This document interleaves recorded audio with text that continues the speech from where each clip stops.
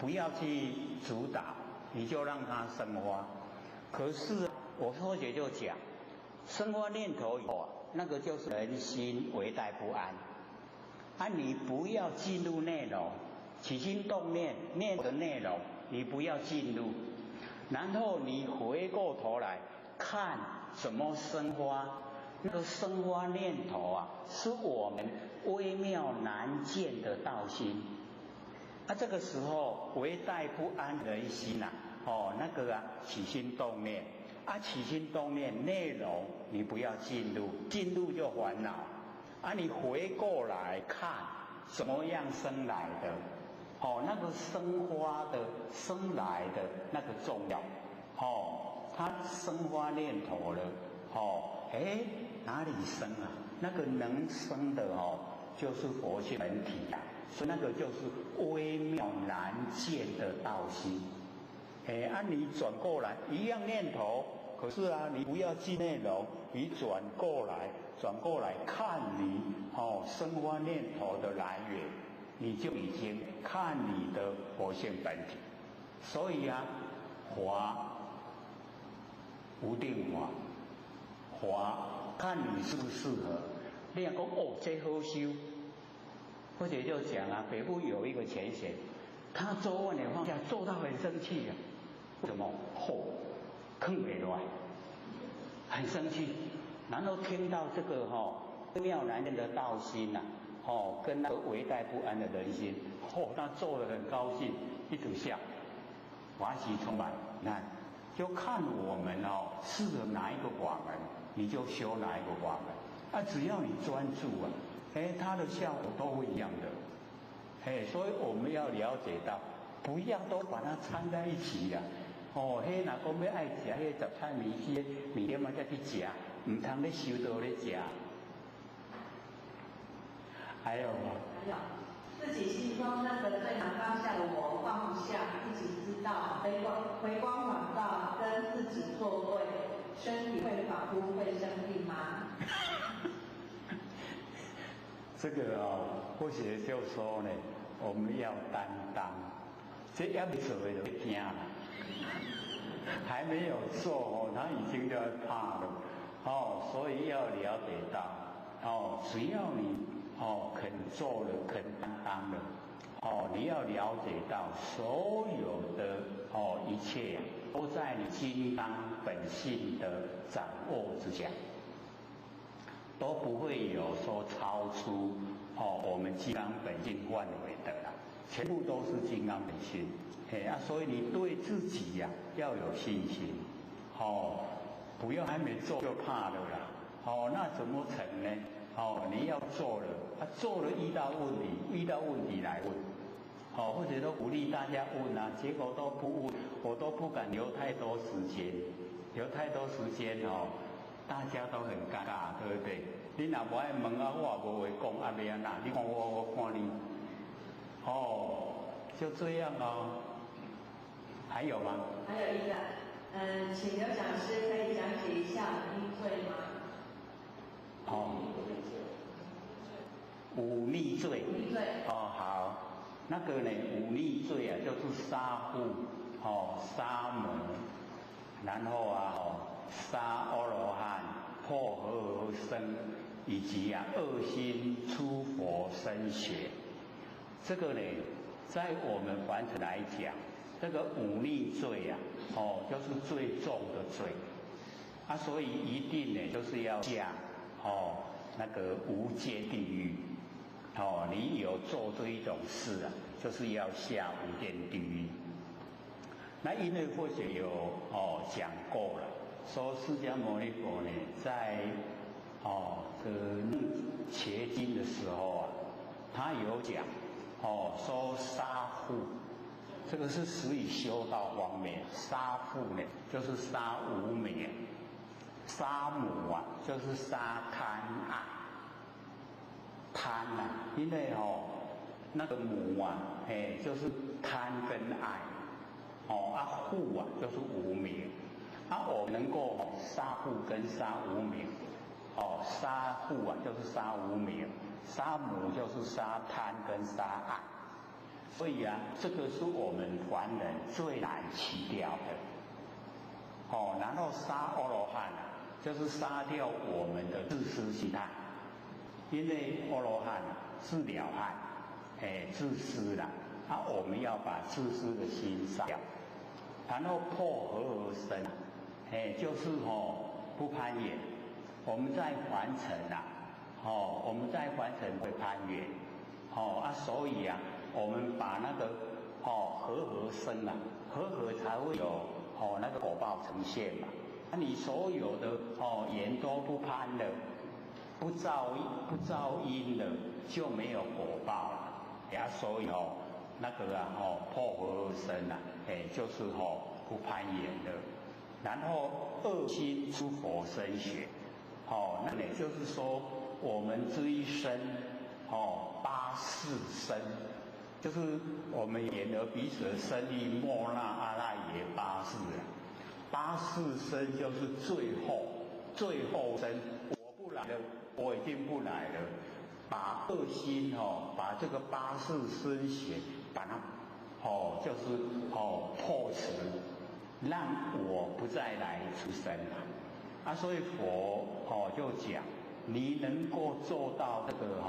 忤逆这个修持的方法，现证持法，就是让你已经到达佛的地位。所以跟那个现象说你杀父杀母那个现象完全是不一样的。或许看到这个那我安尼，所以或许有写讲义啊，各位有看过吗？那个讲义，我们回去北部再找，再找下来给各位看。还有吗？没有了。还剩下3分钟而已，我们要请那个讲一讲他的心得跟大家分享，好不好？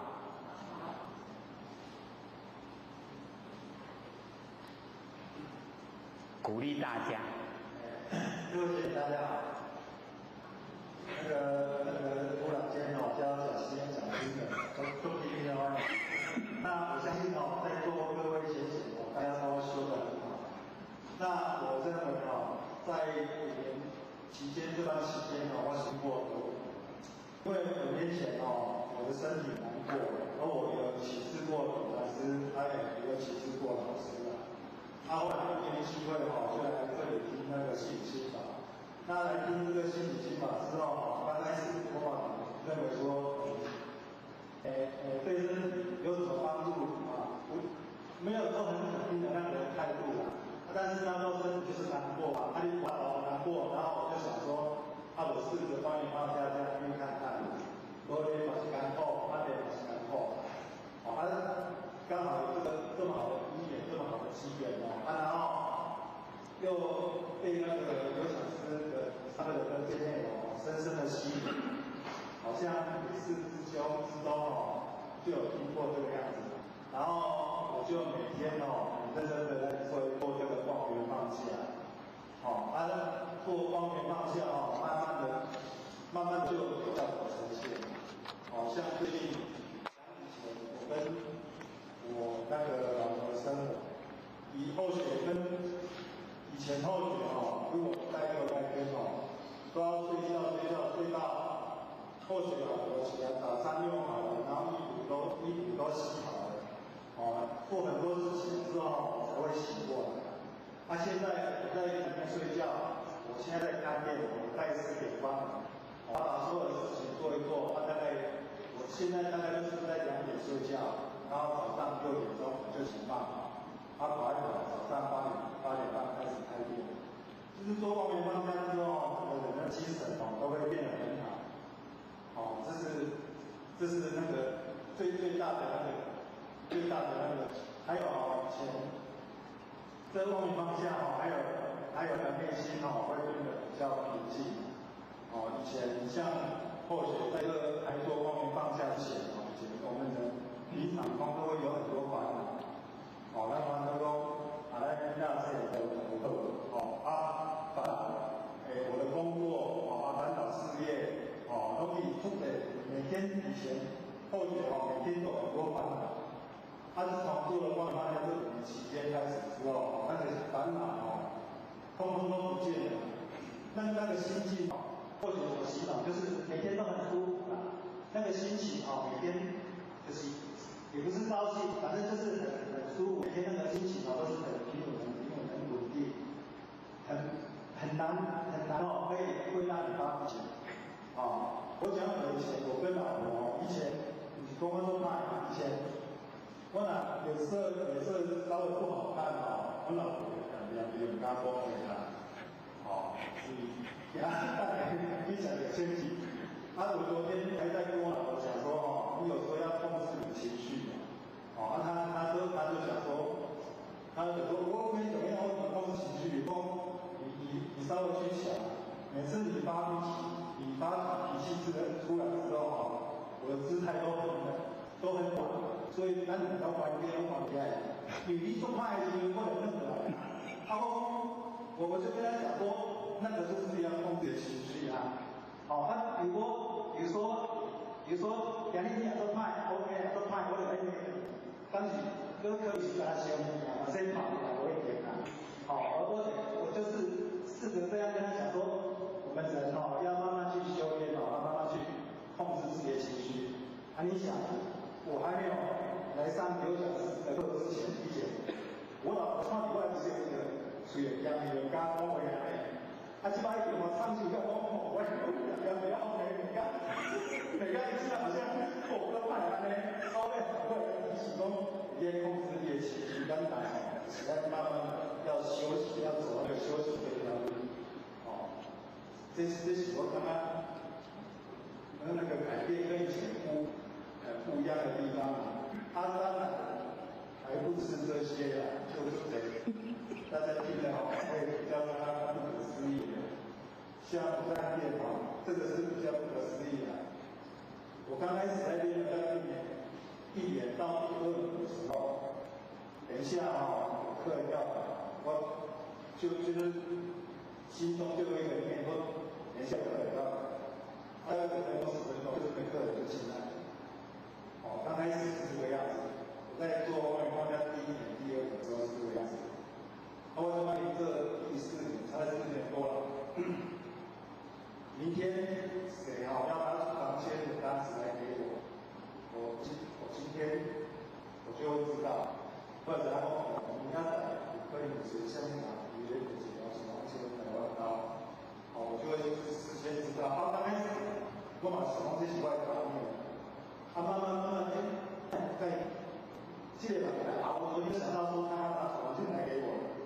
后来我就在说这些活性的那个是。那个力量，那个能力，就是这是他是有的，还有另外更多的还是留着下次讲好了，我们下个时间。各位讲师、各位讲师、各位坛子、各位学员，大家好。不学占道天师德，老贤贤大德，以及感谢各位贤给或学就会学讲。我们想到这个第15分持经功德，所以我们了解到那个词，都是拿出来用，它那个经呢是我们的金刚本性，把我们的金刚本性拿出来用，这样呢那个功德是无量无边。没有声音吗？有，还要高经典，高一点。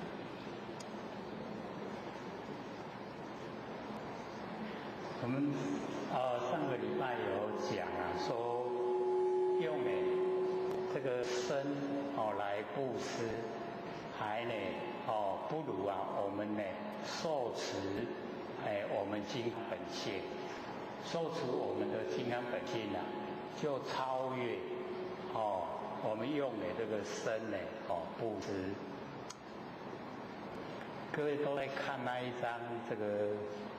剧语吗？因为我们上次又讲那个会把《金刚经》呢时间拖得很久，所以这一章呢或许没有准备要讲，只是给各位拿回去看，是历代祖师那个佛这个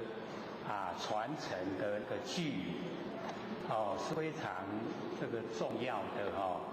那个句语像这个释迦牟尼佛呢这个传给摩诃迦叶的时候说法本法无法无法法亦法几乎无法时法法合成法，那个都是历代祖师所重要的那个传承。整章全部都是从七佛开始，一直到西方28代那因为后面的篇幅写不下，所以从那个第10代祖以后就只有写那个传承的句，就没有再写那个过程。那么在七佛的那个传承，以及那个西方到第9代的时候都有写那个传承的过程。我们呢拿回去看慢慢看，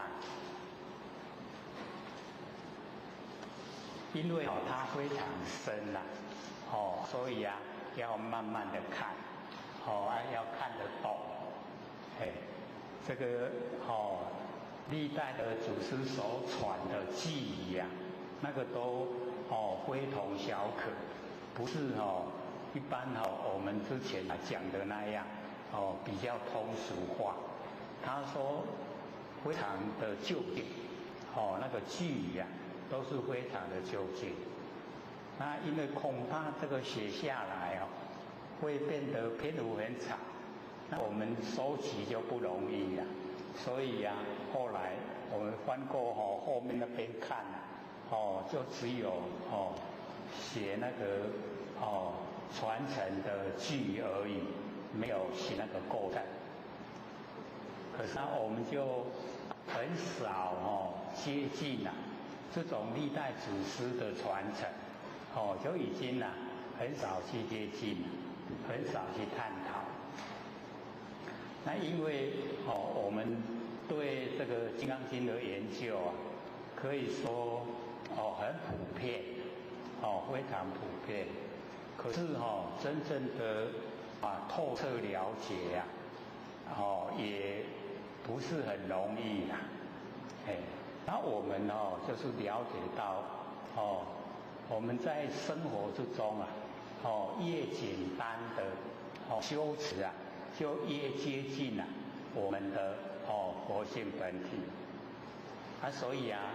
我们所得到的三宝观解义就是佛法身就是在我们日常生活之中都可以应用得到佛就是佛性本体就是显观相，然后法就是五字真经然后身就是合同我们在日常生活中都可以用用佛法身我们了解说用的已经可以进入了，那表示说我们可以持经所以持经功德我们要了解说就是拿我们的金刚本性我们的金刚不生不灭的佛性本体，我们拿出来用，一定要在日常在日常之中我们就已经拿出来用了都不用特地不用找时间，不用找地点什么时刻我们都把我们的金刚本性拿出来用这个叫持经持经功德圣体那个无量无边的那个身啊来布施。我们用身布施啊，可以说很困难，因为我们都非常重视啊生命。那要用生命来布施啊，可以说不容易啊，那我们要受持自己的金刚本性啊，相对的来讲就很容易啊，我们把我们的金刚本性啊拿出来用。所以啊，这一分呢，就明确的说，只要我们能够呢闻此经典，信心不离，就是不违背啊，所以或者都一直讲，我们要相信自己呀，不生不灭的佛性本体，那个非常重要，因为我们呢，大部分的信都没有相信到我们自己的佛性本体回来。都是用在外面。那我们要知道啊，像儒家说啊，信啊，黄宗通理，那个信啊，集中统四端呢，兼上，四端啊，仁义礼智，那信在中，那个中就是我们佛性本体。我们要了解说，我们的佛性本体呀，它统四端，仁义礼智啊。都从信发挥了，所以只要我们信，那个啊，道源功德母，都从信，都从我们的佛性本体发挥出来。所以我们只要相信自己不生不灭的佛性本体啊，那个功德就已经啊胜过于生命不施。那么底下呢，那个何况施学受持读诵为人解说，那个就是度化，就是自己啊已经可以了，知道自己佛性本体，可以拿出来用，又可以呢，度化众生，可以为人解说，所以这个经呢，它有不可思议啊，不可称量，无边功德。所以我们了解说，不可思议啊！我们之前啊都有讲过，我们不着有，然后啊我们也不着空，我们是什么状态？就已经啊不可思议了，不着有，也不着空，这个你就讲不出来了，这个就已经呢在佛性本体之中。所以不可思议。那我们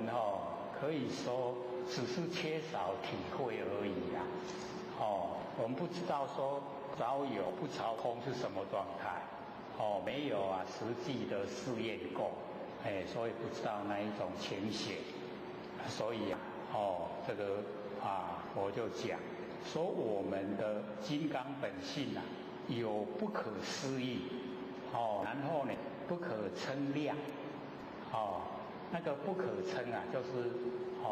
报身；不可量就是化身，然后无边呢，就是法身。那所以啊，有法身，有报身，有化身，这个三身呢都具备。那我们的法身是无边，没有边际啊。我们的报身啊。是不可称，非常的高大，然后我们的化身啊，千百亿化身不可量，所以啊，我们了解说我们的本性啊，它有不可称量无边的功德。那么如来呢，为花大圣者说，为花呢最上圣者说，所以我们了解这个大圣。就是恢复到我们的那个本来了，恢复到本位了，大圣、最上圣，都是呢要回归呢到本位。那么若有人啊，能受持读诵，广为人说，能够广为人说啊，那么如来悉知世人，悉见世人，皆得成就啊。不可量，不可称，无有边，不可思议功德。所以我们了解那个如来就是我们的本性。那我们性分之中呢都知道只要你能够发挥受持读诵，能够把自己不生不灭的佛性本体呀能够接受，能够持用受持，然后读诵呢广为人说啊，这样的话呢，那个成就呢就不可量等于是说化身呢这个无量无边，它不可称啊是报身，果报身啊有千丈之高那个呢没办法去称，然后无有边就是我们的法身没有边际啊，所有整个呢全部都是法身不可思议的功德，我们从佛性本体发挥就有不可思议的功德。那么如是人等则为何但如来阿耨多罗三藐三菩提，这种人呢就可以何但就是担负那个传承就是要把那个如来挑出来卖所以我们了解那个阿呢就是无，耨多罗三无上，无上也就是最高，三呢就是正，渺就是等正等，然后三正菩提觉正觉，无上的正等正觉就是我们的那个佛性本体，佛性本体呢就称呢无上的正等觉。那有时候呢我们应用可以把无上的正等正觉应用到法门来修持。那佛释迦牟尼佛呢就是修阿耨多罗三藐三菩提成就修到成就以后呢，因为他就住在阿耨多罗三藐三菩提，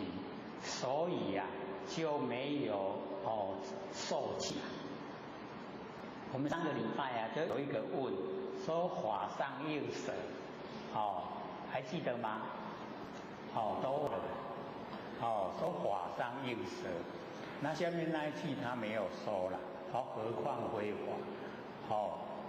法上应舍呢就是在讲这个阿耨多罗三藐三菩提最殊胜的法，我们也到最后修正成了以后也要把它舍就是要抛掉那因为这个太殊胜了，舍不得抛了，结果就没办法受记还经过500世我们想想看，我们一世都很久了经过500世我已经修到很高了，怎么都没有受记不像我们现在都没有修就有人带我们去求道就已经受记了。可是各位姐姐，我们会觉得我们去求道很可贵吗？很难得吗？没有感觉甚至会埋怨搞我骗来摆，有没有？大部分很多都会是这样因为我们现在各位就要了解这个是时机的问题上天大概普渡，那在我们那个时候当然民国60或者是民国63年的元旦求道那个时候那个求道一定要身家清白，品性端正，不是三多四好不是说你拉人来求就可以那个屌丝会问这个求道者的身家背景他的那个状况怎么样假如说不理想的话，等于是说不要度因为那个时机就很严格，所以跟现在比只要有人求就好，赶快拉来求道，是不是心态差很多所以以往在民国60几年那个时候求道的人可以说那个根基都很深所以整个道场就是非常的那一种怎么说，就不会有那个东西被偷了，也绝对不会有那一种负面的那一种情形出现，都是真的是那个我们整个佛学呈现，帮助大家，大家帮助大家，都是这样。所以那个时候，尤其北部没有大佛堂，开法会呢都带到南部的大庙。那大庙我们进去看了以后那个年岁很大的我里上我上，拢咧过火，因为那个大鼎咧煮用茶用超音器用茶咧烘，然后大鼎，然后迄我巴上煎菜所以那个都是默默的在扶持在工作然后他就会说，恁少年的去讲，阮老的来做因为这个年岁大了比较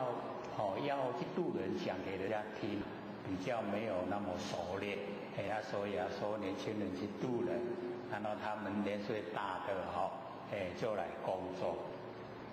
所以要了解那个一时足大机的呢，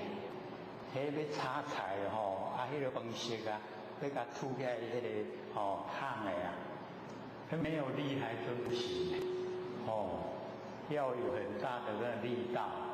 才有办法做。可是跟他们都做得高兴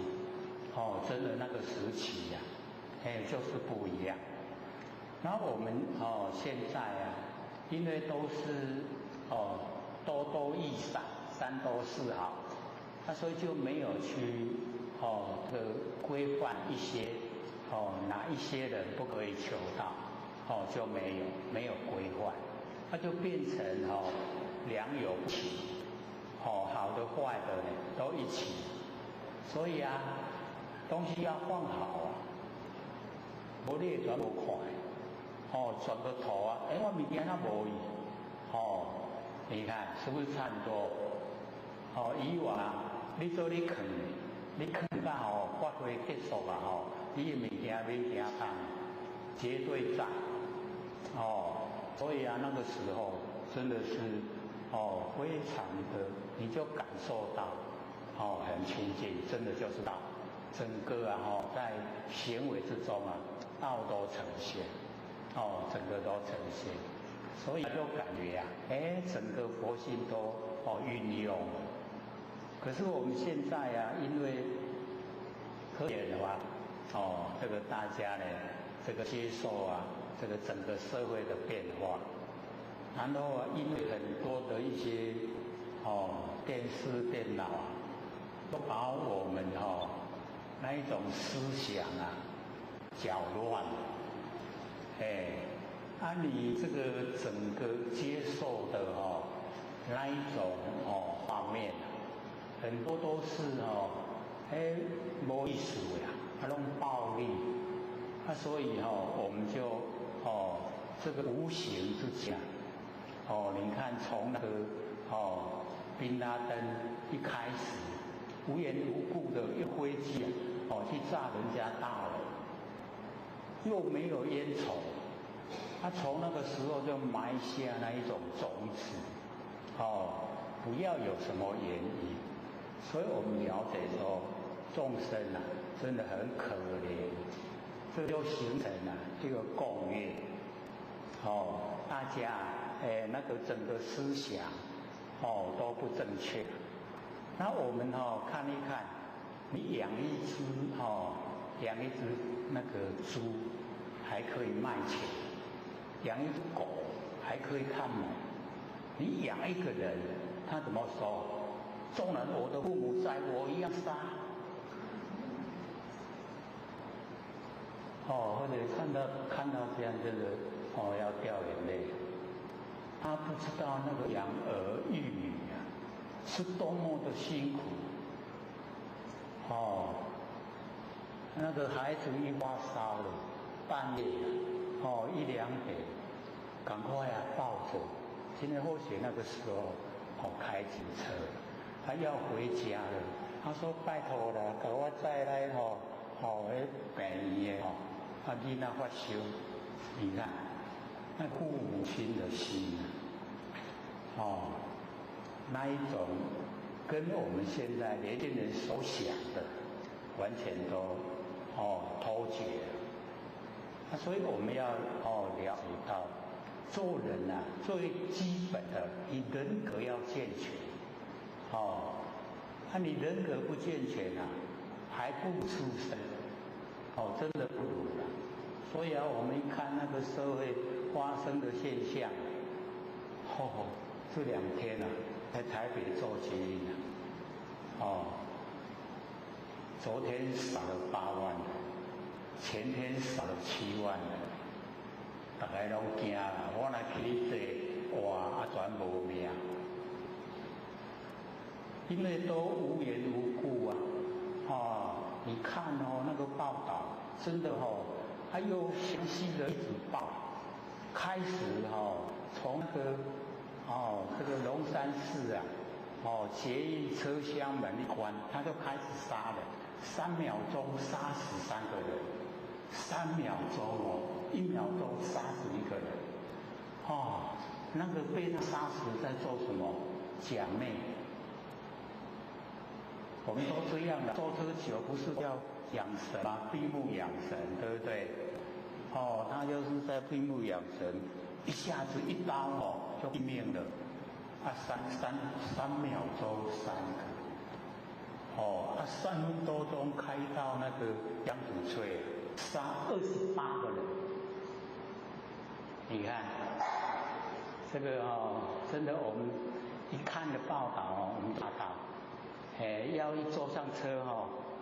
左看右看，有问题没有？有没有办法很安全的下车这就变成了很多人就害怕。可是我们这个众生的那个记性是开始这2天这样说少了7、8万人在做，可是你再经过了1个月、2个月一样恢复了，还是做捷运方便，一样恢复，家己较省就好了，一寡防身的东西热卖到缺你看人与人之间那一种互相照顾。那一种祥和的气氛就不见了。所以我们要知道我们的眼光你假如说用华语的眼光来看人那个伤害很大假如说看他哎呦，刚才被搞伤害了，那一种眼光真的会杀人所以我们就是要了解到，起码我们对自己不生不灭佛性要有把握我们相信他纵然我们身体不在，这个是天地的物质，所有宏图，这个跟我不生不灭的佛性没有关系。那我很笃定不要受到那一些干扰影响我们就很笃定没事，绝对就没事那你这样的互相猜忌那个生活就很难过了所以我们真的很不希望看到这个社会发生这个现象。我们南部都很单纯不会有这个事。可是我们难免说也要去玩一玩到北部去往后到北部的话各自小心。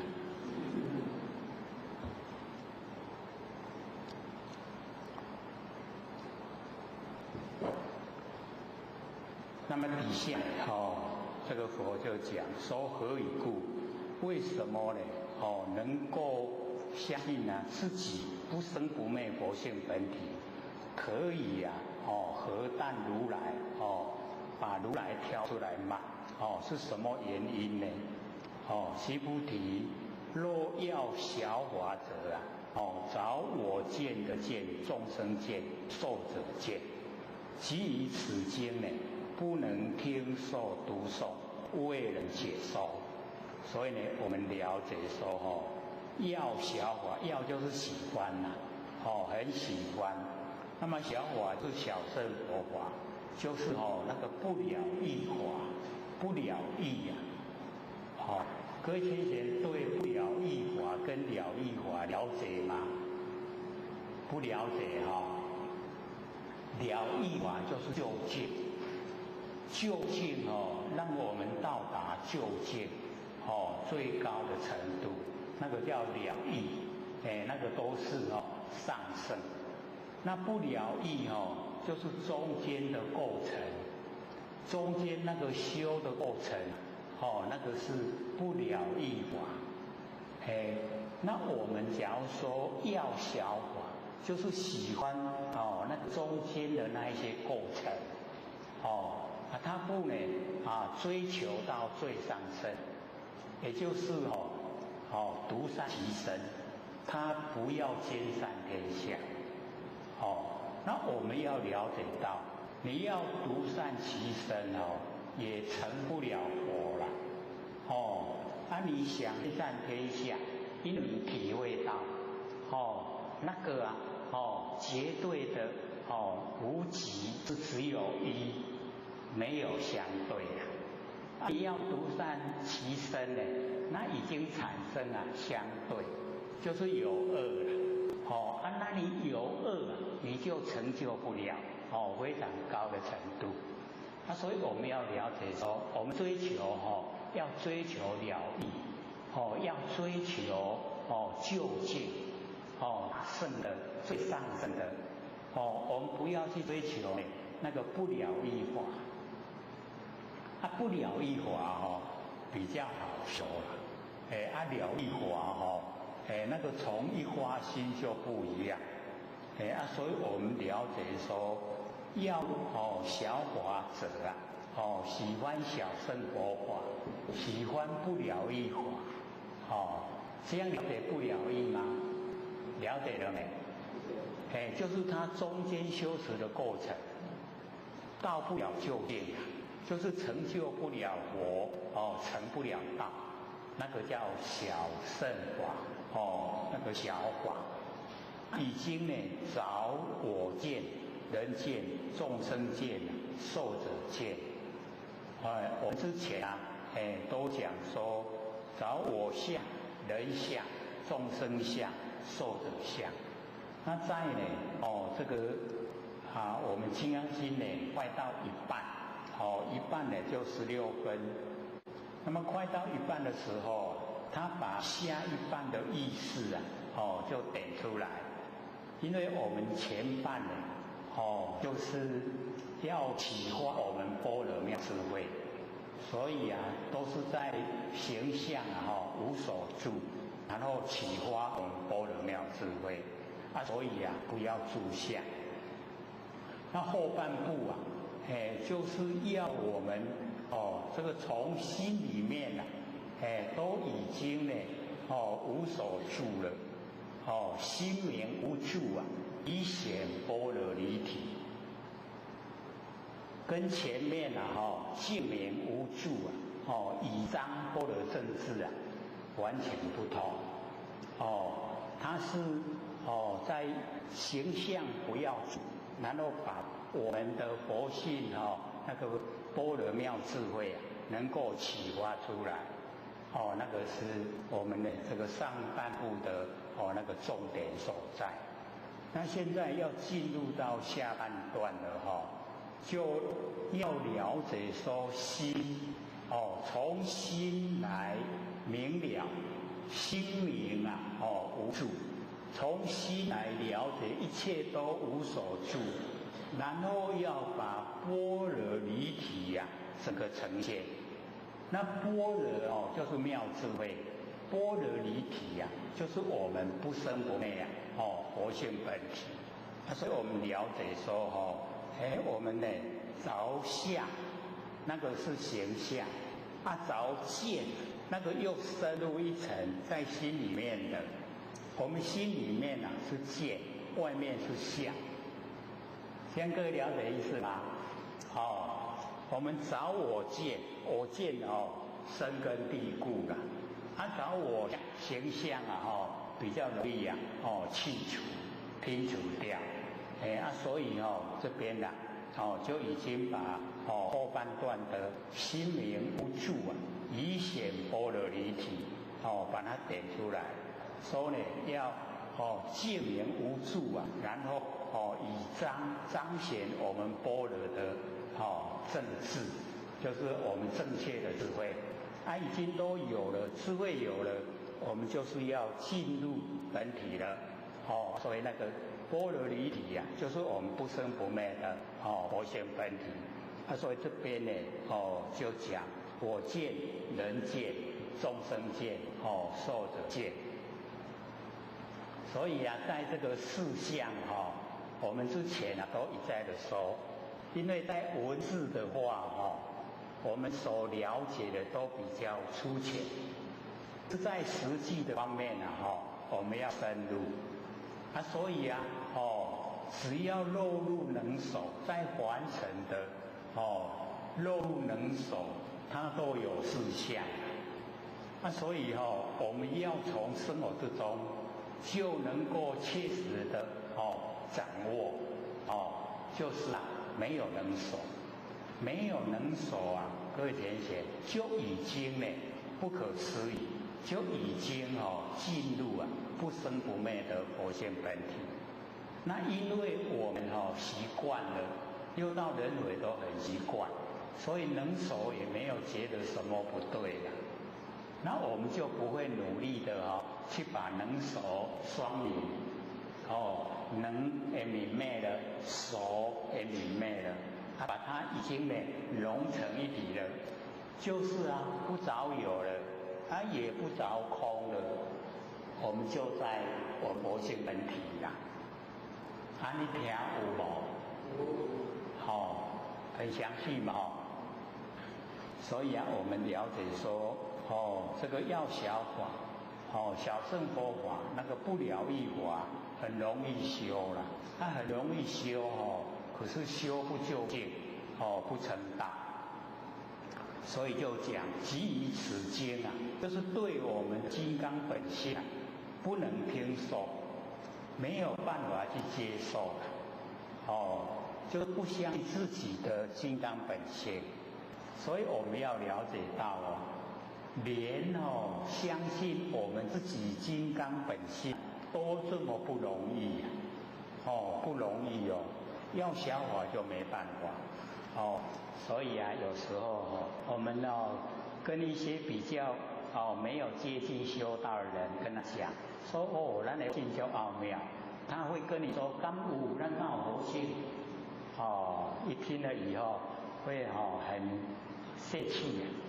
还有没佛性要怎么活就是有可是就是因为都不研究。那么他呢对自己的那个金刚本性不能听受，没有办法去接受自己不生不灭的佛性本体。你没有办法听受，当然呢就没有办法为人解说了你要读诵为人解说听都不能哪能够去接受所以了解那个呢喜欢小乘佛法就是这样。那么底下呢佛就讲说须菩提在在处处若有此经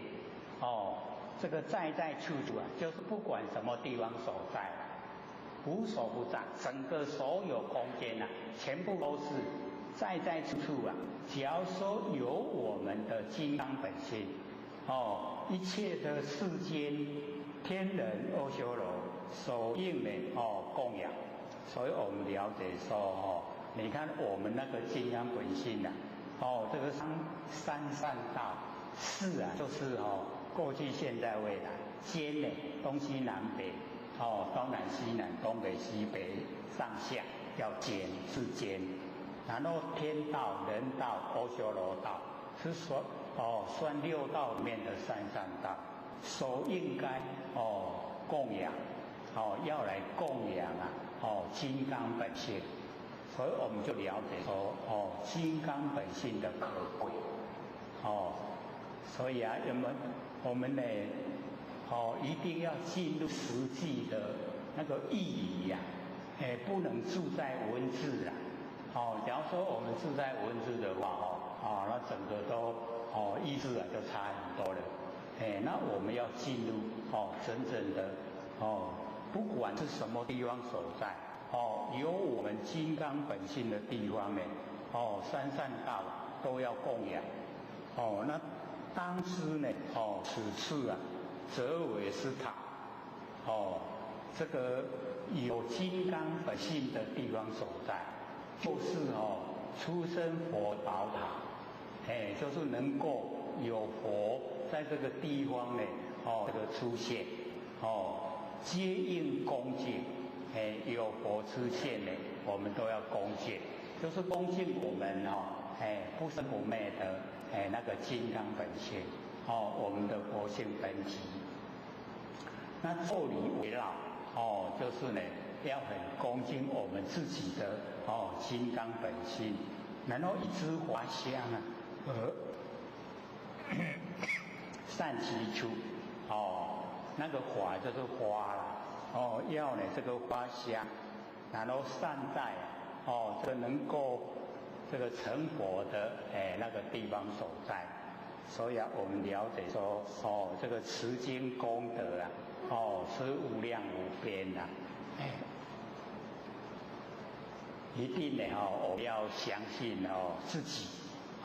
不生不灭的佛性本体那个呢你能够相信了，能够整个启发了那整个的那个功德就没办法详细的说明。那我们就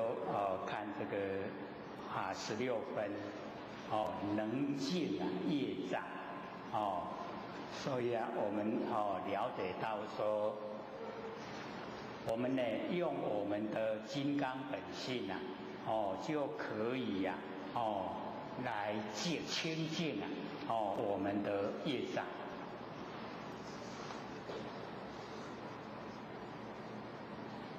所以经典里面有这个复处，就是呢表示跟上一分呢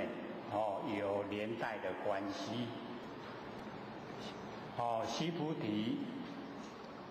善男子、善女人受持读诵此经，若为了亲见，世人先是罪业应堕恶道。已经世人亲见故先是罪业则为消灭。所以我们有时候看到这一分的经文很容易被经文误导因为他说世人亲见先是罪业会消灭。一定要知道我们能够把先世就是以往的那个罪业消灭，是在我们受持我们金刚本性。我们受持我们的金刚本性罪业才消灭，不是说受人亲近然后罪业消灭。假如说是我们在完成的那一些功德跟罪业可以互相抵消的话，我们《金刚经》的前面就有讲，说我们能够这个听到金刚本性不以一火二火先三世火而种善根，以无量千万佛手种植善根。假如说那个罪业可以互相抵消的话，那我们所种的善根是那么遥远是那么多，早就抵消了为什么今世啊还应堕恶道？各位有没有体会出来？可能我们都很少用那么多的心进入经文本身啦。所以这一分呢，我们就是要了解到，他说呢，我们善男信女能够受持能够呢读诵我们的金刚本性。假如说呢还被人家轻这个贱，表示呢我们有一些所作所为还不符合真理，才会呢被人轻贱。所以我们就是了解这个是给我们警惕啦，说我们在凡尘的所作所为，看看有没有过错。说有人都对我们这个轻贱、看轻，然后瞧不起，那表示我们所做的有偏有差。所以那一种有偏差的这一些行为动作，是应该堕入恶道，就是畜生道、地狱道、恶鬼道。让我们感觉到说，好像我已经受持我的金刚本性，为什么很多人还对我看轻？然后呢看见，那就表示我们的一些作为，不知不觉都跟真理相违背。所以因为这关系让那一些看轻你、轻贱你的人来提醒你，说你的这个行持不正确。这样我们才有办法呢，把自己的类似的这一些不合真理的行为改过。这个呢是我们就是要感谢所以一些恶知识也是我们的就是良师益友，也是我们的善知识。虽然他对我们不恭敬，可是要感谢他。因为有他的提起，我们才有改正的机会。那真正的我们的那种罪业会消灭就是因为我们已经受持读诵此经，所以或者说这个翻译这个《金刚经》的把文字这样一编排我们很多人都会被误导了，被他呢文字误导，所以咱去看轻罪业的消失各位看文字是不是这样？文字它呈现的意思就是这样，说我们被人家轻贱，我们先世的罪业就消灭了，有没有？所以或许就讲，假如说现在人家看轻你，罪就可以消灭，那我们这个可以看那个前面正信稀有那个说能够生实性若有众生颇有众生得闻如是言说章记生实性不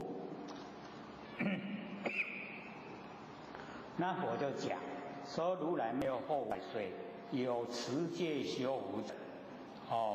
以此章记能生信心只要持修福不要很高的智慧持戒修福就可以然后以此为始，就是对自己的金刚本性能够产生信心。那么佛就讲，当知世人不以一佛、二佛、三世五佛而种善根，以无量千万的佛手种之善根，各位就可以想象，假如说罪业可以抵消，人家看清你罪业就抵消，那他前面这个不以一佛、二佛、三世五佛而种善根，那个善根不能去抵消你的罪业吗？各位有没有这样去想？卖讲话嘛唔知，迄个拢讲遐久过啊，拢袂记啊啦，所以我们要了解到，那个如是因啊，如是果，因果它是定理，所以我们之前才会一直讲，说诵经百千劫啊，所作业不啊，因缘会易时啊，果报还自受，还记得吗？记得所以我们就可以从句语来领悟它的意思。说纵然经过百千劫，你有所做下来的罪业啊，它都在，不会消失啊。可是第三句就最奥妙，因缘会易时啊，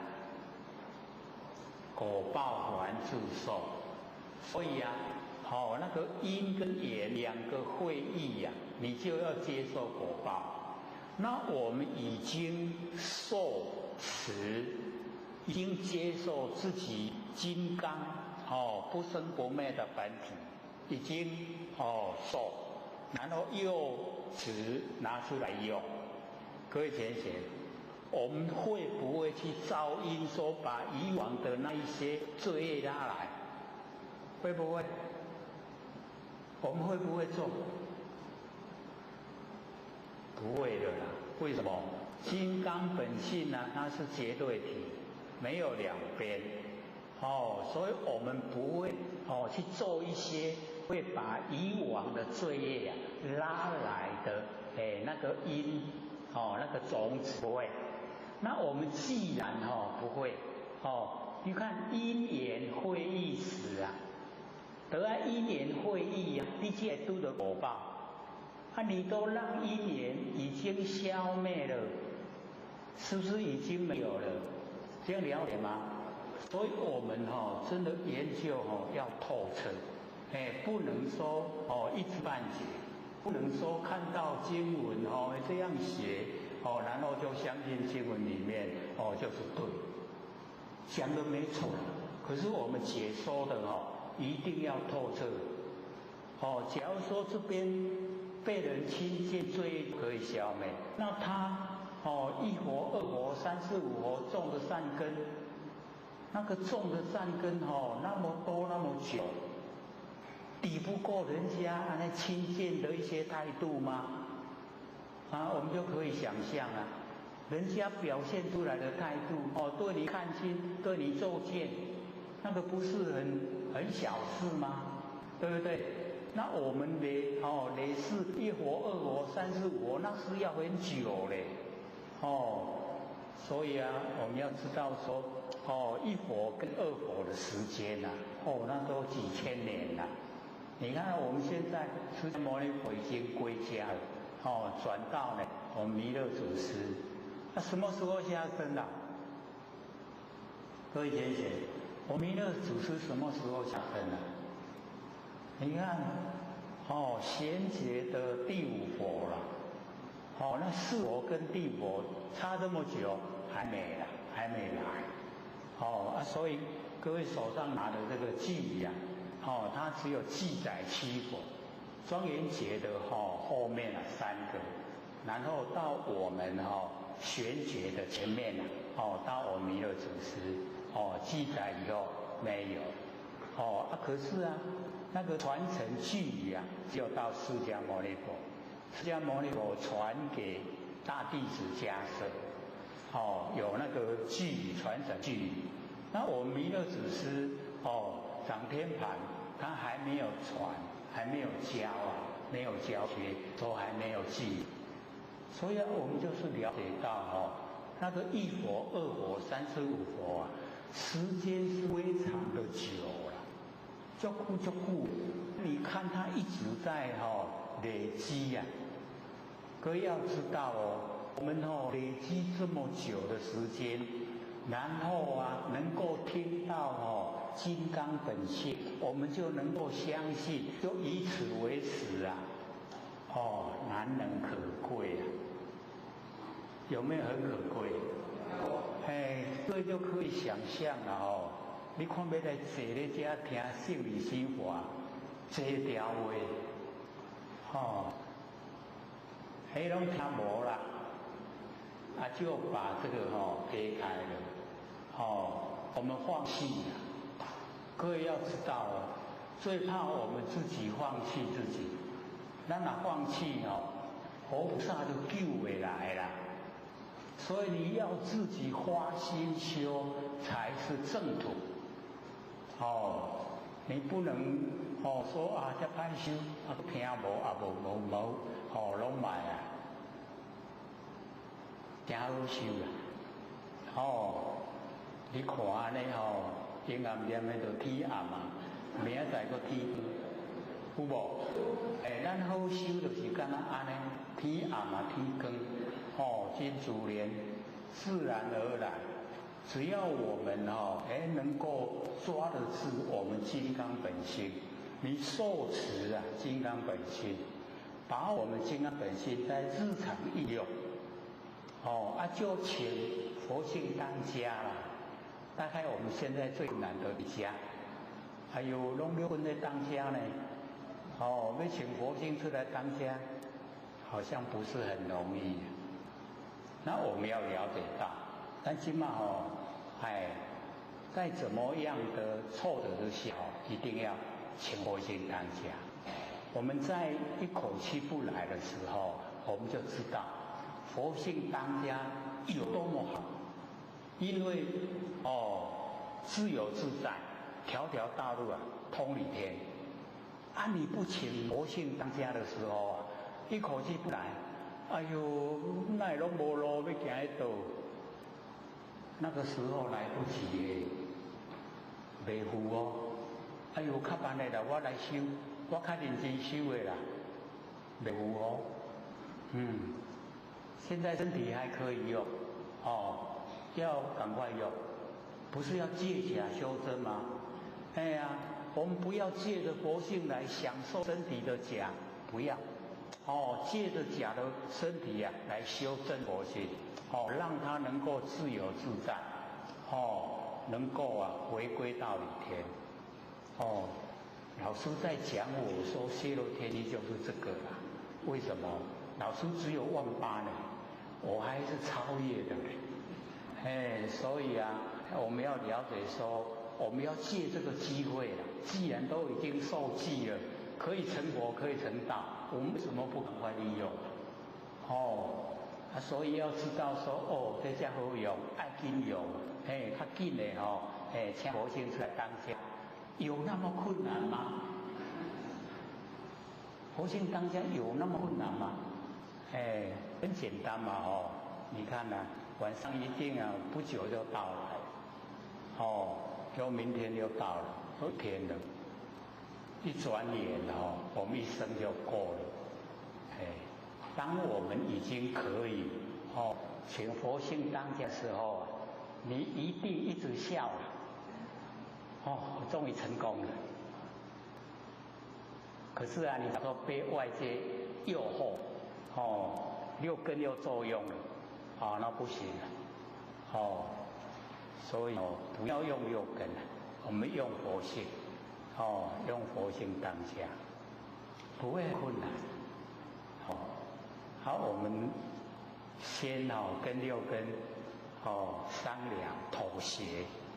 就可以很平安度过。真正的佛性出来当家的，你就真的会体会，就是知得一万事毕。那个佛性当家就是一，你已经知道了，知道一了，没有两边了，没有空，没有有，不着空，不着有，不着，那个就金刚本性。我们都可以好好利用。我们金刚本性。生活之中就已经全部都是了，所以啊，看那个历代祖师啊，他们所传承的，也就是这个，没有两边的啦，绝对是金刚本体。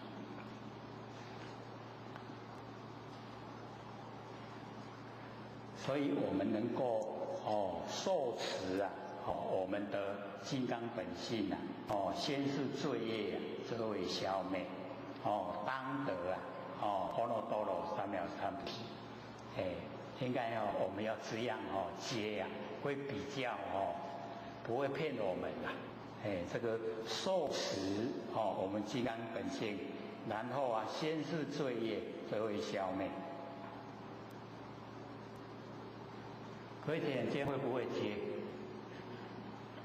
接不起来的，会啦不要说呢为人亲见先是罪业消灭了，这样的话我们会被他骗那个不是真理真正的真理啊是在受持啊我们金刚本性受持金刚本性了以后，我们的先是罪业啊消灭。这样了解吗？我们从理来分析啦，因为金刚本性啊是一啊，没有二，没有两边，它没有善恶啦，它都是一体。说一体之中啊，有没有罪业？所以啊，之前啊，我们不是有讲那个狮子对那个法龙讲的那一段吗？各位还记得吗？还记不记得？百千法门同归方寸，和尚妙德啊，总在心莲。一切啊，戒门、定门、慧门，时通变化，悉住记足啊，不离汝心。一切这个烦恼业障本来空寂。一切因果啊，皆如梦幻，无三界可出，无菩提可求。人与非人啊，性相平等，大道虚旷，皆失觉理。如是之法，汝今已得，更无缺少，以活而殊，更无别法。汝但任心自在，莫作观行，亦莫成心，莫起贪嗔，莫怀愁虑，荡荡无碍，任意众人。不做之善，不做之恶，行之作恶，触目一言，总是佛之妙用，快乐无忧，故名为佛。记不记得？不记得了。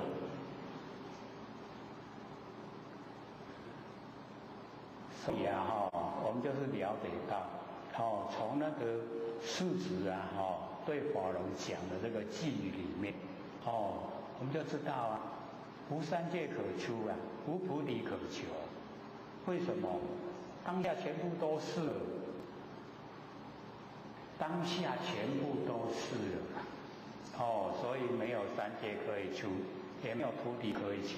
当下就是菩提。当下已经呢，就是无极，安尼知无？所以咱看爱了解意思，迄毋是讲咱凡世间无三界可以出啦，凡世间咱若定落去迄个成果，绝对有三界，有欲界，有色界，有无色界，很明显，对不对？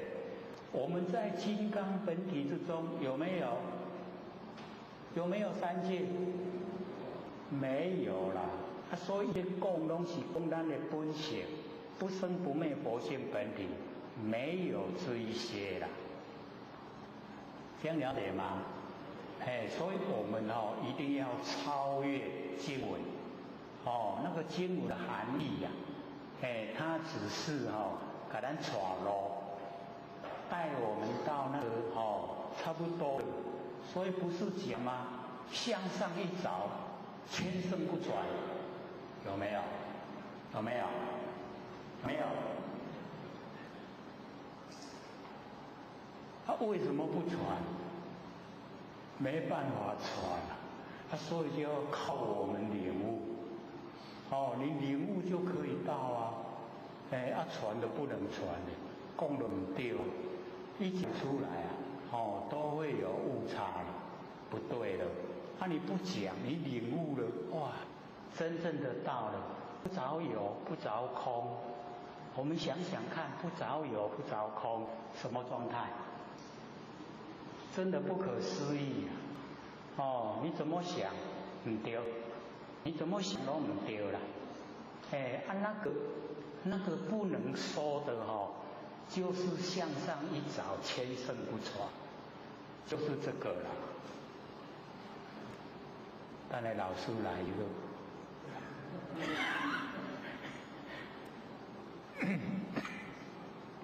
所以啊，我们要知道说，我们遇到大海是最幸运的那以后要我们这样一直修到受记成佛没机会了很困难。那我们现在整个这个社会都向下沉沦了，越来越不像样越来呢越离我们那个金刚本性越来越远了你说要去追求我们金刚本性讲个吧，对不对？会不会这样跟他讲？你必须追求你讲个吧，就是多余的那个意思可是我们要了解到这个为什么以前的圣贤就讲天下无难事，只怕呢有心人没有困难的事就只怕你没有心，你没有心那成不了事只要你有心，绝对成得了事所以我们在很短暂的一生之中一定要好好把握运用不能让它空过了这个时间真的不等人，很快一天过一天真紧又过5月我特别晚对那很快。这个老师给我讲3年的还剩下1年多而已那往后就看老师的意思要不要再给我继续讲。须菩提，我念过去无量阿僧祇劫，于燃灯的佛前得值840,000万亿那由他之佛所以这个数目真的我们都会这个被他这个搅乱的那个那由他呢就是1000万1000万叫那由他那个阿僧祇劫就是或许有讲过了，各位都还记得吗？阿僧祇劫到底有多久？就是我们那个那由他就1000万1000万的那由他就是个位数个十百千万，又到1000万的那由他叫做一个频婆，苹果的苹婆婆的婆然后一个频婆个位数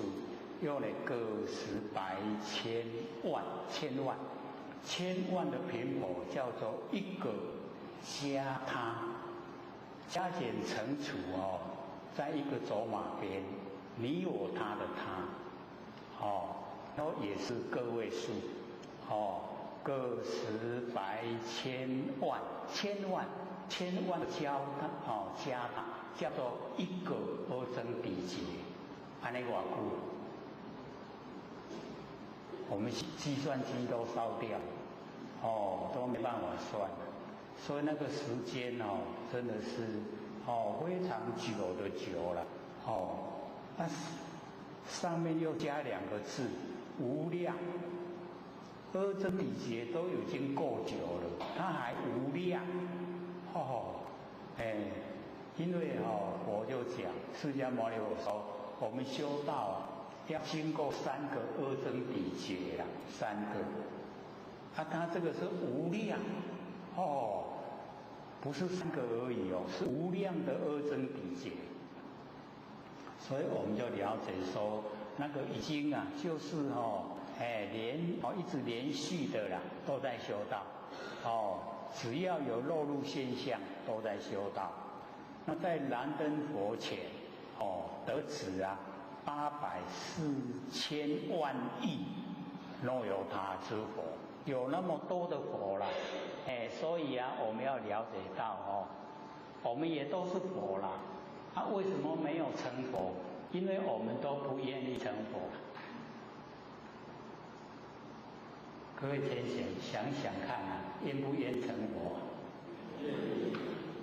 我们都不愿意呀，为什么？被我们自己的见解障碍，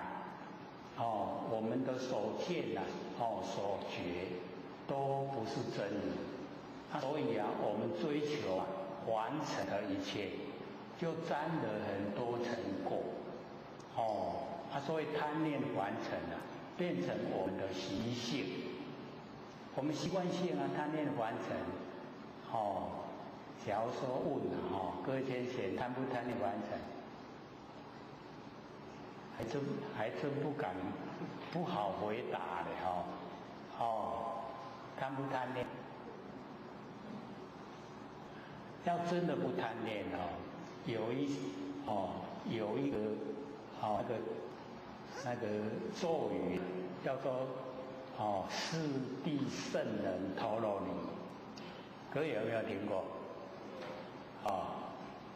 这个是那个维摩诘，维摩诘是在东方琉璃世界，然后那个琉璃世界的佛跟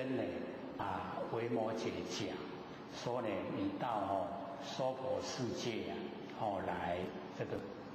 度化众生。维摩诘说我不敢去，然后那个琉璃世界那个佛就跟维摩诘，你不是去一次吗？去帮助释迦牟尼佛度化众生。他说来一次已经怕死了，不敢再来了。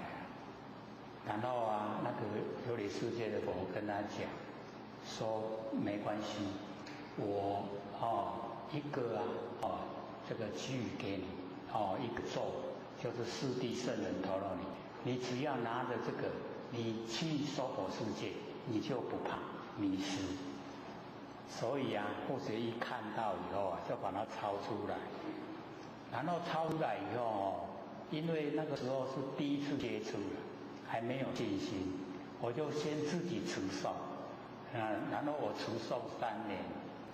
真的有功效，对完成事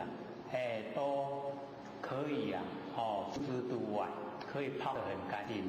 不会被完成事引诱。我说这个好因为刚写出来的时候，我也有给道亲可是道亲也一样没信心可以持诵。等到我3年到了有功夫的时候我就跟他讲可以传了，就让大家不贪念完成的你可以持诵，因为那个很好持诵。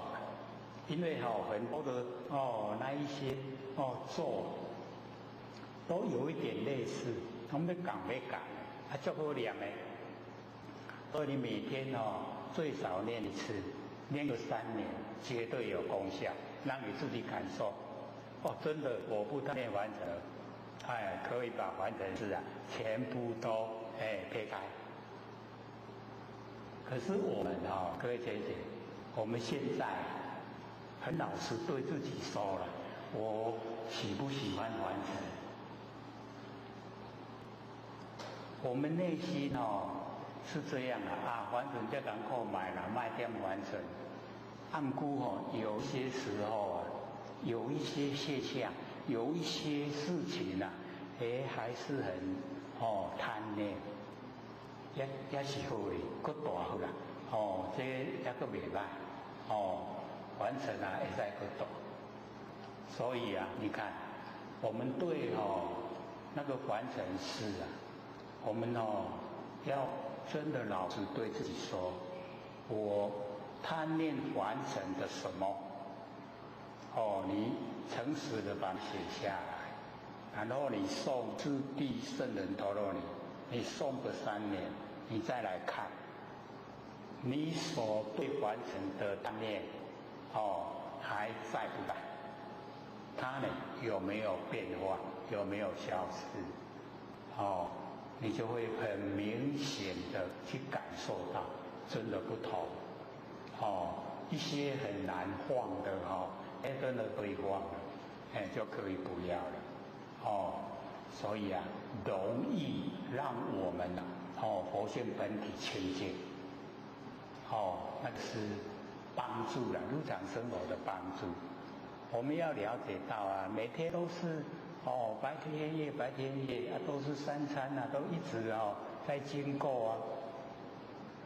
然后再加个我觉得啦，你持诵四谛圣人陀罗尼持诵一遍头到尾你很熟悉的时候，不要50秒，不用50秒，你就可以持诵一次，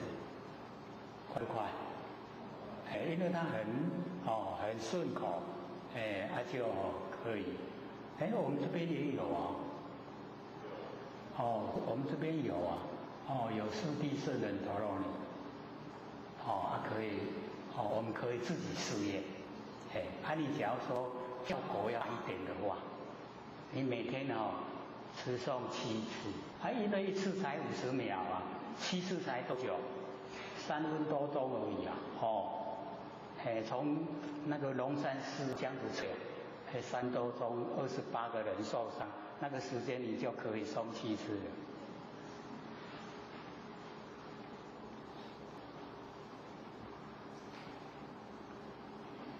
所以悉皆呢供养成师，释迦牟尼佛呢，这个遇到这么多的佛啊，他都全部供养成师啦，无空过者，就是啊，我们就是了解到最容易体会的就是我们在佛堂不是人家来了都要打毛巾嘛，有没有？那个就是供养成师啊，来咱就给他打毛巾，然后他这个参加完了以后啊，我们还端个茶，那个叫做供养成师。空过就是先过头课修啦，你家己来，你拢也唔爱讲打毛巾啦，嘛唔爱端茶，你叫人家己来，那个叫做空过啦。你有容易了解，很了解，对不对？所以我们供养成师也不是很困难，就是他有什么事情啊，你帮他做，这样的就是供养成师。那么若复有人于后末世啊，能受持读诵此经，所得功德啊，以我所供养之佛功德100分不及呀！各位就可以看，释迦牟尼佛供养的佛那么多了，840千万亿千万，那千万，哇，真的是非常多。那只要我们能够受持诵我们金刚本性，功德啊，就胜过于释迦牟尼佛供养那么多佛的功德。各位就可以想象到底这个佛已经比喻到已经没办法了，最高经典的比喻了。说只要你能够受持、接受自己金刚本性不生不灭佛性本体，然后持拿出来，就是我们在生活之中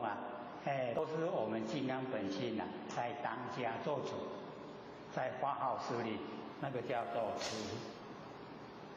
你搁听了有无？更知道了，对不对？我们受，真的，对自己啊，不生不灭，不见分离，知道了，了解了，受了。可是啊，持就是你要，活现当下，你整个生活之中啊，活现当下，那个才叫持，了解吗？能力就叫该走对不对？所以我们要了解到，真的都不用很多了，一个字两个字啊，一句话就可以让我们成就。所以释迦牟尼佛供养那么多的佛，还不如我们受持读诵经，所以啊可以一定的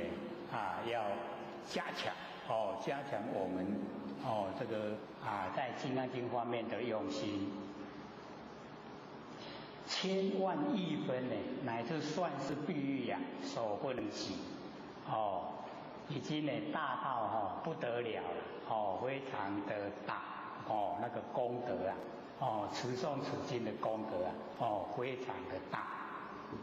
须菩提若善男子善女人于后末世有受持读诵此经，所得功德我若记收者记收呢就是详细记背里面的内容全部都讲。后有人闻心急狂乱，无以不信就是因为太大太多了，所以不容易相信。所以在后末世，就是我们现在我们现在呢就是后末世，因为后末世要受持我们的那个金刚本性非常困难，都把它呢撇到外面，我们的金刚本体拢互咱呢拢放逸啦，无爱低啦。那假如说能够受持读诵那个所得到的功德无量无边用的算是不能够比喻的啦，有够多。那人家呢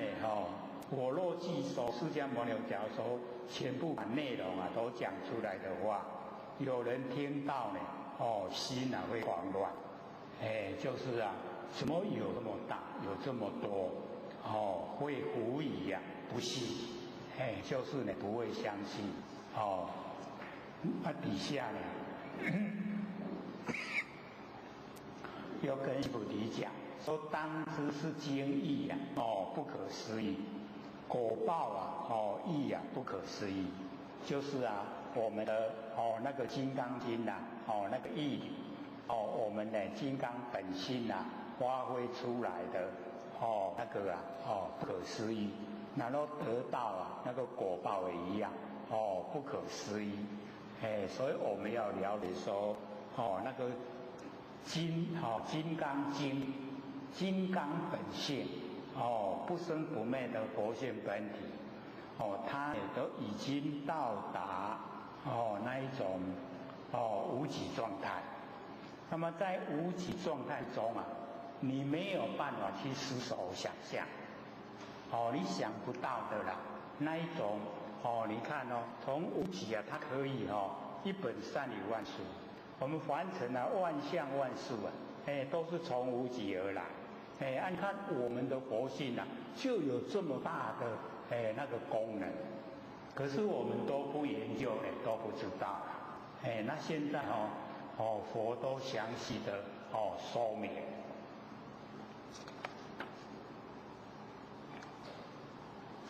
我这一分呢都已经呢就是前半段那个这个净明无助以彰般若正知净就是看得见的形象，看得见的形象呢我们都无所住，然后彰显我们的般若妙智慧，把我们般若妙智慧整个彰显出来到第16分就结束了。那么第17分开始啊，就是心明无助，以显般若离体。或许在那个讲义里面呢，有写啊，可是啊，假如说大家只有看呢，那个《金刚经》的那个书的话就没有了，没有这个分别，没有这里面详细的分。那么从17到24，就是升观无智以进修，25到31救急无助以成正。这个32呢，就是流通分啦。它已经呢进入那个流通。所以我们了解说，心明无助，我们心要了解一切都无所住，心不能住。那个上半段心明无助。在呢看得见形象，都无所住，到底下呢，就已经心明无助了，心明无助以显般若离体，那个离体就是佛性不生不灭的那本体。那么一开头呢，就讲究竟我，这个呢在凡尘之中呢。我们就是了解到，身体我们都把这个身体当成是我，可是我们要知道，研究到彻底这个身体的我不存在，所以究竟无我，就是讲这个身体的我，不存在。那么尔时，须菩提白佛言，这个时候就已经呢前半段讲完，这个时候呢，须菩提呢，这样就向释迦牟尼佛表白他心里面的意思，说世尊，善男子、善女人，发阿耨多罗三菩提心，云何应住？云何降伏其心？我们看起来这个后半段跟前半段有一点一样，类似前半段也是那个须菩提也是问说善男子善女人，发阿耨多罗三菩提心，那么应云何住云何降伏其心？所以各位姐姐，这个地方的差别前面须菩提问的时候他是已经发现到我们不生不灭的佛性本体。那已经发现的时候是怕他呢记不下来，丢掉了，所以就问佛怎么样使他可以住下来，这样知道意思吗？可是经过佛一讲的都应无所住嘛，到这个地方糟糕了，抛不开了，这样了解意思吗？就把那个发阿耨多罗三藐三菩提心因为发心也是有心相，你发心有心的形象，这个形象嘛是拢断掉的要安怎互伊讲卖断，全拢会当去掉。所以两个地方的意思前面是怕住下来，后面是怕推不出去的，这样知道吗？前面我们要了解说那个古本的《金刚经》它是应云何住，说我应该怎么样使我那个不生不灭的佛性本体拢全断掉咧，卖无去。前面是这样。那经过佛一讲解了以后都不能住，一有所住我们决心就死亡了，所以不能住。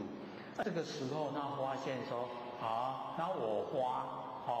那一种阿耨多罗三藐三菩提心也是心相那要怎么样把它推出去呢？一个怕它住下来，一个怕它推不出去这样知道意思吗？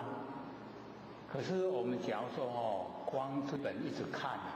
看经啊就一直看大概看不出来这个意思你会不知道说原来须菩提前面问的是怕住不下来，后面问的是说怕推不出去所以我们把那个差别点把它点明，就是问题在这里。一个已经发现的各位就可以了解当我们发现我们不生不灭佛性本体够不够高兴？欢喜充满，对不对？不能没去是不是要把它住下来？所以我们就可以想象，须菩提也是那样，希望说能够住能够在，不要消失然后经过那个佛一讲解以后，他说你一有所住你的决心就已经消失了，就没有觉那就变无明那我发现我的那个无上正觉心，那也是相那我要怎么样去把它推开，不要它，这样了解意思吗？我们先知道它的差别所在一个怕住不下来，一个怕推不出去，然后我们再看佛怎么回答。佛告须菩提按2个字佛告，很慎重表示底下的经文不能忽略看过。善男子善女人，发阿耨多罗三藐三菩提心者，当生如是心。所以各位同学，他这2个当生就破掉我们那种发现自己不生不灭佛性本体，这个是你本有的，不是你现在发现才有的，这样了解吗？就安尼伊直咧推掉了，结果我一讲了两个字当生，都无去啦，伊迄个花心的心相就不见了，当生当生如是心迄就是你本来那个不生不灭的佛性本体，是你的本来，不是你发现的时候才有。这样听懂了它本来就有了，是你发现才有。所以你不用去发现那个心想住下来，不用，因为你本来就有。这样了解了所以我一讲以后问题都解决了。那个住相的心没去都本来就有当生如是心然后我应灭度一切众生所以那个底下说我们度化众生佛就讲我应变成我们分内的事不是说我要花心去度众生，度众生是我分内的事。各位同学有没有一样？是不是整个意思都不同了我应就变成我分内的事，我本分内的事情不是说我花心才去度化众生我不花心就不度化。可是佛这样一回答，我应灭度一切众生变成灭度一切众生就是你分内本分内的事不是你花心才做的，是你本分就要做的所以说这个真的是回答的就很简单又很清晰，让我们知道所以灭就是把那个虚妄的相灭掉。度啊，就是复回啊，我们的觉醒。把那个假的相都破除掉了，把那个觉性啊，都复回，灭度，灭掉希望之相，复回啊自己本性。所以啊，我应灭度啊一切众生，然后啊灭度一切众生已经啊把所有的众生都度了，度他们成道成佛了，已经呢都度了，而无有一众生啊是灭度者，但是无一个是你度的啦。为什么？他们自性是度，你只是讲一个转折点，你给它点去，讲你就要修道，有法度成成道成佛，给它讲一下，伊给修。所以你灭度啊众生，没有一个众生是你灭度的。所以我们只要都有研究这个我们就了解说，我们去度人啊，就不会安尼直直咧算讲度几个啦。有没有？之前啊，我度几个啊，对不？讲不起个几个啊，然后啊，你看到这样，没有一个是我已经度尽所有众生，没有一个是我度的。所以这个我们要从真理了解，为什么？众生假如说他自己呀不修道，那个成道成佛啊，不可能啦。所以都是要众生自己呀花心修道。那你要度化他，只不过是一个增上缘，增加向上的因缘，只是这样而已啊。我来度众生，只不过是用告诉他一条路，你要回天，你要回到你的原来故家乡，就是这样。他要自己修啊，才会成道，才会成佛。这样意识都出来了，有没有？就很清晰的把那个整个意识啊都呈现。应该本分内的事，不是花心要去度化众生。我花心到哪里度众生？我们都以为那一个是我哪花心叫我都度，无花心的无。其实啊，我们度化众生啊，是本分内就要做的事。然后我们的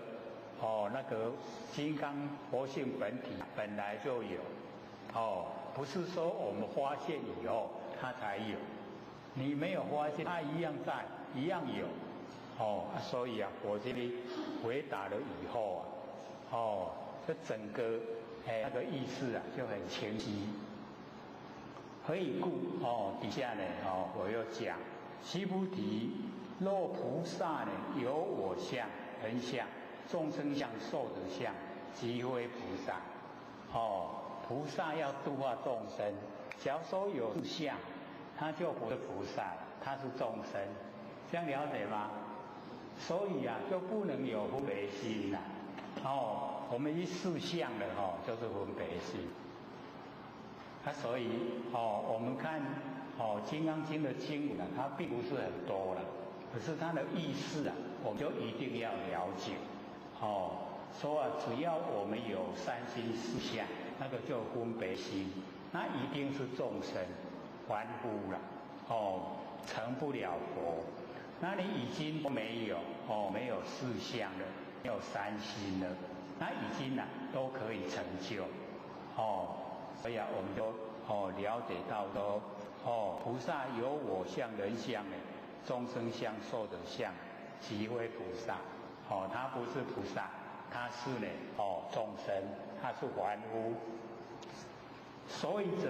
何？为什么呢？须菩提，实无有华阿耨多罗三藐三菩提心者。实在没有华。所以啊，我们最容易被这个文字迷惑了。实在没有，回到本来的这个时候有没有？我们现在在凡尘，就是迷昧然后造了很多的业，受很多的苦，所以在凡尘已经不了解到我们的本来，所以这个时候假如说有人来告诉我们说你的本来就是佛，那你因为造了业才落入凡尘来了业，只是来了业而已啦。那我们在了业的当下又在造业，那就这样就没办法回归到本来。所以我们了解到说这个所有的一切变化都是我们落入凡尘以后然后才有。而我们在金刚佛性本体之中没有这一些事，无这代志都没，全部都没有。所以实无有华。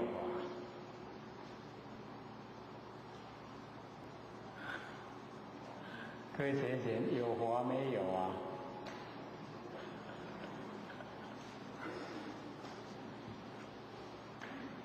我们在还没有回归到本位之前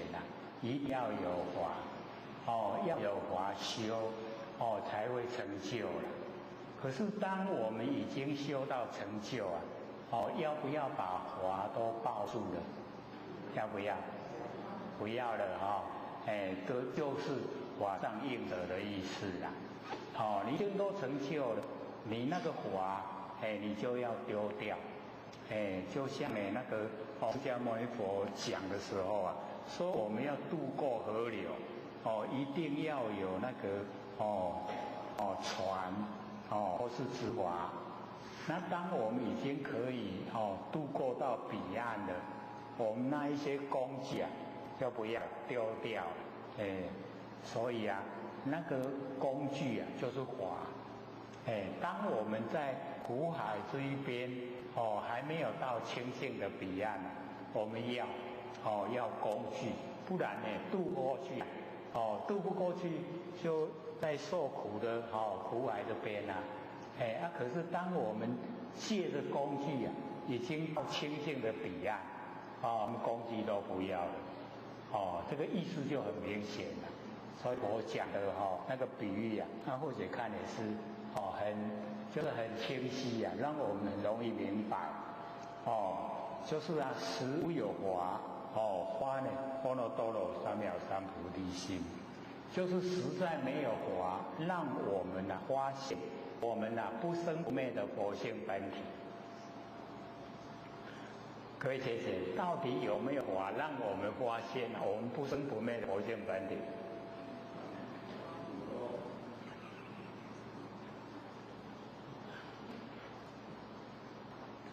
我们假如说那个老师民国19年就到凡了，那开始的时候就已经在传授这个心理心法。那我们可以说一贯到领导整个世界，已经就领导整个世界。可是我们就缺少善知识。我们道亲善因缘不足，就缺少善知这个教导我们，没人给咱教，都没有。那佛都一直来这个开沙戒窍，我们又看不懂、听不懂，佛来讲的也都是心理心法，可是我们不懂不懂了要怎么办？束之高阁啦，放在悬悬，未定所在。所以我们就是要了解到，假如说那个时候开始传，我们不会被社会人士瞧不起。所以我们是真的要自己这个反省，为什么整个社会对我们都不怎么那个恭敬不怎么尊重，所以就是要讲到我们自己本身。所以我们无人不家己计较，然后跟大家讲，众生亲烦都你要去佛堂，厝会放不是这样。或许在老先生身边，从来也没有听过的话。老先生说，你修天道由人道做起，你家庭要圆满，你天道才可以修到达。老先生是这样说的。然后这个众生亲烦是什么意思？正就是佛性本体烦就是身体你重视你的佛性，亲你的身体，那个才是众生亲。那人一样有佛性你也一样要重视那个才是真理真的。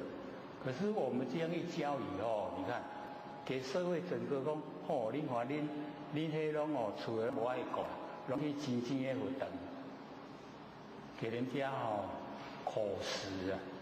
讲话你想确实也这样对不对？以往我们都这样，对不对？很多无咧，我拢无安尼。可是我们要了解到，那个传的不正是那个负面的整个都呈现。所以对我们那个批评就很多很大。那我们就是要了解到，我们修就是真的要当众生的马牛就是要服务众生，怎么会反过来让众生说话呢？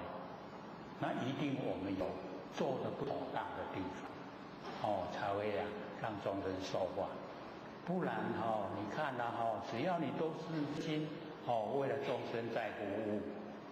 人家感谢都来不及了，哪还会批评？不会，绝对不会。所以我们要从本身做起。你家里要照顾的和乐你生病的时候照顾你的是谁一定是你的家人。你家人你平常都不照顾的话，你生病他要照顾你所以一定都是互相的家里要照顾你才出来度化众生，成全众生。不要说家里都放着，然后就都出来做外面的事，那你心里也不安心安才理得你心不安，理哪能够得就不能够得到。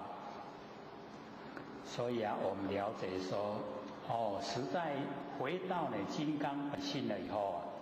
没有那个法，已经没有法再让我们修了，没有，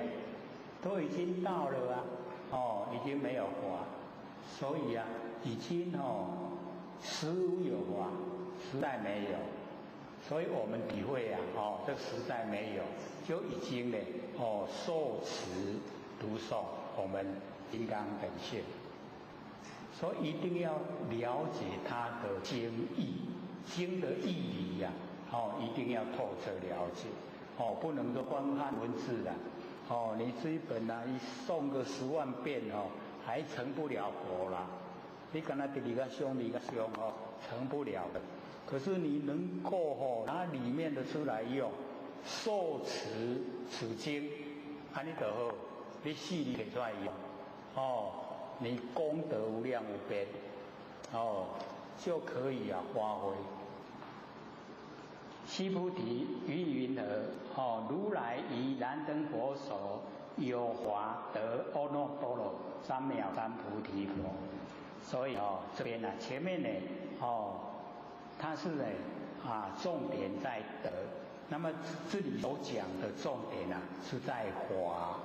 有法得阿耨多罗三藐三菩提佛，是有有法还是没有？看得出来。那前面他也有讲，如来在燃灯佛手有得阿耨多罗三藐三菩提佛，那个是重在一个德这边是重在一个法这个法呢，就是阿耨多罗三菩提，它就是它就是呢，我们不生不灭的佛性本体，所以那个法就是佛性本体。那各位姐姐，我们有没有法德啊？我们的金刚本性有没有？所以我们一定呢要彻底了解那个我们自己呀本来就有，我们佛性本体本来就有，本来就有，现在只是呢把它指点出来。让我们呢，这个注重，真正的，已经呢回归到我们的本来。所以我们成佛，那是我们的归属。那我们没有成佛，还在六道轮回，那我们是流浪生死，还在生死流浪。那最后我们一定呢。众生毕竟成佛，只要你踢的铁板够，你受的苦够了，你就会死心塌地，我要修，我要成佛。现在受的苦还不够了，踢的铁板也没有很厉害，所以贪念完成，后来讲大，较过去啦。若要甲家己的佛性做对头迄较艰苦。所以佛学之前讲了以后都一直在等，看看有没有人问。我修到了，越修越久，怎么脾气越来越坏？拢无人。我就想没有人在这个启发佛性当下，才不会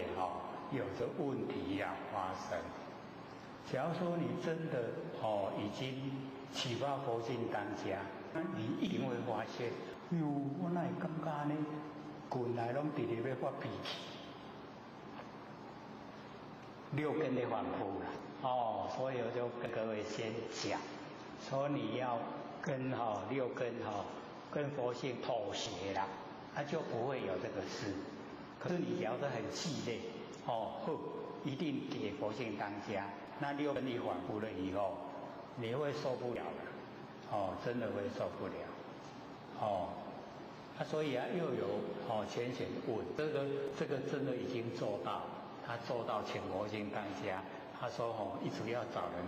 吵架，他说这个要怎么应对呀？是不是也要欢喜心甘愿受？我说不是那个欢喜心甘愿受是外来的，那个就是业力现前。业力现前你要欢喜心甘愿受，可以了业啦，业就没了。这个内心生发出来，一直想发脾气，找人吵架，那个是从内心生发。内心生发那个是我们在修的过程里面，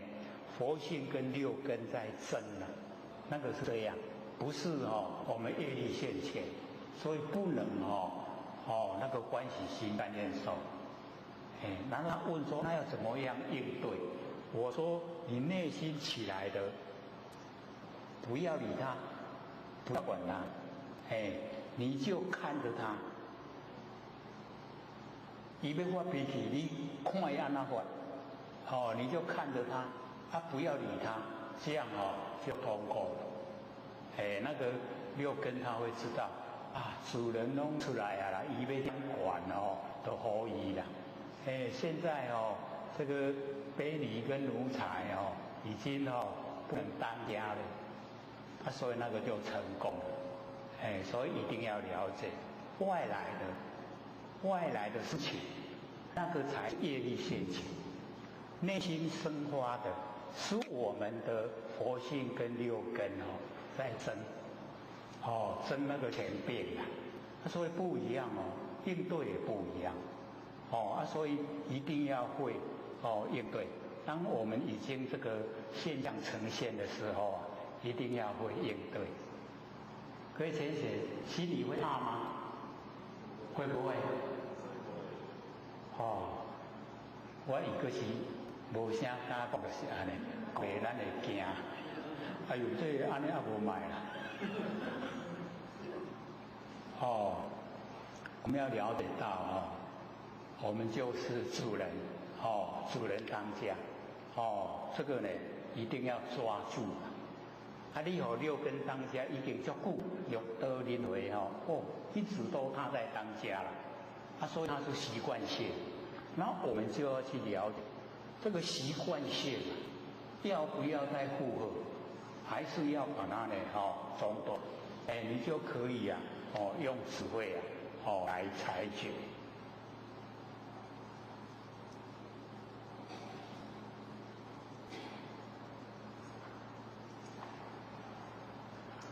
我们还剩下有5分钟的时间，那今天呢有没有人要问问题啊？我们上个礼拜还留半个小时，到最后还有人发表心得，有没有人要问？好，请说。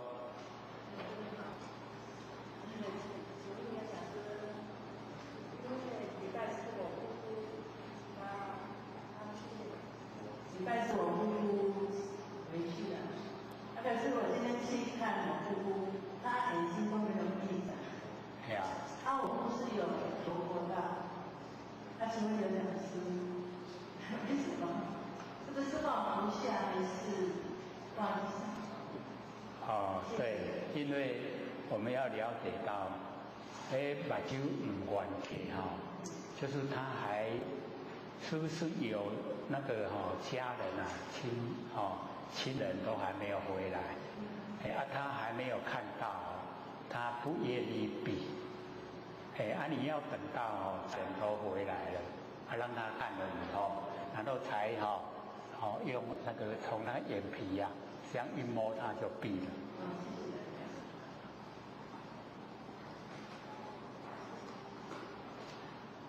还有人问吗？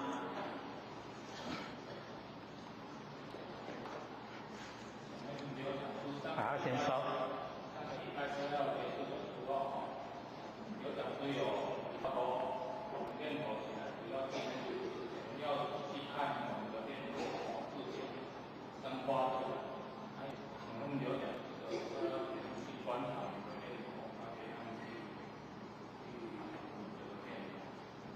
好，请坐。因为这个我们一般社会的念佛它是最不会出毛病的。可是或许有特别就是在大藏经里面看到那个释迦牟尼佛跟那个舍利子讲念佛那个内容，那个完全跟我们社会在传的不一样。他那个念佛释迦牟尼佛跟舍利佛讲的念佛完全都是在念我们的自性佛，都是我们不生不灭的佛性本体。可是我们现在社会上传的念佛它都是外佛比如说你念观世音菩萨你念阿弥陀佛，那个都是外向的那个佛。那我们要知道说，到底是要念外向的佛，还是念我们自身的佛？你可以自己决定因为这个我们透过社会所说的，只要我喜欢有什么不可以？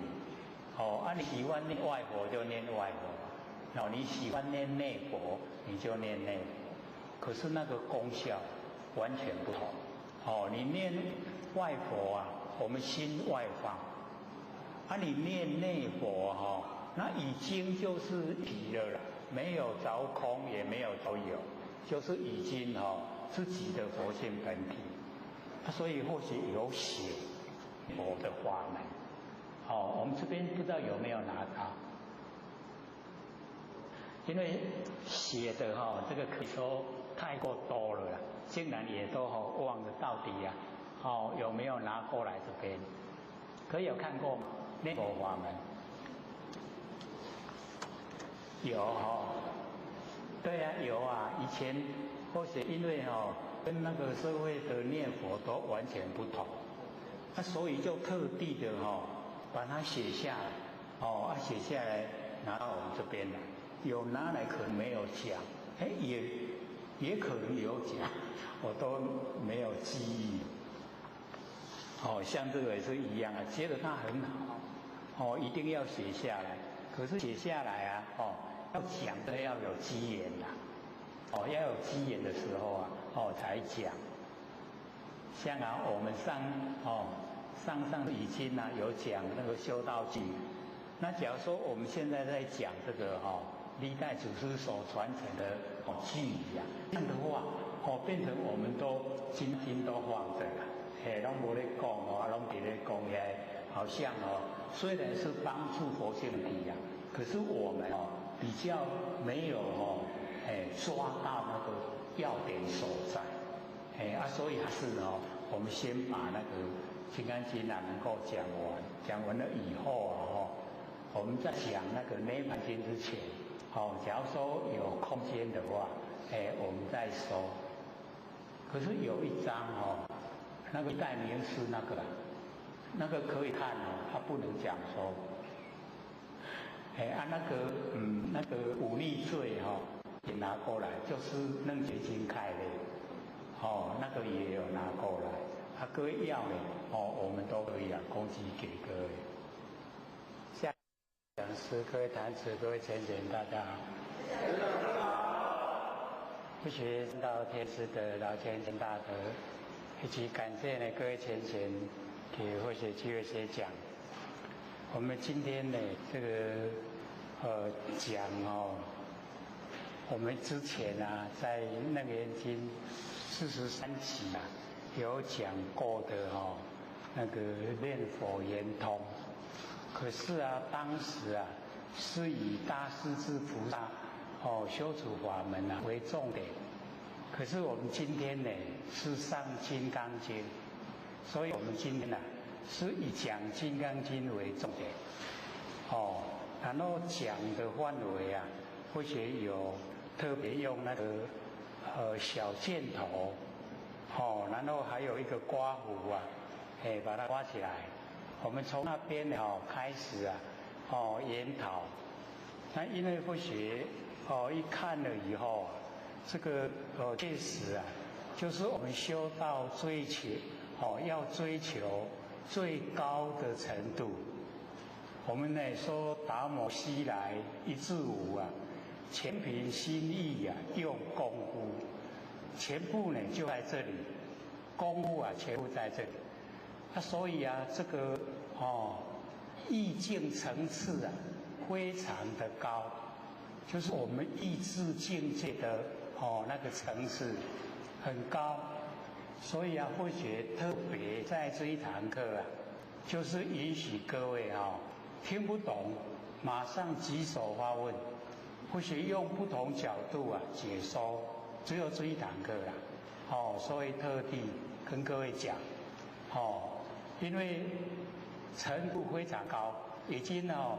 高到无极顶点了，要再办法再高了。所以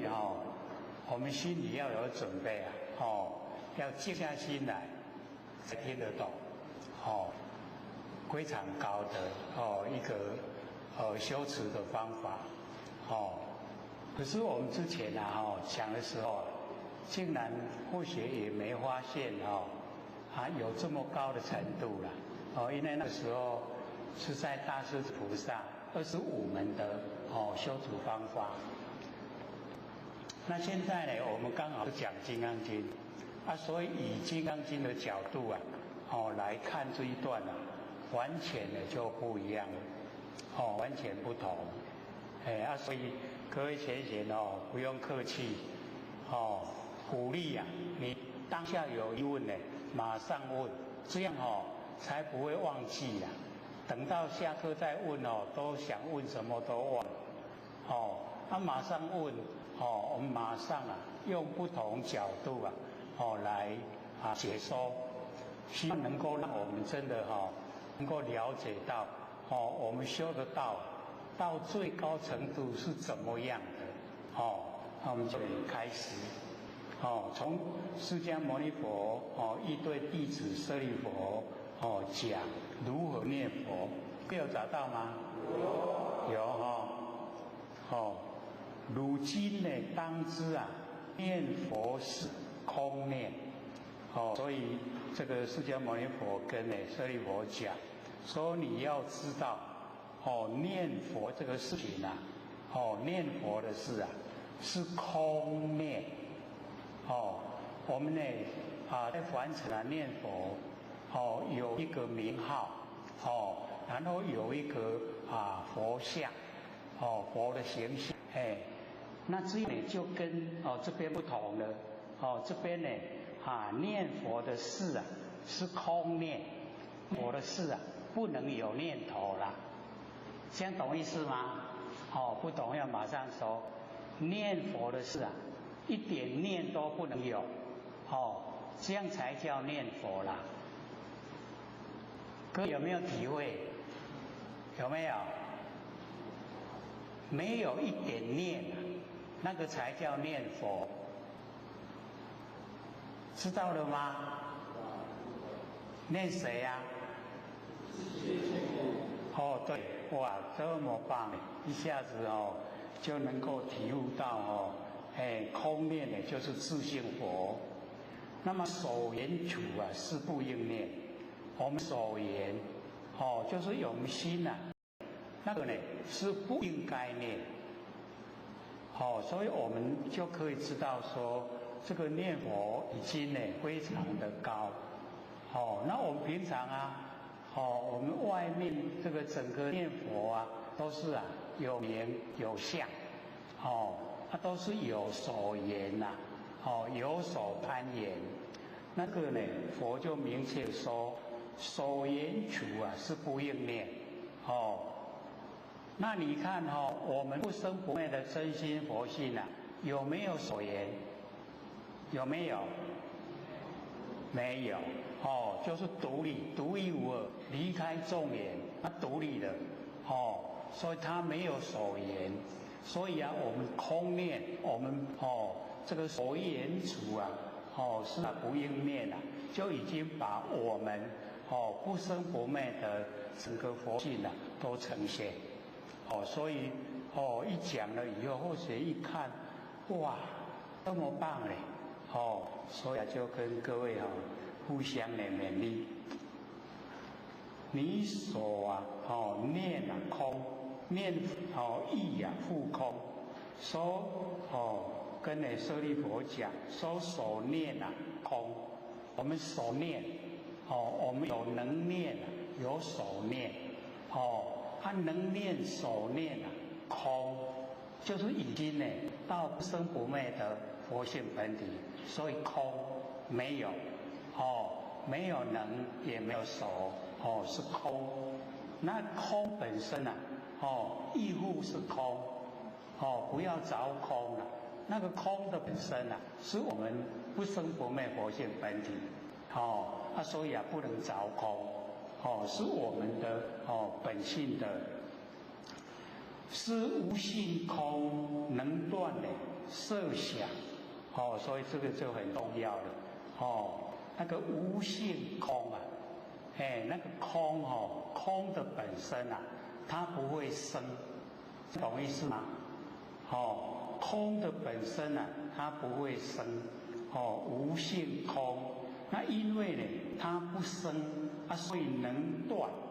就可以断掉我们的色就是形象，我们的色跟想念头是无性空，是这一种我们佛性本体无所攀缘的这一种它可以断掉所有形象的念头，断了色想，无性空能断色想，能断取想。那我们在凡尘为什么会造业？就是因为我们有设想，然后我们有取想，就害我们很惨，六道轮回。然后我们把这个断掉，形象啊，我们都不住在心中了，然后也不取相了，那么世人尔时啊，不得有想，何况一念？这个人这个时候啊，已经啊，一点点念头都没有，何况呢一念能够生花，就是没有，全部啊都没有，高不高？高。程度很高所以啊，或者就讲说，这一篇啊，可以使我们抓到啊修道的重点，要知道怎么修啊，在这个里面啊都交代，交代要怎么修，把设想断掉，把取想断掉，我们烦恼啊，我们凡尘的六道啊，大概就没有了，所以最难的就在那个设想跟取想啊，我们很难去断，那很难断的原因啊，就是对自己啊，不生不灭的本体啊，那个自信啊都不够，我们对自己佛性的本身啊，自信也不够，所以啊，我们已经呢到达都没有这个念头了，那个恢复了不生不灭的佛性本体回来。那么世人尔时都无所有，所以啊，各位姐姐，我们假如说全部都无所有，奥不奥妙？都无所有，就是拥有所有一切，已经都无所有，你有所有啊，你就失掉所有一切了，你无所有，什么都没有。都拥有天下所有一切，奥不奥妙？真的是一个意思说都不是说字面你能够知道的，一定要知道背面，它身里面的，深层里面的那个精髓所在，它到底在讲什么？已经都无所有了，所以我们要了解到我们在凡尘有形有相啊，我们能够拥有的都非常有限，一点而已啦。那我们就满足了。那假如说我们什么都没有了，什么都没有的话我们就真的很宽广，非常宽广到整个宇宙天地啊，都是我所有，看到没有？所以我们就是要体会，真的无所有了。我们不要呢在那个狭隘的小地方小东西我们去住在形象，那个都是过林渊马上消失就不见了。所以我们了解说我们都无所有极昧无限极昧我们了解到极昧就所有的生命都灭掉了，极灭，极如如不动了，到了极灭的状态，这个时候我们就已经恢复到本来，我们佛性本体的那个本来就已经恢复，极灭无限，已经它不会这个生花，所以不及诸想。已经不生发所有念头，不生发所有的一切形象，所以不及诸想，所有的想我们都没有了，灭一切法，把所有的法都灭掉，这个法包罗万象只要我们这个看得见、听得到、摸得到、想得到，都称为法。把这一些法都灭掉，没有了，灭一切法，这样子是则名为修习念佛，修道学习在念佛，这样会念了吗？安尼这样做咧2分啦，你看来甲全世界人讲等下伊甲你讲你咧讲啥？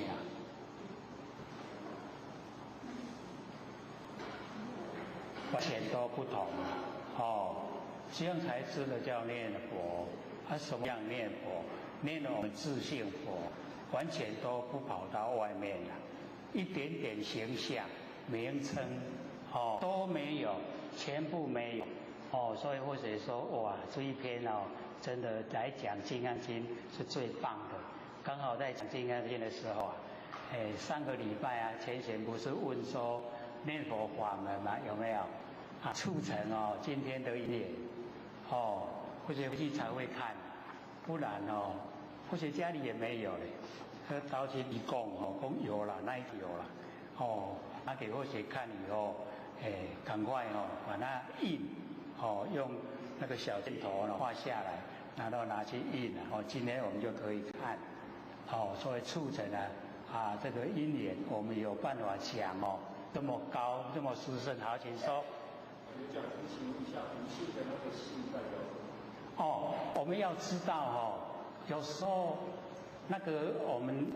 大部分用性的范围都是以我们佛性为对象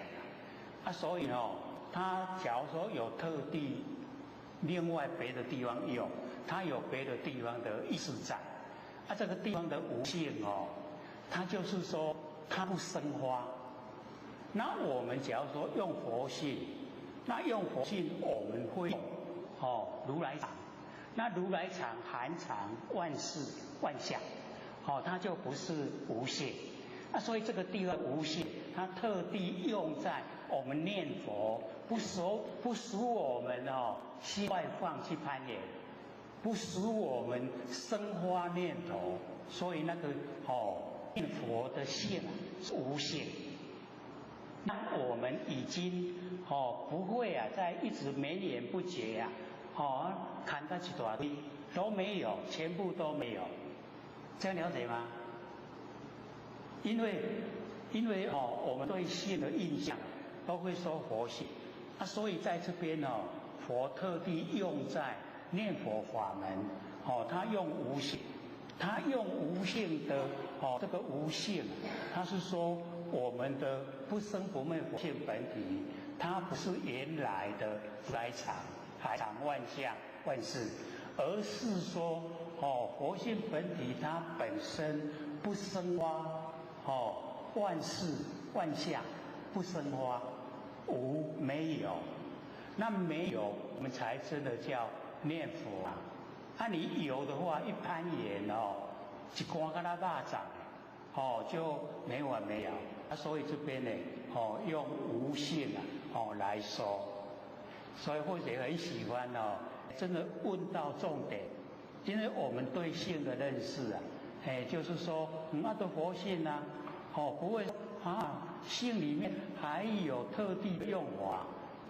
你看佛用在念佛法门讲无性，跟我们讲佛性这是不同角度我们要了解了一定呢不能在文字里面就死掉了一定要活用，要了解，因为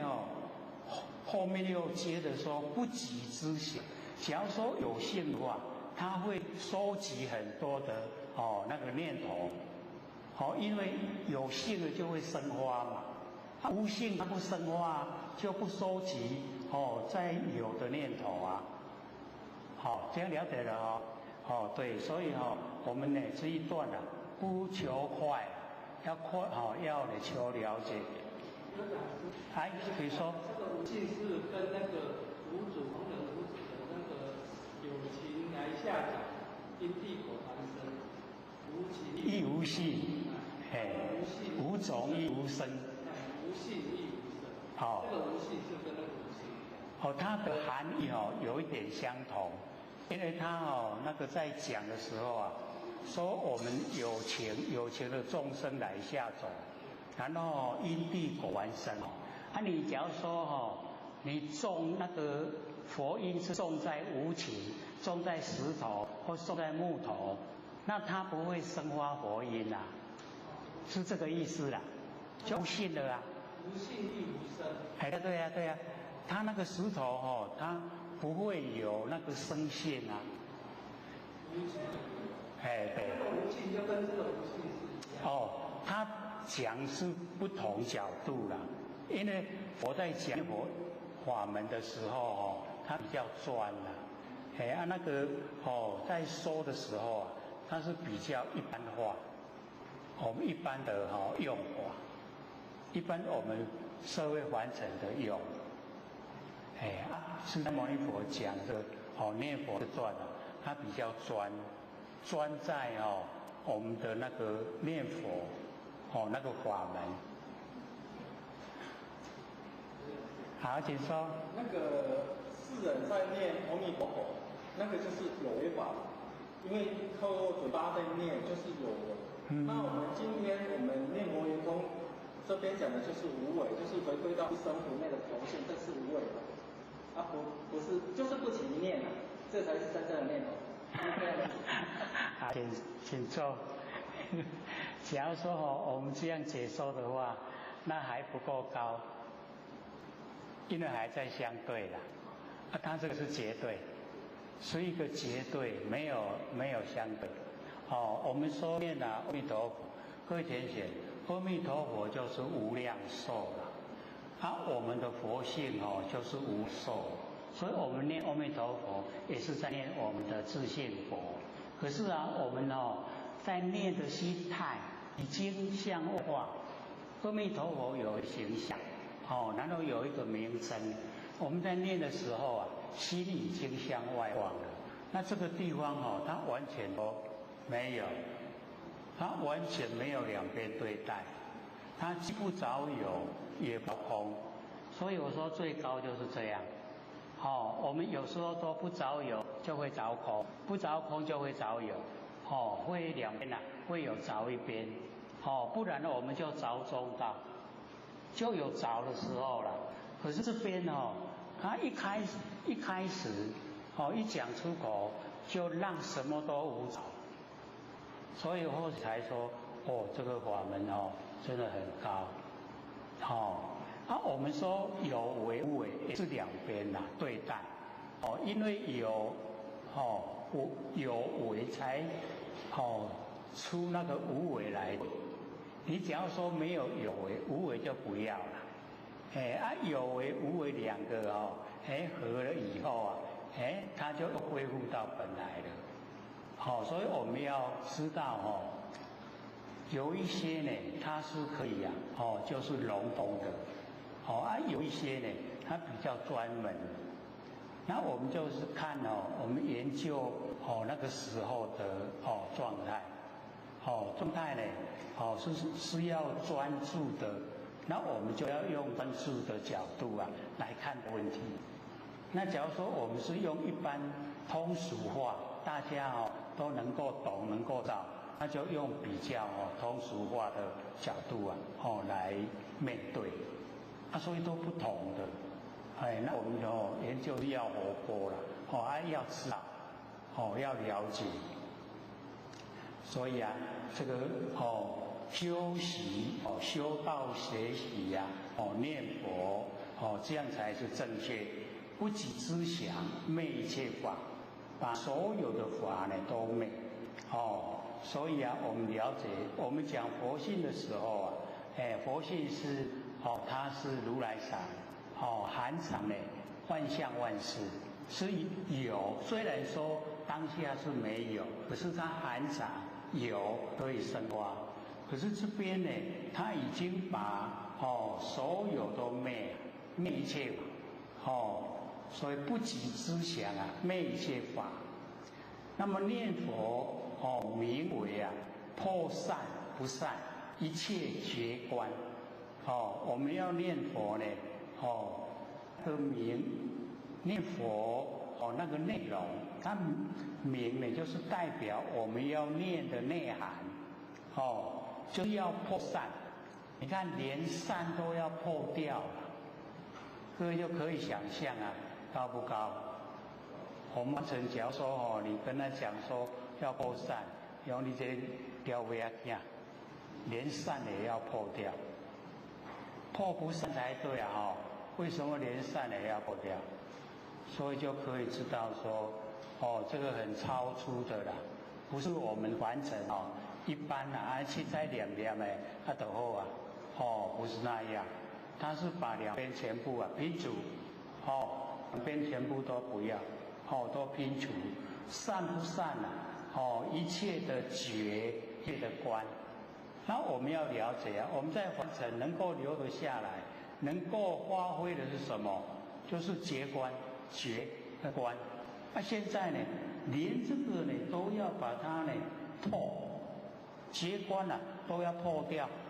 你不能有觉有观。所以或许就讲说太高了，真的不容易懂。因为科学为什么说有觉有观就已经是始于生灭法，能觉守觉，能观守观，有没有能守？高不高？是不是生灭？所以你看连觉观都破掉，是不是把能守都破掉？所以就已经呈现我们金刚本性。我们的不生不灭佛性本体全部都出现，所以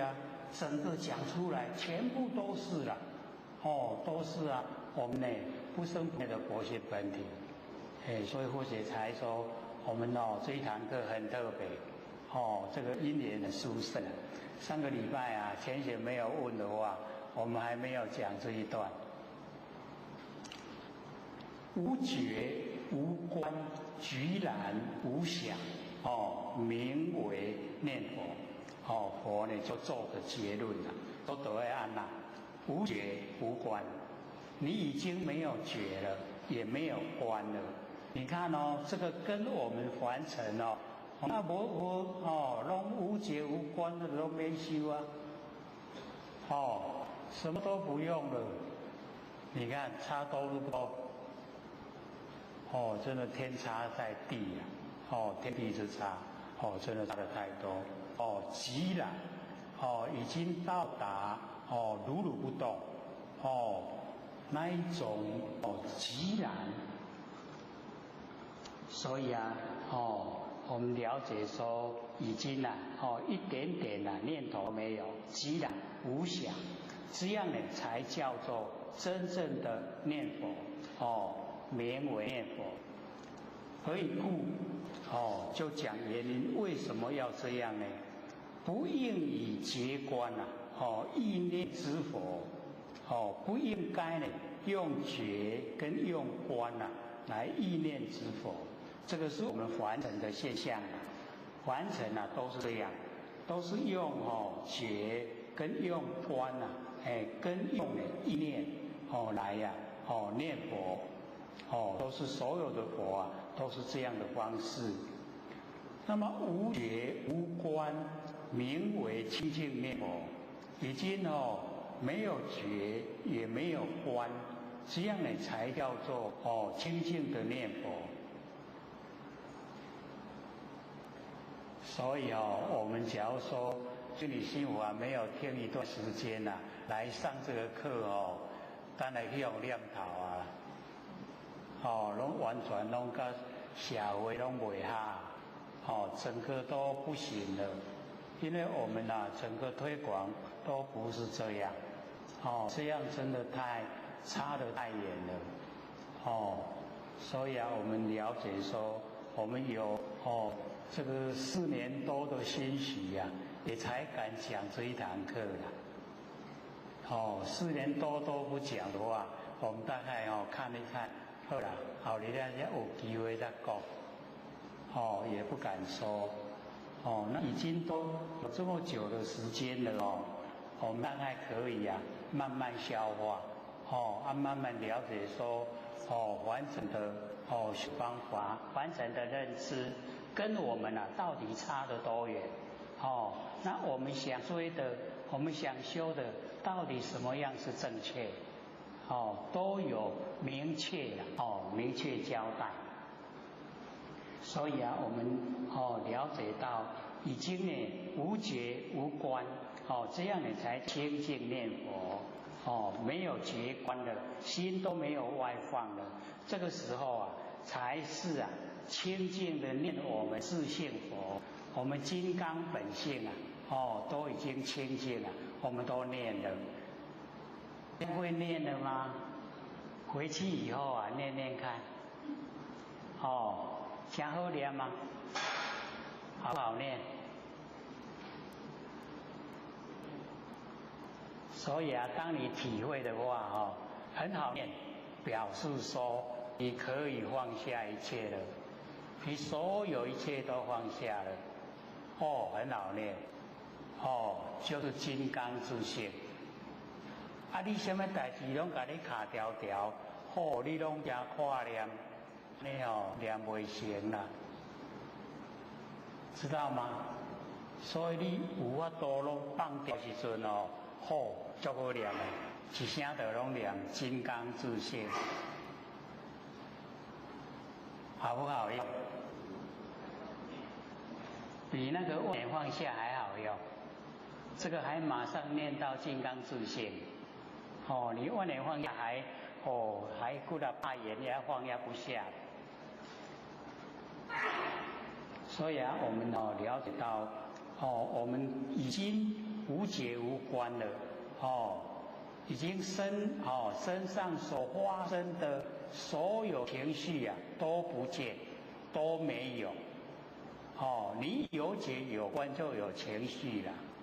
你无解无关，什么都没有。什么都没有的话，清不清净？清净念佛不是金刚自性吗？对不对？好念足好念都咱轻放落来唔轻啦，就回去告诉自己，凡尘事放下放下，放下念金刚自性，安尼就行啊啦，安尼样更容易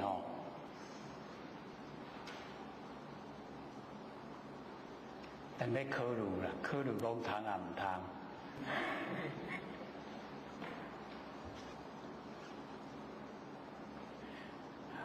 很多呢，可以说了，我们都放不下。真的在生活之中啊，很多我们都放不下。像教导小孩子教导自己成长的过程啊，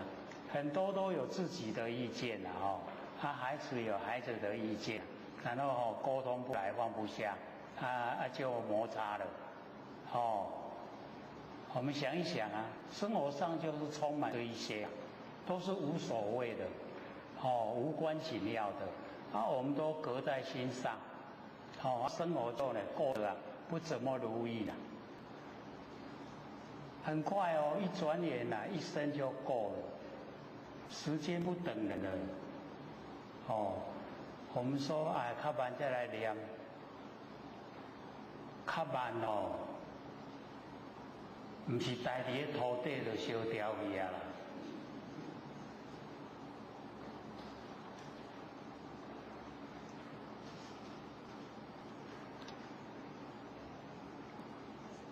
所以我们真的到达身上呢什么都没，无解无关啦，一切都没有，都什么都没有的时候这个时候叫做清净的念佛，就是念我们金刚自性。那么以此念中乃至无有微细心，所以各位先生，以此念中的念就是我金刚自性。以此念中这个念，就是我们的金刚本性。在本性之中，乃至无有微细心，一点点微细的心都没有。你看交代有详细无？有没有？交代的有够详细啦，这样一点微细的心都没有。所以这个很高的修持法门，没有微细心，没有心念业，何况身口业？心念业都没有没有身口业。心呢就是意心意全凭心意做功夫嘛。那我们就了解到我们的这个请我们金刚心金刚本心，然后专一的意念这样呢，我们就可以真的修成。又念佛者离诸想，念佛者念我们金刚自信者离开呢诸想，不能有念头了，不能跟呢我们企图相结合。诸想不在心，所有的想都呢不在心，无分别，无名字，无障碍。看看我们金刚自信这么逍遥，它没有分别，它也没有名字，它也没有障碍。是我们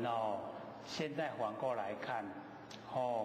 有分别，有名字，有障碍，跟这个呢都相违反，所以这个勉励我们自己佛既然这样跟我们讲，我们就努力说，真的到达无分别状态，已经都全部是一体的，有分别就不是一体，所以一体没有分别，也没有名称了，名称是凡尘要用，我们不再凡尘不用了，也没有障碍，有形象的才有障碍，然后我们已经没有形象了，没有障碍，无欲无得，不取觉观，所以这个每一句讲出来都很难做了，可是都是一个最高指导法门，都是指导我们前进就是要这个样子，这个无欲，没有欲望。我们为什么会造了很多业？就是这个欲望害我们。我要，为了这个我要害死了六道轮回脱离不了。那假如说无欲又无得，我们最困难就是无得。我们都要想有所得啦，拢无得哇，变做我活咧要创啥拢无得，没有得到什么我们一口气不来，我们得到什么？真的什么都没有所以我们呢这个通达帮他开业这个无欲无得没有这个欲望，然后呢也不想呢拥有什么无欲无得，然后又不取觉观这个不取觉观最困难一定我们都会去欣赏个什么那个欣赏就是取觉观有觉有观咱若无觉观敢若迄个有一点像那个老人痴呆啦。老人痴呆有没有觉观？无觉无观，好像我们要修到那个样子。可是老人痴呆是年岁这个成长器官老化，我们器官都老化了。可是这个是我们修的，修到达的修呢到达那个无觉无观所以我们要知道说，修有觉有观容易你修到无觉无观真的很难，很困难所以几个字就让我们努力几十年，就是要这个样子要努力朝这个方向努力，无觉无观不取觉观。何以故？为什么呢？随所念其一切知想皆是邪见我们随着我们念头所起来的一切念头所想起来的呢，全部都是不正确的见解，邪见就是不正确的见解就是不正见啊，不正啊，叫做邪，皆是邪见。舍利佛，虽无所有，无觉无观无生无昧，已经呢随着我们无所有，我们已经都全部什么都没有了，就剩下金刚自性，我们只有金刚自性了，什么都没有了，那个时候啊，无觉无观无生无昧，这个时候叫通达四者啊，是名念佛，能够通达这样，才真的叫做念佛了。各位就可以知道说，哇，这修观啦，观到无极，无极呀，无到极点的啦，真的很高可是啊，让我们知道有这个这么高的法门，要我们去修，要我们去做。我们现在离这个法门还差多远？让我们自己知道。知道了以后啊，努力就有方向了。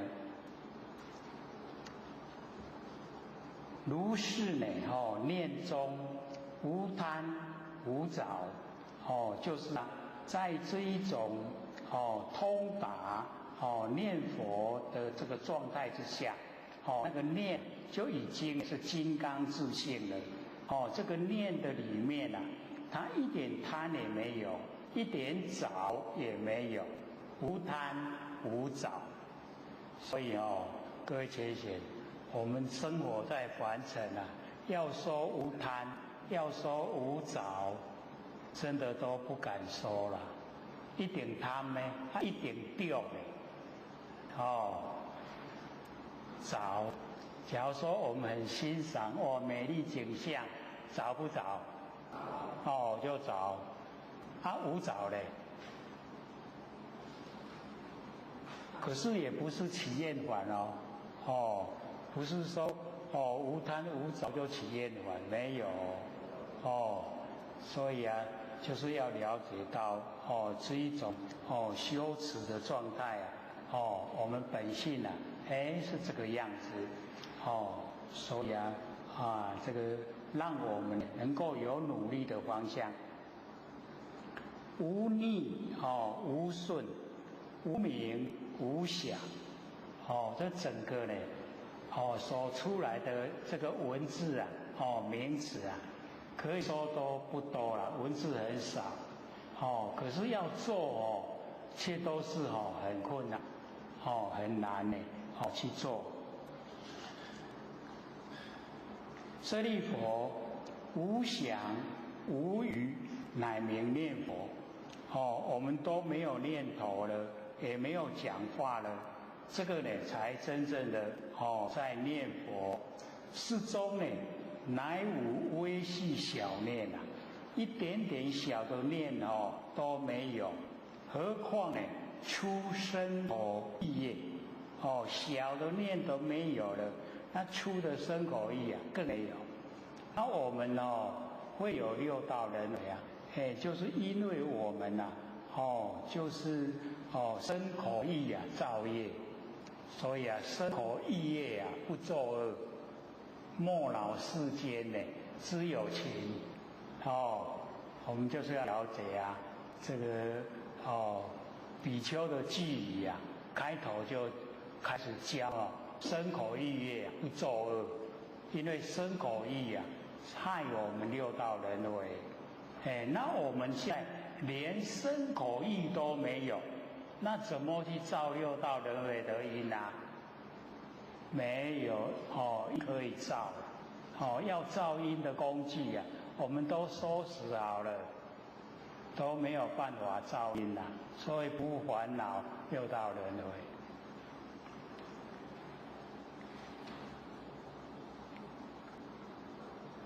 无身口意业处，也没有身口意业的地方所在，没有。无取无舍，没有取舍。我们因为有取舍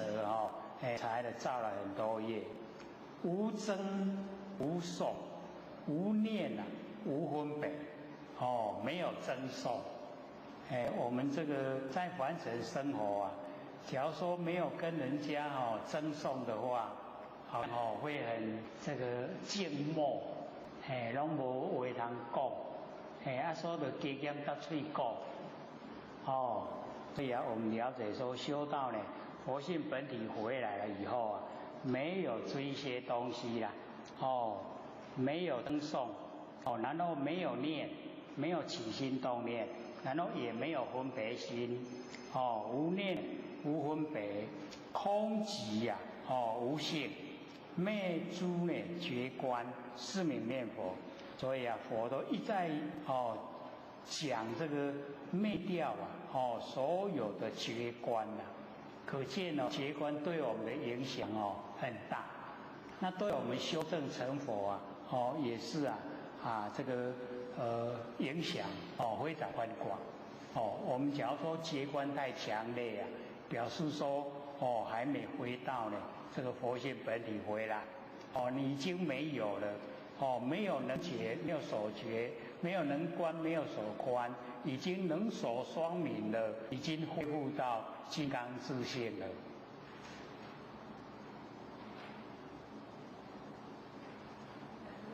好，请说。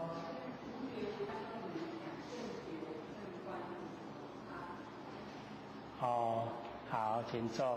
因为我们在凡尘落入凡尘啊，就是已经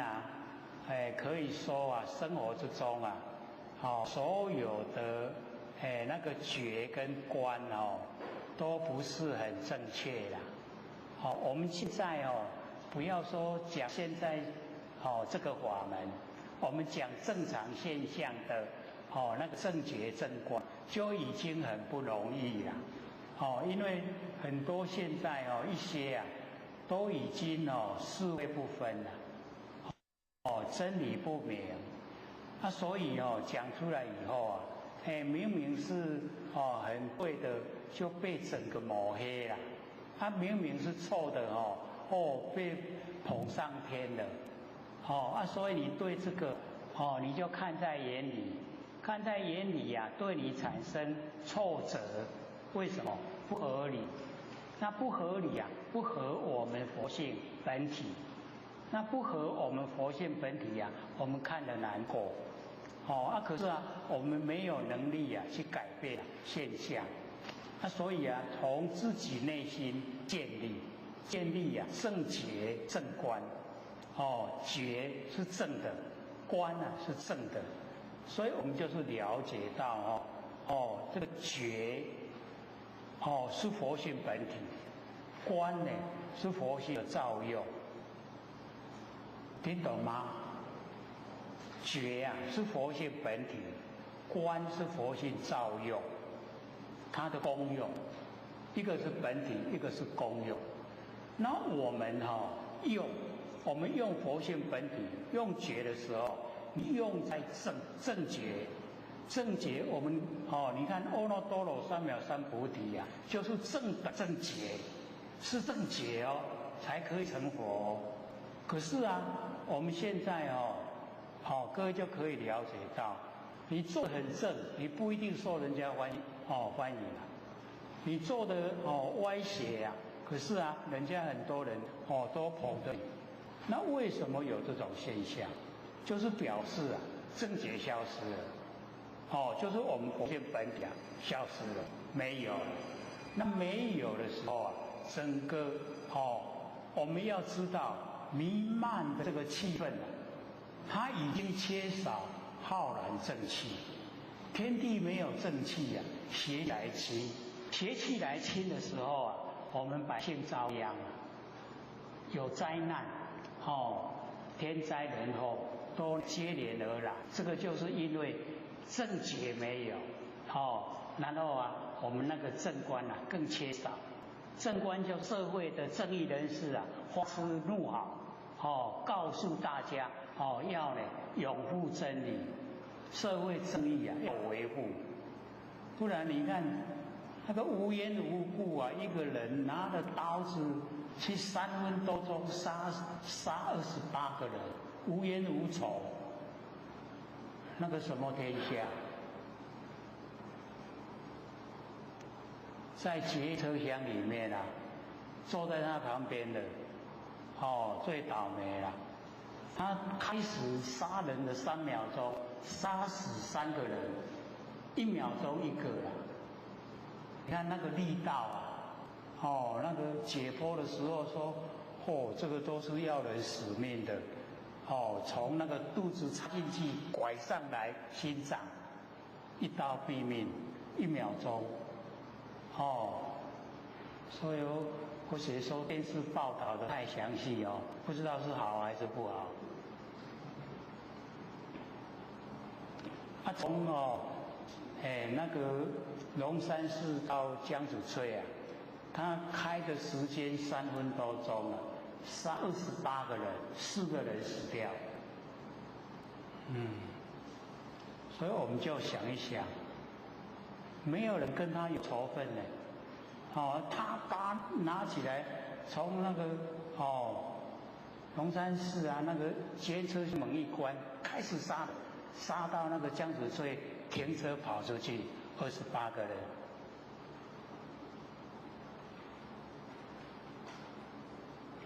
你看他父母亲出来跪着向大家道歉，人家都还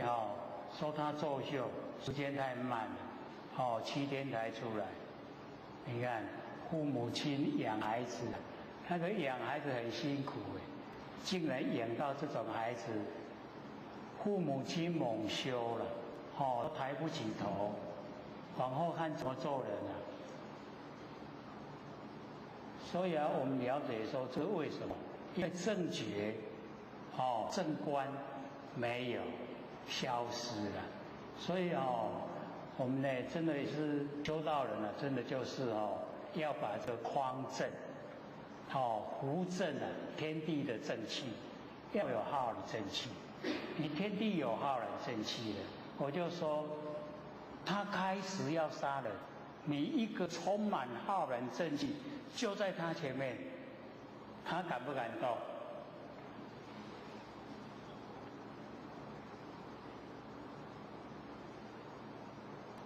天地的浩然正气自大自刚，你那邪气你一遇到了，马上降服了。所以我们社会现在，你看一个智障者在那玩那个计算机动作大一点又看人规个车手直直走啦，大家咧走撞雨伞落去，目镜落去手表也落去，惊弓之鸟。我们台湾安尼大家咧互相扶持安尼几十年，去安尼3、4分钟破坏，大家拢互相猜忌。起码坐捷运大家拢养成动作，左关关右关关。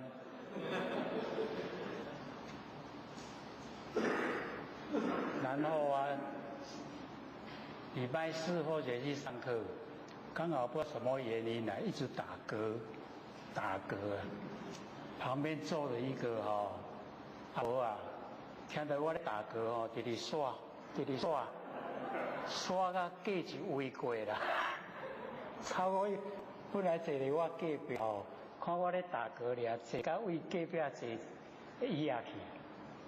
我敢有这厉害？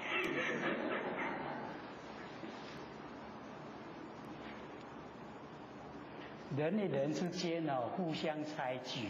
所以这一种生活要不好过，要互相照顾温暖。所以我们就是要了解到，想伤害人的人毕竟是微乎其微啦。可是只要你发生一个，不得了了。你看那个搭捷运的人一天就减少7、8万，唔敢去坐啦，坐捷运唔当抬死，就这样。所以我们要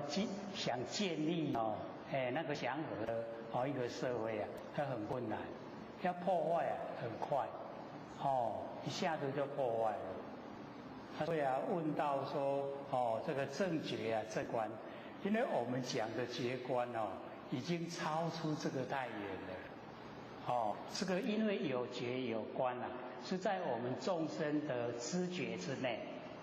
那我们要知道，我们修到真正的回到本来到无己的时候我们那个能知所知、能觉所觉都去掉了，叫无知无觉。那你无知无觉的时候就无所不知无所不觉，知道吗？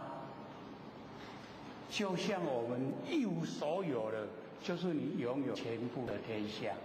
你说你拥有的，你就是一点点，这样知道吗？不苟同你咧讲讲遐悬，爬袂起哩。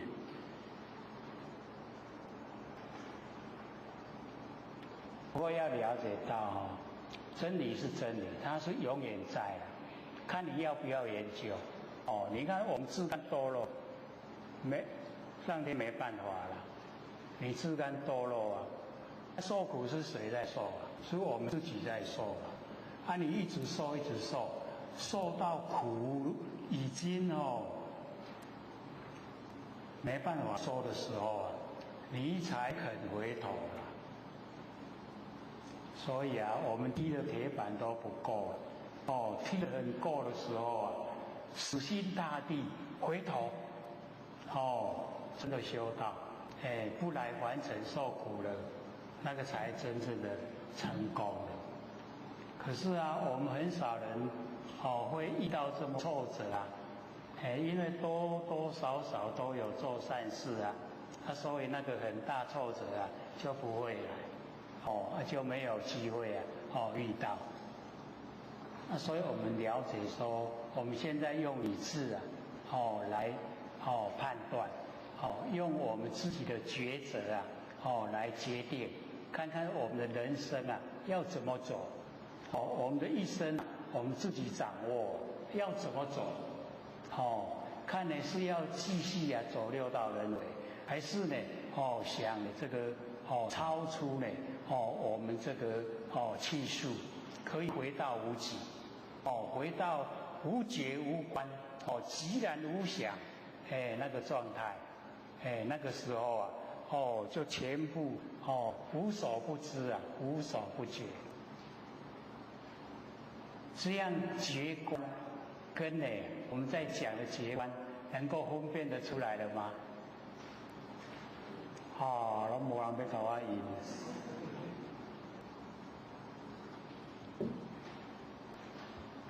所以我们了解说，我们凡尘在讲的正觉。那个觉就是正确，就是认识自己不生不灭的佛性本体，然后从佛性本体发挥来做事，来做人这样的话，你发出来的那个观就正确了，因为从佛性本体发挥出来那个功能作用就正确，所以正觉正观这样的话，我们就不会危害到整个社会。不会危害到人类。那假如说我们更超过一层，就是我们现在讲的这个法门无觉无观。安尼分得清袂？问的人问的人不爱跟我赢。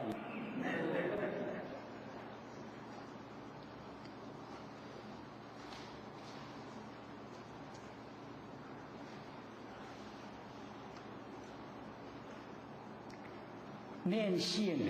上无何况念处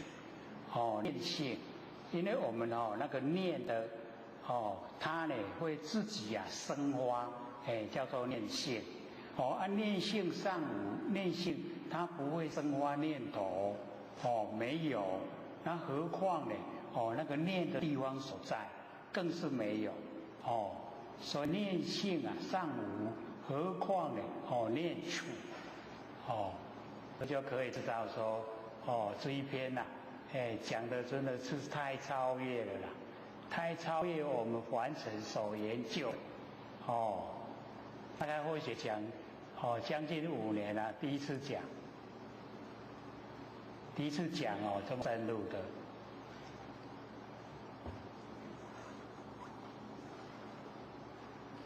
是故如来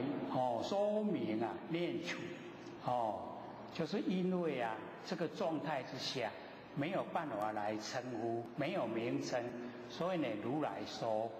称性而说，就是它的名称叫念处，就是一个暂定的一个名称而已。舍利弗，知法若有决定体性，如悉毛华100%者，是则知佛不出于世。所以佛就明确的讲，说我们凡尘的知法，知就是很多了，很多的法假如说有决定的体，有决定的性，好像我们分析我们的头发一只头把它分成100分，而1%是真实的有，这样的话佛不出现在凡尘，这样懂意思吗？就是我们凡尘没有法是决定体决定性，没有体没有性，安尼知无？其实他在讲的意思是在讲背后那个啦，背后表面是在讲说那个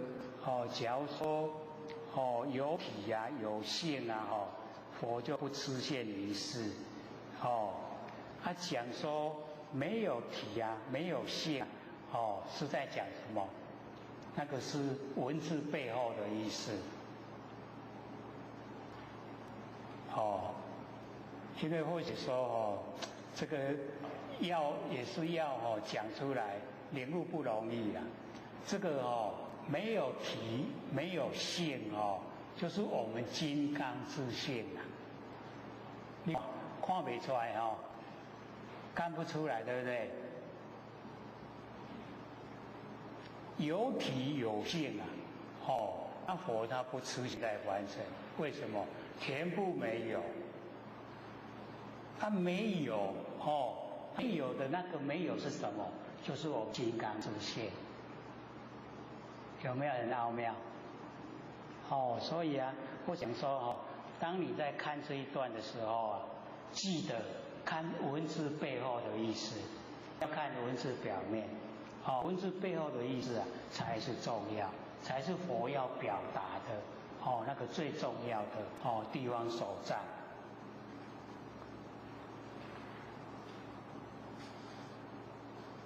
义中呢不说知法性空，假如说这个知法有决定的体，有决定的性，那呢知佛不示现在凡尘，也不说知法性空知法的性空，所以我们就了解到这个凡尘讲知法性空呢，就是我们呢这个方便法门。方便法门，方便说法，方便法门。舍利弗，知法实空，无性一相，所谓无相，这边呢又讲说知法，实在就是空，万法实在呢就是空，没有性，只有一相，什么相？没相。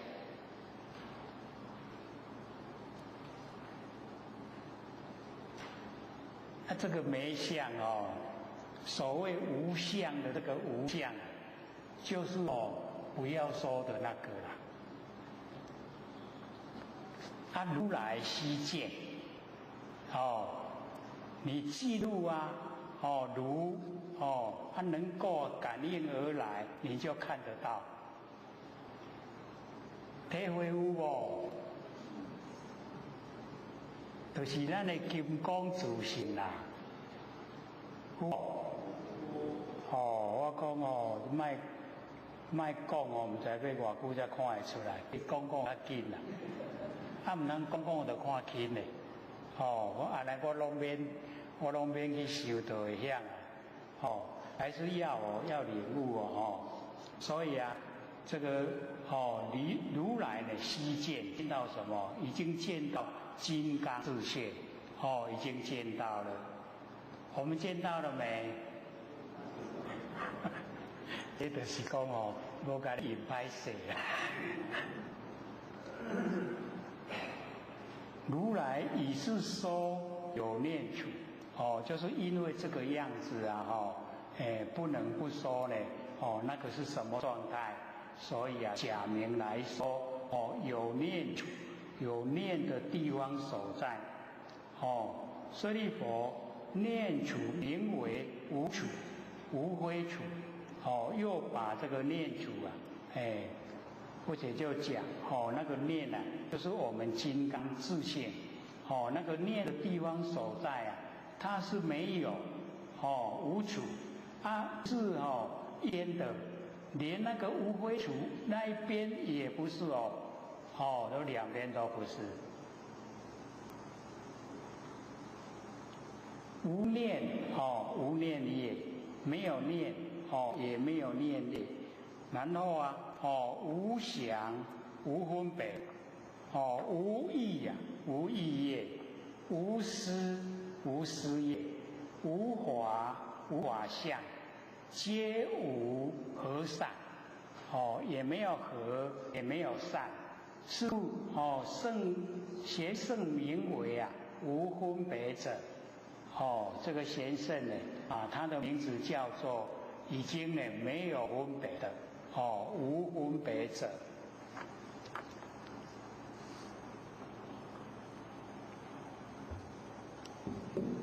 那么结果又把它落入四名念念处就是这样。虽然是假名可是里面的内容佛又加以解说。那么如来已是说有念处，随顺无所有故，名为念处。随顺无所有，随顺我们金刚自性无所有这样呢，它的名称叫做念处。那么随顺念佛名为念处，随顺着念佛，它的名称叫做念处。舍利佛因何名为念佛？怎么样叫做念佛？见无所有，名为念佛。会晓袂？已经见无所有啦，你看什么拢无安尼就是咧念佛啦，有够简单无？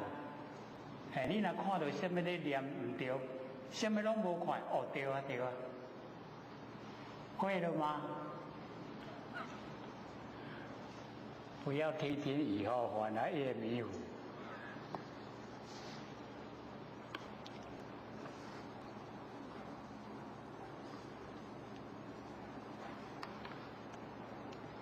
那么佛讲舍利弗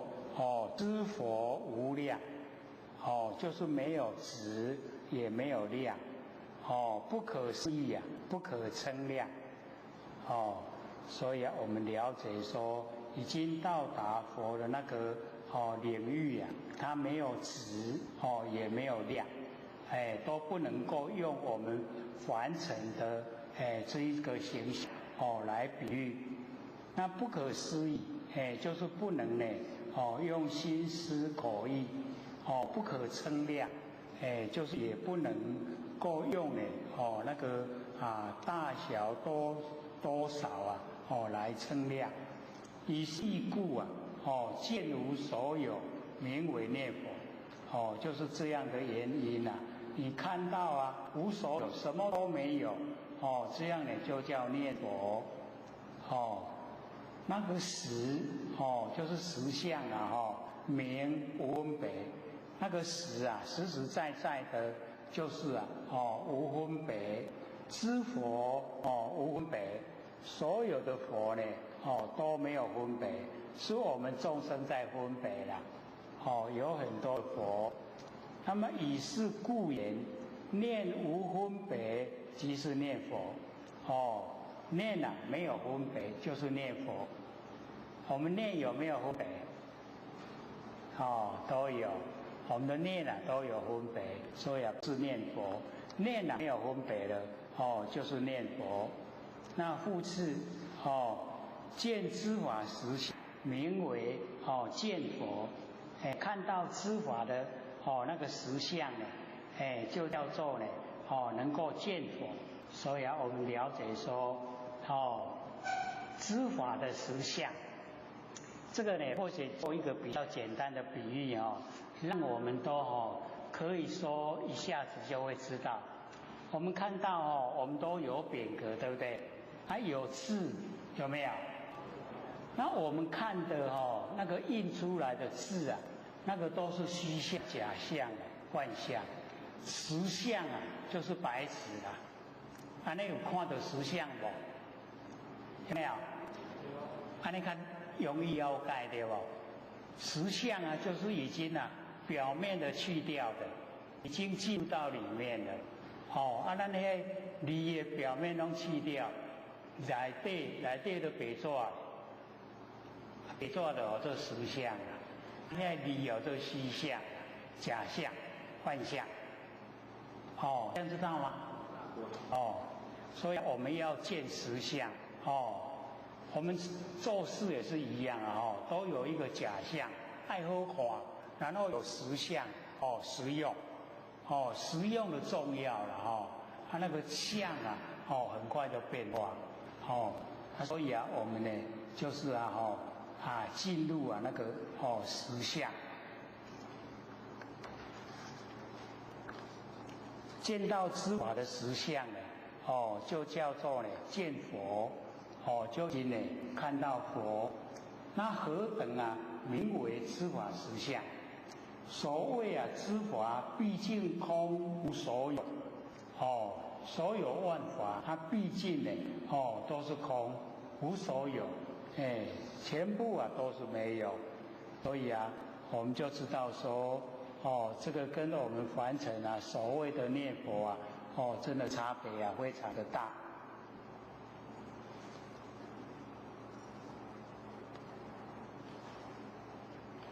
以是毕竟空无所有法念佛用这个毕竟空无所有来念呢我们的金刚自性念佛。复次如是法中这一种法乃至小念尚不可得一点点小念都没有是名是它的名称叫做念佛。舍利佛是念佛法断呢语言道要念佛的方法就是不能用语言来说了过出知念就是超过出过我们的念头，不可得念有念的都不是念佛没有念的不可得了，那个才叫做念佛舍利佛一切知念皆寂昧相，所有的念都是寂昧，都没有那个生昧，都已经到达寂昧。那么随顺是法，我们随顺的这个寂昧相，此则名为修习念佛，修习学道念佛。不可以摄念佛，不能用形象那个摄就是形象不可以用形象来念佛。何以故念色取相假如说我们念头里面已经有这个色已经起形象，贪味为识已经贪那个味道已经有认识，无形无色无言无性是名念佛没有形象也没有颜色没有言也没有性这样才叫做念佛。是故当知无有分别无起无舍是真念佛。各位同学会了吗？会真念佛了吗？可能拢有啥？听到那讲这样超越，这样深的程度，我们4年多来都没听过，也没讲过了，没有讲到呢，这么深的这个程度，所以我们要了解说，我们不知的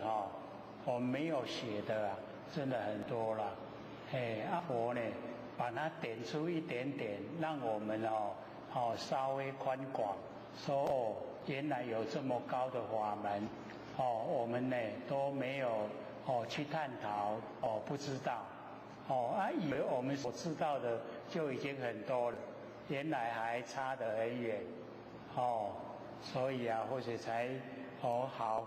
很高。虽然说不容易了解，可是讲下来，毕竟呢有影响，最起码对我们一个引导，对我们自己的那个思想，那个理路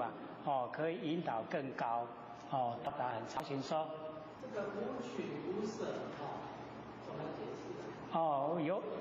这个我们喜欢就取了，不喜欢就舍了，有取舍就是有喜欢，有讨厌，我们讨厌就舍了，去掉我不要，我们喜欢就想拥有你无取无舍，没有喜欢没有讨厌，是不是着相跟着空？它倒不是这个样子，完全是一种心理状态我们想拥有跟想排斥2个状态，取是想拥有，舍是想排斥，是一种心灵状态，没有取舍我们就不列入2边对待了。有取舍我们造业就是从取舍来，有取有舍我们就会造业。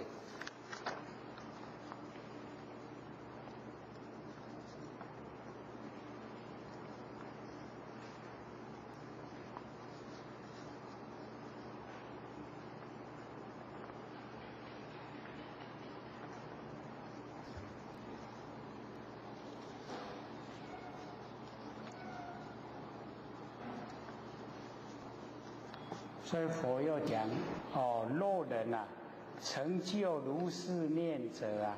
欲转4天下地，随意能转。假如说我们已经成就如是念，就是成就我们的金刚自性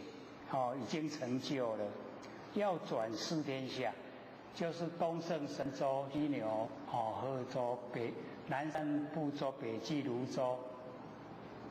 ，4天下，我们住在南赡部洲，那我们想转4天下随意能转，就是有很大的那个能量，有很大的那个佛性呢大用在，亦能呢降伏百千亿魔，也可以降伏百千亿的魔。就是已经呢都金刚本性发挥的淋漓尽致，晃蔽无明，那么大的功能都呈现了，那我们呢那个蔽无明把无明呢这个去除掉就很容易了，从虚狂缘起决定相，这个无明呢都是从虚狂这个缘起虚狂的因缘起来的，没有决定相，它都不是呢固定的。那么是法如是呢无详无细论，所以我们了解说，我们在凡尘要讲说没有细论细论各位知道意思吗？就讲出来话有讲没讲哦都没关系的，那些哦演戏的台词啦，讲出来哦啊拢无义理的，无讲嘛无要紧的，哦讲出来平时啊咧讲话啊，哦讲出来拢凊彩讲的安尼哦，迄叫做戏论啦，那佛教我们说呢，在生活之中啊，就呢不要讲这个戏论，因为对我们没有帮助。无生无灭啊，不可说。没有生灭，它也不可说。不可分别，无暗呢无明。魔若魔冥啊，所不能测。不管是魔王还是魔的部下呢，他不能测把这个金刚自信修到这一种状态是什么样的那个能力？但以事实言说用呢我们凡尘的语言来说，有所教化而作是言。就是因为要教化我们的这个凡尘才讲的啦。假如说不教化凡尘根本就不讲了。所以为了要呢教化我们凡尘，然后才说汝念佛时莫取小想，莫生细论，莫有分别。所以这个交代到后来导师没有那么高了，说呢念佛的时候念我们金刚自信莫起就不要起小想那个小的念头你都不要有莫生呢细论不要有一些讲出来没有道理的话那些论调就不要产生莫有分别，也不要有分别心何以故？为什么呢？四法皆空，无有体现说这一些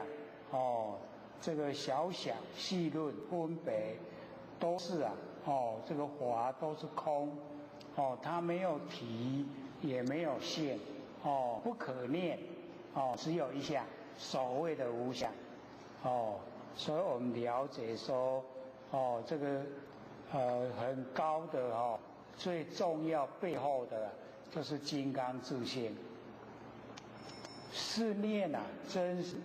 真实念佛这样呢就是真实的在念佛。所谓无生无灭，无相无为何以故？如来呢不明为色，不明为想，不明为念，不明分别不顺不逆不取不舍非定非慧都没有漏入一点点那个我们所想的那个里面的内容，非明非无明如来不可说不可思议无相。如今呢莫乐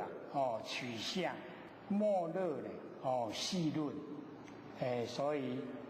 佛的一直告诫我们不要取相，不要有那个细论。佛于知法无执无着佛呢在所有万法里面没有执着，也没有着，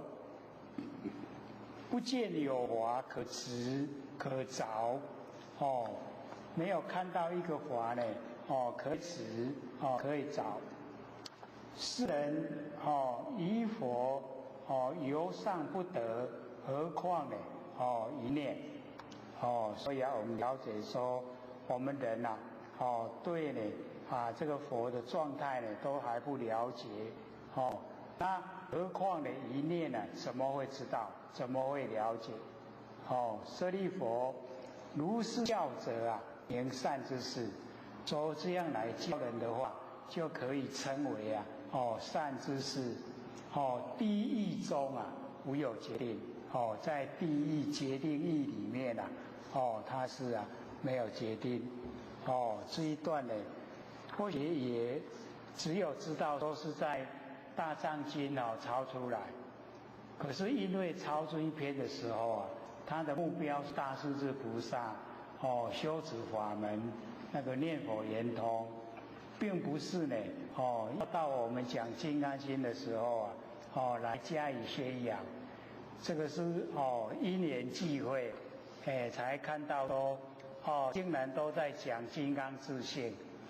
这个从刮胡里面啊，全部呢都是在讲我们金刚自性啊。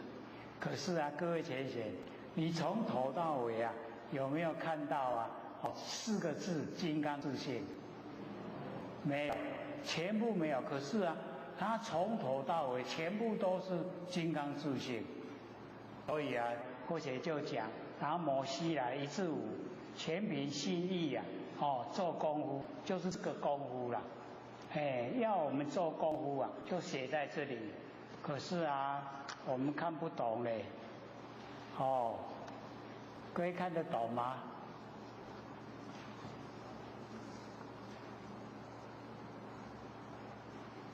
所以这一段呢，是佛对弟子舍利弗所说的念佛法门，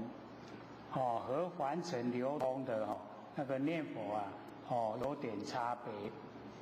佛所说的已经回归到真如本体，值得呢我们追求。即所谓的理性啊念佛，念佛呢即是念心，心跟佛啊一如，能所不二，即而常照，是无念而念，照而常己啊，是念即无念，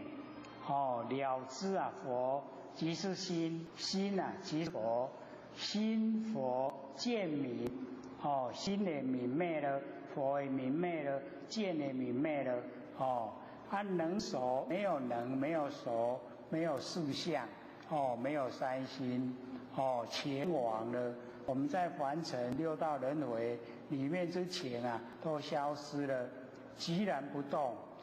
回归呢到我们的佛性本体了，湛然常住，大势至菩萨呢，摄念佛人归于净土，严明呢都摄6根啊，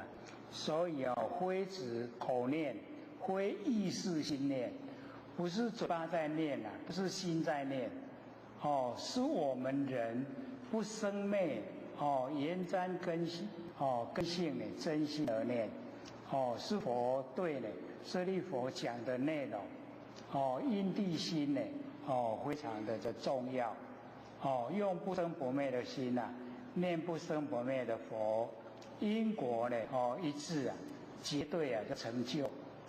那在以净念啊相聚为缘，那只是构成，乃至心中那一念是清净之念，若有所思啊，不管是何内容，皆是呢妄念，必须呢离却了语言文字形象，所有一切啊，世间出世间之事啊，全部呢都远离。结果呢，我们还有半个小时的时间呢。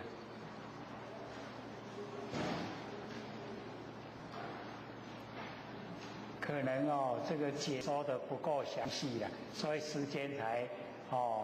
这个留下还这么多。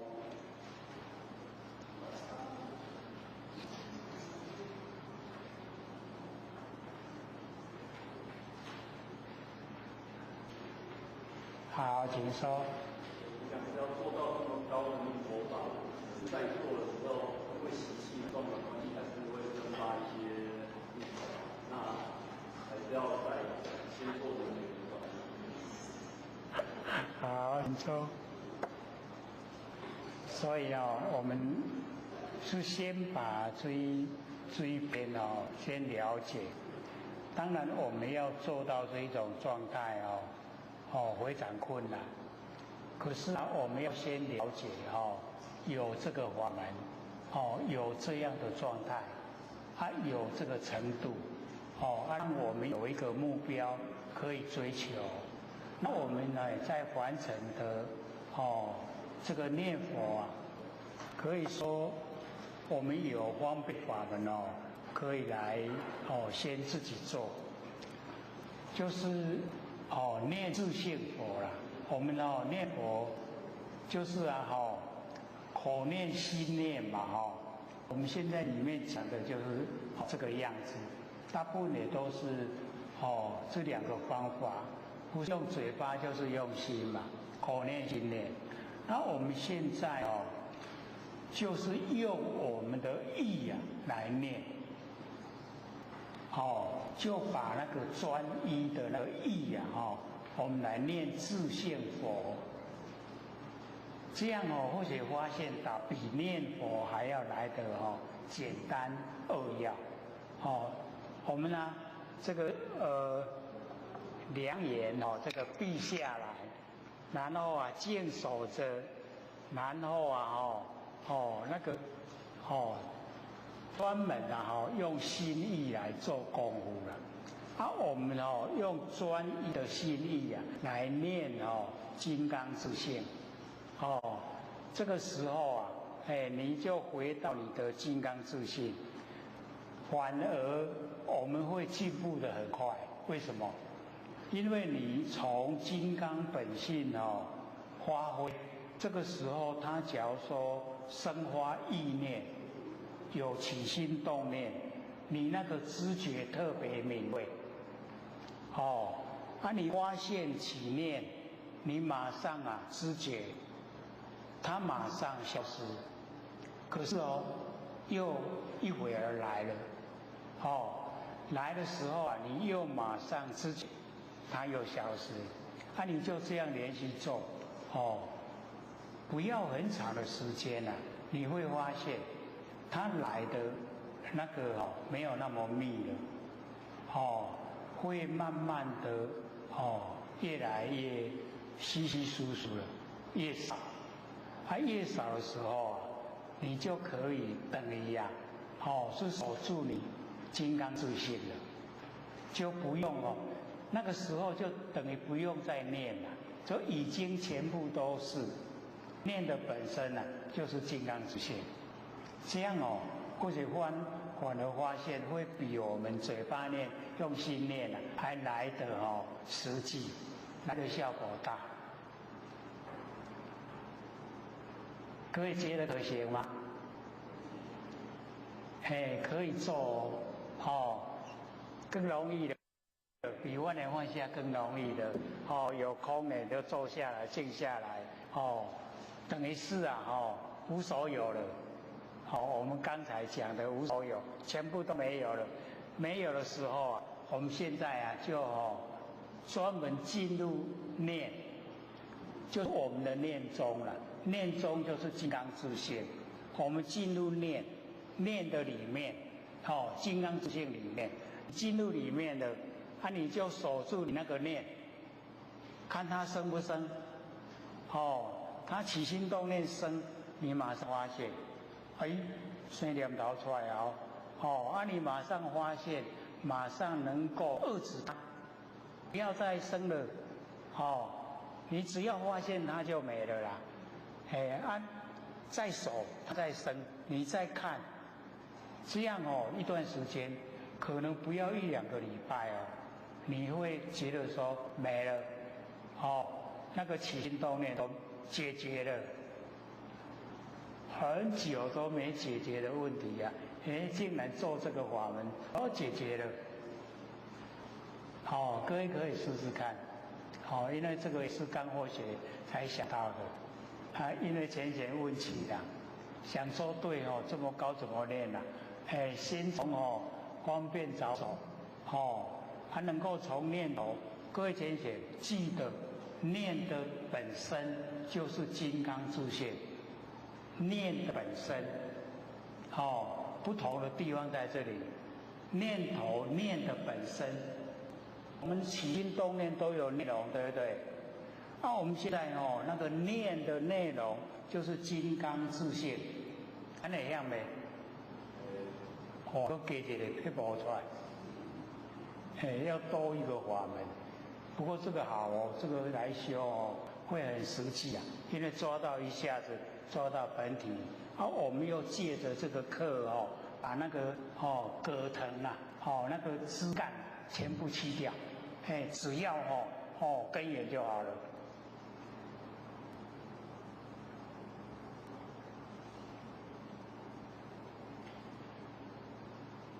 讲师看法如何？有讲师好，那你想法就是跟一手玄关都是像，不晓得有讲师的感觉。跟一手玄关哦。因为观念方家是不要念，然后念我们都是守住念，就是守住金刚之气。那我们一手玄关其实也是守住我们金刚之气，所以一手玄关是可以让我们可以有一个守的地方，不会说漫无目的的表面。那这个好像可以比较直接当下，可以让我们清净下来。可是这样这样你一提了以后或许马上想到住想。对。因为你一手玄关第一个住相。因为或许为什么不讲我们手玄关，因为或许就是有遇到过，除非你做的不一起，你很努力做，保证你中为什么？你把全身的血液都集中在头脑。现在的生活不像说乡下这么单纯，那个突发状况，突然来一个很大声的打雷，你头脑受不了，你头脑充满想，微血管断，你中风，大血管断，你死掉。所以或许不鼓励人家说你去死守玄关，只要你妄想都没有，你就要回归，让它自然习惯。所以你讲了说那又回到老路，那回到老路，我们讲这一段就没用了。对，这样我们就是守住念，可是怎么守念？所以就是要从这个里面从佛讲的这个里面的真理我们去了解到，他所谓的念，所谓的金刚自信是什么状态。所以假如说你从头到尾，你把它看了，你把它领会了，你会知道说我在说的念，不是我们日常生活起心动念的念，不是我们一手玄关的念，不是，是释迦牟尼佛所说的那一种我们的那一种什么都已经空了，没有了，什么的状态都拼除的那一种念，是不一样的。对，他说不晓得怎么着手，因为这个状态、这个境界，我们要怎么去守住这样一个，又没有办法说还有没有又没有一个所在，所以反而万年放开是比较容易走。对，心有放下。对，根呢？耳根圆通也是一个方法，就是说你有一个着力点，就是身体。可是现在念一个没办法连中没有地方所在的一个那个金刚经，就是他不晓得怎么来想。这个或者这个提起这一个修持法，也是刚前一说了，那么高没办法修才想出来说，按照佛所讲的那一种念来修持。那结果真的是我们要了解说面对大众的时候，要大家做都没有毛病那个要很谨慎念佛为什么都念那个有形有相有名号，不会出毛病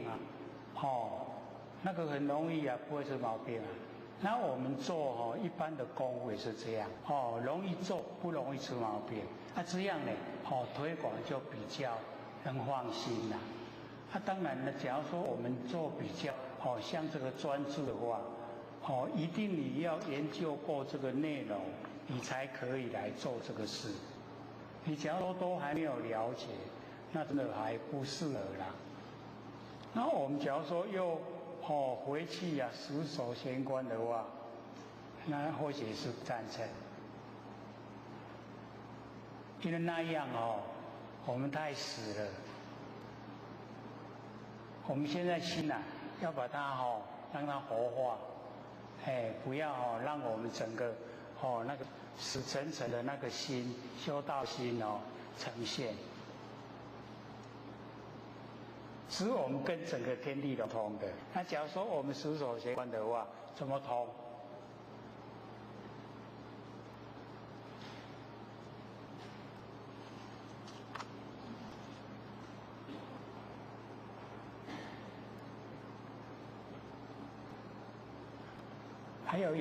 还有没有要讲的？提出来，大家互相因为这个是第一次讲因为我们也是太超出我们那个想象之中了，都不是在平常我们所能够去讲去了解到的范围，都很超出了。所以按照或许在讲的时候说2个小时可能都还不够解说里面的内容，那可能解说的都不够详细，在这个详细化部分都还可能不够，所以可能对这个内容的认识都还很粗浅。你粗浅的时候要探讨到这么深的一个华，那可能就不适合啦。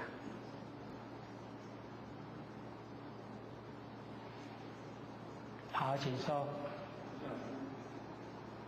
讲师，那像做耳根圆通的话是要武器去讨消息，那如果正面的话，是不是武器都不用，然后直接把所有的精神回收回来，是这样子？你说耳根圆通怎么样？就是最后是用武器嘛，然后气不用的话，把所有的精神再全部都回来，然后去保持那个密码。用修耳根圆通还要修武器啊？没有不是修耳根圆通，就是那个武器那个功夫用不用，然后这些全部回收回来。那个都是细节部分在修持的过程细节部分。所以我们了解说对一个修持法门你越熟悉的话做起来就越得心应手了，越容易成效功效都呈现。那假如说呢，我们对一个法还不是很熟悉的话，做起来就会这个很辛苦又见不到功效，所以以往我们呢是讲说先认识佛性的轮廓，换点方下一念不生，那个很容易走，又很容易发现我们的佛性的状态。那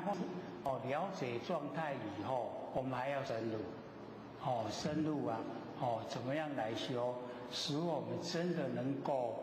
回归到我们本位，使我们能够呢真正的整个都去掉我们所有脾气毛病，贪嗔痴，慢疑，全部呢都能够去掉，真的回到本来，怎么样才能够这样做？怎么才能到达？大概都是在这方面呢，在努力那像我们一般这个改毛病、去脾气这个呢，大概都我们要私底下去做了。那有在探讨的话，都比较专的，会比较专注。所以或许当时看的时候是想说呢，从我们金刚自性下手，从金刚本性来做，这样不会偏不然我们修久了很多道经几十年下来，我修什么都没有都变成了茫茫很多啊，像斗六一些老前贤啊，修了几十年，求卡啦，讲拄着啊，讲无你是安拢乱讲几十年啊，都拢也无变啊，觉得很可惜啦。所以修了这么久的时间，投入也都是很全心投入啊。可是到后来都什么也觉得说没有成就了。那我们就是要了解说，没有从心性下手，真的在现象来说的话，是什么也谈不到。你有从心性下手的话，不一样，最起码都发现自己呀，心都不同。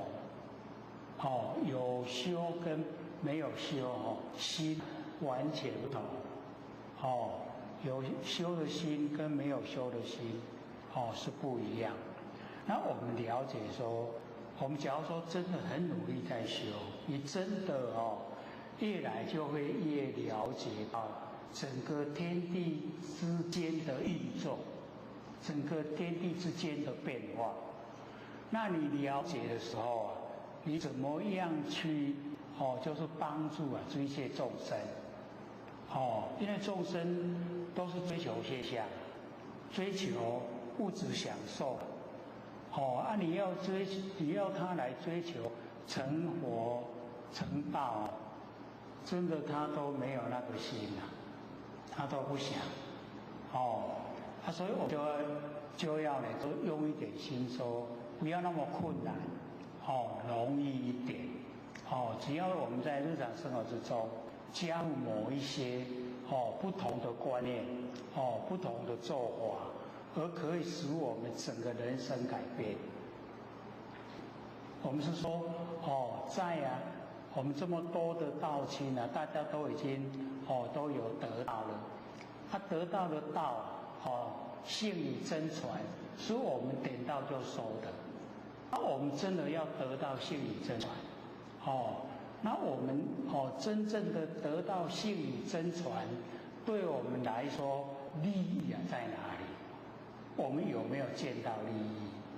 我们说真水真佛以其求，当下这个即是真阳观，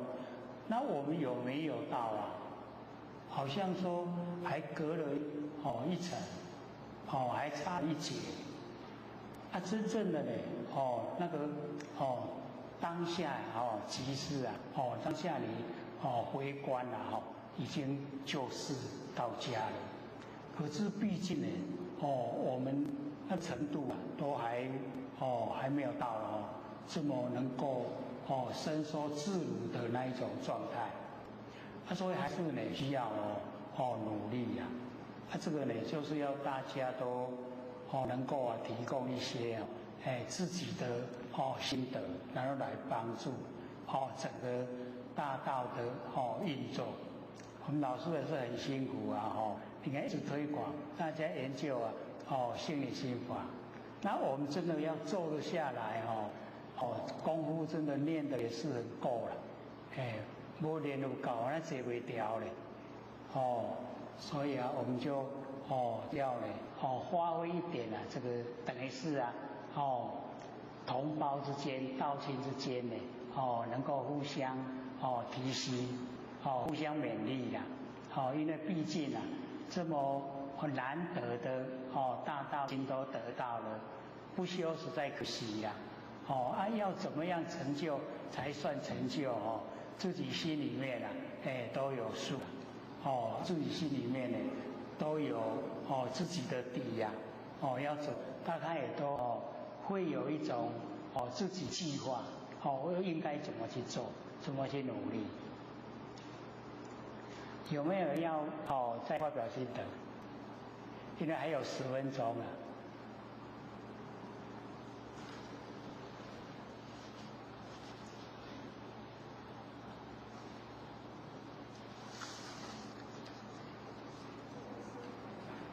好，请说。一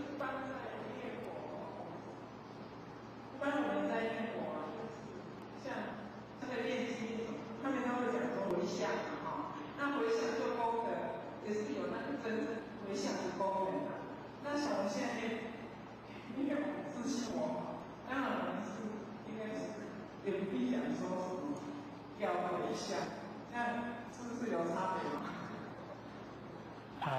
错。所以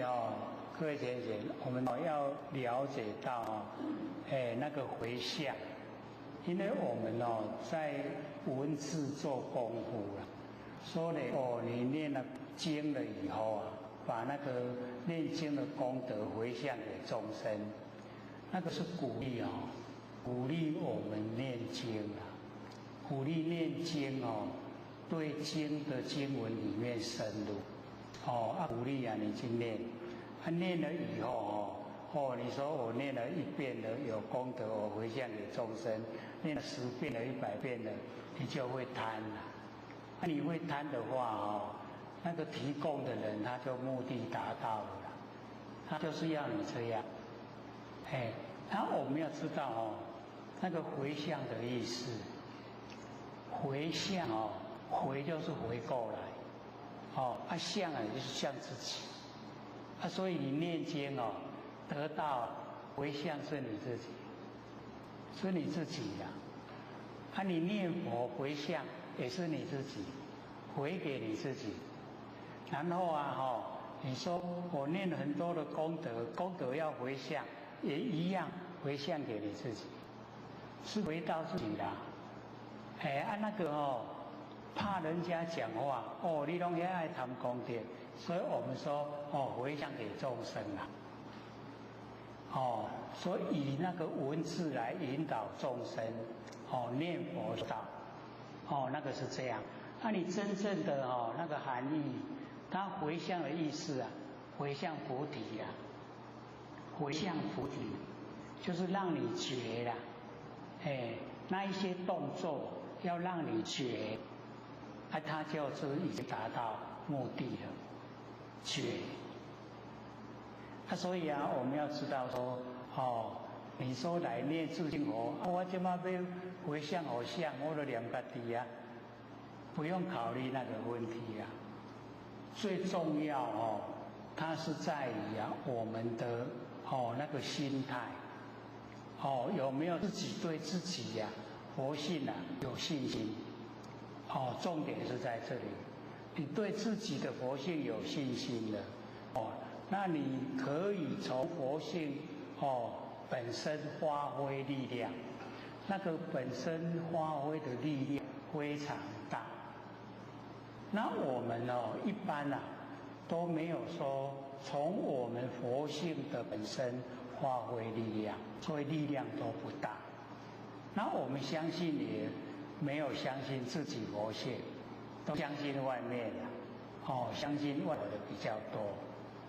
所以它重点我们要知道说念佛重点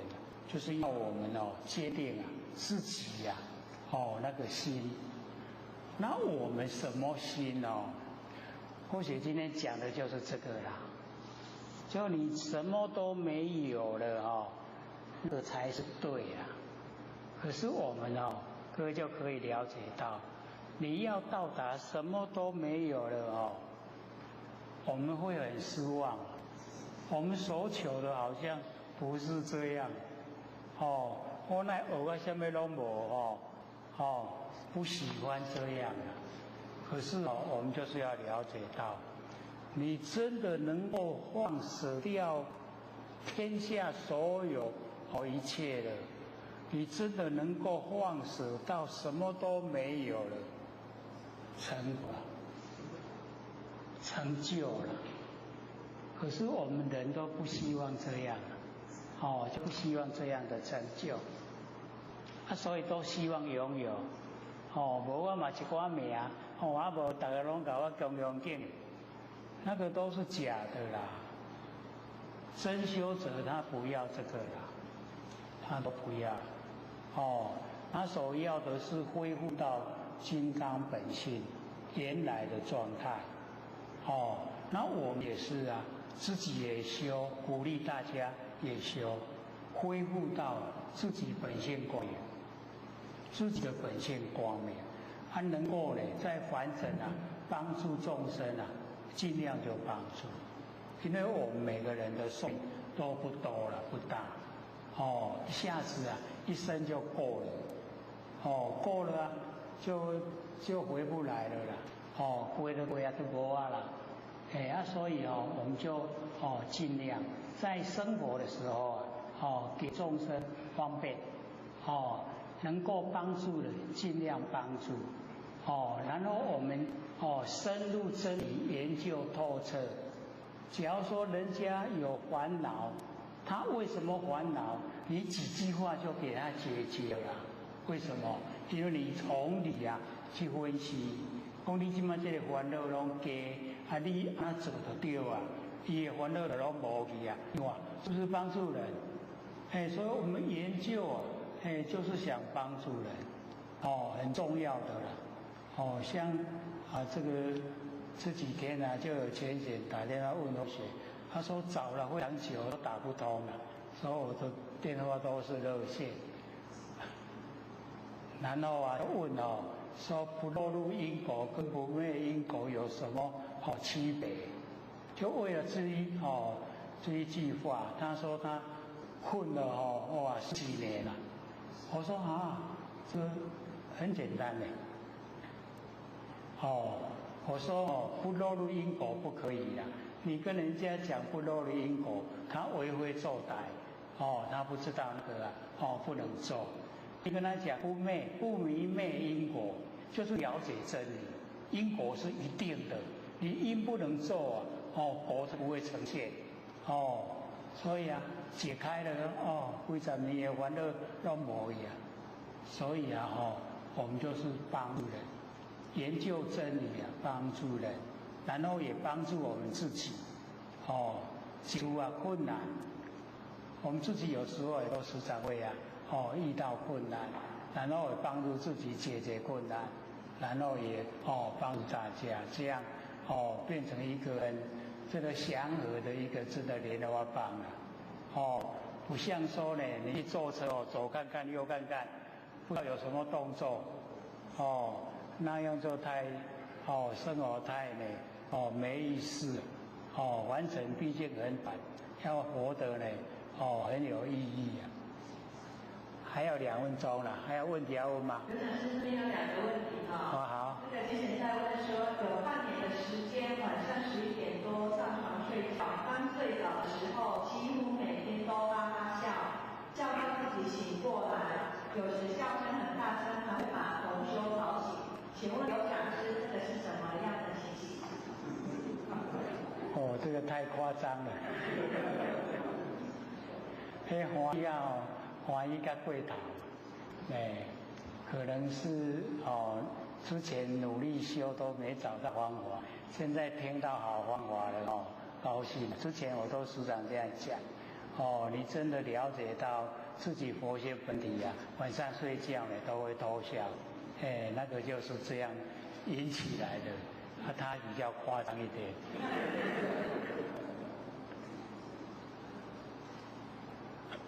叫他要约束自己就好了，很容易了。约束自己就好了。还有一个，再请问，请刘讲师再讲解一下破和合生最无边。破和合生最无边。我们上次有讲一个五力罪里面有一个破和合生。破和合生那个破和合生。就是因为我们凡尘就是有那个挑拨离间那个讲两舌讲话挑起人家那个斗争那一种情形那个叫破和而生。所以我们了解他那个五逆罪里面那个破和而生就是他们合在修道。他合合在修道你看得不顺眼，然后你去破坏他们的那一种血，使他们互相之间就是不想再修道。那我们在内心的修持方面来讲，那个破和而生就是破掉我们的众缘忌讳。众缘忌讳，眼忌则生，眼善就灭。所以我们在凡尘会六道轮回，就是眼忌因为忌讳，然后我们就一直六道轮回。那假如说我们把所有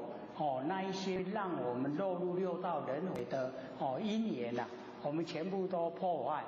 不让它结合，那我们就没有机会走入六道轮回。所以在内心的修持来讲，破合而生啊是好事啊。在实际的生活来讲，人家修道你去破坏他们啊，那个是罪过了，是两个角度。下课。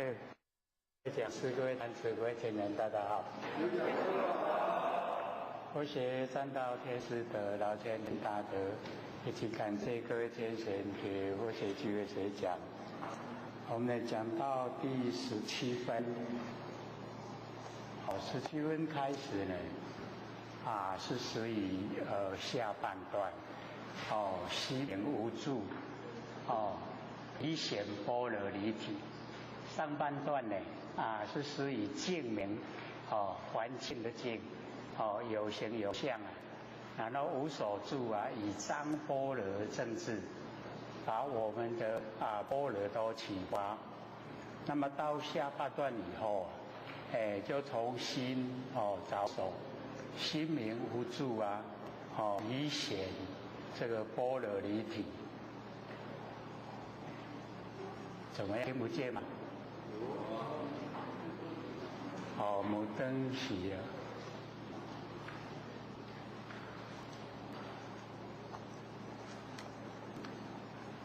我们前半段呢，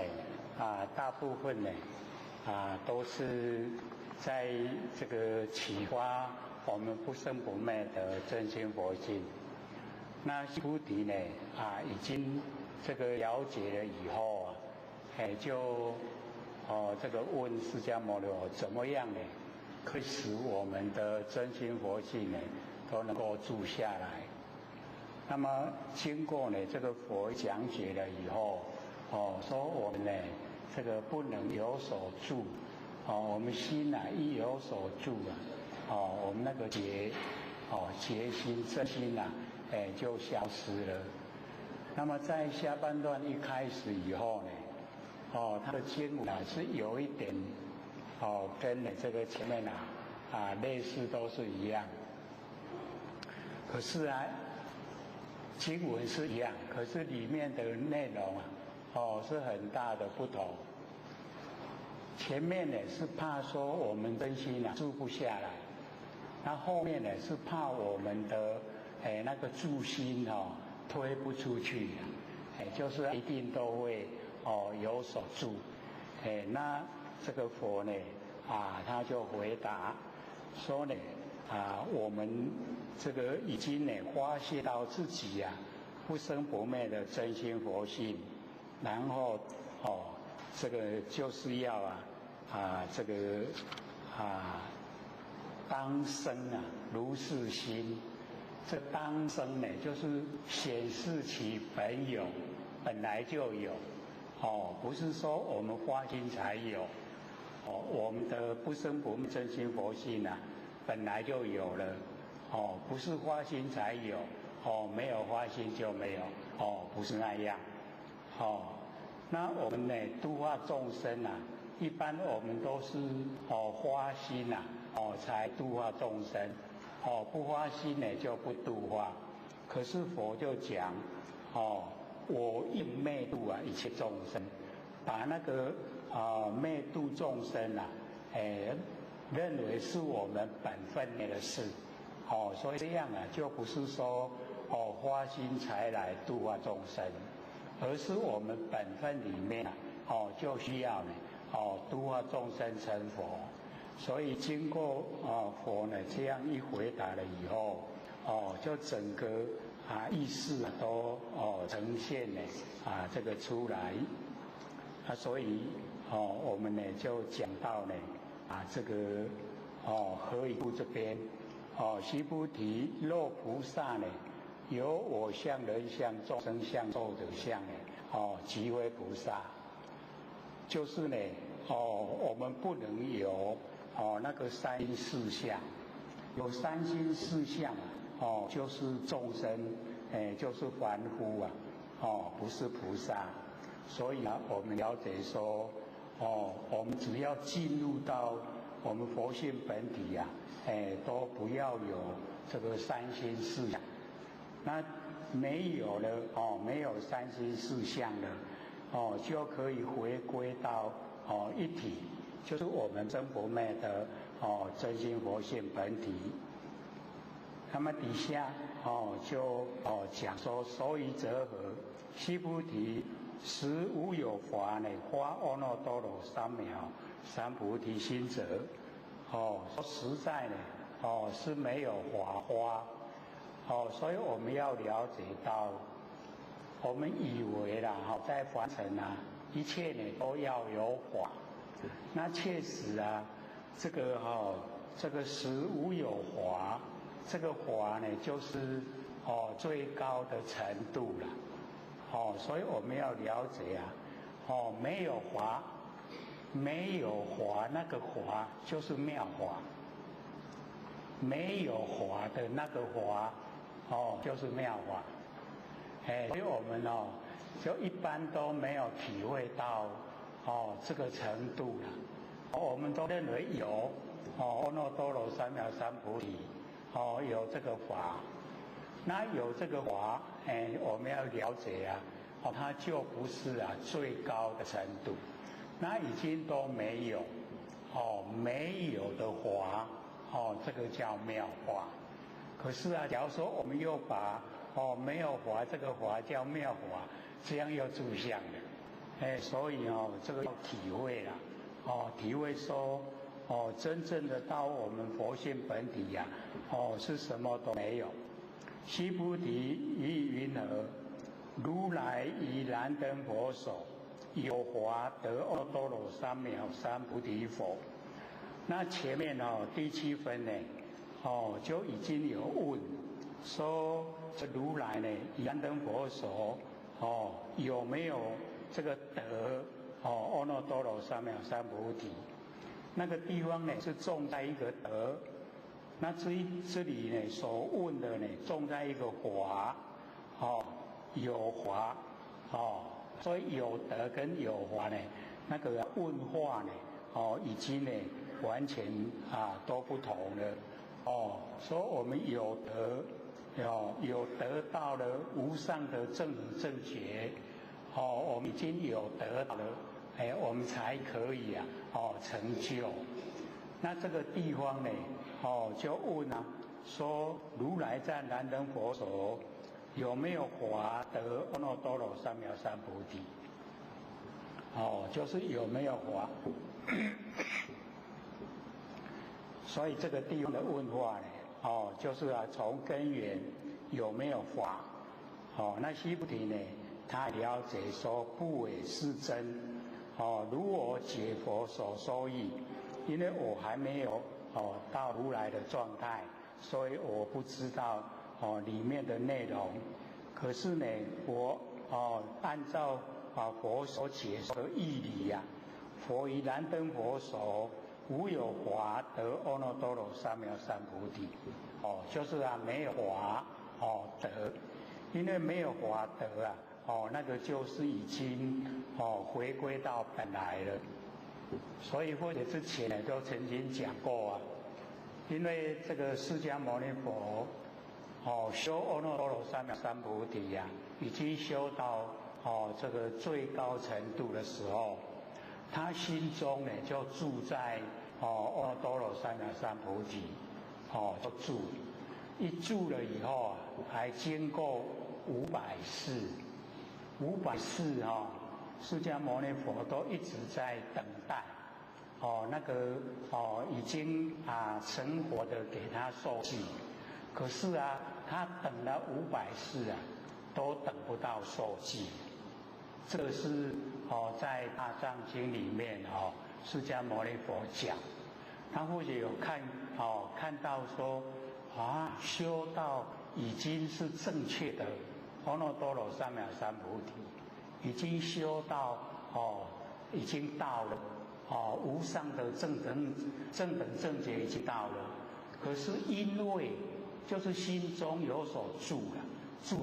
无上的正等正觉，住在这个法，结果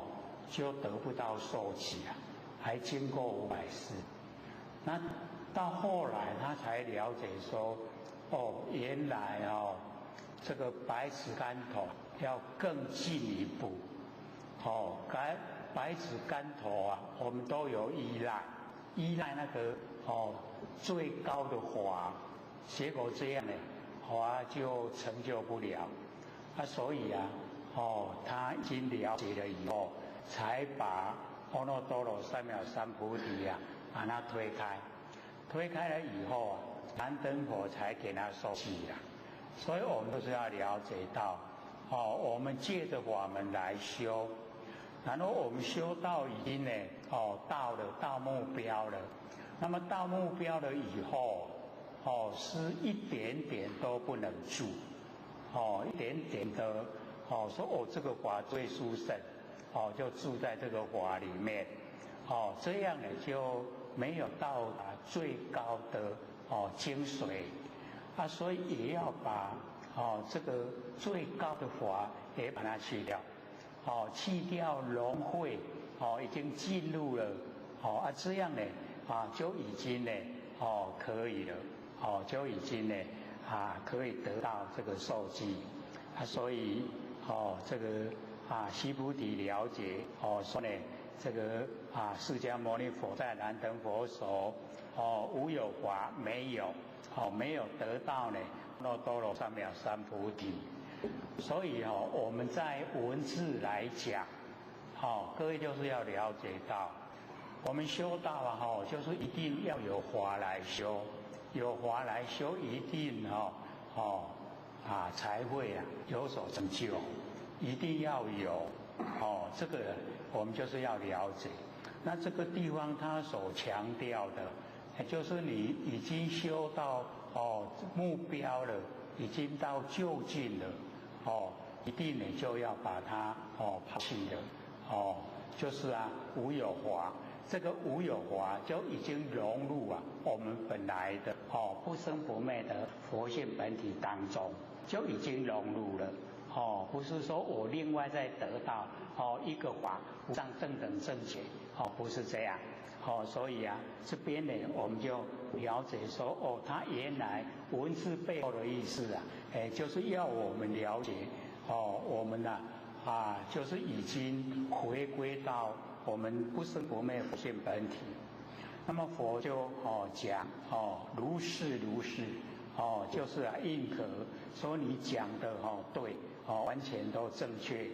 须菩提，实无有法如来得阿耨多罗三藐三菩提，实在没有，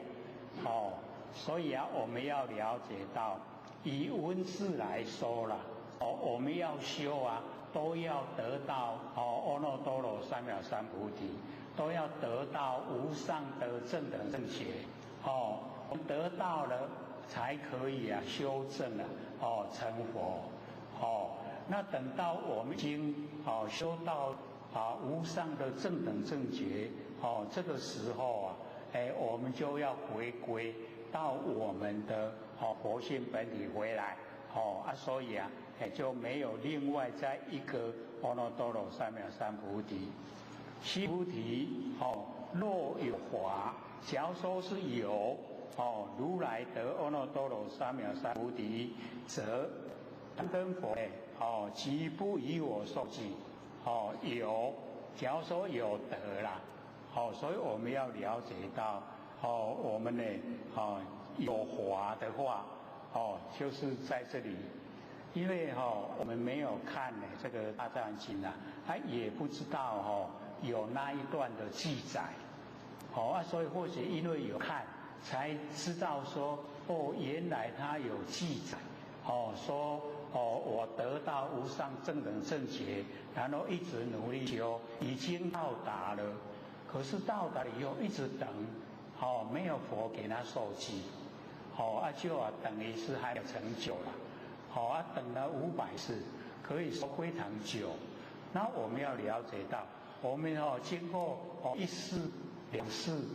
假如说到5世都没有的话，我们就有时候都会灰心了。他还经过500世，所以我们要了解说，一定要深切的去体悟它文字背后的那个意思是原来已经回到我们的佛性本体了所以假如说有华的话，燃灯佛就不以我受记如于来世当得做佛释迦牟尼因为他已经没有把华都抛开了，都抛开了以后就已经可以受记了。以时无有华得阿耨多罗三藐三菩提，是故燃灯以我受记作是言。如于来世当得做佛，号释迦牟尼何以故如来者即知法如意所以我们就了解到以时无有华得阿耨多罗三藐三菩提。所以我们在文字来讲假如说我们按照文字实在是没有无上的正等正觉，那我们各位姐姐就修不成佛了。一定要有无上正等正觉要有是一个最高的法门来修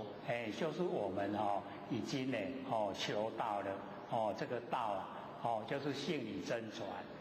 性理真传就是这个阿耨多罗三藐三菩提。我们就是要了解，我们确实就已经得到了一定要知道说文字背后的意思是在讲它是我们不生不灭的佛性本体是在讲本来就有的我们本来就有所以已经回归到本来了，所以燃灯佛才给予受记说如于来世的做佛号释迦牟尼就是能够能忍寂寞释迦牟尼那个号法号何以故？为什么呢？这个如来者即知法如意所以我们要了解到这个又把它推到一个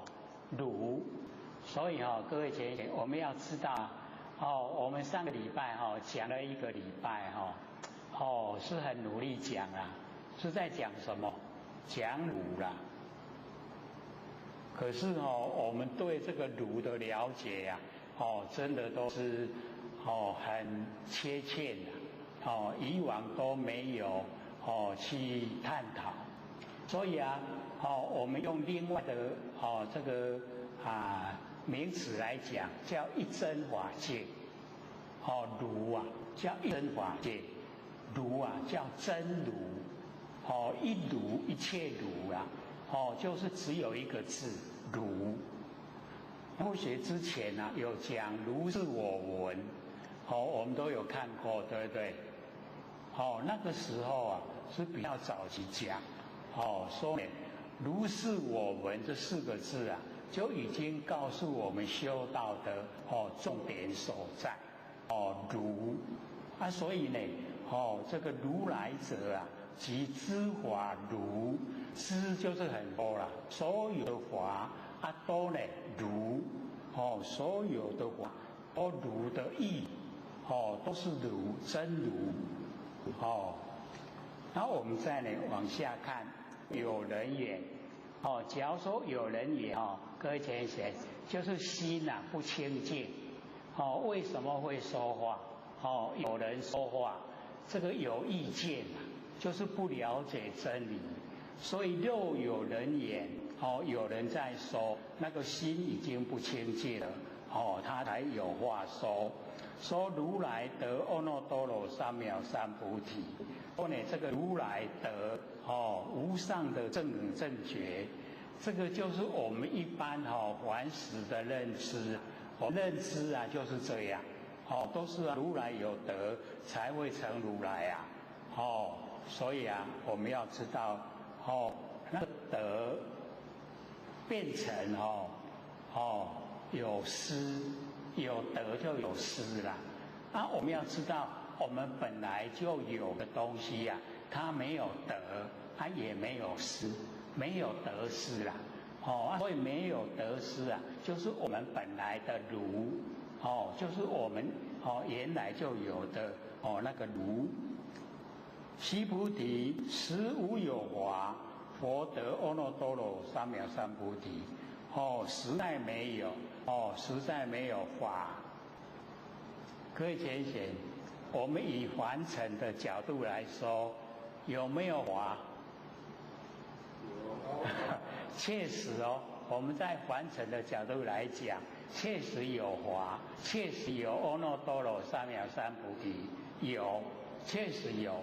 那我们一定要从有的方向着手修，修阿耨多罗三藐三菩提。那个阿就是无，耨多罗就是上，无上，无上是最高了，没有比它更高。那个三就是圣，渺就是等，圣等，三就是圣，那个菩提就是觉，无上的正等正觉，就是最高最上的正向平等。然后觉又是何以真理的觉，无上的正等正觉。我们呢有时候就是了解到，我们把它呢拿来用我们呢不生不灭的佛性本体的名称，叫做呢无上正正觉。我们呢用一个修持的法门，叫呢阿耨多罗，这个三藐三菩提，都可以用的，可以用这我们佛性本体的名称，可以用作呢修持法门的名称，所以实在没有法，佛得阿耨多罗三藐三菩提。这个实在没有法，就是妙法，所以各位一定要了解到。没有，不能说走路有，我们凡尘都有，那有我们就是了解那个程度就是都在形象之中了。我们进入无，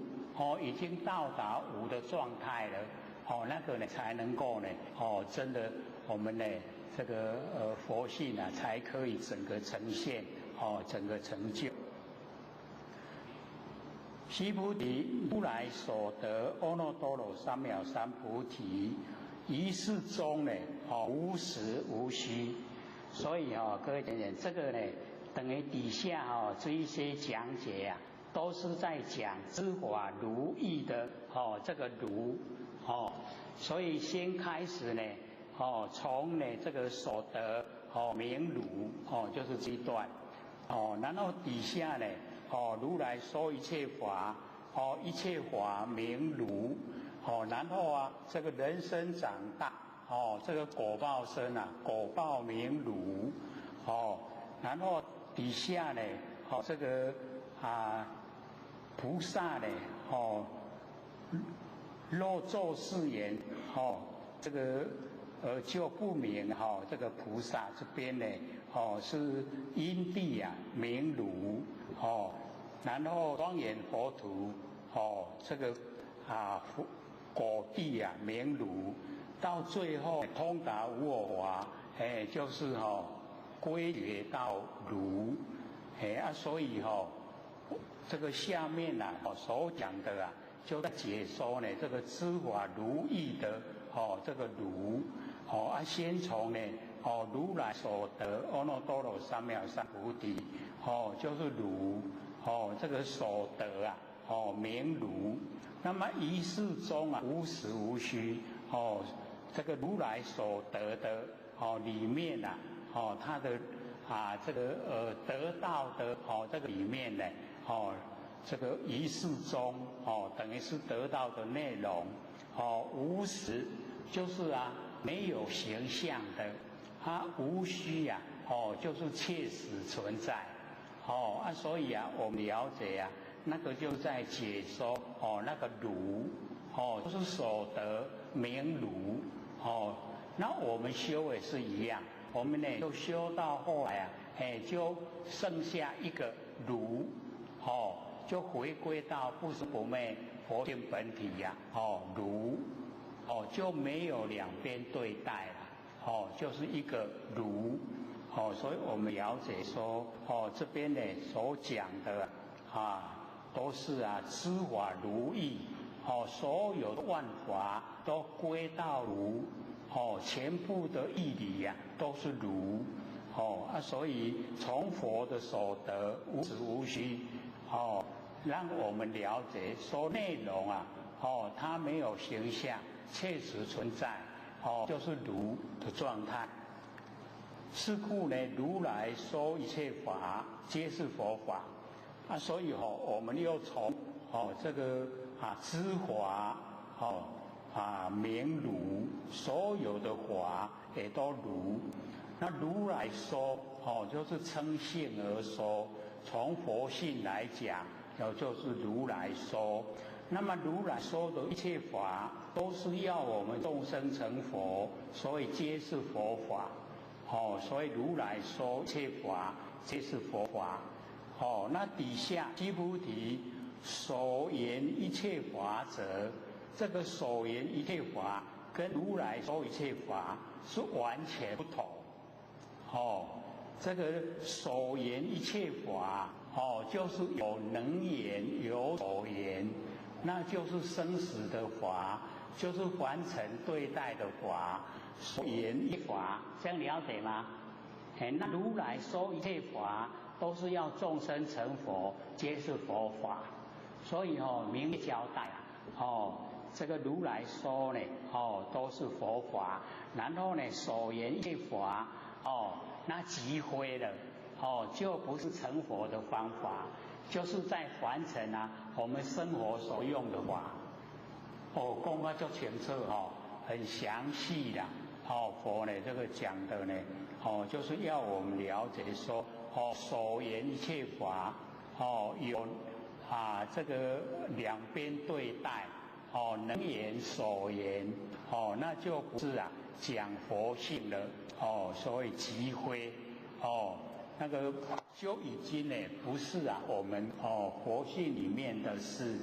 所以即非它归结到呢它的名称还是一切法，就是知法如意终究归到那个如。那么再接着底下须菩提，譬如人生常大，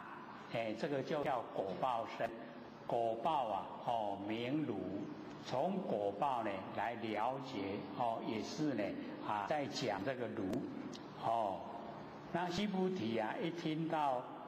佛一讲人生常大所以我们就了解说果报身常佛的果报身有千丈高了非常的这长，然后大呢就是我们法身，法身呢充在整个宇宙虚空那须菩提呢就说世尊，如来说那么以如来说因性而说的话，人生呢这个常大，即为非大身。如来说没有形象所以没有形象说人生很长很大，就不是有形有相的那个大身这样了解意思吗？如来说的话都是无形无相，是我们性分里面的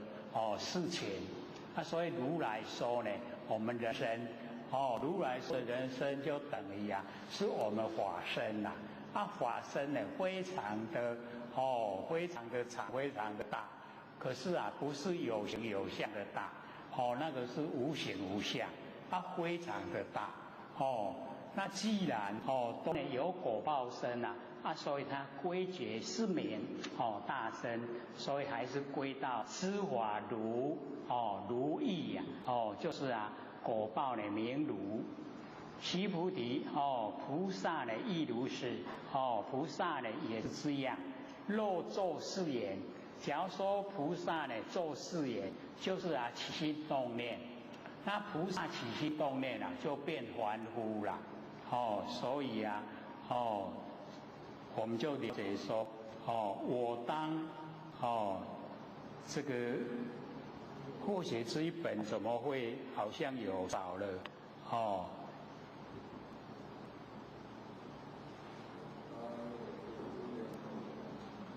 我当灭度无量众生，可是这一本里面竟然没有。所以这一看又奇怪，怎么会少了很多的文字？所以假如说他菩萨若作是言，起心动念，我当然灭度无量众生，就不名菩萨了。所以我们了解到，这个经文真的也不能多也不能少，这个少了这个意思啊，整个都完全都不同所以啊，这边的意思或许是因为之前啊，这个将近研究的时间蛮久，所以蛮久的时候，或许会觉得说，好像有缺少文字。若作是言，就是起心动念，我当灭度无量众生，就变成那个自大自夸，那个意思就不明菩萨，就不是了，怎么会突然看到这一本竟然说没有，最重要的文字竟然不见了，所以我们要了解到，这个度化众生呢，是我们分内的事啦，所以我们就是要了解到，我们都已经已经求道，已经修道了，已经呢，可以修正成佛，那么已经呢可以成佛的状态，我们不能说自己好了就好，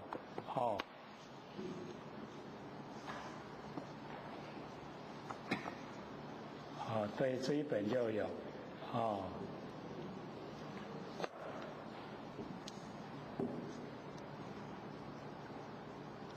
所以菩萨呢，假如说这个我当灭度无量众生，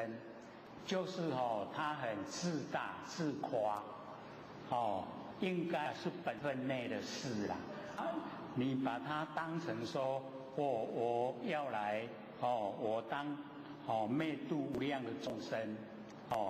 那佛就讲这样的话就不是菩萨，就是凡夫啦。所以我们就是要能够看经典的话，纵然他已经刊登错误你会发现说好像不对，马上呢会知觉，何以故？须菩提，实无有法名为菩萨。所以我们了解到我们本来我们生不灭的真心佛性本体，它没有名也没有相，没有名相我们说佛，我们说菩萨，我们说众生，那个是落入完成现象的事。那所以本来我们的本体佛性本体都没有名，也没有相。那没有名没有相那个是正确的啦。是我们源头开头的时候我们就没有名也没有相。那因为我们一落入这个凡尘有现象了以后，这就可以了解。或许之前讲虚空是一个啦，我们把虚空划分东西南北，东南西南东北西北上下，就已经有十方了。其实只有一个虚空了，没有这个十方的名称。那我们已经把它划分十方以后，还不能说错。你说错这个还跟您一直争辩。那十方里面又有无量的万象万事。那万象万事它每一个相都有一个名称，也不能说错。所以变成我们越来就越固执本来没有名也没有相，变成有了有名有相，我们又不能说错，所以就变成越来越狭隘。本来很宽广很宽广啊，是一体的，是一个虚空一体的。然后后来我们就越变，越变了，就越狭隘，然后我们生活的范围啊，越来越窄，它变成我们心啊也跟着很窄，不宽广。那假如说我们把我们的心量扩大到整个宇宙虚空，扩大到整个我们佛性的本来的状态。那我们就了解到什么事都没有，完成啊，什么事都没有因为我们现在太狭隘了所以才形成很多事啦烦恼也不断，它本来都没有我们在凡尘啊没有烦恼我们要了解说烦恼都是我们太聪明生发出来的啦假如说我们笨笨的就不会烦恼，可见会烦恼的都很聪明，同不同意？所以啊我们只要进入真理世界那个所有的烦恼都消失了，都在觉，都在真理之中。所以我们了解说实在是没有法名为菩萨没有啦，没有菩萨，没有佛，众生都没有，什么名称都没有，才是本来状态。可是我们现在都有了，名称都很固定众生就是众生，佛就是佛菩萨就是菩萨自故佛说一切法所有的万法无我无人无众生无寿者所以这个呢从我们了解到说从因地了解说是如知华如意从因地了解就是如一切法都没有三心四相没有三心四相可是我们现在三心四相都蛮强烈。那或者都讲有三心被三世摄受三世都把我们摄受我们被三世一摄受了以后都有六道轮回，有过去有未来有现在就有三心啦你看又有这个四相，有三心就有四相那我们从文字我相人相众生相寿者相这样是比较表面化。那我们实际的事相的话就是能手我能看，能看的就是我相，所看的就是人相，所看的差别重生众生相连续不断的看叫寿者相我能听，能听的是我相所听的是人相所听又是差别重生众生相，我又连续不断的听寿者相。所以只要落入能守就是四相我们想想看我们什么时候没有能守，什么时候没有？各位同学回到真心佛性没有，你回到真心佛性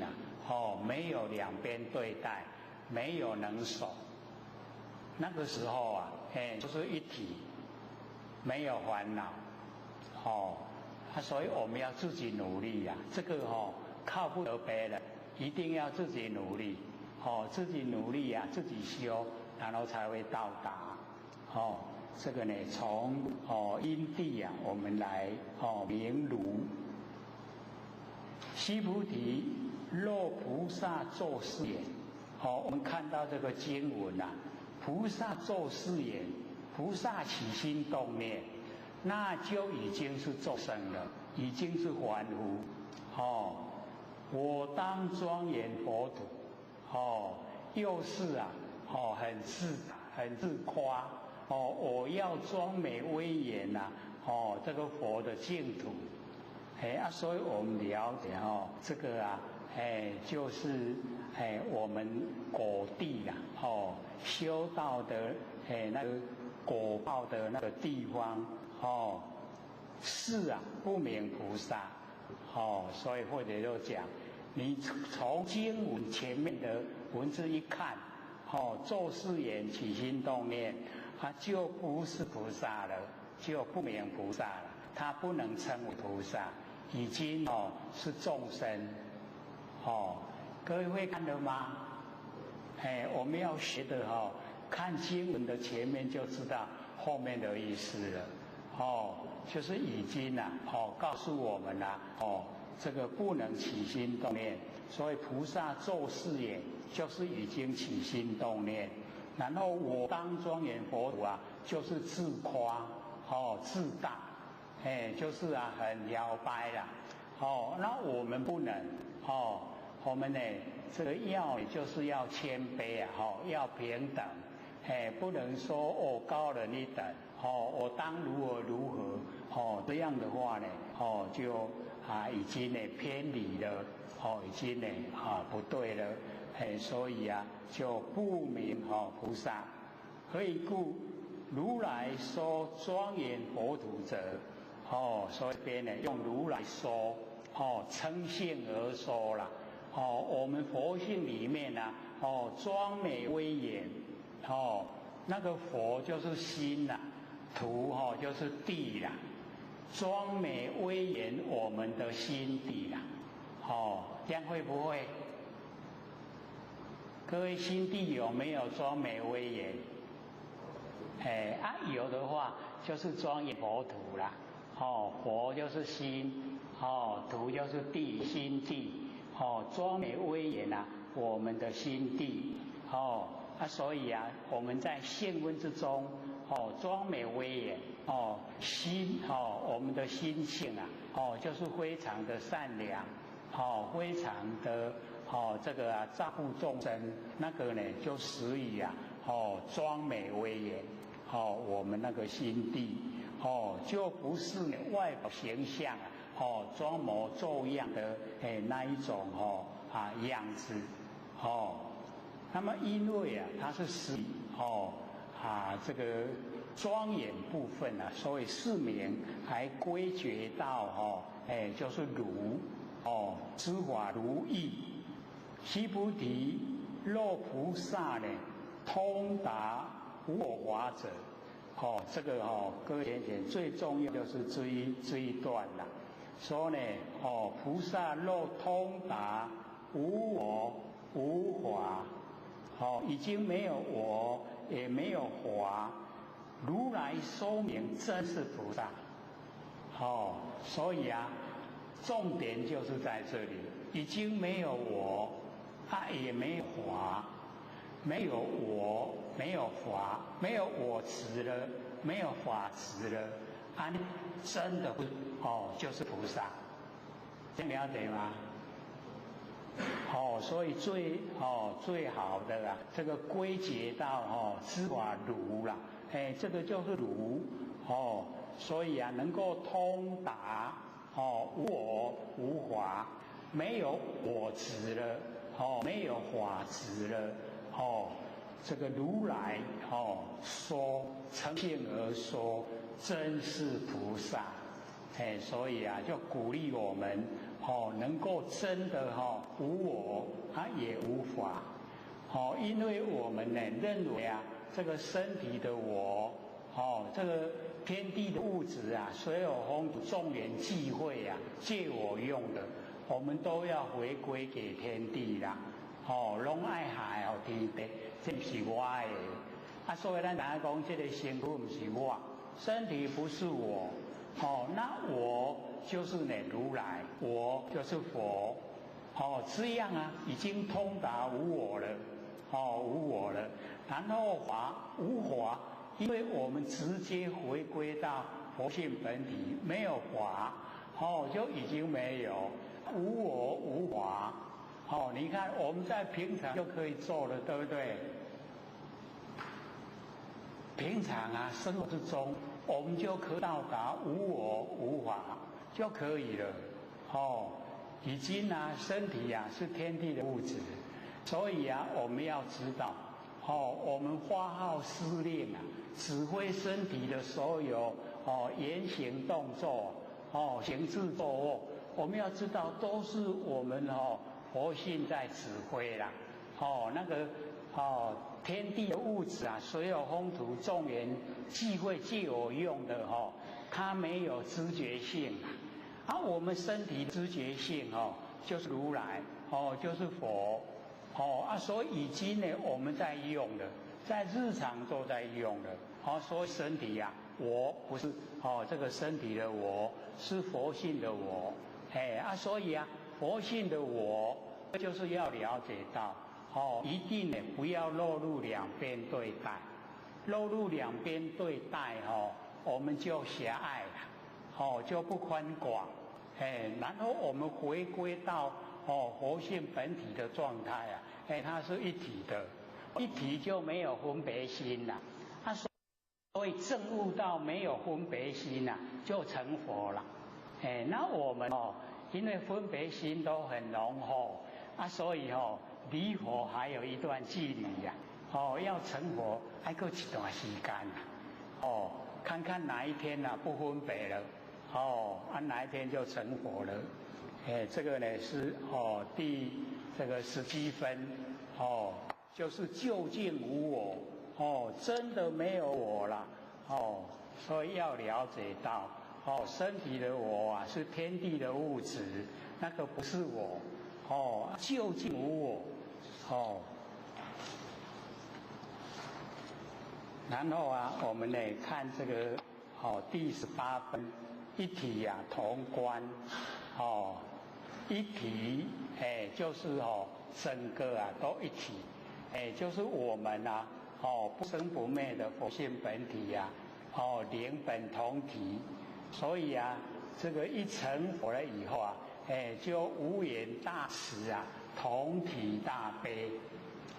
无眼就是啊没有亲戚关系没有这个朋友关系，什么关系都没有无眼没有因缘，然后我把那个慈爱给你无眼大慈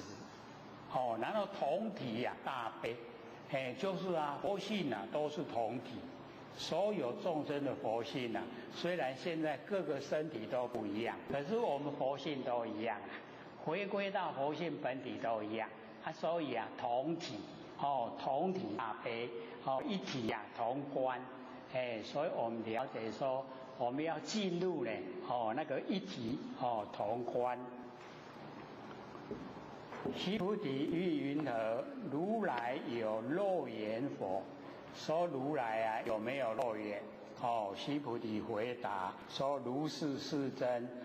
如来有肉眼须菩提于云何？如来有天眼否？如来有没有天眼？那个天眼啊，我们就是了解说可以啊见前见后看头前看后边会当看暗天眼啊就是啊能够这个所有的观都无碍，没有障碍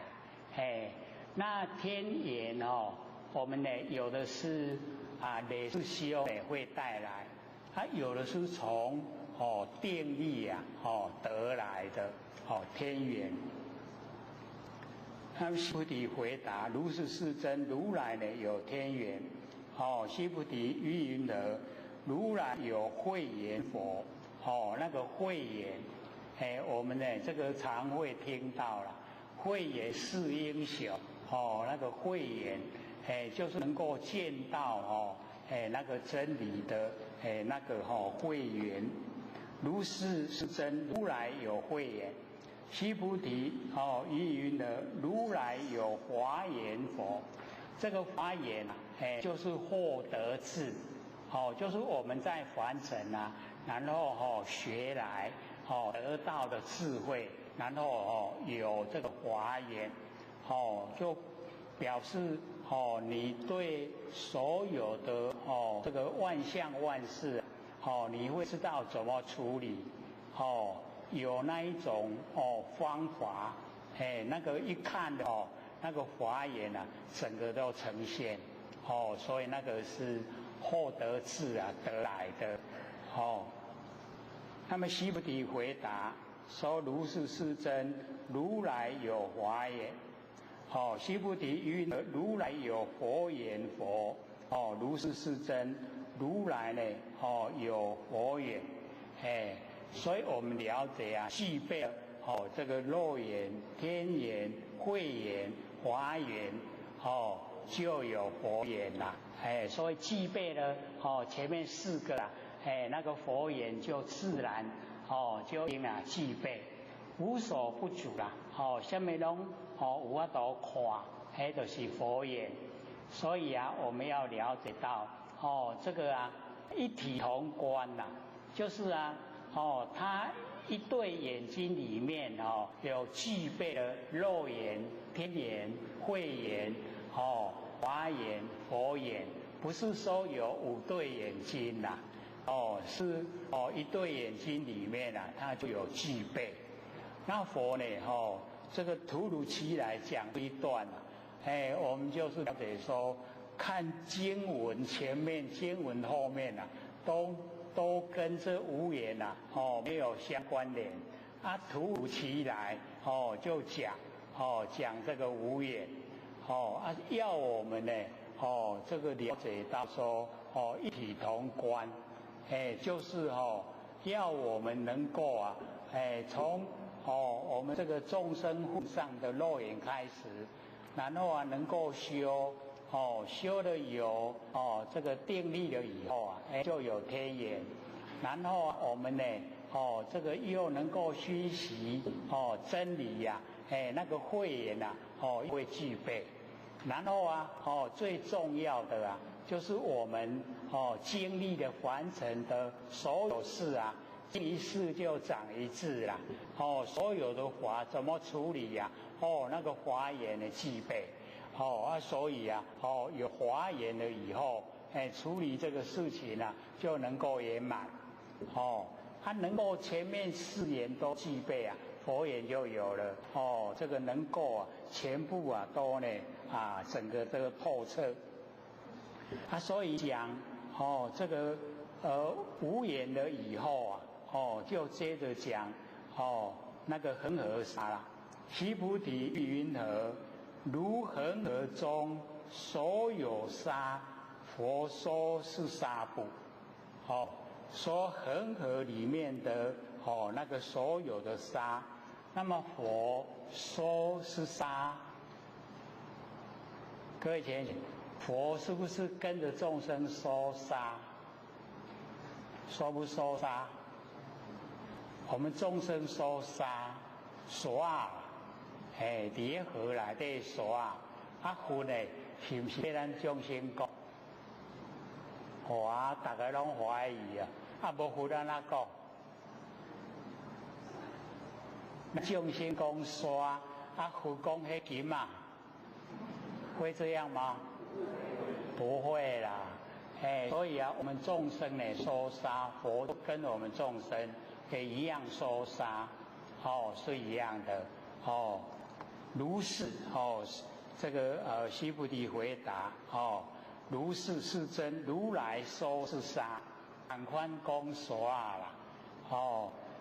所以我们了解到，这个跟前面有关联啦，跟前面那个无眼啦有关联，就是我们的那个等于是心非常的细小，跟他说须菩提于云何？如一恒河中所有沙，有如是沙等恒河。这个就不得了各位浅显，佛用比喻说一条恒河里面的所有沙，一粒沙又变成一条恒河，是知恒河所有沙数佛世界。各位可以听出它的比喻吗？一条恒河里面的沙，一粒沙变成一条恒河，那所有的恒河，所有的沙，都变成佛世界。这样了解意思吗？不想省啊，对不？一条恒河的沙已经数不尽的啦。他又把一粒沙变成一条恒河，那所有的恒河里面的沙多不多？哇，还无法度算啊！所以佛为什么会用这样的比喻呀？就是说呢，我们众生的心呐，就像恒河水在流，那个心念就像河里面的沙。一粒一粒沙，咱敢有遐济心？有啊无？有啊，这厉害啊！所以这个比喻啊是非常多了。一条恒河就已经里面的沙多得不得了。他把一粒沙变成一条恒河，那所有恒河的沙。变成我们众生的心，心念呐，那个河流恒河啊，就是我们心念流动那个沙呢，就是我们心念的环密，很环密啦，就这啦，就这样。所以我们了解说呢，从下半段啊。心明无住以显般若离体，就是我们心呢都守住，然后把我们不生不灭的佛性本体都整个呈现出来，然后从究竟无我，然后一体同观，然后进入到呢，我们呢身观无住以进修。都无所住来进修。为什么佛会这样跟我们讲呢？因为我们心念太多，那我们要把这一些心念我们要能够转换，能够转换过来的话，那我们修呢才真的能够进入轨道了。所以这个佛就讲说，是知恒河所有沙数佛世界，那已经呢一粒沙就一个世界了，如是名为多佛，须菩提回答说：甚多有够济啊！世尊，佛告须菩提，我所国土中就是我们呢所有国土这个里面。所有众生肉干种心如来悉知，我们众生的心如来都知道了。各位贤贤，我们的心我们佛性知不知道？我们的心我们佛性知不知道？所以我们要知道虽然说我们的心是从我们佛生发出来，可是我们生发出来的心念我们自己佛性不知道。我们自己佛性不知道我们生出来的心念。所以这边呢，这个如来就讲说所有这个国土之中呢，所有众生呢，肉干种心如来悉知，所以这个为什么如来悉知？何以故？如来说知心皆为非心。所以如来讲，我们所有的心都不是真心都是妄心。所以从那个根源从妄的根源抓到，所有众生的心都是妄心我们在生活中所用的心都不真，都是妄心，所以如来悉知，我们呢众生皆为灰心，都不是真心呐，是名为心，只是它的名称都讲，我们讲心，就是心。那么底下就讲，所以则何？为什么呢？须菩提，过去心不可得，现在心不可得，未来心不可得。所以跟我们讲，我们所有心都不可得的妄心都不可得，无法都得到啦。可是我们都用，我们在生活之中呢，都在用，都在用呢，这个不可得的心所以从呢无言，然后讲到恒河，然后讲到沙，然后讲到国土，然后讲到众生心，然后讲到三际心不可得，这看起来好像都没有连贯了。可是这个佛呢，要我们呢从内心明义，明了义理我们从内心去明了那一些义理，告诉我们我们能执的心不可得，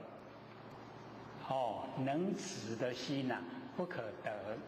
那后面呢，告诉我们说，我们所执的法就是衍生之法，那所执的法不可得，能执的心不可得，收在前面，然后呢所执的法不可得，收在后面。所以先把那个能执的心不可得先收，就说我们现在能够执着，我们在生活之中呢各有各的执着啦，还蛮坚固的，拢足固定的执着，执着。那佛跟我们讲说，我们这些执着都是不可得的妄心，不可得啦，得不到的，所以先把能执的心空掉，先让它空了，能执的心空，所执的法自然你就不会在这个法上住下。所以我讲呢那个脉络真的是要细心体会，体会才会了解说佛在讲是这样，从无言一体同观，然后讲到恒河，然后讲到沙，然后讲到我们众生心，然后讲到三际心不可得，这样呢连贯下来，告诉我们内心明了义理，那内心能够执着的都是错误，我们不要呢坚持自己的执着啦，那个不对的应该把它去掉，所以那个能执空起能执的心，因三际心过去心不可得，现在心不可得，未来心不可得，这个呢是告诉我们一体同观。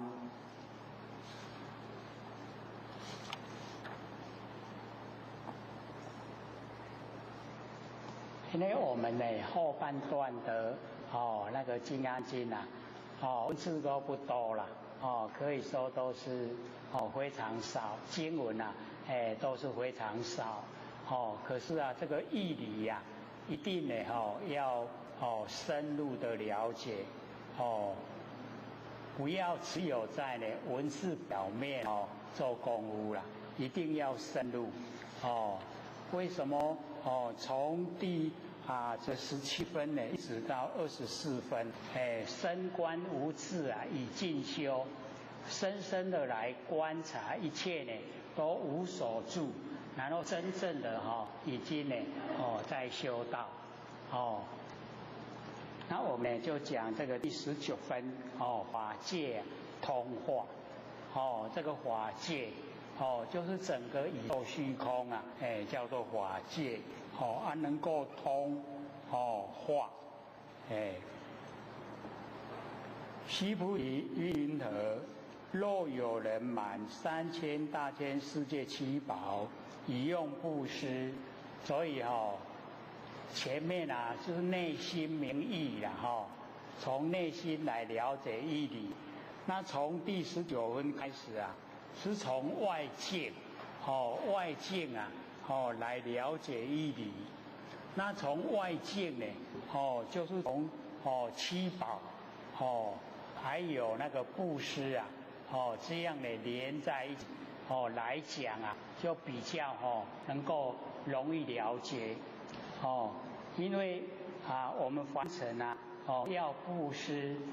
就要有很多的因缘很多因缘聚在一起才有布施的事情然后布施了以后又发生很多那个因缘又变化又很大所以从外境来明了义理就讲布施从内心明了义理呢从恒而杀所以佛在讲呢有脉络可以遵循我们要可以了解用3000大千世界的七宝来布施世人以是因缘用这样的因缘得福多佛所以虽然这边也是用布施来做比喻可是它重点呢它是在于那个外境明了义理，从外境来了解，说我们所持之法那个也一样，全部都是空的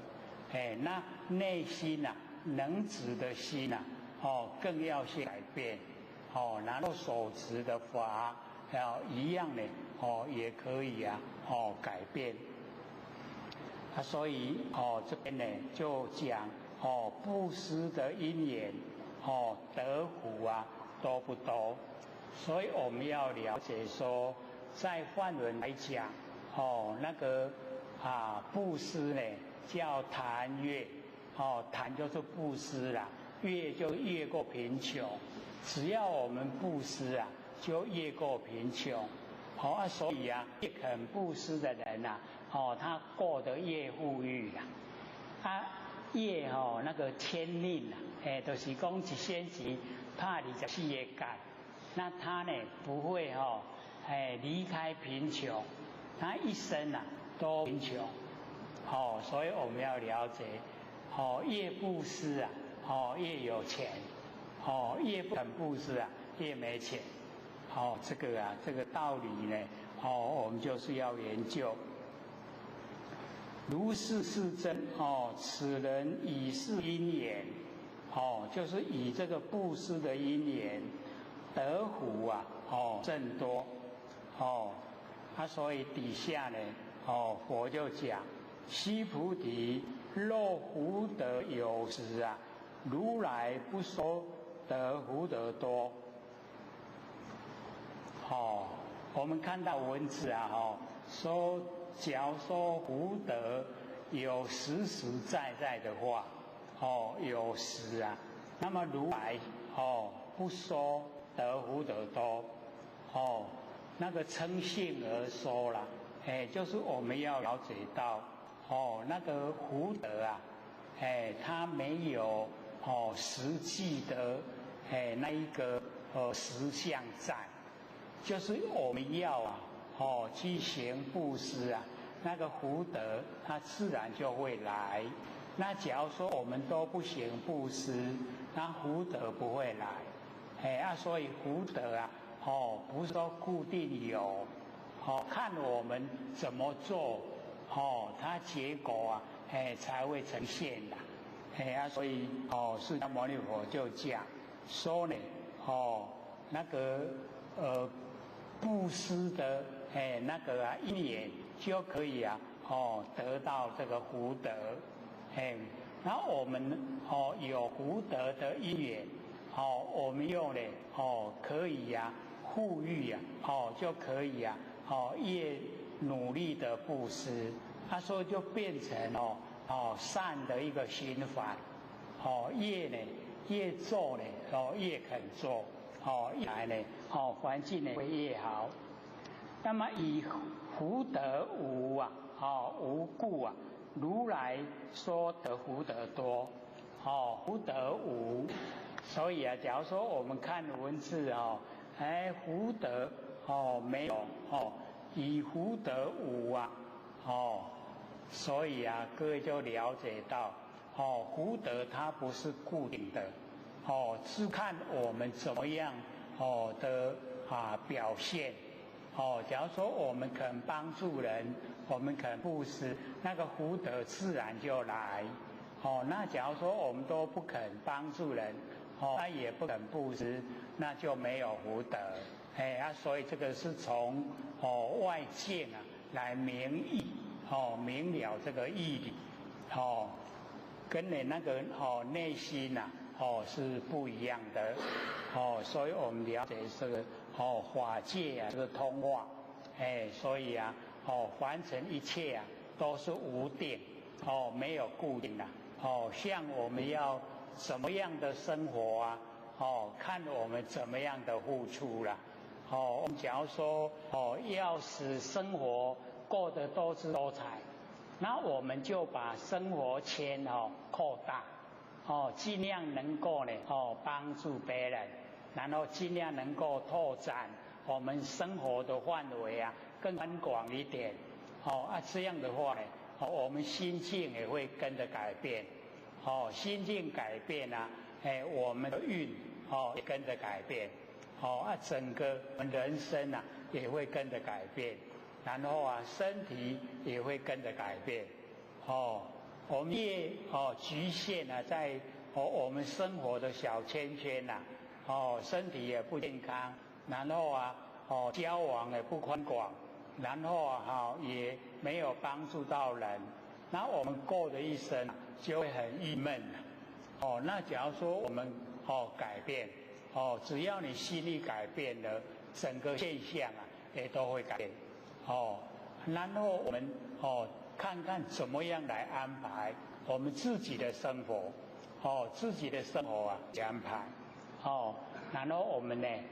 就是了解到追求不生不灭的佛性是一个最根本的，我们呢一定呢要确立我们这个修持的方向。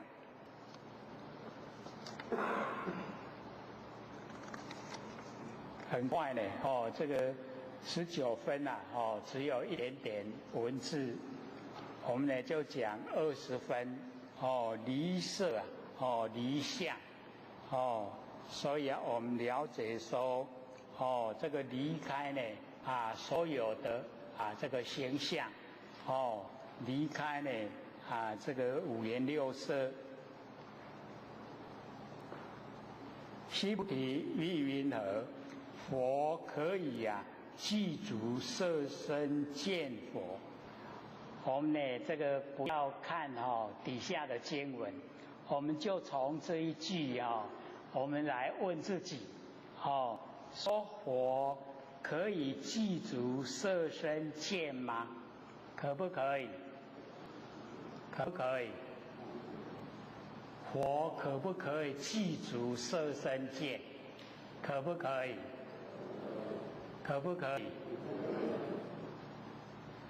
可不可以？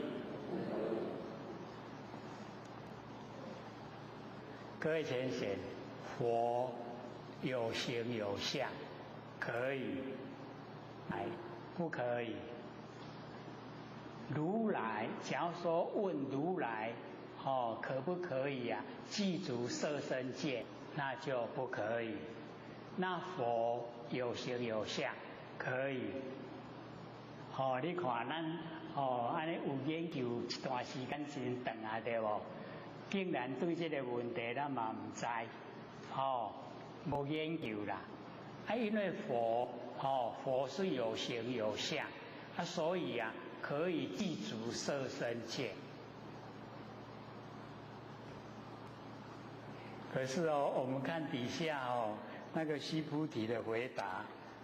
说不也是真，他不回答佛，他回答如来，各位有没有看出巧妙？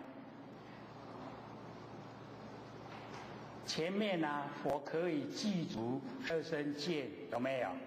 然后下面那个须菩提回答说如来不应以具足色身见，有没有？这样回答就正确了。说如来不可以，佛可以，所以呢，我们了解说佛可以，佛有形有相它呈现在凡尘，所以可以具足32相来见。因为用32相来引诱众生修道了，所以假如说不可以的话，他要引诱众生修道的动力就没有了，所以佛可以，可是回答如来不应以具足色身见，那个如来真的，如来就是想，佛性没有形象，那个就不可以具足色身见，何以故？如来说具足色身呢，即非具足色身，然后是名呢具足色身，所以我们了解说这个如来不可以，然后佛可以可以32相来见这个佛，然后不应以这个32相来见如来，那个如来呢没有形象。须菩提，于云何？如来可以具足诸相见不？所以这个就跟前面问的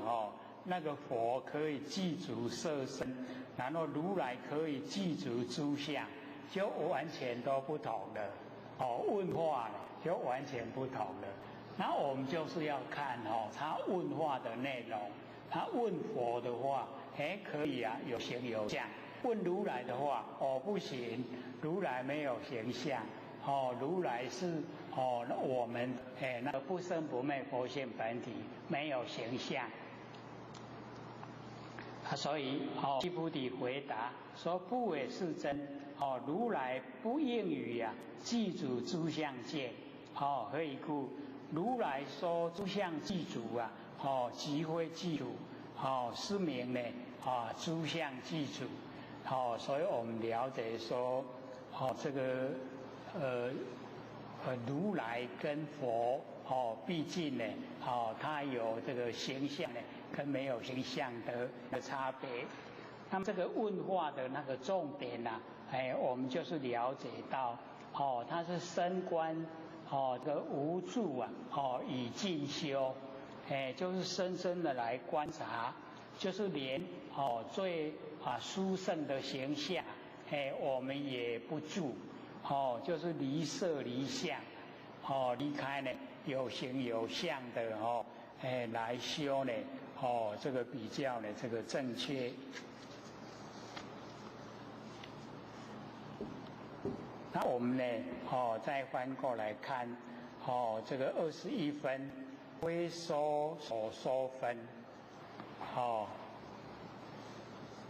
须菩提，汝勿为如来作是念，这个呢开头就告诫须菩提说你不要说如来有这个念头，我当呢有所说法，莫作是念。何以故？若人言如来有所说法，即为谤佛。所以我们了解我们大概都会引用到这边来讲课啦。所以这个如来这个等于是非说所说了，所以我们要了解到那个以真理的角度来讲，这个释迦牟尼佛从成佛到进入涅槃中间都没有说一个字啦，那个是从真理的角度来讲。那假如说我们从这个现实的角度来讲，佛成道了以后讲经说法49年，讲得很努力光讲那个1天1夜的涅槃经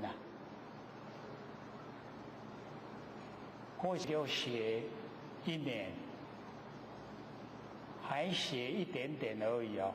不是全部都写我们这一本讲完了来讲涅槃经，要进入涅槃之前1天1夜说的虽然他说的时间不长，可是那个抄下来时间很长因为我们可能也比较少接近那个涅槃经因为是佛要进入涅槃了不能再有那个隐瞒因为平常都有方便法门就是跟弟子讲的一些方便法门，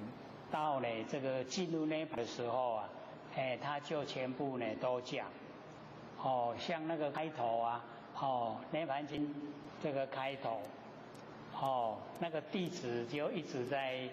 夸赞自己啦，说佛教我们修无我我们都真认真修现在修已经无我然后佛就讲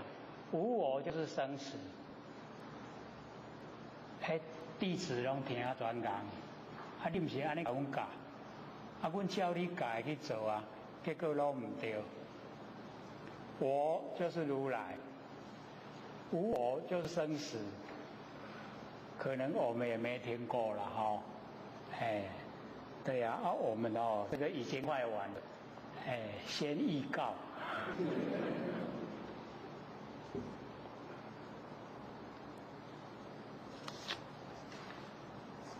所以我们了解说这个非说所说，因为如来讲经说法都是应的弟子的那个根器，以及那个疑问所做的回答，完全都是从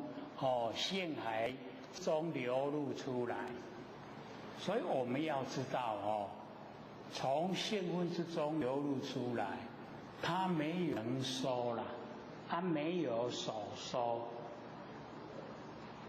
重点就是在这里我们在凡尘我们说这个要讲课要先准备课程然后你准备就有能说的我所说的法，对不对？就一定有能所了。可是佛在讲经说法，他没有完全都从那个性分，我们那个不生不灭的那个佛性里面流露出来，所以他没有能说的我相，没有所说的法相，没有能所啦。所以讲到这个没有能所，或许又是想到那个早期达赖喇嘛跟我们那个台湾那个博士在纽约对谈，有没有？那真的假如说没有讲出来，不知道他们在做什么那个在对谈，因为现场转播了，大概有52个国家有实况转播，那每个国家都是你自己回去翻译他现场不提供。现场只有他们用英文对答，然后那个佛学博士在发表长篇理论，达赖喇嘛就举手，然后他就请他讲，他说我可以问问题吗？那个佛学博士说，等到我讲完了你再问。有听出问题来了没有？然后达赖喇嘛第二次又举手，他要请他讲。问题是你讲完了，我都不知道要问什么。然后我们看的人讲，达赖喇嘛记忆那歹，一时遐久尔也袂记了，对不对？我们的感觉啦。结果它里面那个包含的意思等到我讲完了，我相讲完了那个相你有我相有法相，实以生灭生灭法这个释迦牟尼佛示现在凡尘，明确的说，我不告诉众生生灭法。因为生灭法是六道轮回，我不告诉众生六道轮回，就这样然后那个第二次举手，他说你讲完了，我都不知道要问什么，那个都是没有担心啦。刚才要问刚才已经过去了啦，已经过去都好过去没有担心啦。所以那个真的是行家一伸手便知有没有，都没有在讲话这样就完了。我们真的看得不飒飒，看无啦。各位姐，假如说是我们在这个现场看的话，我们会知道他在做什么吗？一定不知道，对不对？可是经过分析以后，我们就会了解，原来里面有那个学问在，所以我们了解说，我们现在有一个很有名的什么团体他说释迦牟尼佛49年没有讲的，都留给我讲。我们没有研究的人听到不会怎么样。我们研究人听到太差样，人迄一字都无讲是完全拢伫真理内底所以菩萨就问释迦牟尼佛，你凭着什么说从成道一直到涅槃中间没有讲一句话？那佛就讲，我凭着两个，一个叫自助华，一个叫自证华，两个，秉着这两个华来讲，你自己本住华，你的本心不生不灭佛性本体，无迄个会讲没有能说，没有所说了。你自证，你所有的佛证悟它没有能说，也没有所说了。以这两个来讲说，他从成道一直进入涅槃，中间没有说一个字。所以当时佛学看到这个观点真的冲击很大。明明这侪经互我看甲袂得完，安尼一字都无讲，无我咧看这是啥物？明明都你讲的为什么那一字都无讲？原来就是他没有能说的我相，没有所说的法相，安尼啦，伫安尼尔啦，这个真的是还很高嘞。真的49年没有说的都要留给你说，说不完的。所以我们真的就是要深入研究了当我们有研究以后，就了解说佛为什么那样说？他又讲那么努力呀，迄讲甲拢无困呢，困唔免困呢。你要听你就直听伊唔免困啦，直直讲互你听。迄边仔咧放肆迄个直直安尼咧甲伊控好啦，讲迄几来啊啦。嘿啊，你还阁也无爱休困哦。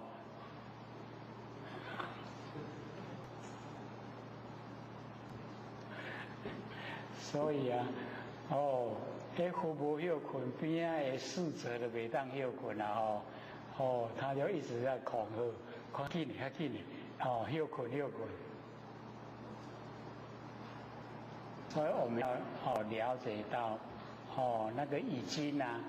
你到呢这个成佛的状态，所以只要呢我们都呢很努力的这个修持的话，真的我们呢可以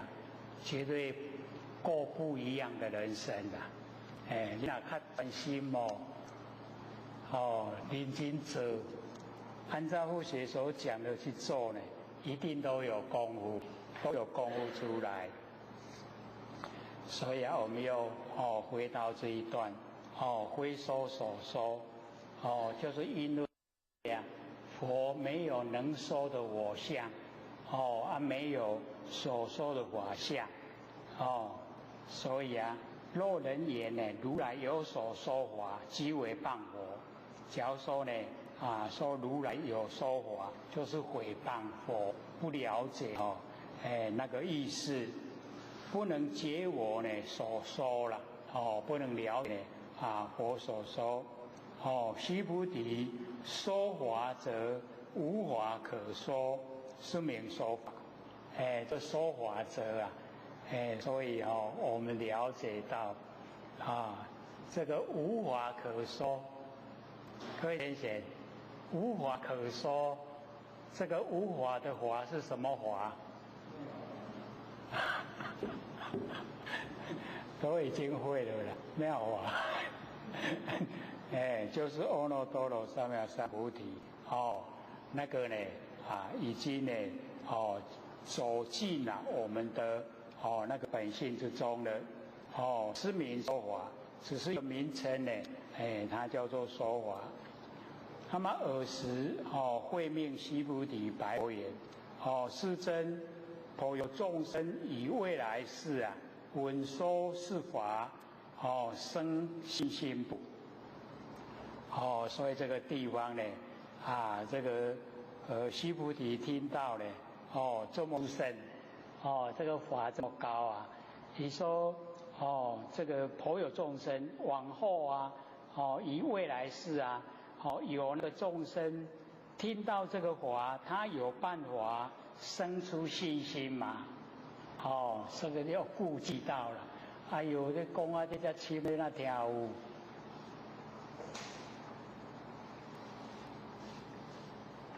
像说这个上个礼拜你要是没来的话，那就好了。你要是来的话无你是咧讲啥？讲了一个下午真的不知道在讲什么那个内容那个法真的就是太超越我们凡尘。那佛言须菩提，彼非众生所以这个须菩提顾忌到众生听到他没有办法生出信心然后佛就回答说他不是众生，他是佛啦。他是佛的话，怎么会没有办法这个生出信心？拗不拗没有？我们一看起来，哎呦，那边他回答跟他已经呢没有答案。结果佛一讲了，彼非众生，你把它当成众生，把它固定化，当然他信心就没有他没有听过这个道理不会相信。可是啊，他的本性啊就是佛，他本性是佛，怎么会听了以后没有信心呢？所以啊，佛一回答了以后啊，问题都解决了。可是现在啊，非不众生，彼非众生啊，就是他也是佛，不是众生，你不用顾忌太多，只是他现在啊还是众生啊，所以啊，彼非众生，非不众生。各位要看文字哦，不是咧干文字游戏哦，它有意思，前一句呢就是表示啊，本性是佛，下一句呢就表示他现在还是众生，不一样了两个地不一样。何以故？须菩提，众生者，如来说非众生。所以啊，这个众生呢，如来说非，如来称性而说啦，众生不众生，众生都是佛，都是如来，所以啊，我们了解说，这个一走啊，真理的领域以后啊，全部都不同了。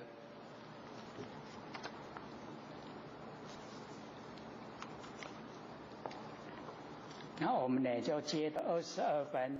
无法可得，无法可得。须菩提白佛言：世尊，佛得阿耨多罗三藐三菩提，谓无所得也。这个须菩提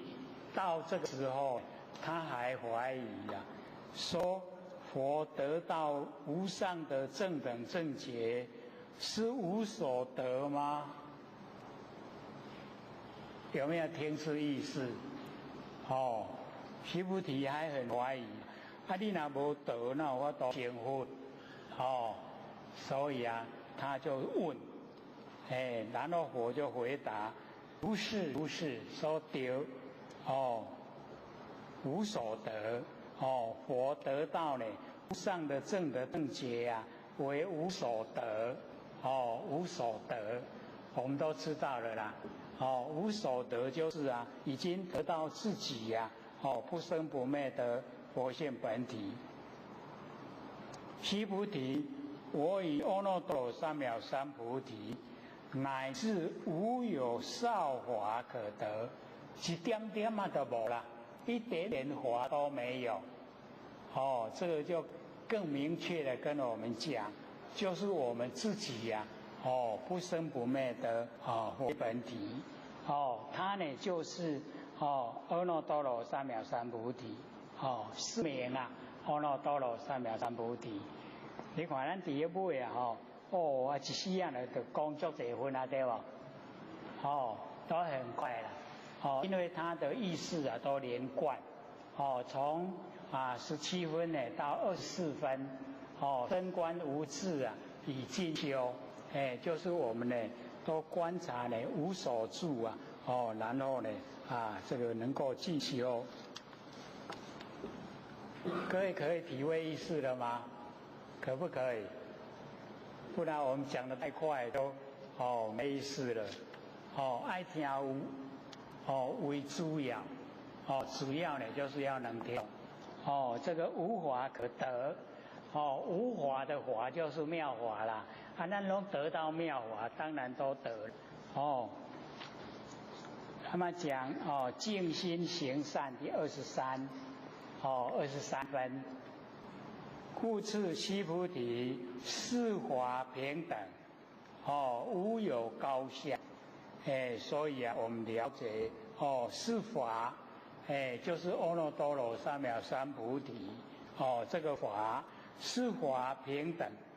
所以啊，不管是总统，不管呢是街民，全部啊是法平等，无有高下，有高有下呢，是我们身份地位，那我们了解啊，这个法，无上正等正觉法，是法平等，无有高下，那么这个无有高下的这个平等法，叫做阿耨多罗三藐三菩提。然后我们以无我、无人、无众生、无寿者修一切善法。我们用呢，没有事相来修一切善法。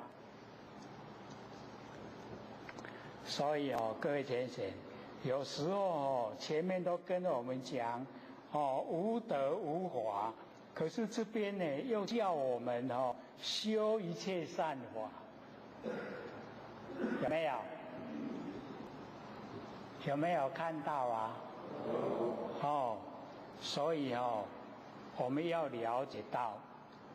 这个呢，无事相就是没有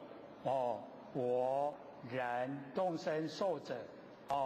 没有这个事相来修一切善法，就能够得到呢阿耨多罗三藐三菩提。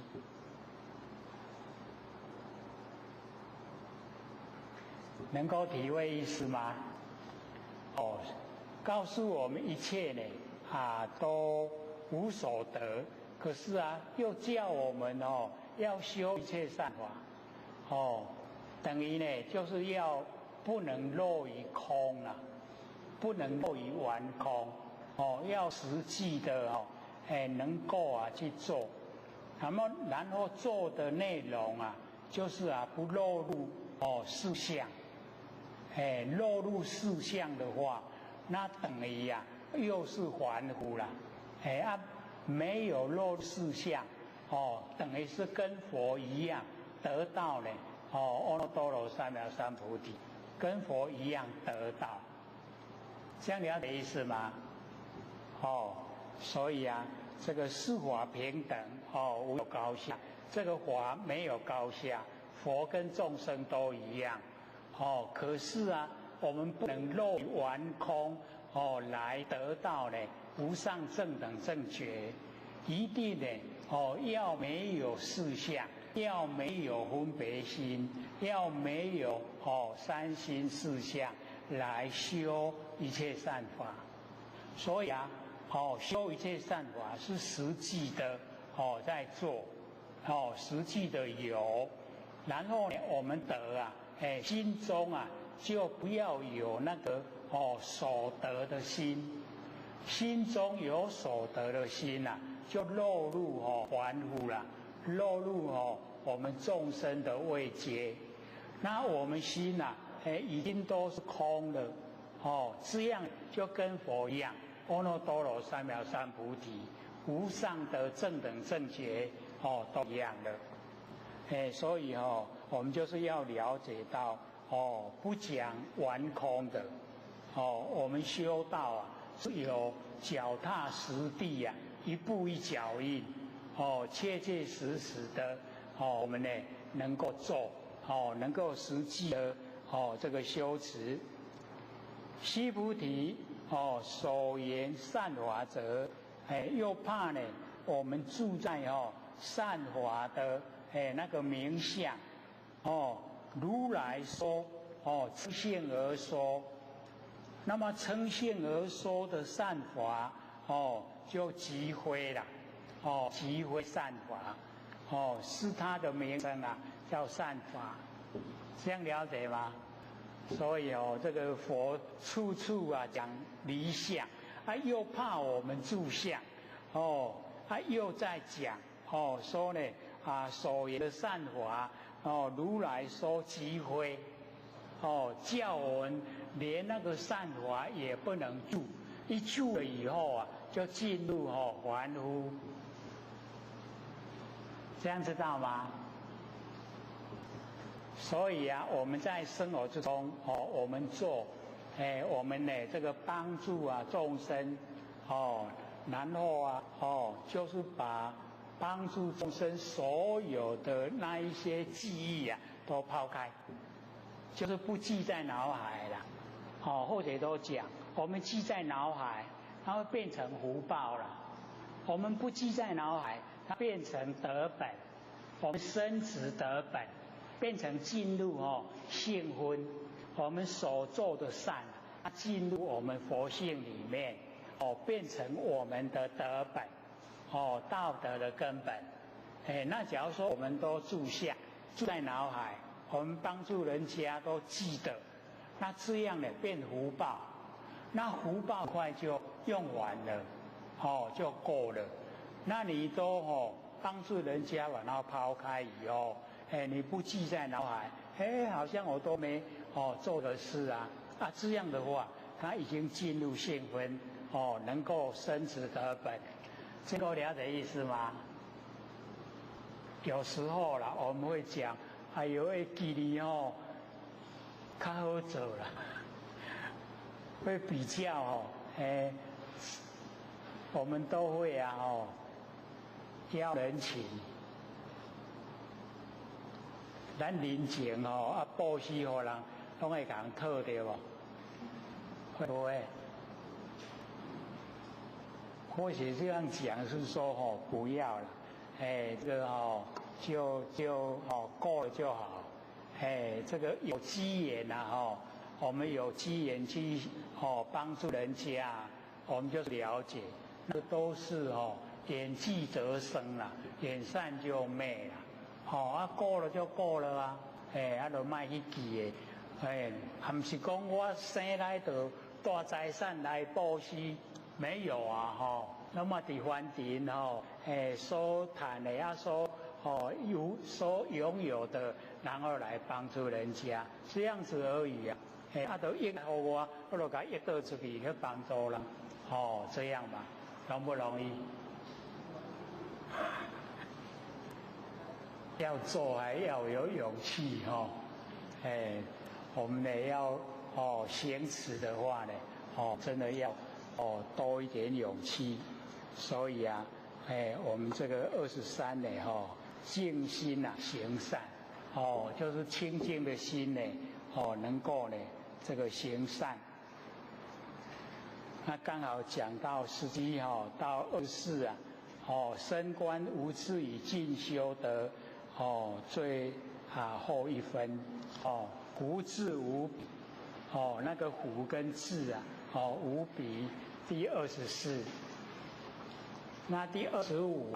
到31就是究极无智以成正，研究到极点，一切都无所住就能够证悟我们的本性所以究极无智以成正。所以《金刚经》呢，它的那个结构前半段呢，净明无住以彰般若正智。在环境有形有相我们都无所住，把我们的般若激发出来然后后半段心明无住以显般若离体那前半段一样第3分呢到第9分那个就是敌视无智以生信，让我们产生信心最重要然后第9分到第16分就是这个就能够呢我们这个深入去研究，然后深入研究以后让我们呢一样一切呢都无所住把整个我们信息呢都呈现出来。那我们讲24分呢无智无比是升观无智以进修的最后一分。无智这个呢我们了解我们用福来表现的话呢，大部分呢都是福报那个智大部分都是属于聪明。须菩提，若3000大千世界中，所有之须弥山王，不是等七宝济有人持用布施所以这边呢用3000大千世界中所有之须弥山王就是那个很高的高山，不是等七宝济都是呢积集七宝，然后我们有人呢拿来布施，若能以此般若波罗蜜经，乃至四句句等，受持读诵，为他人说，以前福德百分不及一呀。所以我们了解说，这用呢这个有形有相的那一些物质来布施，还不如呢用呢般若波罗蜜，用呢我们般若妙智慧到达清净的彼岸，乃至这个四句句，就是要我们呢能够这个身空心空性空法空，能够修持，能够呢受持读诵，所以我们了解说，我们能够接受我们不生不灭的那个我们佛性本体，然后我们把它呢拿出来运用，持受持，所以我们了解这两个字对我们非常重要，受接受自己不生不灭的佛性本体，一定呢在我们这个心中要相信自己佛性本体，这个呢就已经受，然后持就是可以把它拿出来用，可以把我们的佛性拿出来用，所以受持两个字，我们这个研究《金刚经》一定要知道我们金刚自信，然后受持，能够呢接受我们金刚自信，能够拿出来用，那读诵呢，就是为他人说了，读诵就是要利人，我们自利，受持呢是自利，然后我们又要利人。所以要知道说我们在凡尘，我们能够脱离苦海的，我们也希望所有的众生呢也都脱离苦海，不要在凡尘这样一直在受苦，能够修道成道，就脱离苦海。这样呢用那个有形的物质来布施呢，还不如呢我们用呢无形的那个佛性妙智慧来帮助人家那个功德大，那个前福德百分不及一啦。虽然用有形有相的物质来帮助众生呢，那个福德不很大不很多，那我们能够呢要能的受持金刚经，要能够呢受持四句句这样的话呢，那么对他的帮助都非常大。那么百千万亿分呢，乃至算是比喻所不能及，这个等于是算用算的都没办法来到达我们呢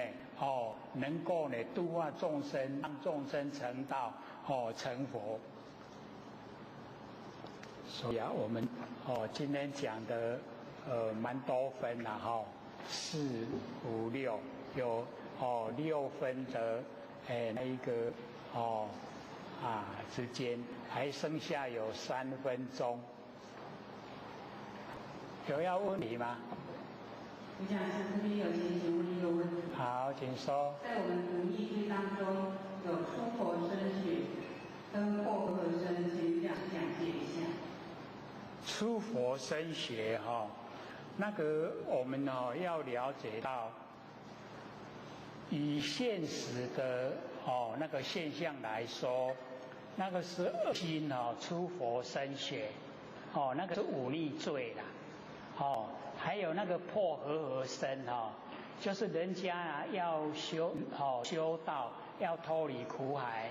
你挑拨离间使他们没有办法相处，那个在现实来讲都是忤逆罪，那个要进去阿鼻地狱。可是呢，在我们修来讲，那个恶心出佛身血就是说我们一生现在的这个身体为最后身，最后的啦，以后不再有了啊，所以啊，我们要恶心呐，就是把这一生就是破坏掉，不要再有下一生，那个是内修方面啦，就是不要再种下一生，下一个生的种那个因呐，就是已经呢，那因呐你都不种了，所以那个恶心出佛身学的内修来讲，就是我们这生为最后生，不再来了，我往后不来了。那往后不来，你就是不能再种那个来的因，所以你这一生过了以后就没有了，就已经脱离三界了。那个破和生就是我们在生活之中，我们都有促成很多的因缘。那很多的因缘我们要了解到，我们在生活之中会促成我们下一生的因缘。所以我们把那个就是破除掉，让这个要来完成的因消失，就是破和生，和了以后它才会形成一个修道的团体，那个是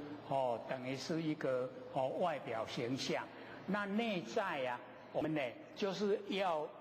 就是不随着世界，不随着众生，不随着业果，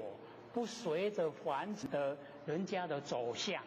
然后我把那个破除掉了，破和而生，那个是内修。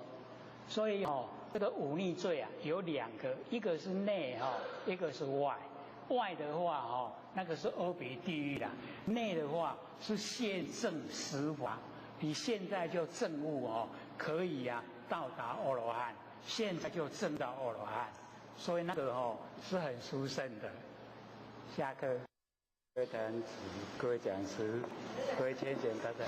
有讲师佛学三道天师的老千千大德，以及感谢各位先贤给后学机会写讲。我们今天呢，这个《金刚经》是最后一堂课，我们呢在这个留下有半个小时的时间请那个陈文旭兄要讲心得，因为他上个礼拜送我们到高铁台南高铁的时候，路上呢有跟我们提起他的一些经历，那或许呢就希望请他说给大家听，我们这半个小时给陈兄发挥。那因为或许又觉得说，我们现在手上拿的那个虽然也是或许在民国96年所写，可是因为那个太不好携带了，他也写得太密那或许现在重新又在写，重新再写跟那个我们现在看的《涅槃经》一样大本就会比较好携带。那里面的内容或许把它就是越简单看得懂这样的主要所以我们听的因为是时语比较现场部分，那看的可以慢慢思手所以后已经在着手在写了所以我们之前都是先写了以后再讲，现在是讲了之后再写所以也希望说我们从这个听的跟看的都有所得真正的对自己有帮助所以我们今天呢就讲这个《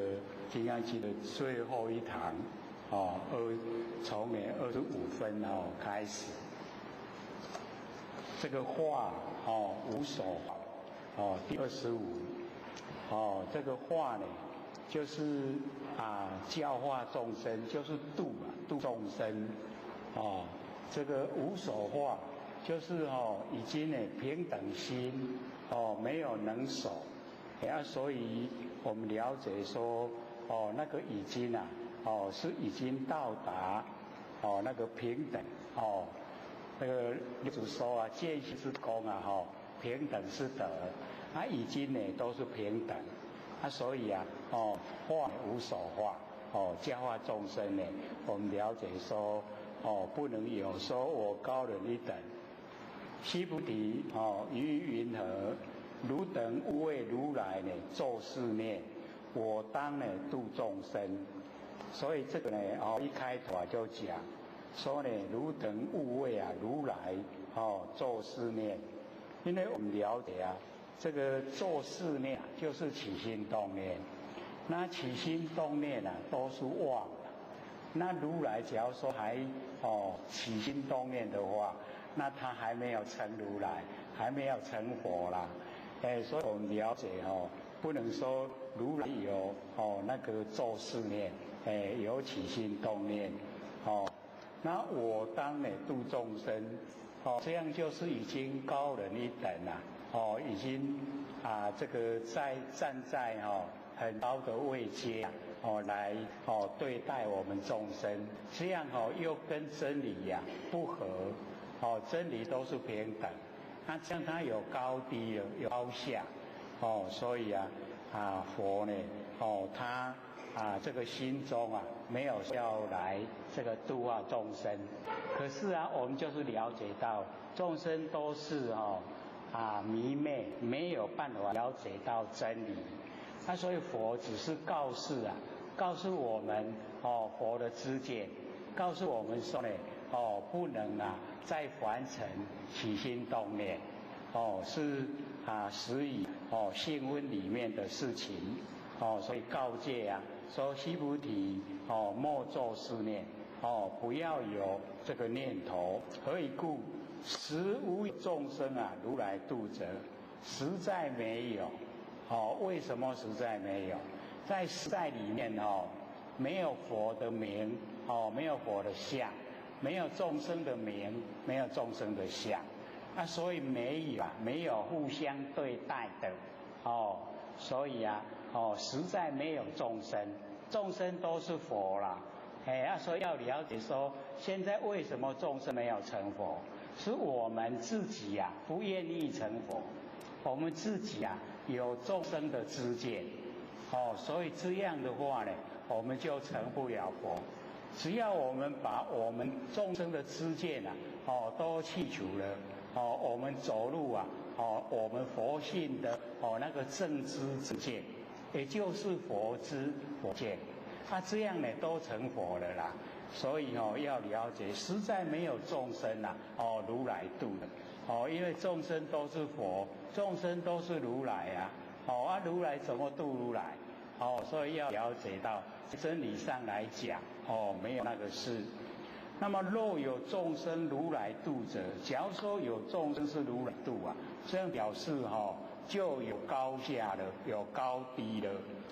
如来则有我人众生寿者，这样来就有四相，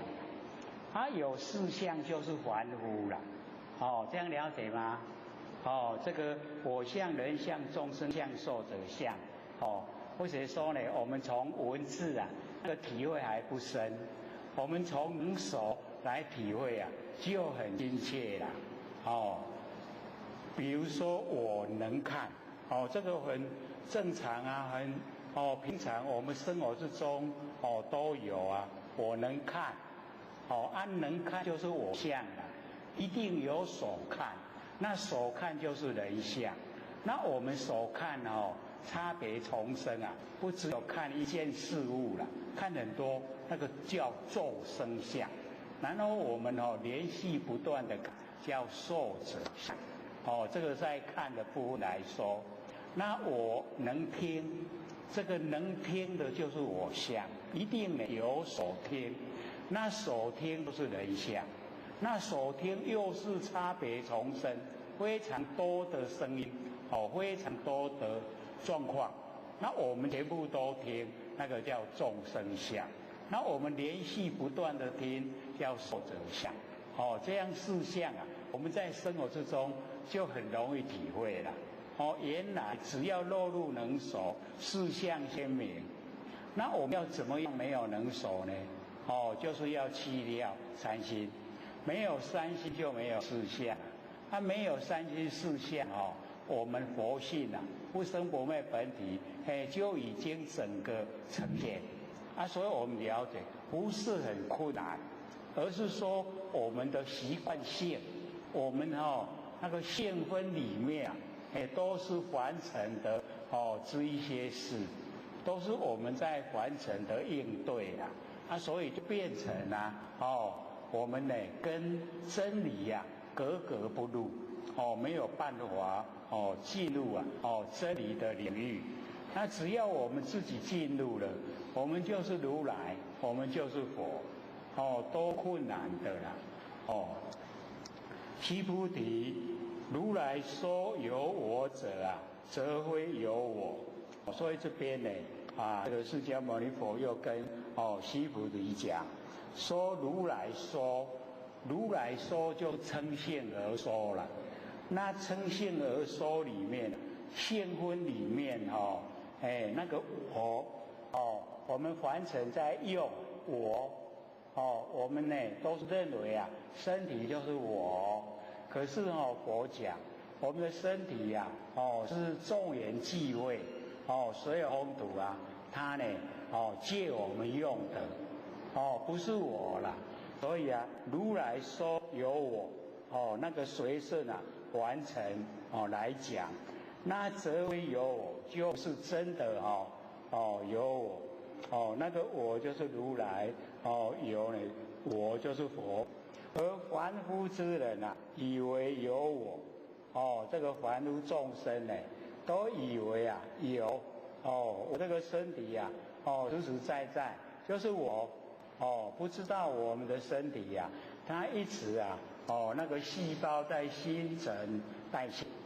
假如说不是这样的话，小孩子不会长大，那我们长大了也不会老，也不会死啦。那为什么都一直变化？就是我们身体不是实在有，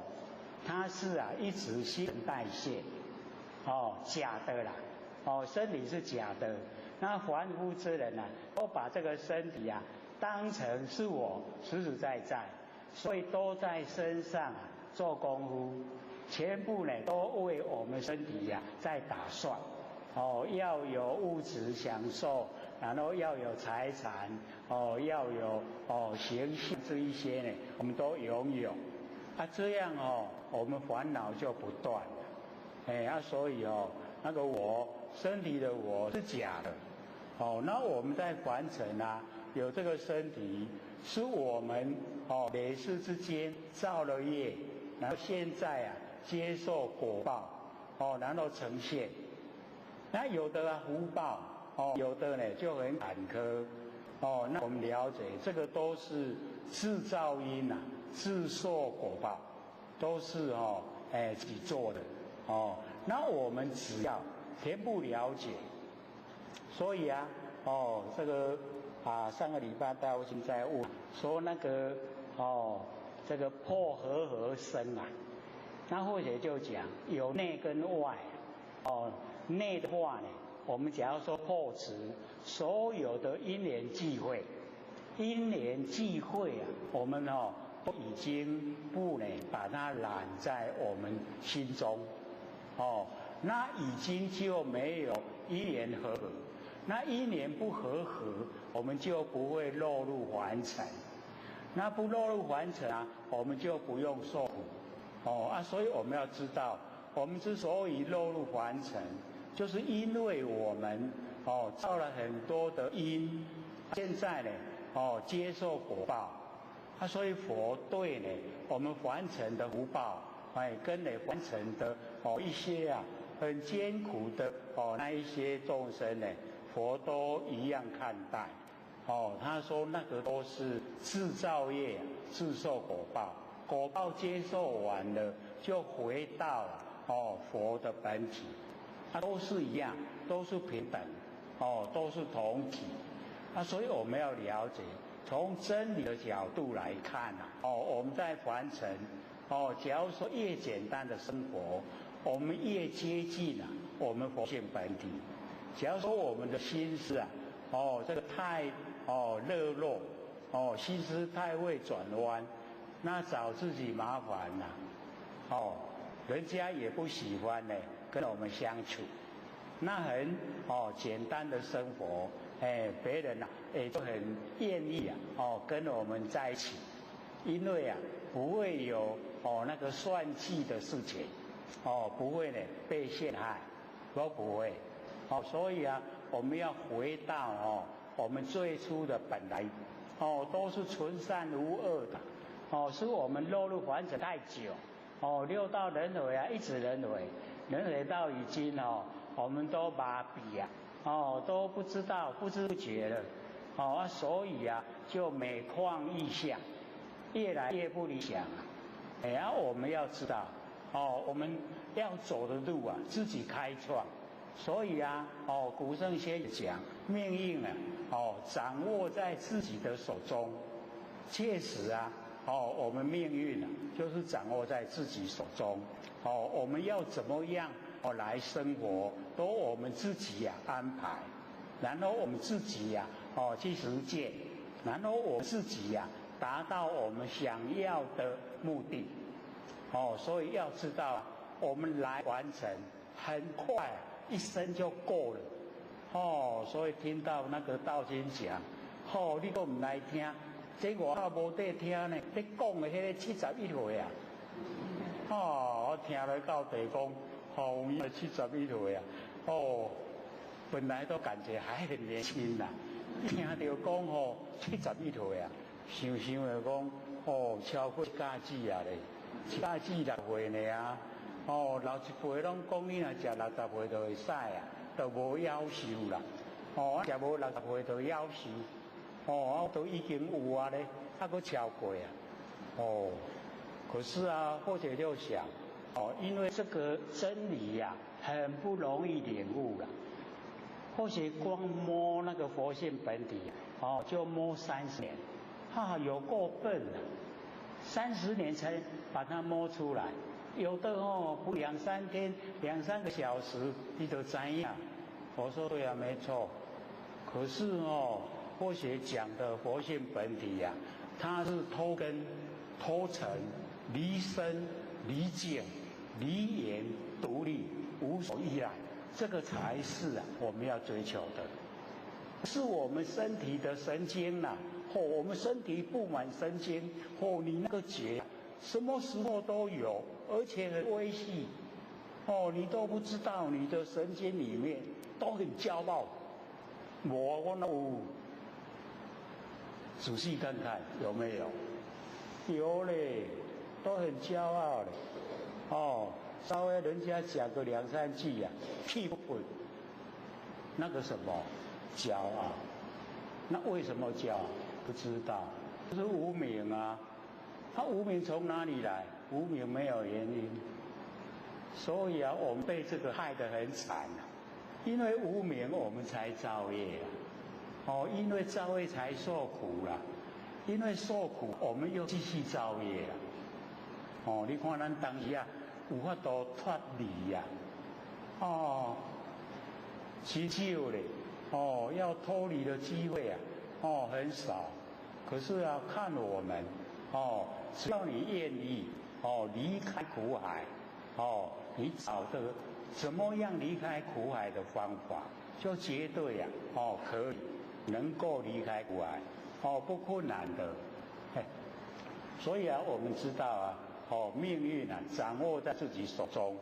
看看你这一生要走过很快或许健康佫讲较输你咪讲完回魔经佫讲完讲久迄句佫伫的时阵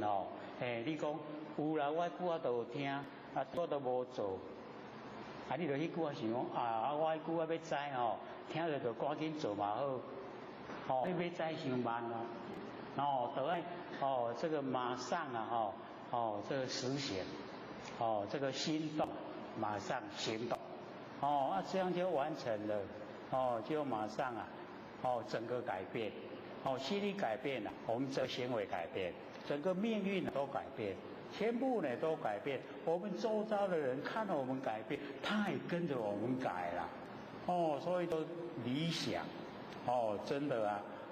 这个娑婆世界啊，变成莲花邦，就是很理想，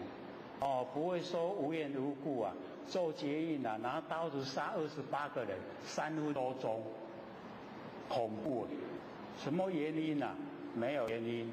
杀的人啊，跟他一点仇恨都没有，他为什么去杀人啊？就是被那一些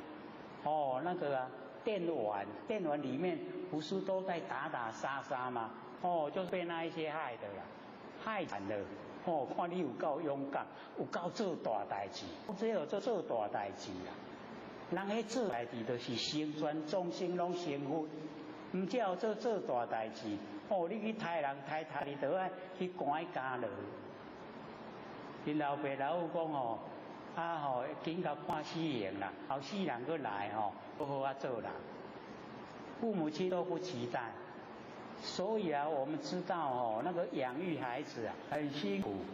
迄囡仔生出来直直哭啦。即摆太太都生产无力，先生咧抱，先生骗袂掂先生啊咧哭。所以啊，我们要了解到那个要孩子养大，费尽苦心啦。不是说只有父母亲辛苦。周遭的人大家都帮忙，帮忙那个孩子长大。你长大了，你去危害别人，那你怎么对得起帮助你的人？所以啊，我们要知道，一定呢，我们要抓到人的根本。我们当人，人命就关天，我们的命跟上天啊都有连带，所以很重要。所以我们要看重自己的生命，也要维护别人的生命，这样才是正确，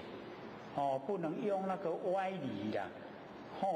真搞讲要去杀人，经过去练尸体，练的才有体力通杀人，这个什么道理呀？真的不要看还好，一看了满肚子气。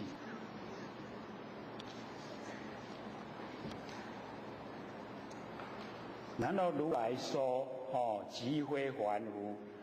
如来说称性而说，我们众生不是凡夫啦，众生都是佛，所以啊，即非。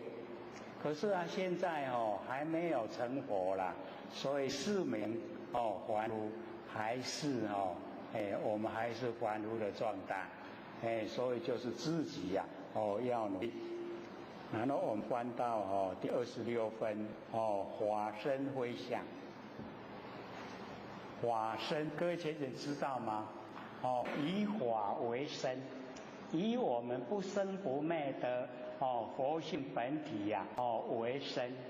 以阿耨多罗三藐三菩提为身，我们的佛性本体呀，来做法身，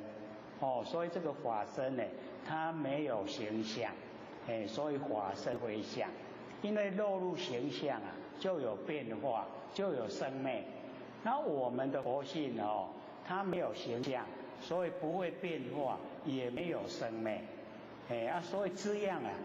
万年亿万年啊都在。可是啊，我们都不了解到自己呀，到底是经过这个几生几世啊，因为或许又重新写《金刚经》，然后算一算，说我们啊，这个缘会已经到完成6万年，然后我们假如说很幸运都以人为主要，又呢每一生啊都有一甲子60岁，那我们已经1000次的生死，1000次啊，咱已经死去搁生1000摆啊，那阵较歹有呢去做经生做家啊，或者说4个月一世人，伊的60年一架子啊，都已经经过240摆的生死。个经过6万年，算个1000几万的死啦。啊，都唔知呀，哦，不知不觉，我们都还很迷惑，哦，为所欲为，所以或许写这一次啊，就把这个写进去，让我们了解到，我们已经经过很久了，经过6道轮回，经过几个缘会，我们跟南极老先生一样，老先生时常讲啊，自我成道以来，已经看到大地混沌7次了。我们看到几次？难道我们都不在其中吗？都有。即使讲这个已经侧看成岭啊，横看成峰，只因为身在此山中，庐山真面目不认识，都唔知影家己到底是安那生安那死。生生死死啊都不知道。然后我们现在研究了，又求到了，我们可以回归到我们本位了，可以啊，不用在苦海流浪了，苦海不好玩了，或者说你假如说很贪恋凡尘，那你赶快找那个四谛圣人透露你来念，那个3年保证你对凡尘已经不贪恋，已经可以看开啊，那个都凡尘是小事，就可以全部脱离了，所以我们了解说，要自己先认识，认识我们的来源，认识我们到底要往哪里去，我们从哪里来，我们要到哪里去？讲都很正确。那请问李天在哪里？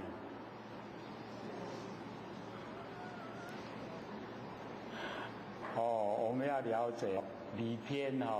就在我们当下。我们当下有5度空间所以那个陈文旭陈兄他就讲到进入5度空间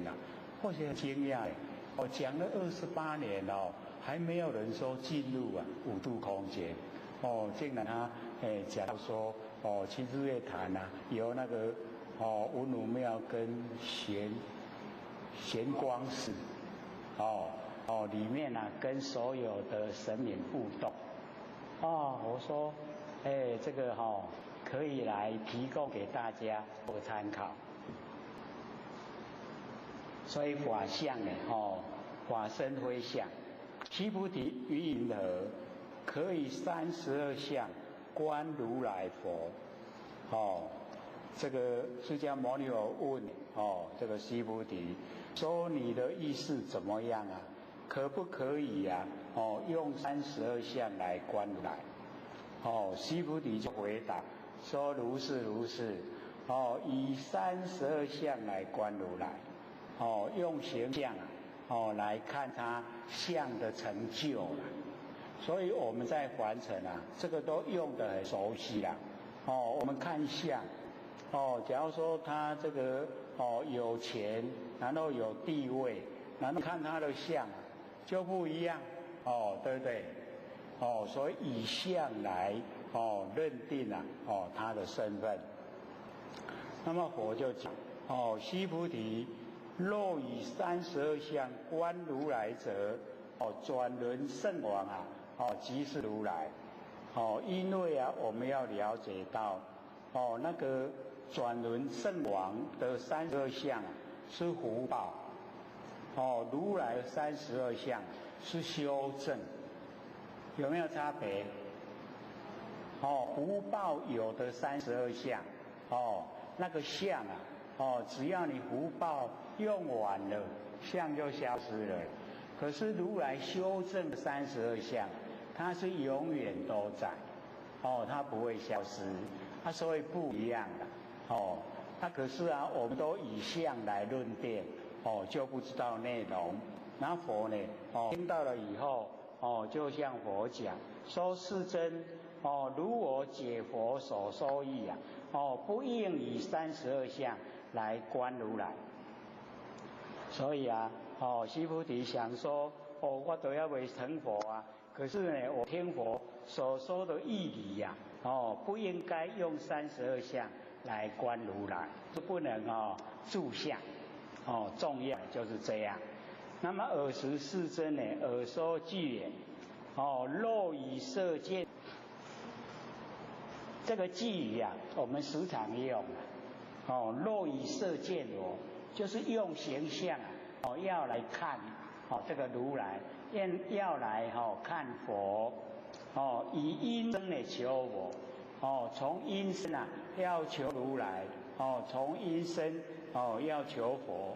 世人呢行邪道，这个人他走的路已经不正，是歪了啦，偏了，不能见如来，就是见不到如来，所以这个意思呢告诉我们，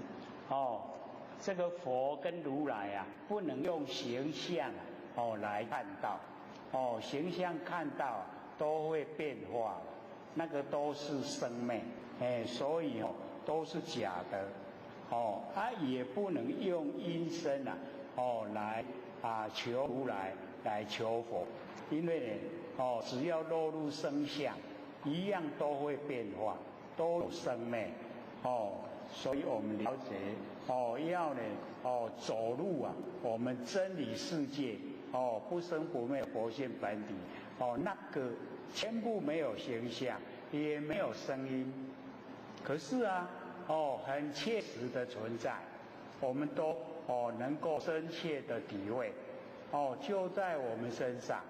我们的日常生活之中就离不开来，离不开佛，就已经都是了。可是我们都日用而不知都不知道，我们就是佛，就是如来，所以佛讲这个句语是要我们了解，我们本身就是佛，我们本身就是如来。之所以没有成，是被我们自己的见觉障碍，我们见觉不正确咱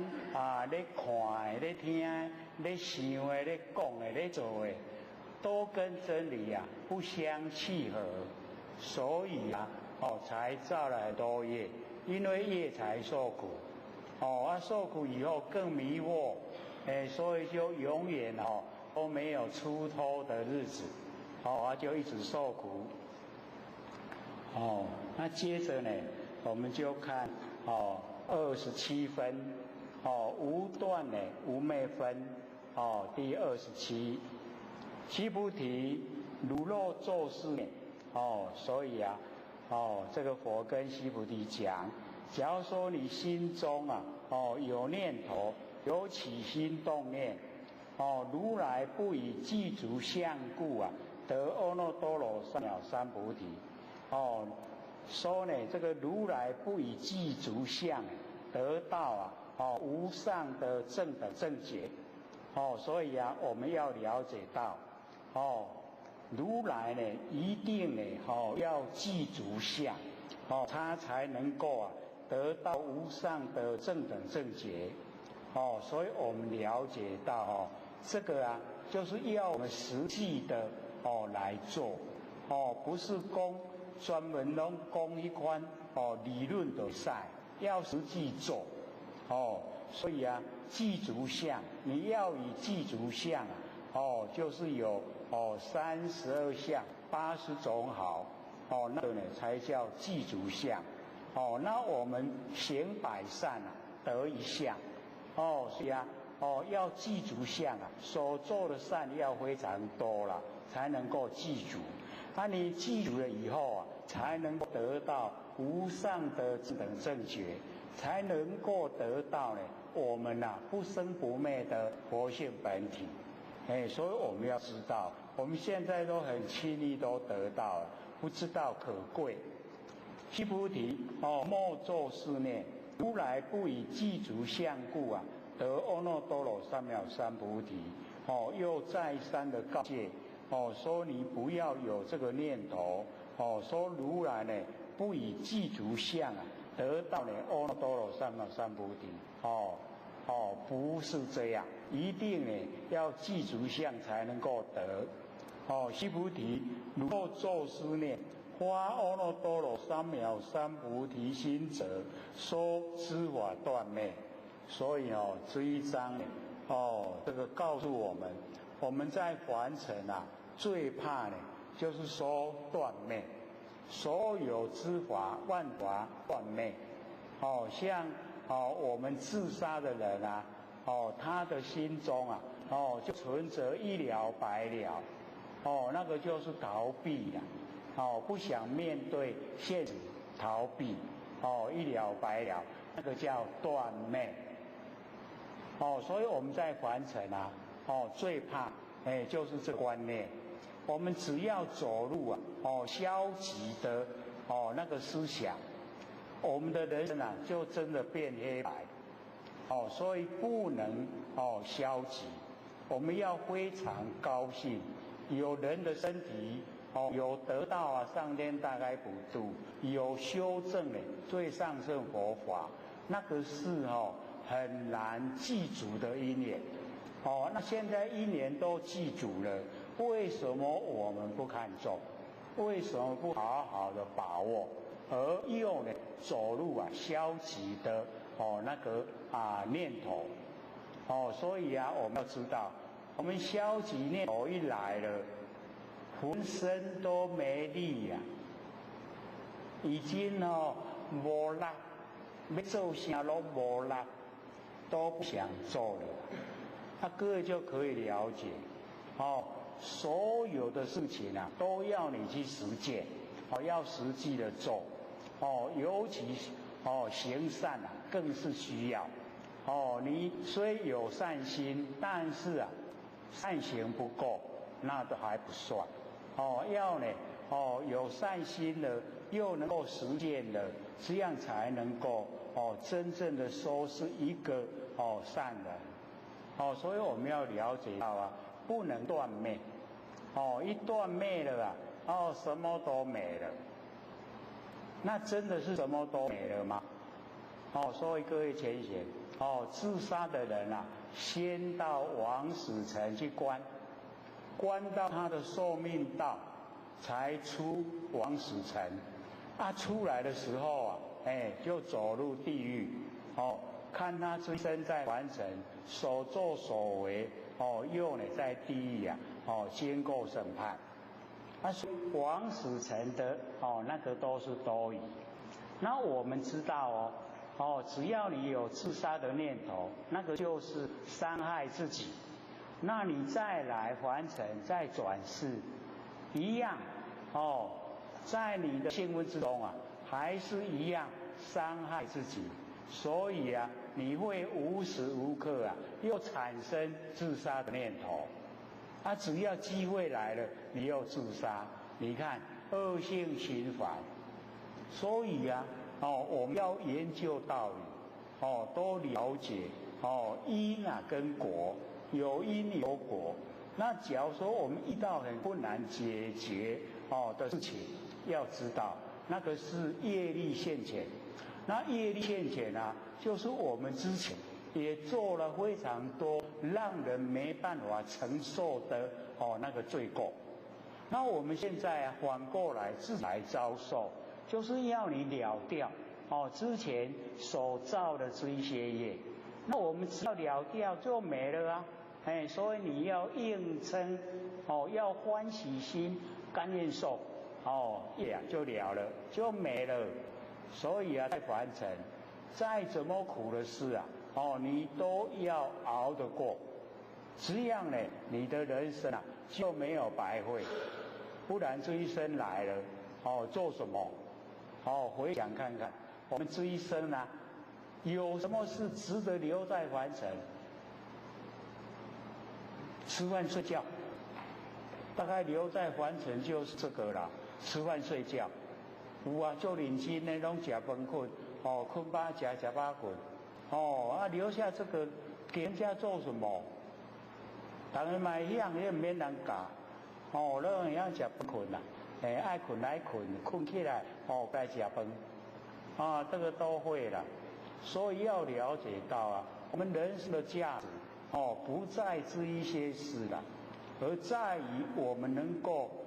学着天地，非常的诚，能够诚心诚意，对待自己，对待大家，对得起天，对得起地，对得起众生，都呢全部对得起。这样的话，我们就基本上可以。可是还要加以发扬光大，使我们的佛性发挥到淋漓尽致，促成所有的同胞、所有众生都能够修道，都能够成佛，这个才是我们希望。大家都成佛了，整个天地都是佛了，你看都祥和，这个不会有乱杀人的场面发生啦，不会啦，爱都来不及了，哪还敢杀？阿鼻地狱都有份，无缘无故去杀人你就是要进入阿鼻地狱，所以这边呢，我们了解说完整的道理。你说断灭不对，你说常见不对。就是众生永远都当众生，那也不正确了。我们众生做得不好，没有身体了，变畜生，变成三恶道。假如我们做得非常好，还没有修正，那也可以当三神土地，天神仙，不一定的呢。我都无固定的啦，要做啥看咱按那表现。我们在凡尘怎么表现就怎么样的呈现。你喜欢过得很高兴，真的果报就是喜欢高兴。你觉得说人生很苦，你过的一生绝对是苦没有快乐的时候。所以你的心看看是什么心，我们要保持沉静光明的心。这样的话恢复本来就很容易，容不容易都唔敢用呢。又无简单啦，咁样困难袂啦，是安那，都无想要做啦。问题所在大概就这样，都无想要做啦，什么时阵要做？较老咧。若食袂老就死要安那，无后世人再来做。你看我们多消极安尼怎么行？不行呢，要积极一点。莫作是念，不能说断灭啦。何以故？花阿耨多罗三藐三菩提行者以法不说断灭相。所以重点就是说不说断灭。无迄个讲全无去的啦，全世间无迄个代志，有因有果一定拢存在，所以不说一了就白了，没有了啦，都在，全部都在，你无爱去接受嘛袂使，一定呢要知道，不管你高不高兴都要接受，都要去承担。所以不能说断灭。那么接着讲第28分，不受不贪，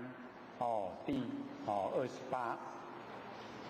其菩提，若菩萨已满和合沙等世界七宝，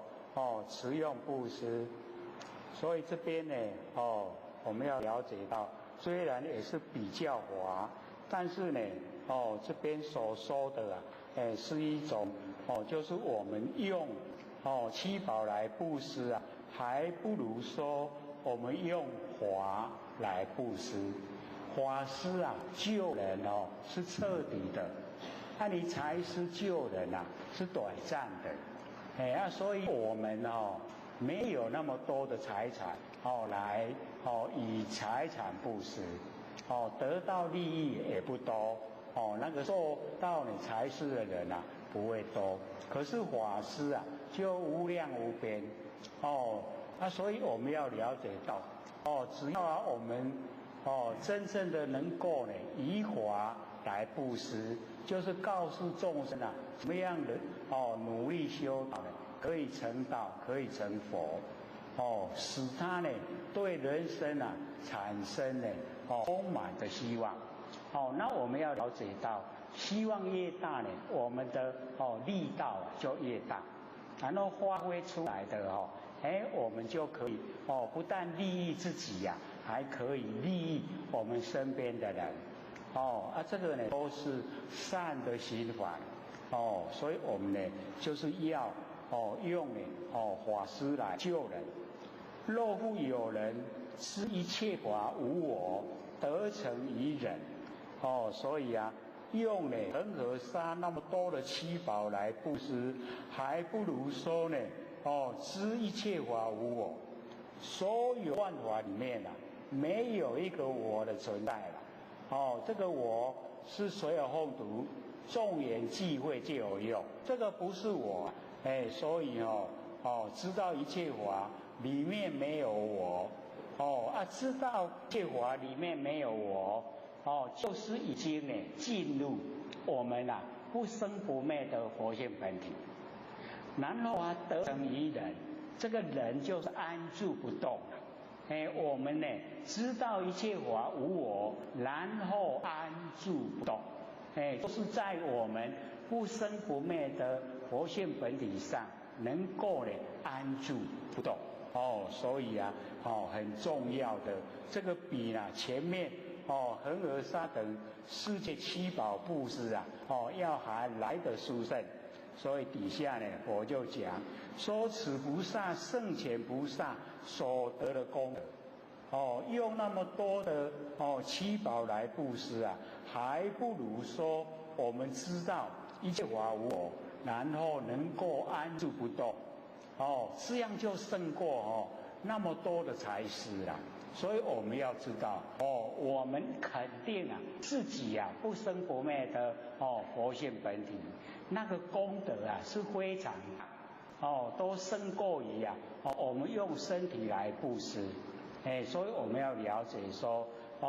我们一定呢要启发自己不生不灭的佛性本体。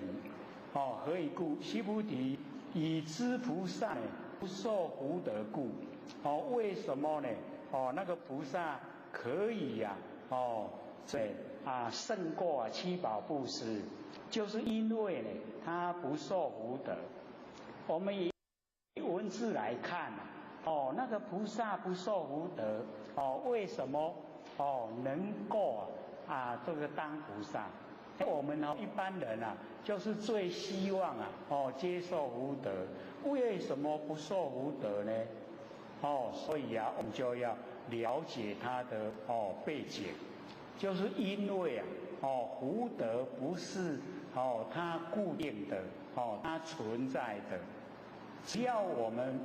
能够布施，不管是财施、法施、慧施，只要你能够布施，那个福德它自然就来。你都不布施没有福德。所以那个福德不是固定的。那这个就讲知菩萨呢不受福德。那须菩提就问世尊，云何菩萨呢不受福德？为什么这个菩萨最喜欢为什么不受呢？然后佛就回答说，须菩提，菩萨所做的福德不应呢贪着，就是所做的不能记在心中过去也都一直讲，假如说我们这个布施拿了100块来帮助人，然后我们心中一直记得我拿100块来帮助人，这样的话呢我们要知道因果是一定的。你拿100块来帮助人布施，就有100块的福德接受。可是你记在心中就是你布施100块得到的果报就是100块的果报，这样所以我们要了解，假如说我们布施了以后，把它抛入虚空，完全都不记在心中，够了就好。而且那个又不是我生带来的，哦，是啊，益来益去，益来互我哦摕到，啊，我来帮助人，哦，所以啊，当他布施了以后，他就抛开，抛开了以后啊，进入虚空，所以啊，哦，不管他布施多少，那个果报啊，就以虚空之大的果报来给他。所以啊，我们就了解到，哦，以算式来说的话，这个最划算。那我们都不记在心中，哦，就已经进入性分了，哦，进入我们的不生不灭佛性本体。那我佛性本体来接受，哦，这一种那个善，就已经升值得本，我们的德建立。所以要了解到，这个能够服人啊，就是以德，用德来服人。不是用霸力霸道，不是，一定是用德，用德来降服呢，所有众生的高傲心，用德才可以，所以我们本身呢，在日常生活就累积，我们帮助人了以后啊，全部抛开，不记在心中，把它都忘了，这样最好。所以啊，我们在现实的社会来说，你帮助人都记得，以后啊被你帮助的人很怕看到你呀。为什么？那看到伊刚才没说，我们来欠了几百万啊。其实没有那样厉害啊，可是啊，那个心理作用产生。你假如说全部把它抛开，拢袂记你，都袂记你有帮助啦。那个受帮助人一点压力都没有，他就很乐意跟你亲近，这样呢，我们就是了解到他体会到真理，说我们现在有能力帮助人，那个现在，你有能力的时候不做，等到呢你在受困难的时候没有人帮助你，为什么？因果关系，所以我们有能力可以做的时候尽量呢能够帮助别人，而且帮助了以后又不记在心中，这个是最理想，所以我们了解说呢，这个所做的福德不应得贪着，就是不要去贪，去贪的话呢，就变成凡夫了，就跟众生一样。那我们呢，就是要进入菩萨，菩提萨埵，菩提是觉，萨埵有情，已经能够觉了，已经能够呢，真的觉产生了，那个叫菩萨。因为呢不贪着，是故说不受福德，就是不接受福德，所以佛告诉我们。这个福德都是因缘际会才产生的啦，它不是固定摆在那里，你去呢把它拿来，把它拥有，不是这样，那个是你要有所这个行动它呢才会呈现。然后我们接着呢讲威仪极静分第29。须菩提，若有人言，如来若来若去，若作若恶，世人呢不觉我所说意。所以我们了解说这个威仪极静，就是我们呢这个本身人格的那个提高，已经呢到达佛如来那一种状态。所以就已经呈现了那个如来那个领域所以假如说有人说这样呢，有人说那个就起心动念已经心不清净如来若来若去若作若恶这个如来有所变化，那世人不解我所说意，那这个人他不了解我所说的义理，为什么呢？如来啊，如如不动了，他完全都没有动作，也无所作为，那行之作恶啊，我们了解说，我们身体啊，这个四大假合啊，它呢，所表现出来的，那个行仪，所以啊，身体的那个行仪啊，不能呢就把它当成呢，就是如来，可以如来者，为什么呢？这个如来它的内容，它的内涵呐，无所从来，亦无所去，故名如来。所以各位浅显呐，我们是不是无所从来，亦无所去？对不对？我们生从哪里来？我们死要到哪里去呀？是不是都无所从来，亦无所去？所以啊，我们就是底下那个故名如来，承不承认啊？承不承认自己就是如来啊？所以啊，要了解到无所从来，咱生为倒来啊，找无，就无所从来，咱死去倒啊，唔知无地去，无所从来，亦无所去。故名如来，我们就是这个状态啊，对不对？所以啊，威仪极尽，已经呈现了，整个威仪极尽的状态，29分，然后啊，我们接着30分，一合理相，这个一合理相我们就是要了解到已经呢。到达就是灵本同体，已经恢复到所有万象万事啊，万事归本，所以已经到一合，一合，那一种我们的整个万事都归到一本的状态。须菩提，若善男子、善女人，以3000大千世界啊，遂为微尘。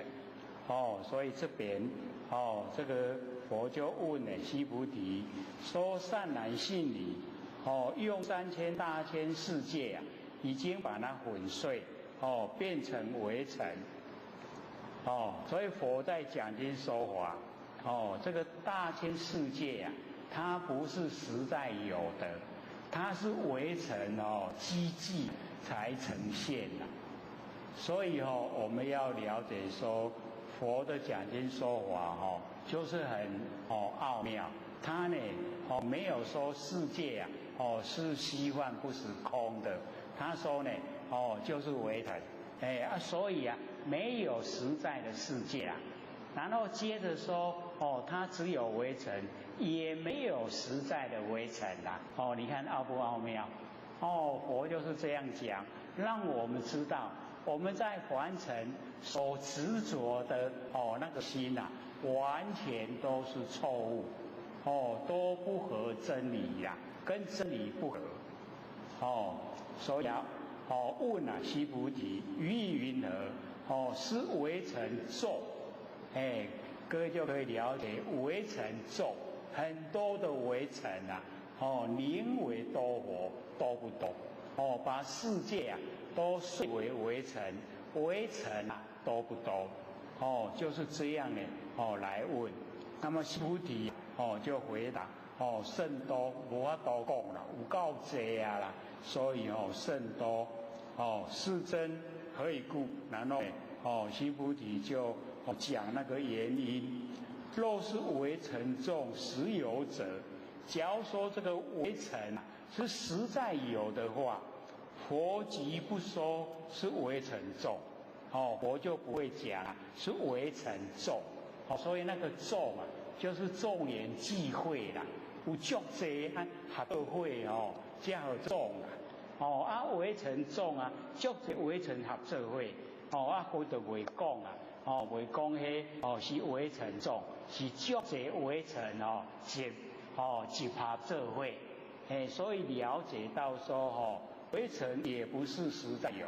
哦，世界啊不是实在有，哦，我们把它打破啊，哦，很困难。然后进入到微的道理啊，连微尘也不是实在有，也是很多因缘际会的。所以则何？佛说微尘众啊，即非微尘众，是名啊微尘众。这个佛说就已经成就了，成就呢当佛的时候啊来讲微尘众，那就不是呢形象的很多微尘积聚在一起，已经就不是了所以我们了解啊，只是呢它有个相然后呢就有这个名，所以是名微尘众是真如来所说3000大千世界即非世界这边呢须菩提又代替那个释迦牟尼佛讲，说如来所说的3000大千世界就小千、中千、大千3个千的大千世界，即非世界就不是啊实实在在我们看得到的这个世界，只是啊现在已经有了有形象的，它的名称呢就叫世界何以故？若世界啊实有者，即是一合相假如说世界啊它实在有的话就是一合相啊所以我们要了解这个一合相我们可以从我们本身的了解开始。我们的身体呀所有风土众缘际会是不是已经一合相了？有没有？集合所有风土一合相。然后啊我们家人这个父母亲啊兄弟姐妹啊然后祖父母啊又合在一起就是啊合成一家人一合相。然后啊我们几个家庭啊就合成一个邻我们呢现在的辈字啊一邻有几户然后啊我们几个邻合成一个里然后一个里就比较大一点然后几个里啊合成一个乡镇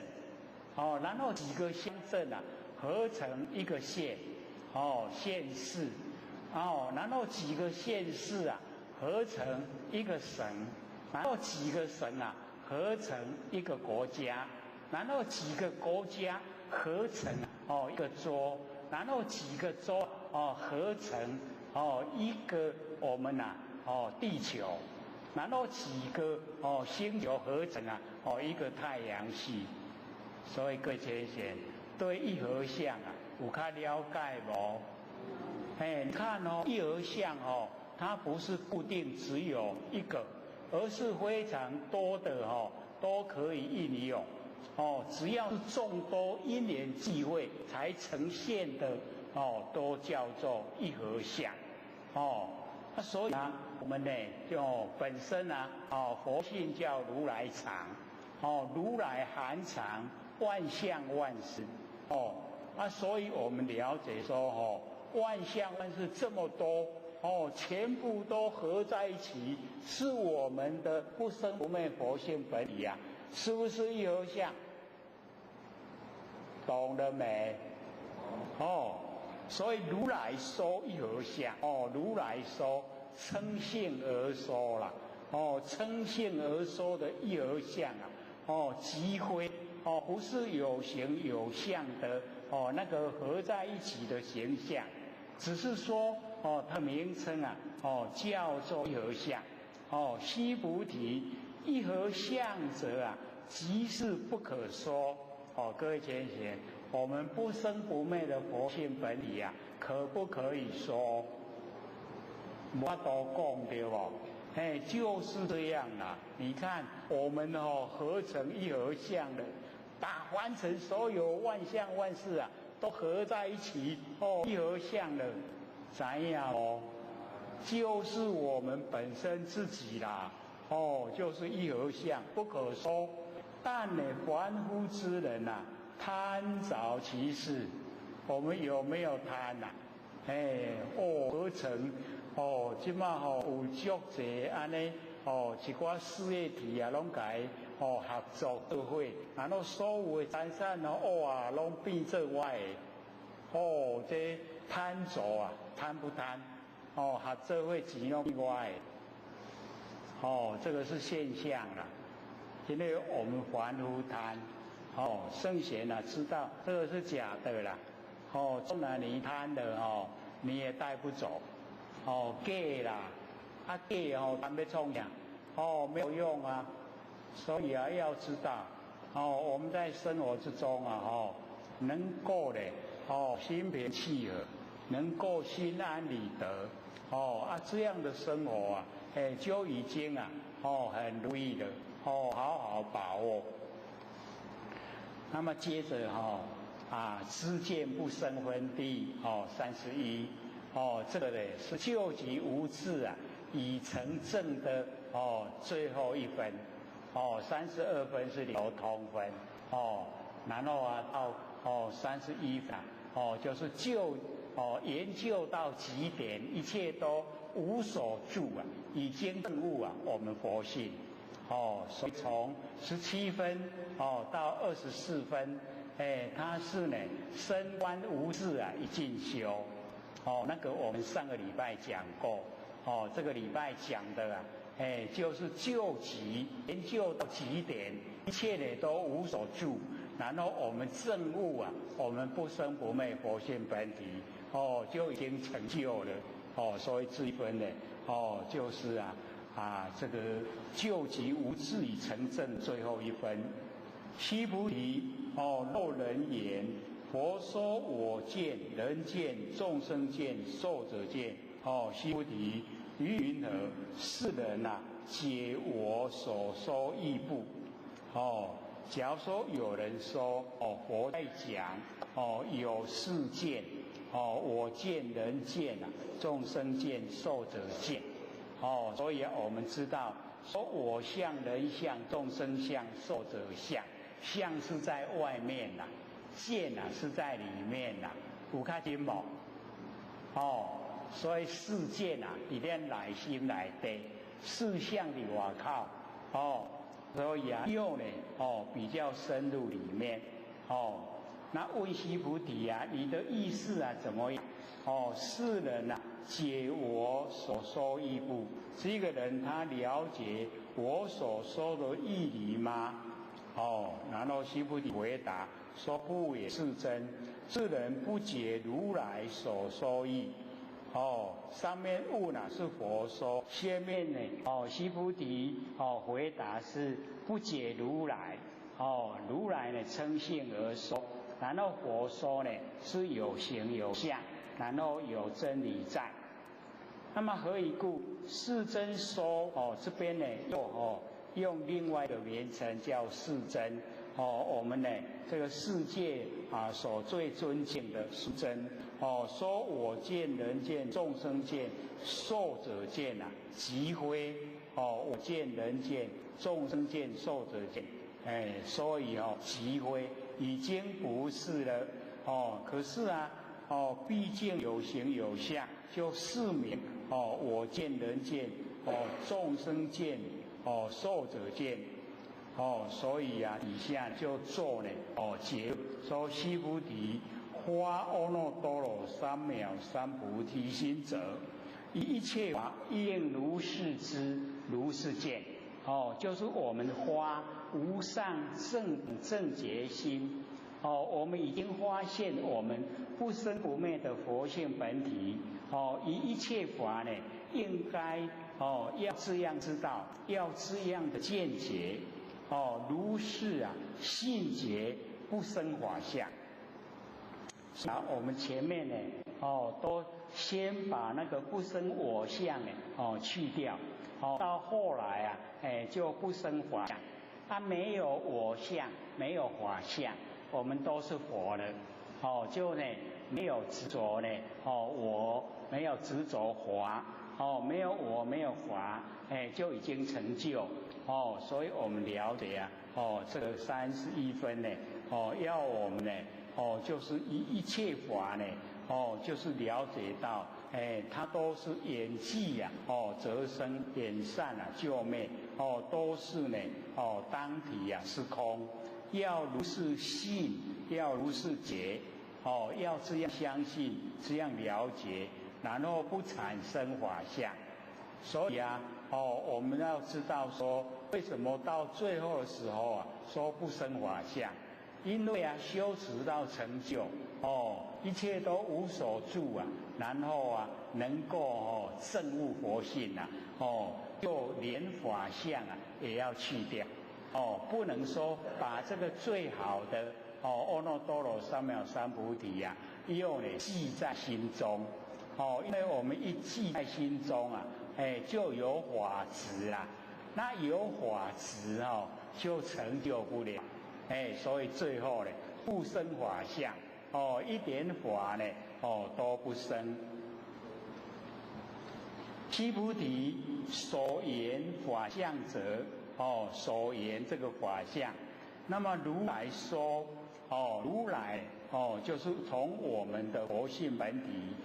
发挥出来，所以如来说，就是称性而说，从我们的佛性来说。即非法相，所以已经呢不是了。我们在修持的过程啊，需要法，可是成就了以后啊，都要把法抛开。所以啊，即非法相。那我们修持过程啊，有，所以它呢，是名法相。就是它的名称啊，就是法相。所以这段呢到这边呢，就已经呢结束。然后底下呢就是流通，应化呢回身啊，第32分。须菩提，若有人以满无量阿僧祇七世界七宝，持用布施；若有善男子、善女人，发菩提心者，持以此经乃至四句句等，受持读诵啊，为人演说，其福甚彼。所以我们了解说，我们呢这个受持啊，我们接受我们不生不灭的佛性本体，把它拿出来用，就已经呢胜过满无量阿僧祇世界七宝持用布施，那么多的世界七宝来布施，还不如呢善男信女呀，发菩提心持以此经，就是呢我们金刚本性此经呢就是金刚本性乃至四句句等，就是修道的过程身空。心空、性空、法空，四句句教导众生修道的轨道，能够受持啊自利，然后读诵呢就是利人，所以底下就讲为人演说，为人演说啊就是利益呀，众生利益别人，上面受持啊受呢就是接受。我们接受自己呀，不生不灭的佛性本体，持啊，就把不生不灭的佛性本体拿起来用，所以受持啊自利，然后读诵呢就利人，我们又能够自利呀，又能够利人，这样的话呢，其福啊胜彼，那个福就胜过于啊，这个满。无量阿僧祇世界七宝持用布施，用那么多的七宝来布施，还不如呢我们呢受持自性啊，然后自利啊，又能够利人，又能够呢度化众生。那么云何为人演说？要怎么样呢来跟人家讲？就是不能呢用生灭心啊来说实相法，所以啊，这为何演说？云何为人演说佛就讲那个内容，就是要不取于相啊，如如不动。就所有的形象啊，我们都不取。如如不动啊，就是佛性本体的状态。我们呢要了解到，《金刚经》呢这2句话8个字啊，就是精华所在。不取于相，如如不动，因为能够如如不动，才不取于相，因为不取于相啊，才能够如如不动。所以这8字啊，就是《金刚经》的精华。它就是一个花明语，花现明了里面的真理，然后呢又是一个归觉语，归觉到不取于相，如如不动。所以把全部的《金刚经》内容包含在这8个字里面。所以啊，我们了解说最重要就是要记得允和为人演说，要怎么样跟别人讲，就是要说用不生不灭啊来修用不生不灭的心啊来修不生不灭的道。这个叫做不取于相啊，如如不动。现在知道吗？因为我们在凡尘啊，都是用生灭心在修啊不生不灭的佛法因为因果不一致啊，所以修了很久都没有功效所以要用不生不灭的心来修，来修成不生不灭佛的果位不生不灭的心，不生不灭佛的果位，因果一致所以当我们用不生不灭的心来修的时候就已经成就到佛不生不灭的果位都已经呈现了不用等到以后成佛，只要我们用不生不灭的心来修就正确。那我们生活中什么是生灭心，什么是不生不灭的心我们呢讲了这么久可能各位都还朦胧，还不是很清晰知道了。我们在凡尘所用的一切都是佛性的功能作用都是始于生灭心所以我们了解，我们用生活的生灭心来修道，那一定不会成道，因为因果不一致所以一定要用不生不灭的心。那不生不灭的心跟生灭的心如何区别各位浅显，我们了解到其实很简单它一体两面生灭的心从哪里出来？各位浅显，我们生灭变化的心从哪里出来？从佛性出来从我们不生不灭的真心佛性出来所以生灭心的背后是什么？就是不生不灭的佛性所以这样会用的吗？表面的不要了，把背后的推出来就对了。两面一体两面生灭的心跟不生不灭的心它是同体一体的所以我们就有讲说妄想原来本是真，除时又起一重尘，言是动静成随力，仔细看来无别人，有没有还记得吗？所以妄想就是生灭心原来本是真，因为妄想的来源就是从佛性生发。那我们不要那个表面的妄想，不要，我们深入背后那个来源来源就是佛性本体说原来本是真妄想原来本是真它真的除时又起一重尘。我们要除掉妄想，还要起妄想来除妄想啦，所以增加一重的障碍，然后言诵经，我们讲话啊，然后我们有所行动啊，成水的力量，成佛性啊，仔细看来无别人，就是自己呀，所以生灭心也是自己，只是我们没有往背后的那个不生不灭佛性去认识，只有认识表面的生灭，生灭连接着的无去啊，就消失了，所以我们了解说我们要这个用呢不生不灭的那个实相法来讲，跟人家讲道，安尼才正确啊。不用生灭心来讲，生灭心来讲的话，那个久了都没有功效，因为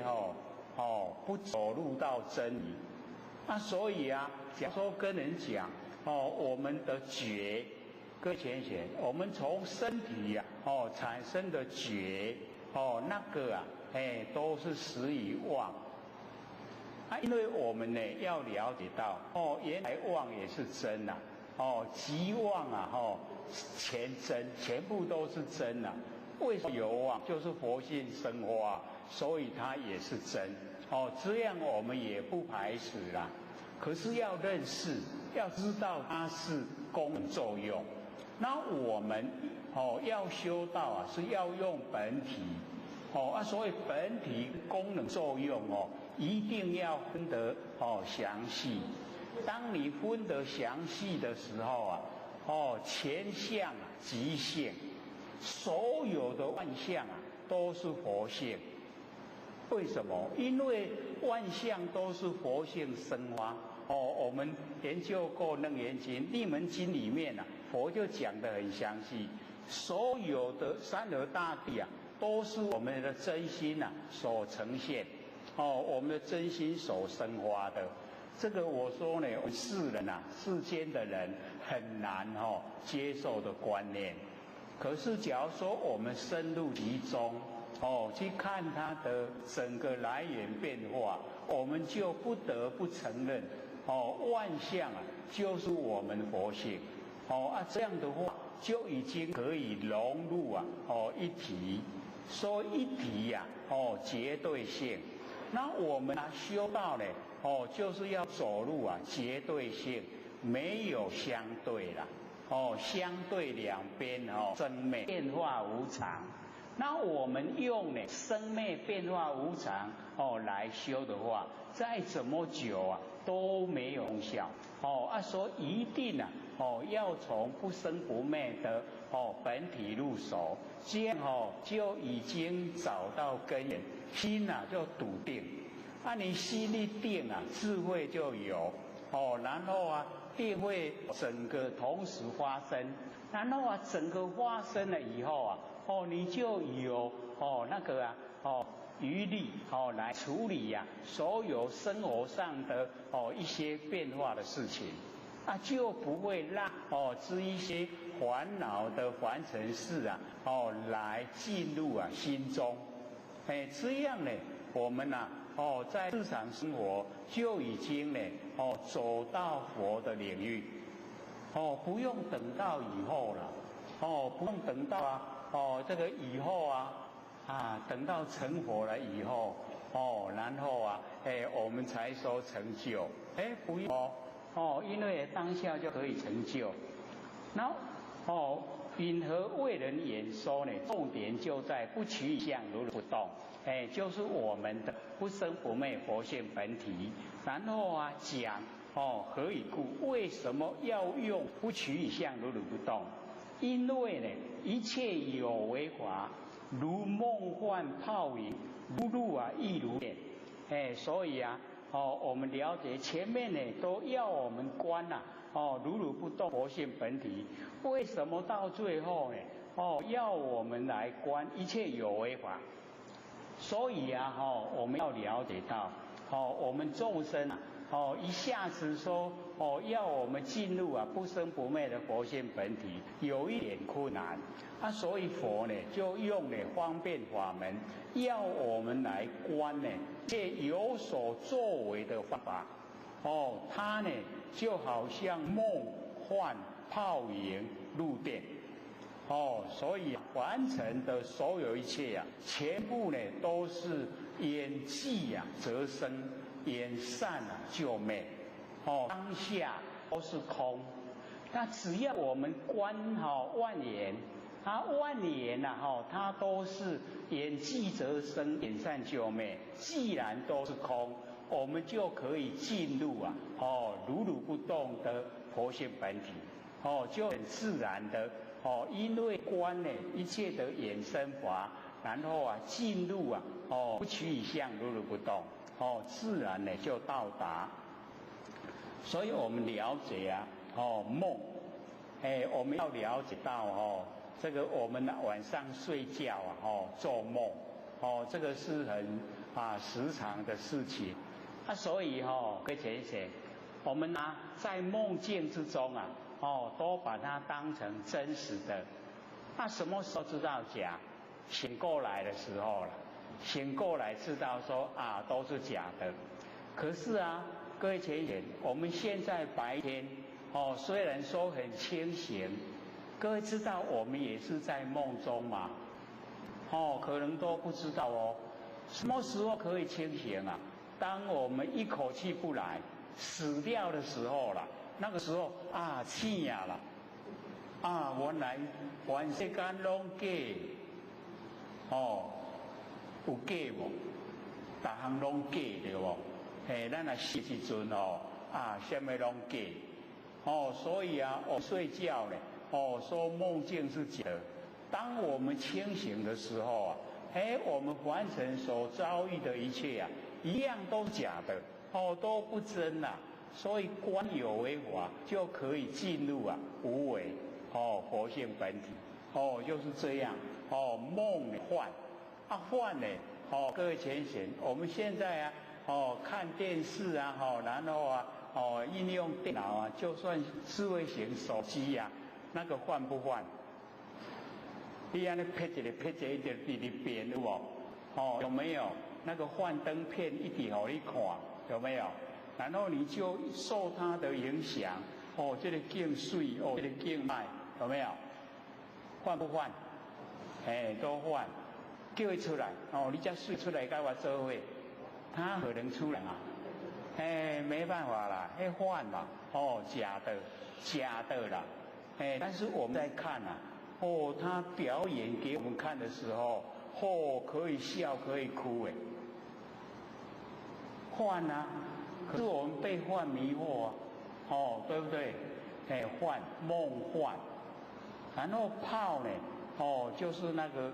水受到风的鼓动然后激发就变成水泡很快消失了，对不对？所以梦幻泡影，这个影有日夜灯光就有影像我们台湾绿有影无？有啦，有影若无影就鬼对不对？你若照落去哎呦，伊的影拢哪会无看看鬼看了鬼就无影了所以有影影，然后露呢就是晚上那个水汽凝结在那个地上，可是太阳出来它就消失了啦露电呢闪电阴极跟阳极交汇一下子很快你看我们凡尘都是这样梦幻泡影入定用这个来观的话，知道说演寂则生演散就灭都是假的佛说是经仪长老须菩提，岂知比丘比丘尼优婆塞优婆夷，一切呢世间天人阿修罗闻佛所说呢，皆大欢喜信受奉行所以啊，经典的起头啊，就是用如是我闻；经典的结尾啊，就是用信受奉行。所以啊，我们了解说，佛说呢，这个《金刚经》已经讲完了，然后啊，那个须菩提呀，以及呢，比丘、比丘尼，优婆塞、优婆夷啊，以及一切世间，天道、人道、阿修罗道、三善道，闻佛所说呢，皆大欢喜，能够呢这个信受奉行。因为或许有老手在写，他拿了那一本那么大或者就看说，很委屈各位了，摕到一本这大本在看，写到遐细字又很小，迄足欠的咧，迄一个空地都唔浪费，你写到足慢，现在或者把它写得比较能够呢，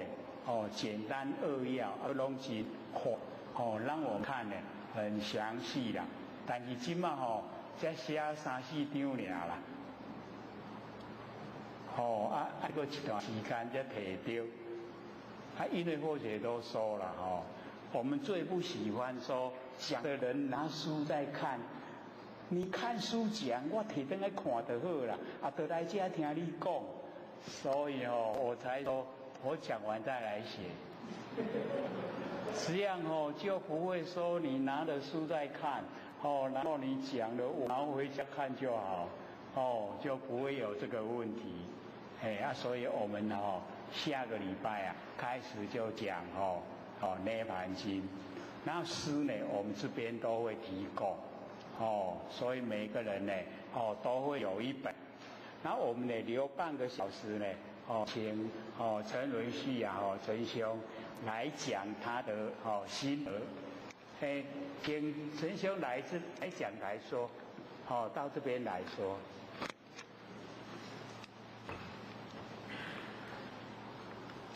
来，请坐。这个麦克风是那个录影的麦克风。你不坐？我差不多坐好。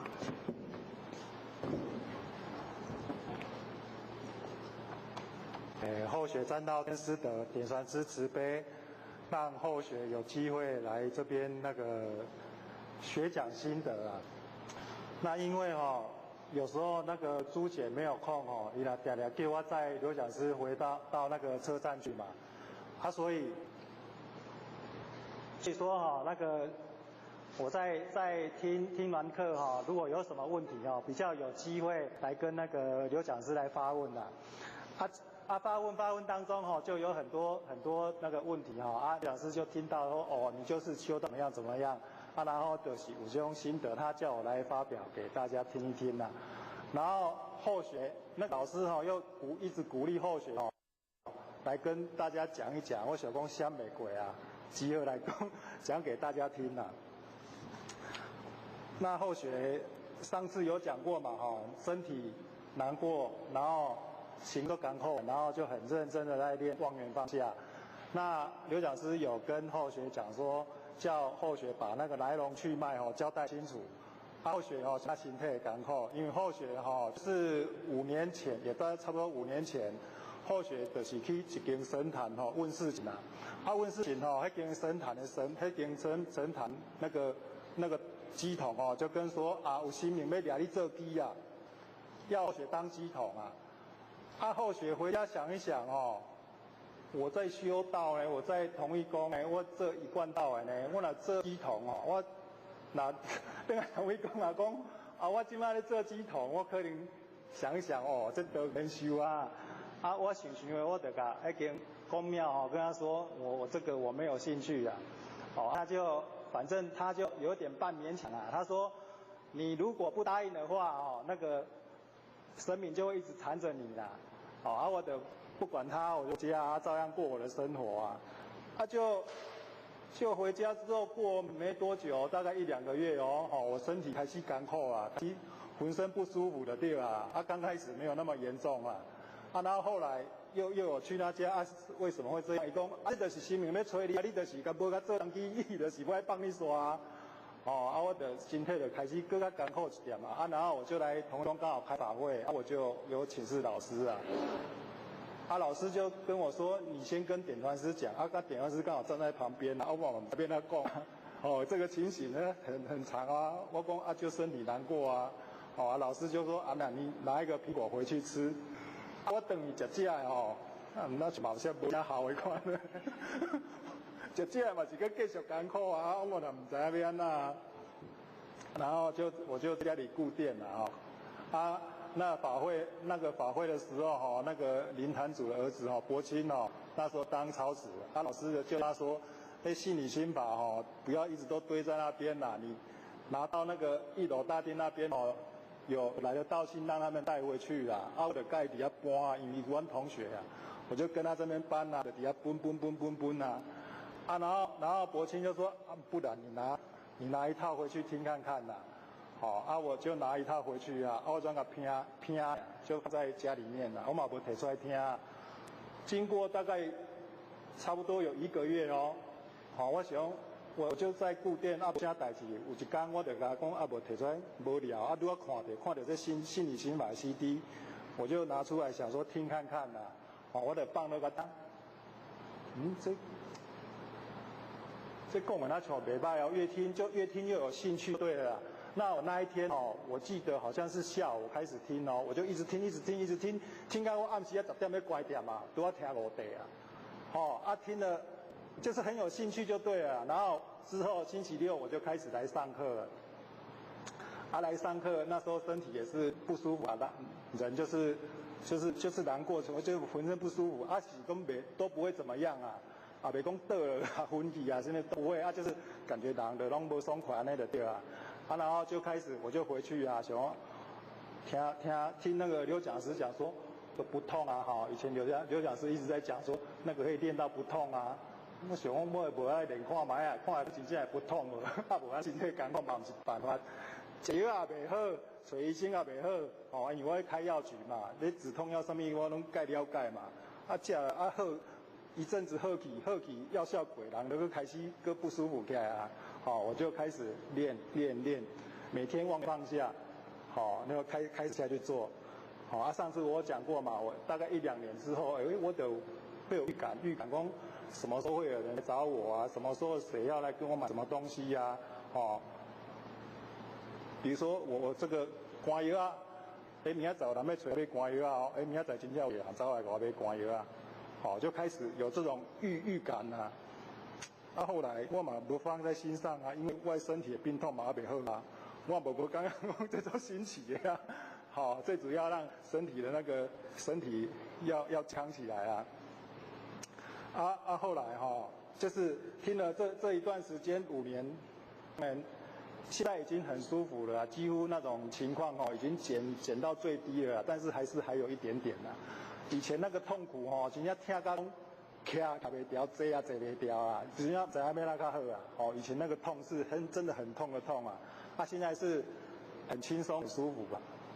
但是所以说也在这边奉劝各位就是外面那个神坛的神明就是没有事不要去接触我嘛迄阵嘛是抱着无啥代志就亲戚去亲戚因兜坐因就拢走去遐坐对去因遐坐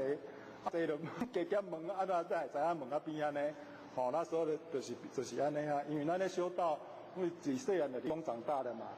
根本对这个根本没有兴趣咱逐天就咧读这些经典读这些册因为咱对那个是好奇拄啊亲戚走去咧因拢去很迷信走去问因两个伫咧泡茶就对遐坐安尼坐到有代志很倒霉啦然后这5年来的心境就开始不一样以前我在工作是拢做打拼做工课以前我在工作我在当业务以前我做的工作就是找那个钱多的因为我们业界认为知影讲哪一家药厂它的待遇怎么样但是待遇越高的药厂它给你的压力就越大你就要做里面做打拼做的你做到伊就一直甲你盯一直甲你骂骂到你挡袂掉较早我拢找迄种公司因为迄种公司钱可以赚很多以前是喜欢赚钱啊，因为赚很多钱可以让家庭的小孩子生活得很好啊，买让过啊较舒服的啊，以前我拢这种心态啊，因为咱修道嘛，赚钱你就是要拍，就是要领金嘛，我一直拢抱持这个观念，所以工作的时候我都很拼命很认真的去做，以前啊就是这个样子啊，等到我发生这件事情以后还没有，就是以前我都怕变赚钱啊，后来我去客户家客户家他们有在开店啊，我都在听分享开店的心得啊，他们就会说啊，他们开店的经营情况怎么样啊？我讲开店好像比我安尼出来外口安尼拼到要死更较好谈，更较轻松，我就后来我有说，我以后想要开家店面的念头，然后我就买店面就开店。就现在我现在在顾的这个店了。经过这件事情，我哥来听刘讲师讲课之后，那个心开店之后那个很想把店里面的生意做到很好，那种心那个以前那个心很大。今嘛以前慢慢的就是无像较早那样以前我今嘛的刚刚讲，我每天固定有收入，我小孩子学费我付起，水电什么。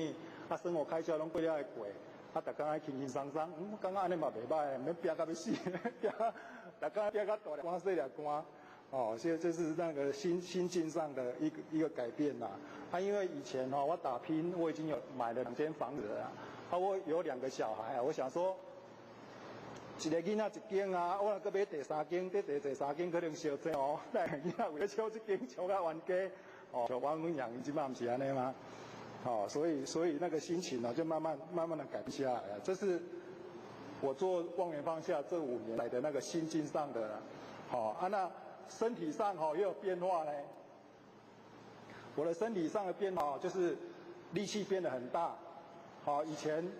我在家里面我那个乡下我爸爸的兄弟他们是种田的所以我家的米拢是对乡下因种好阮就规地那个。大地的米规地都摸来阮家，阮拢一届拢摘足济拢摘4、5地、5、6地食做半担1担安尼所以米再来我就爱跟阮爸爸去搬米较早阮爸拢讲饲你这做无效的，你搬1、2地你就伫遐咧拖袂叮当弄个手无力啦。因为我弟弟是咧做迄个瓷砖的若搬米我赶紧叫伊来，叫阮小弟来讲甲你搬无材料搬，爱叫恁弟弟来才有材料。以前是这个样子足神奇的。我这5年安尼往远方向一直走，我变足大我当咧搬米的时候阮爸，我会感觉敢是阮爸较老啊？我感觉伊最近那更力啊，无啥力咱俩。阮爸嘛讲，看我力气变大起来，伊讲可能我老啊无力啦，无少年遐有气力啦。后来。就拢要搬米，就叫阮弟弟啦，阮弟弟就跟我做伙搬嘛。我迄店面有个柜台，柜台大概在腰部这边啦。我米若要搬去2楼就爱跟起到迄个腰部这边，大概在胸部安尼才吐会过，才搬去2楼即我教阮弟弟咧搬，阮弟弟是咧做文斌啦，大家应该知影，伊咧做迄泰鲁的生意伊常常咧搬迄泰鲁迄足重的。我甲阮弟弟咧搬，我就做头前，我就爱吐，到迄个柜台时，我就爱徛起来到胸部，搬过来阮弟弟伫后边看安尼，都吐无啥起，我讲你是安那今日无食饭呢啦？那个明显感觉家己迄个力气变得很大，所以我刚开始望远放下练的结果，那身体上身健康，所以个改变，个力道变大。还有前几个月我迷上那个建辉啦，因为我店面建辉只有5楼，无的前面的那个7楼前面7楼袂使种伤济，我拢搬5楼建辉啦。我去买那个4个花盆那4个花盆那个头短大概20公斤重嘛，20-30公斤，我想这4盆嘛，我刚礼拜天有时间去挖土嘛，一间。我想讲可能我倒一礼拜搬1盆去你楼顶啦，已经搬1盆去，应该20-30公斤，迄足重的，迄伫安尼要过来就感觉重啊其实我按算讲1礼拜搬1盆，都要4礼拜爱搬完啦。结果那个礼拜天下午，我就去头乌乌整整的，就第一盆搬到楼上去哦。奇怪，那我感觉讲真重安尼啊，然后我讲还有时间，无免拖到4礼拜啦，无过来乌第二盆乌，结果那一天下午，我把4盆栽土地毛拢我搬去楼顶啊，即摆阮老婆讲，哇，你若当时变安尼啊，大叫啦！我讲我很奇妙，我嘛唔知，当然4盆当然是手高升的啦，这就是那个气，我感觉明显变大了。因为我平常时讲要做初档的工作，我在店里过药局，加加举一支笔来比足轻的啊，无定咧训啦，必然有这大的力啦。然后身体也感觉明显的变柔软，以前我要这样弯下去要摸手要摸到地上摸不到，现在明显都弯下去就摸得到，以前我洗澡要抓背这样抓全部都抓不到哦。即马拗过全部拢安尼摇，全部拢摇会到，然后就是那个讲的那个不痛啦，那个不痛我无想刘讲师讲去挖脚底不痛啊，就是不痛我感觉到可以到不痛，那是就是在洗牙的时候啊。以前我用固定车半年还是3个月我会去牙医那边洗牙。那个洗牙敢是有当洗到足酸的所在酸到要死啊！有当喙齿你若小可皱底下用迄水咧甲你钻好，我嘛疼甲互你挡袂掉。较早我的感觉是安尼，伊较早牙医是我朋友啊。我定洗到一半我讲好，我才就好，我无爱阁洗了啦，阁洗了这条命拢无去。迄真正真艰苦然后我最近我带阮小孩子来看喙齿啊，我想我先煞来洗一下喙齿啊。足久无洗喙齿啊！那个牙医师就阮儿子女儿讲，你爸爸最胆小了，等下你来看你就知。就开始给我洗喙齿奇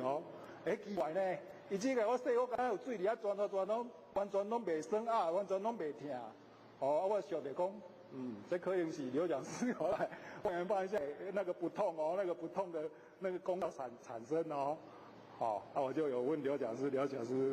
对，这个功效产生。再来就是比较那个灵异的，本来这个我不想敢讲，上次我说有很多不可思议的，不可思议的是这个灵异的啦。我在家考虑很久啦，本来我就想讲无这卖讲好这讲出来这刚刚真奇怪。因为我刚刚来的时候刘讲师刚好在楼下刚好没有人，我就走进去嘛，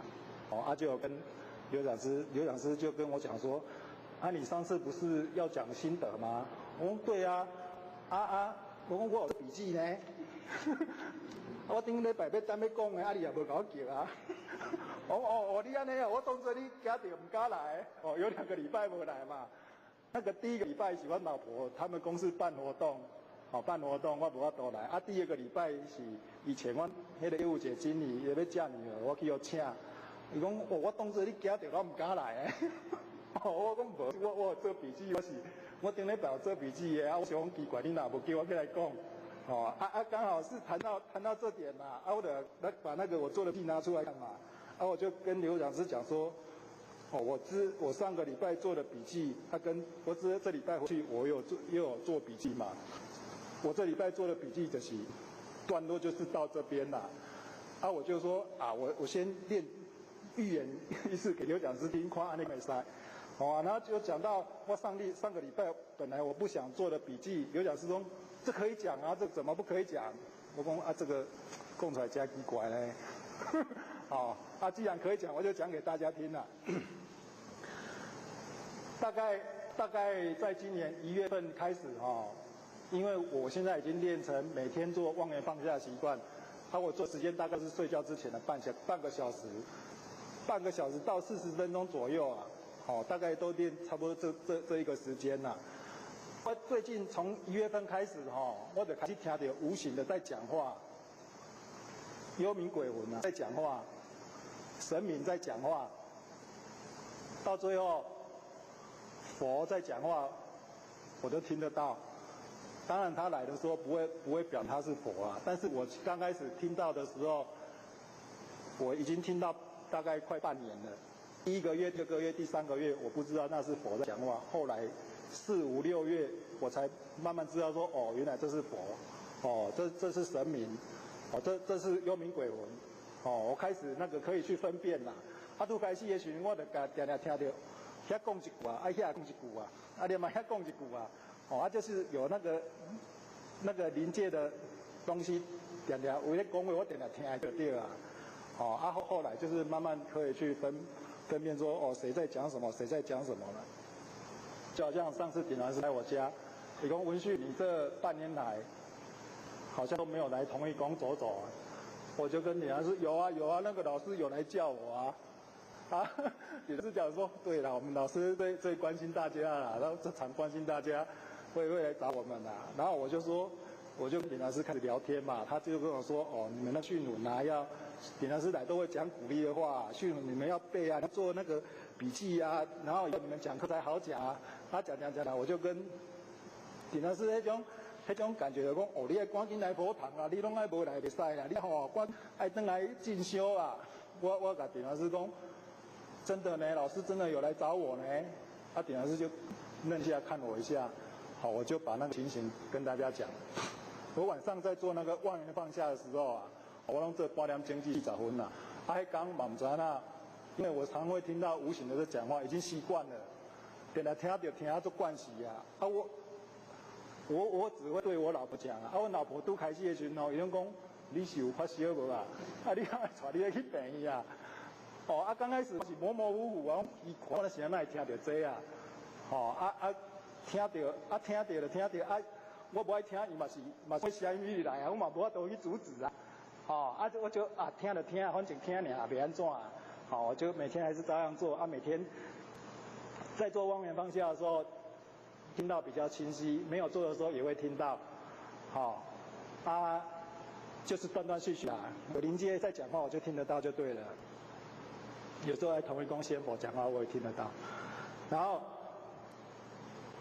后那天我做望远放下，做吼，身体突然开始发热，规身躯拢烧起来哦，我脚甲脚趾头，甲这全身甲头，全身都发烫啊，很奇怪啊，今日哪会安尼？哦，心里就在想啊，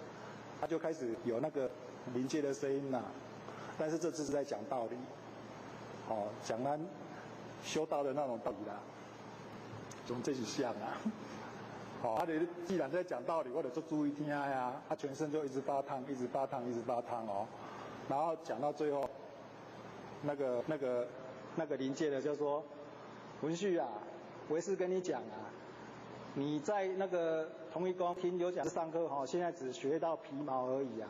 他肚子里面还有很多东西你还没有学到啊，你要再回去进行心法。为师，文化正的老师。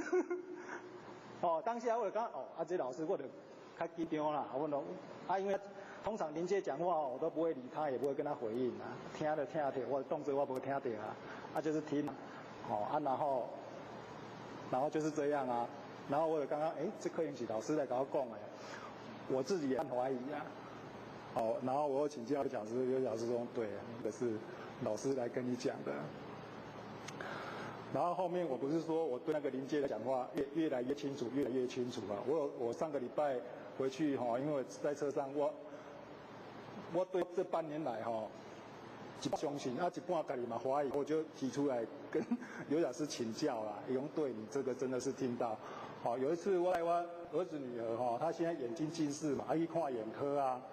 去看眼科我就进去然后。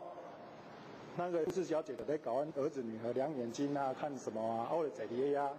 坐着，突然旁边就有那个无形讲说，恁是那会等的这种代志，因为阮厝嘛有咧拜神明啦，伊讲无啊，就咱要掠鸡啊，掠不成啊，要甲糟蹋啦，讲个这就是咧讲我嘛，这真正，查某，这是较前大概。第1个月、2个月、第3个月，之前我较模糊的时阵，我阵是咧办怀疑啊，这敢是无形在讲话啊？好吧，刘讲师问讲这是什么地基组刘讲师跟我说，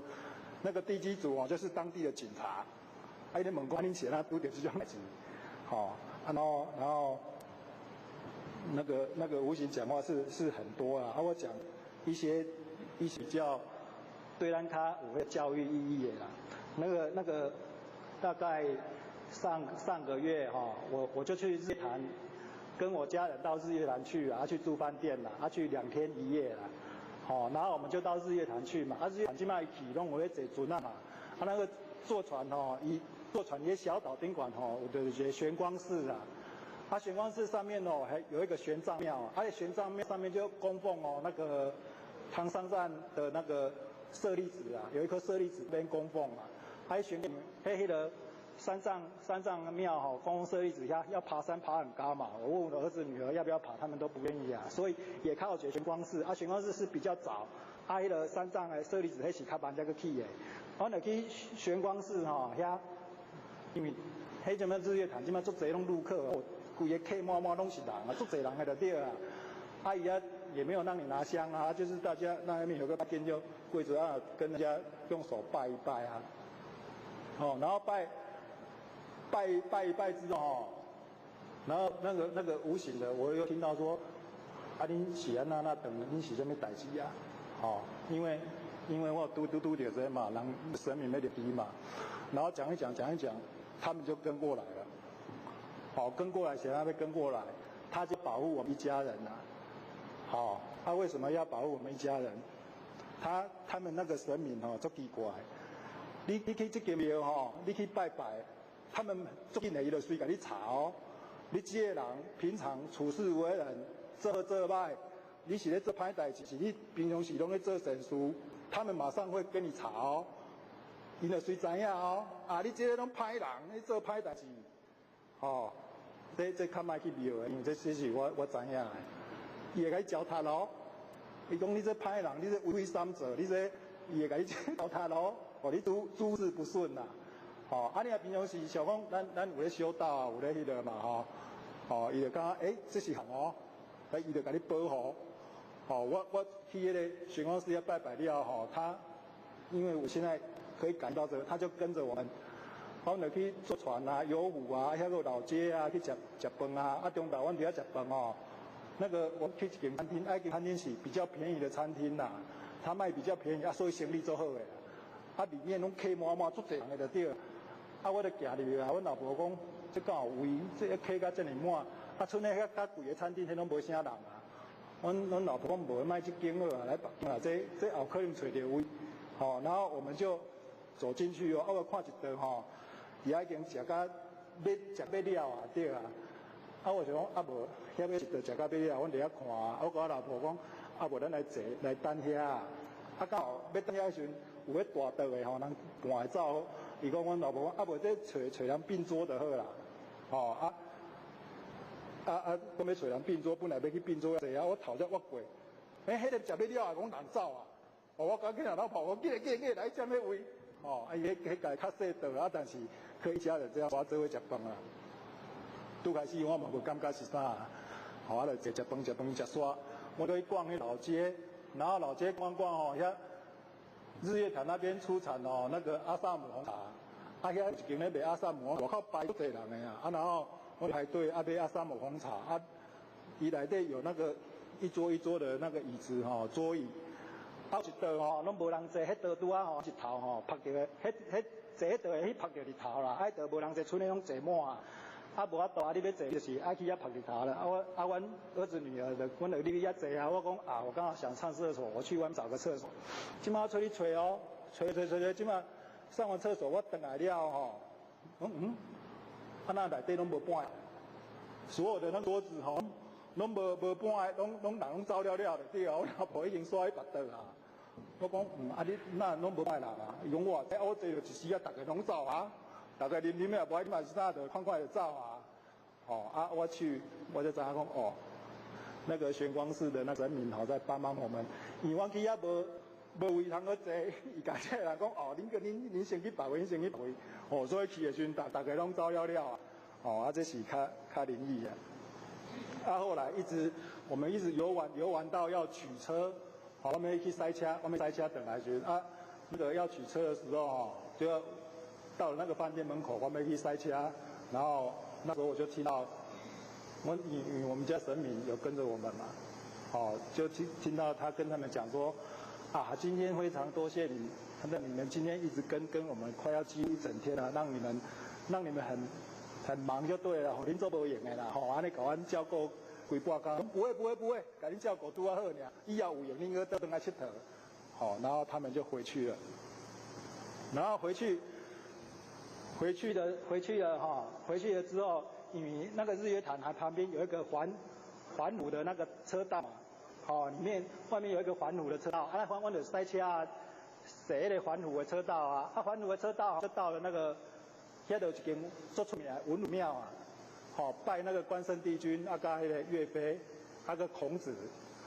就是文嘛，关圣帝君跟岳飞就是武，然后进去我嘛是拜拜啊，然后我就听到因的神明。他们就是因这就是安尼啦，你若入去因就会给你查，你若去遐拜拜，伊来查讲你这人做歹安那什么代志，他们就马上做厉害呀。他们有很多那个兵将，他们甚至去恁兜，甲恁兜什么代志拢甲你查出来啊。伊就知影讲恁到底是发生什么代志啊？阮拜转来，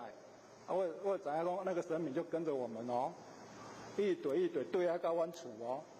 跟到我们家他这边就是要来给你保护啦。保护家恁的厝啦，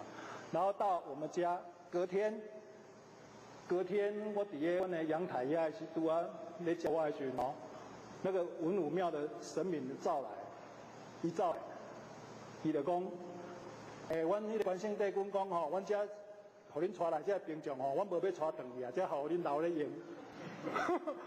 我听到安尼，我较足水来啊！因为阮只拄着这个代志嘛，因就是要来处理嘛。这留咧用，所以我就咧想讲，咱迄个南极老先生咧讲的真正有影你念念清净纯善善良的人诸神庇佑啦，邪恶之人诸事不顺啦，因为做了面拢会甲你糟蹋啦，你也善良，你也做了好的人，你也都受到这些神明的庇佑啊，哥还有一点，我想。讲出来让大家知道啦，有些那种无形的伊是做派的，那个无形的有的很凶他才会管你有没有求过道，是点传师还是讲师嘛？不会差别公司点传师讲师啊。只要你心地善良，他们就会整你；只要你心地不善良，也得给你教他啦。只要你是善良的人，他们就会帮忙你。这个严严诚恳，平常要做的严严诚恳如漆啊。后来，我不是说我可以听到无形的讲话吗？我第一次就是望远放下的时候，老师来我们家嘛，我有讲那是第一次。后来老师不是来一届尔呢，有当一天来3遍呢。然后老师来的时候，想要来，因为我拄到这种代志嘛，老师就要来处理嘛。老师来会跟那些无形的讲话，我迄天刘讲师叫。蒋欣等我回去，我就想讲，无把这写起来，跟老师讲过的话写起来，讲出来给大家听。我请示刘讲师说，这根本是讲可以啊，怎么不可以讲？我又写起来，我就这样练给大家听啦。想要修成佛，要历经千辛万苦的，那才值得人朝拜。因为我在蛮艰苦啊，老师这样对我讲啊。你都听为师的话，你的事情为师绝对跟你负责到底。这听了就窝心的啦。还有刚才就是刘讲师的肚子还有很多东西，你只是学到皮毛，继续去上心理心法吧。再是有当时我伫咧里面有当无生理就听到老师那个我讲你每天都没有在浪费时间，因为你的功能一天一天都在增加。老师来阮兜，给我处理一寡这个代志神明就问老师就问阮兜这个神明你们怎么可以请到祭佛来帮忙老师就跟他们说，我不用你们请，谁真正修道，我就帮忙谁。老师就这么跟他回应以上就是大概这5年来的一些心得，跟大家报告。谢谢。各位德师、各位讲师、各位坛子、各位天神，大家好。不学人道天师德，老天见大德。以及感谢呢各位先贤给我机会学讲。我们呢今天这个难得就是上个礼拜也休息，下个礼拜开法会我们研科所以中间我们就讲这个心经。因为我们最容易这个记诵背诵的就是心经啊。可是我们对心经的了解都不太透彻。一般呢，虽然说我会背诵，并不知道它里面这个什么含义。那我们呢就从最底下那个小文字看这个心经的经文全部只有260个字。它呢却是释迦牟尼佛讲22年般若这个所有的精华都在这260个字里面。因为阿含呢讲12年，阿含12，方等8，方等经呢讲8年，22年般若谈讲最久，然后到最后妙法涅盘共8年所以22年的般若是最久。那为什么会般若讲最久呢？因为我们凡人容易住相，那般若就是破相，就是把形象破除因为形象都是妄，然后要显真，要把真的显现出来。那我们真的呢就是不生不灭的佛性本体。那我们的认识可以说大部分都不知道我们有不生不灭的佛性本体。我们研究了3年多了，都已经知道。可是很多的道亲等于说没有研究心理心法的时候还不知道，以为说我们日常用的心就已经是了是真心是我们的佛性本体。不知道我们日常所用的是佛性的功能作用不是本体，是作用。可是我们没有探讨，不知道本体的状态那我们已经研究了3年多各位有没有对本体认识假如说再不认识的话，那就说不过去了我们都一再的讲一再强调我们有不生不灭的真心，然后我们日常所用的事心它是始于生灭很快生，很快灭，生灭生灭不要把生灭的心当成真心，那个都是生灭心是妄，所以妄不真，真的呢就表佛性本体所以一定呢要对佛性本体彻底的认识。我们用不生不灭的真心来修不生不灭的道，这样因果才一致我们用凡尘在生活的世心来修道，修不成道，因为世心都生灭，那佛是不生不灭。那我们想用生灭的心来修的话，因果不一致不会成，不管再怎么久都不会成你生几世也不会成。一定要找到不生不灭的真心。那佛学就讲不生不灭的真心跟我们生灭的妄心是一体，可是它2面。我们呢那个不生不灭的那一面不用，所以不认识不认识呢就以为没有它又没有形象，显不出来所以我们一定要加以研究，研究以后就会很这个透彻，而且很亲切的都跟我们在一起所以我们要呢启发不生不灭的心在日常生活之中应用这样的话呢，我们在日常生活之中呢不会造罪不会做错所以修起道来到最后的时候都是很快乐，很逍遥，没有烦恼。因为世心我们住相烦恼就来。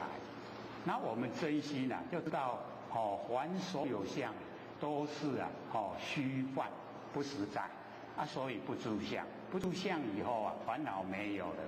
没有烦恼，我们就进入一个绝对的那个境界。所以呢，我们了解说我们研究这个心经因为它含义深远，所以一定要深入其中彻底了解，知道它的意思。所以经不尽言，就是我们心经里面没有几个字260个字，所以不尽言，没有把所有般若全部都讲出来。然后言又不记忆，260个字没有把全部的那个意思都来阐释讲得很透彻。然后我们深刻呢体会不在文字表面的精髓所在，不是在文字表面，而是在文字的背后，在文字的背后它有非常好的意思。所以我们在日常生活之中呢，这个背诵心经很快，260个字大概50秒就可以背完。那我们呢，假如说不知道意思，那太可惜了，就会浪费。那我们呢，深入其中的话，会让这个真正的真理就在生活之中。那么让此精华，般若的精华呢，在日常生活之中，融入我们性本，我们的活性呢之中，然后养成习惯，如此呢，我们生活之中全是佛性本体在当家，不是我们的六根呢在当家。那所有的脾气毛病在不知不觉中已经规划。已经规划呢，到活性本体回来。那么四大假合的身体归还给天地，就没关系了。活性本体跟整个宇宙虚空呢，合而为一，逍遥自在，不受拘束。那么如此的状况一定要在有生之年做到。我们还生在凡尘的时候就要做到。死了就来不及了啦。我们假如说没有做一口气不来，我们没有路就没有路可以走。那假如说我们能够做整个虚空都是我们的道路，都是我们活性本体。那所以宁可生前黄死路，莫待死时后为迟。李天果位还成立，只时检点莫蹉跎。这个我们也时常提起说呢这个生前要黄死路。各位有没有做在日常生活之中呢，全部都是用佛性在当家。那我们呢现在就开始讲这个心经的本文。那心经我们都是省略的说法心经。那么它也不省略的话呢，要讲就是摩诃般若波罗蜜多心经，这样才是它整个那经的名称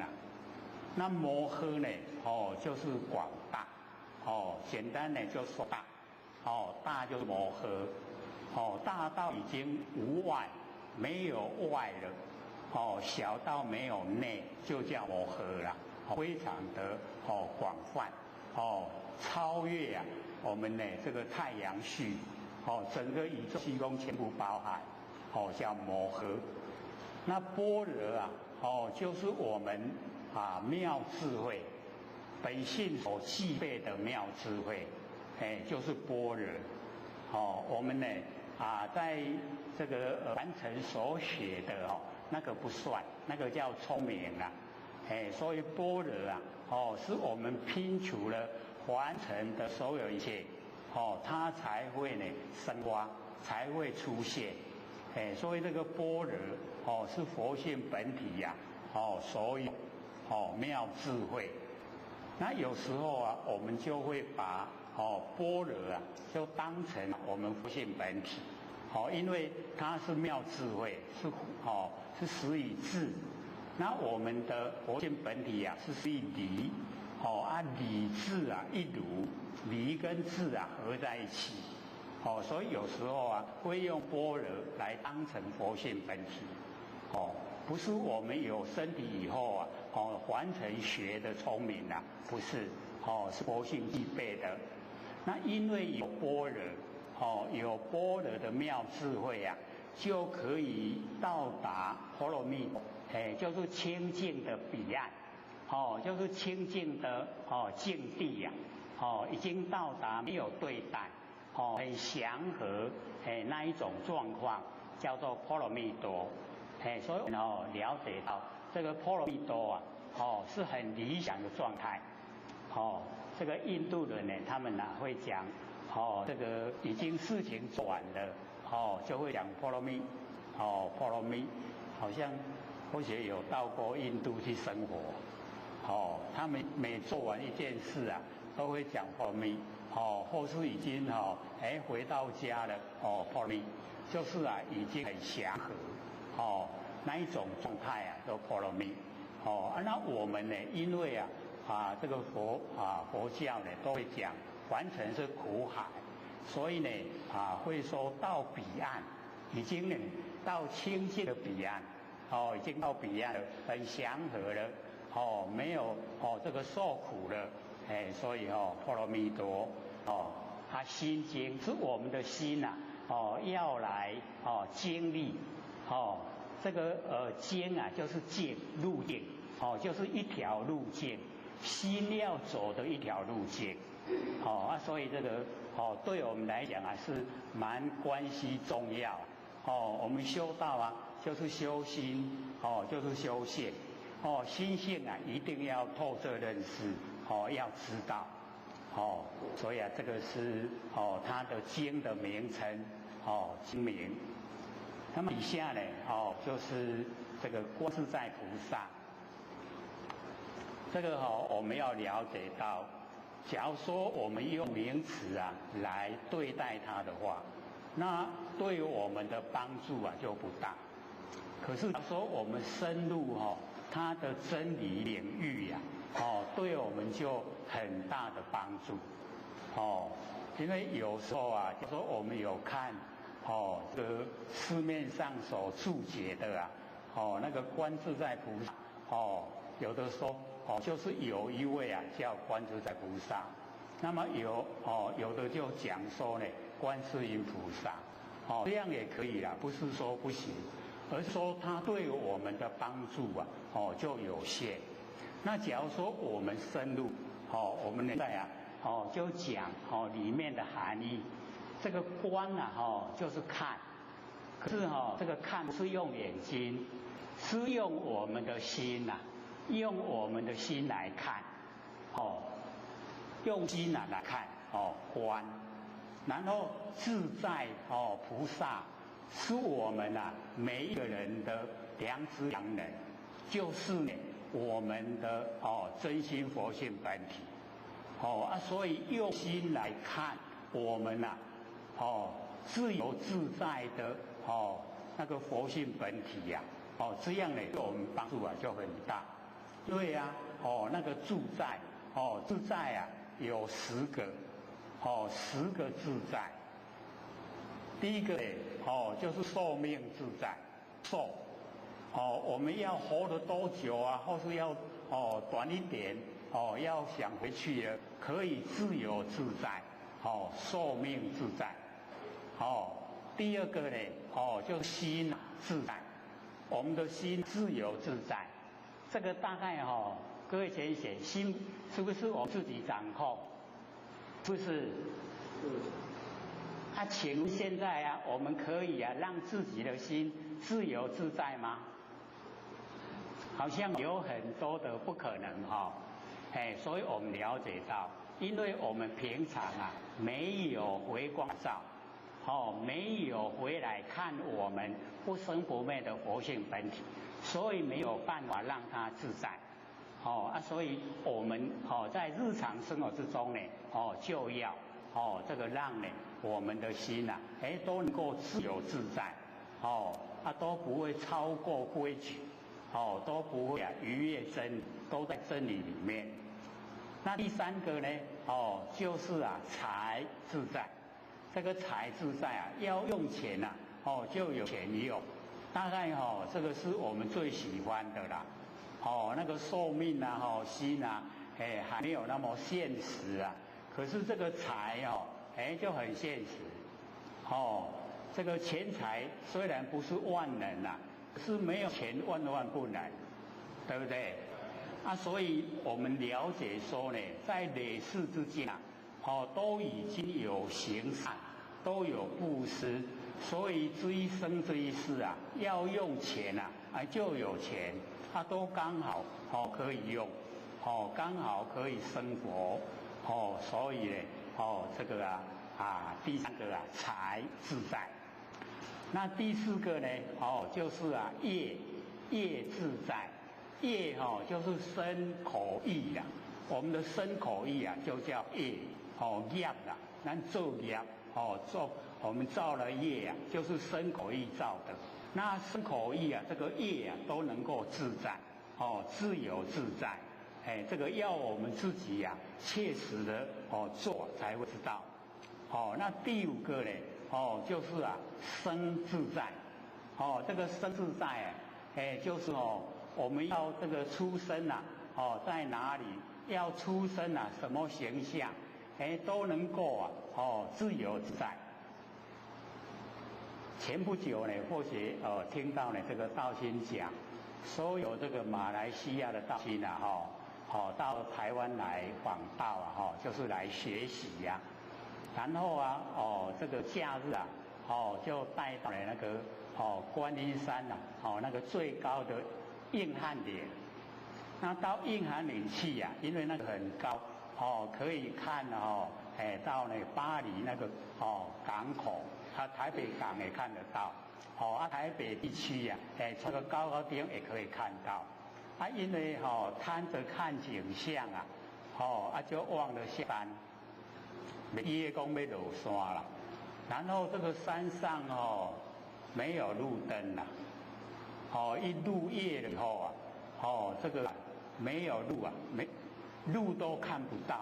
不到路可以走可以下山。然后他们就很虔诚的，老师拜托老师不要下山各位姐姐，假如说我们遇到那个状况会怎么样？也一样请老师。因为马来西亚到我们台湾对这边的地理环境不熟，然后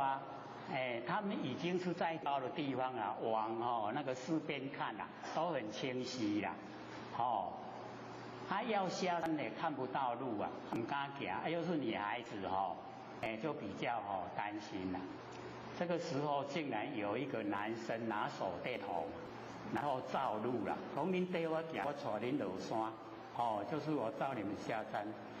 他们心里面都在想，怎么在最高的地方看都没看到人，现在怎么突然蹦出一个人出来各位姐姐，那个是谁就是生自在他已经就是随时都可以千百亿化身。所以就用手电筒照出一群女孩子带他们到山下，带他们到山下以后不见人了所以我们就了解，以前或者是史上讲说你去那个沙漠这个行走的时候又是热又是口干舌燥，然后怎么突然发现有一棵大树很高兴赶快到树底下去乘凉，然后养足那个体力的时候又开始又走路，然后当他们走了一段路回过头看的时候那个树不见了，那个是什么？就是生自在。所以你修正了以后可以生自在，而且不一定是固定的人的形象有时候也可以变成那个小白兔一种动物来带人走路你不知道怎么走它突然跑出来，一直跑给你跟呐、你跟着他跑，跟着他走，就可以啊，到达你想要到的目的地，那个就是生自在。那我们呢有修了以后啊，一样可以到达生自在。然后第二个啊就是圣解，胜利的胜，解释的解，圣解自在呢，就是每一个你看到的景象，你都知道它的理，知道它的表现什么，那个圣讲，我们也要有这一种这一个自由自在的那个圣解自在。一看到什么你就知道了，知道了它是什么内容，告诉你什么，那个圣洁自在。然后呢，第几个神通自在，这个我们最需要的啦，是不是第七个？第七个这个神通自在，我们都希望啊，有神通，然后第八个呢，就是愿。希望啊，愿力啊，愿自在，我们的这一个愿力啊，自在也是很重要，自由自在，不会受到环境的那个影响，然后第九个呢，就是啊，智慧自在，我们的智慧啊，能够呢自由自在，这个运用时候啊，什么事情要怎么来应对啊，都自由自在。那最后一个，第10个啊，就是啊，华自在。那华自在呢，就是已经都成就到佛那个状态，叫做华自在。所以有自在有10个，那是我们每一个人具备了。各位浅具备了几个？有具备几个了？寿命，心、财，业、生，然后圣洁，然后呢，神通，然后愿，然后智慧，然后华，有10个自在。所以呢，我们呢观自在，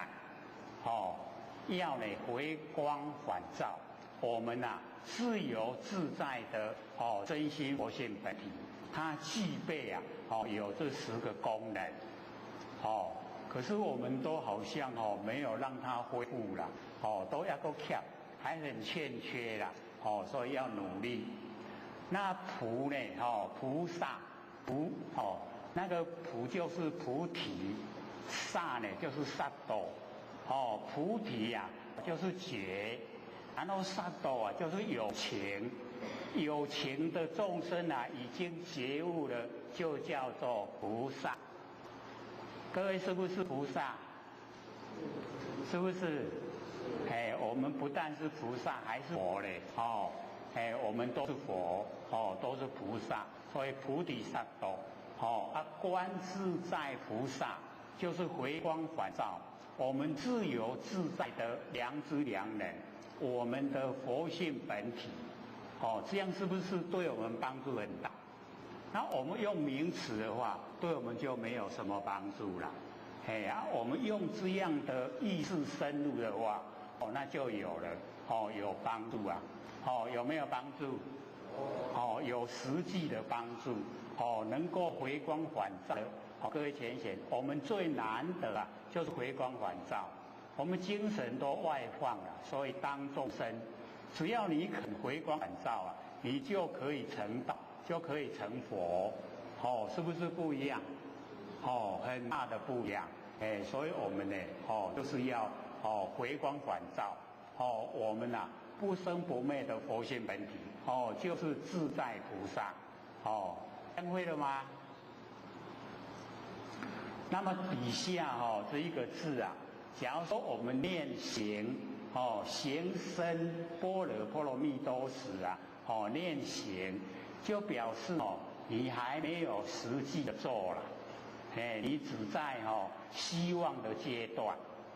那假如说念恒深啊，般若波罗蜜多时，就是你已经做了，而且有功夫了。各位念什么？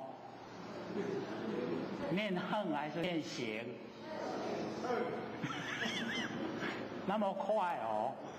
哦，真的都念恨哦，都那个恨哦，在我们台湾话来讲，都是行啦，道行。哦，你有道行啊无？哦，修足够有哦，道行拢有啊。哦，所以啊，用台湾话就很传神。哦，就是啊，已经啊实际做了有功效。哦，恨深。哦，已经实际的做，而且啊，哦，那个深呢，就是时间很久，功夫很深，哦，很深，哦，依照什么呢？依照般若，依赖啊般若，哦，在行持的时候啊，哦，就是呢，依赖般若，依赖我们啊自信的妙智慧，哦，是我们本性呢所具备的。哦，不是呢，我们哦有身体以后啊学来的，不是。哦，我们要哦启发般若妙智慧啊，就一定要哦万念放下，然后一念不生。啊，你能够呢万念都放下了，般若呢才能够呢出现。哦，所以各位就可以回想啊，我们已经3年多了，对不对？到下个月26号啊，就4年了，哦，已经4年了，我们已经啊研究4年了，哦，时间久不久？哦，很久了哦，所以我们了解到，我们实际的做，假如说能够实际做啊，就能够呢跟这2个字啊更深，都是用般若。般若妙智慧，各位有没有启发般若啊？所以各位就可以体会了，为什么我一开始来这边讲课啊，就敢给各位提问？我又不是学的那么多，或者都讲国民学校没有毕业证书啊，没有，那怎么敢给人家问呢？问那么多问题，为什么敢？就是般若，因为或许呢，当各位提出提问的时候啊，或许一定非常专注的在你的问题之中，你一问完马上答，那个都完全没有经过我的那个出手，没有，都是呢用佛性本体的那个妙智慧在答。那个都不是我在打了，所以各位就是要了解，那个就是启发般若运用在日常生活之中，都一定要。那我们只要啊，你在平常万念放下，一念不生，这个时候你遇到事情一来了，事来则应啊，你的般若就可以呈现。要怎么应对啊？你的般若就可以自己出来。这个要怎么应对才符合真理，才不造业？那个呢，就在我们日常生活之中呢，它会呈现，而且一定要一段时间呐，不是说我们马上做万念放下一念不生，马上就有般若妙智慧，可能没有那么快啊。慈悲根基很好，像六祖一样啊，他都不用研究就会回答了，对不对？来拢点，所以我们用自己佛性本身的出来的，因为我们很重要，只要般若你能够启发，那你的定力就一定够，因为那整个都是佛性里面的那个东西你的般若有了你的定力自然有。所以遇到事情你不会手忙脚乱那个轻重缓急你马上判断马上怎么应对都会，这个就是我们本性里面的般若妙智慧在应对所以各位一定要啦无我国民学校都无毕业的为什么就是这样就是平常尽量的你有空闲就万年放下一念都不生。这个时候你在生活之中就跟你的佛性本体在一起，跟你的佛性本体在一起，遇到事情你就用佛性本体来应对。那这样呢我们没有喜欢讨厌，没有取舍我们有取舍就有造业没有取舍就不造业不造业我们就会越来越轻松。各位修起道来是越来越轻松呢，还是越来越沉重？越来越沉重。那什么原因呢？重要的原因就是住相，住在形象住在名那个名分名记只要我们求名求利我们就会越来越烦恼越来呢生活越不如意只要我们都放下这个妄的东西都把它放下你能够都放下了自然而然你都很逍遥自在。那个逍遥自在不是要等到我们这个这个归空了以后才逍遥自在，是要在完成生活的时候就已经呢要逍遥自在所以各位就是要了解那个般若重要所以为什么后学一直讲说呢这个心经就是释迦牟尼佛讲22年般若的经法就是因为这个很重要破相显真，把所有的妄相都打破，把真的佛性本体都显发出来所以最重要的就是这个我们一般生活呢我们都是用妄，都是在形象形象它一直在变化看我们的身体一直是新陈代谢按个滴哩捞我们抓得住时间吗？2条对不？一年一年直直过就紧的所以我们一定要掌握尤其在我们还可以主宰的时候启发我们佛性出来当家不要让6根当家啦，6根当家都会造业，我们要受苦那佛性当家不造业不受苦当下解脱所以这个很重要各位一定呢就是要了解说我们启发般若的重要为什么佛讲那么久就是因为破相不容易只要我们离相了，各位先生记得离相就叫做佛了，离相名佛，容不容易？很容易记不是说很容易做了，是很容易记得住。只要你离相，你就是佛；你住相就是众生。因为我们住相所以我们都当众生，对不对？不是啦，我现在不是众生，已经佛啦，所以我们了解到要成佛呢，要自己努力啦，把我们的那一些这个脾气毛病不良习性都去掉，因为佛性没有那一些东西那把佛性所没有的去掉，所有的让它回来就这样子而已啦所以这个般若蜜，只要你能够有般若，你就到清净的彼岸，般若蜜就已经到达了所以呢这个很重要的关键所在，启发般若又不是困难，万年放下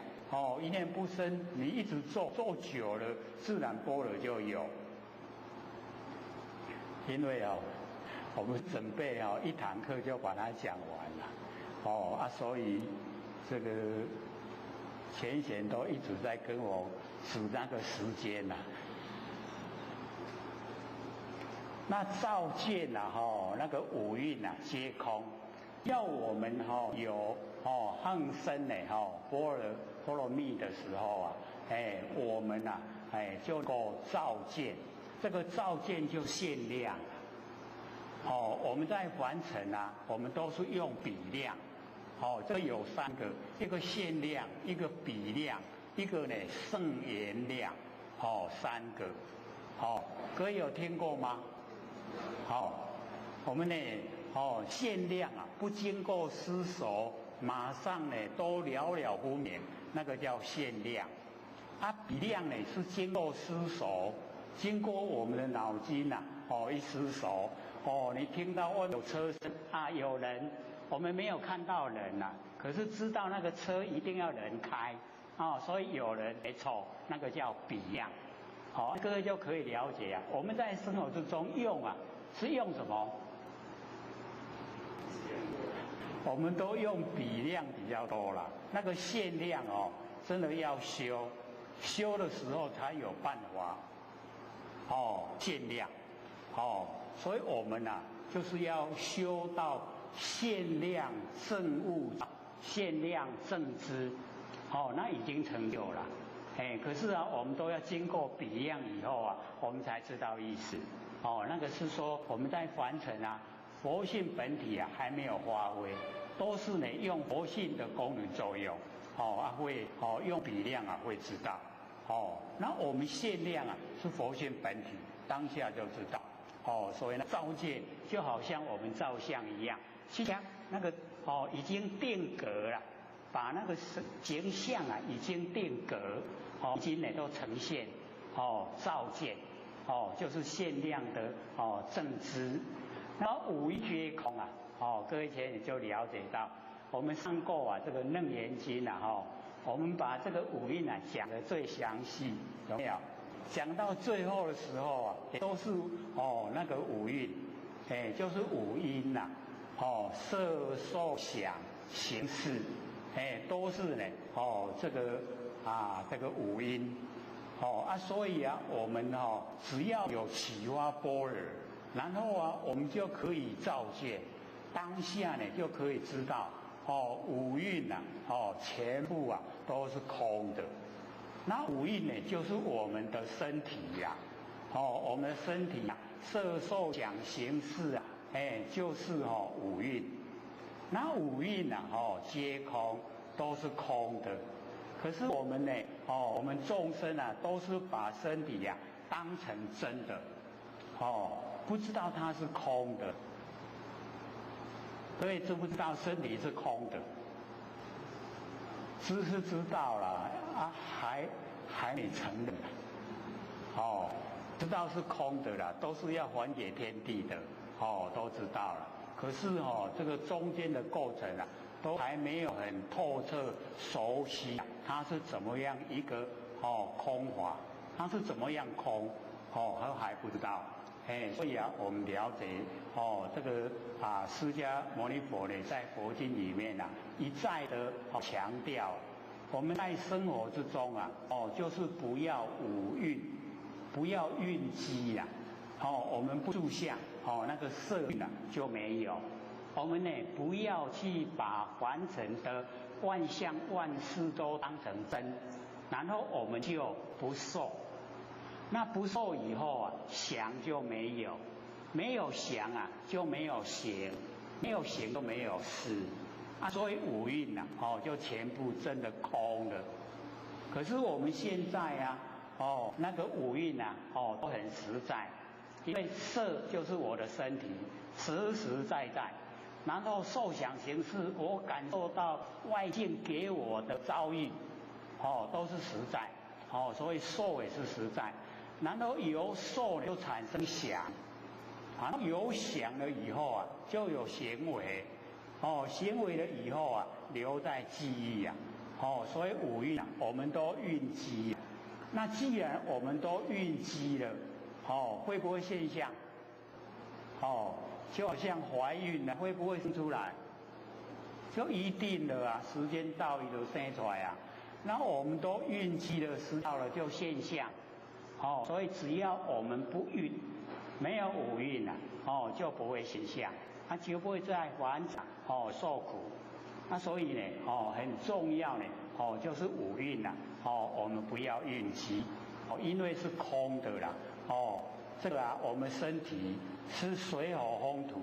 众缘际会啊，借我们用，不是我们的，没有一个人啊可以把这个身体保持的永远都不会灭，没有人呐，都一定会灭，早晚一定会灭，而且还不久嘞，不要100年，这个100年以后啊，各位先生，我们还在不在啊？都不在了啦，去哪里了啊？我们都不研究，不研究说我们啊，身体还给天地以后啊，我们去哪里呀？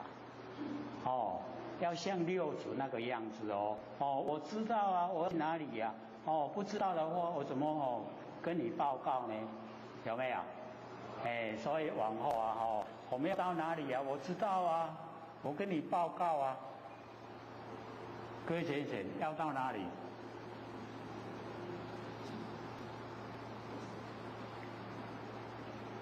我们凡人不研究的话，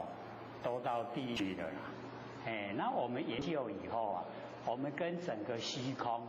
融成一体啦。那融成一体，整个虚空都是我们道路啦。宽不宽广？很宽广。可是你只要在生的时候啊，没有把前辈交给佛性本体，是没有办法这个一口气不来啊，真的哎呦，我被人走那个时候假如说还要家属赶快烧大把香，请老师来带，那就很可怜了因为修道都没有把握。那我们在生的时候啊，要修到自己啊有把握，就是日常生活啊都是佛性当家。那身体啊四大假合，水火风土还给天地那我们整个啊佛性啊本来就当家啦走东往西啊自由自在。那个时候一样走东往西啊自由自在，这样知道吗？重不重要？很重要因为我们凡人都那也无快惯你呀，都是这样了。我糟糕等到你这个身体不好了，每一个人都会都会走到那一个阶段要跟完成拜拜了那个时候哎呦也没了，我都也没修那可能就来不及所以一定要在生的时候啊就请佛性本体呢出来当家所以只要我们这个限量已经也知道我们身体都是假的色受想行识啊都是空的，都是假的，就能够呢度一切苦厄。度呢就是超越啦超越一切的苦那个恶是灾难，超过一切的苦，一切的灾难全部都已经超越了。那底下呢这个舍利子那很多注解就会说舍利佛，那一样假如说用名相的话，对我们帮助也不大。那我们进入其中的真理，色就是房子粒子就是住在房子里面的人所以这个色就是我们的身体粒子呢就是精神在身体里面的精神舍利子。那我们呢假如说在凡尘能够保持我们那个精气神都不消耗，那我们一过世去火化烧出来一颗一颗珍珠那个就叫舍利子。可是那个是另外一个角度啦各位有看过吗？舍利子那个舍利子还蛮多啦那个山上的舍利子在日月潭那个释迦牟尼佛的舍利子呢他们这个佛教本身有很多呢都有拿到有供奉而且那个舍利子还是活的，它会长大那各位就可以了解，这个有点这个神秘色彩像那个广清老和尚啊在南部归空了以后啊那北部啊那个玄天禅师啊那个弟子啊，就是本来那个就是广清老和尚开的庙师，那么这些信徒啊，有的就没有时间下去那有的有这个时间呢就到南部去那没有办法下去呢，就请托了你就把几粒回来给我来供奉然后呢他就负着使命到南部去，结果在南部的信徒啊都已经拿光了怎么办？都来个人交代爱提无迄个嘛好啦，骨头夫嘛好这个就用笼甲就装着啦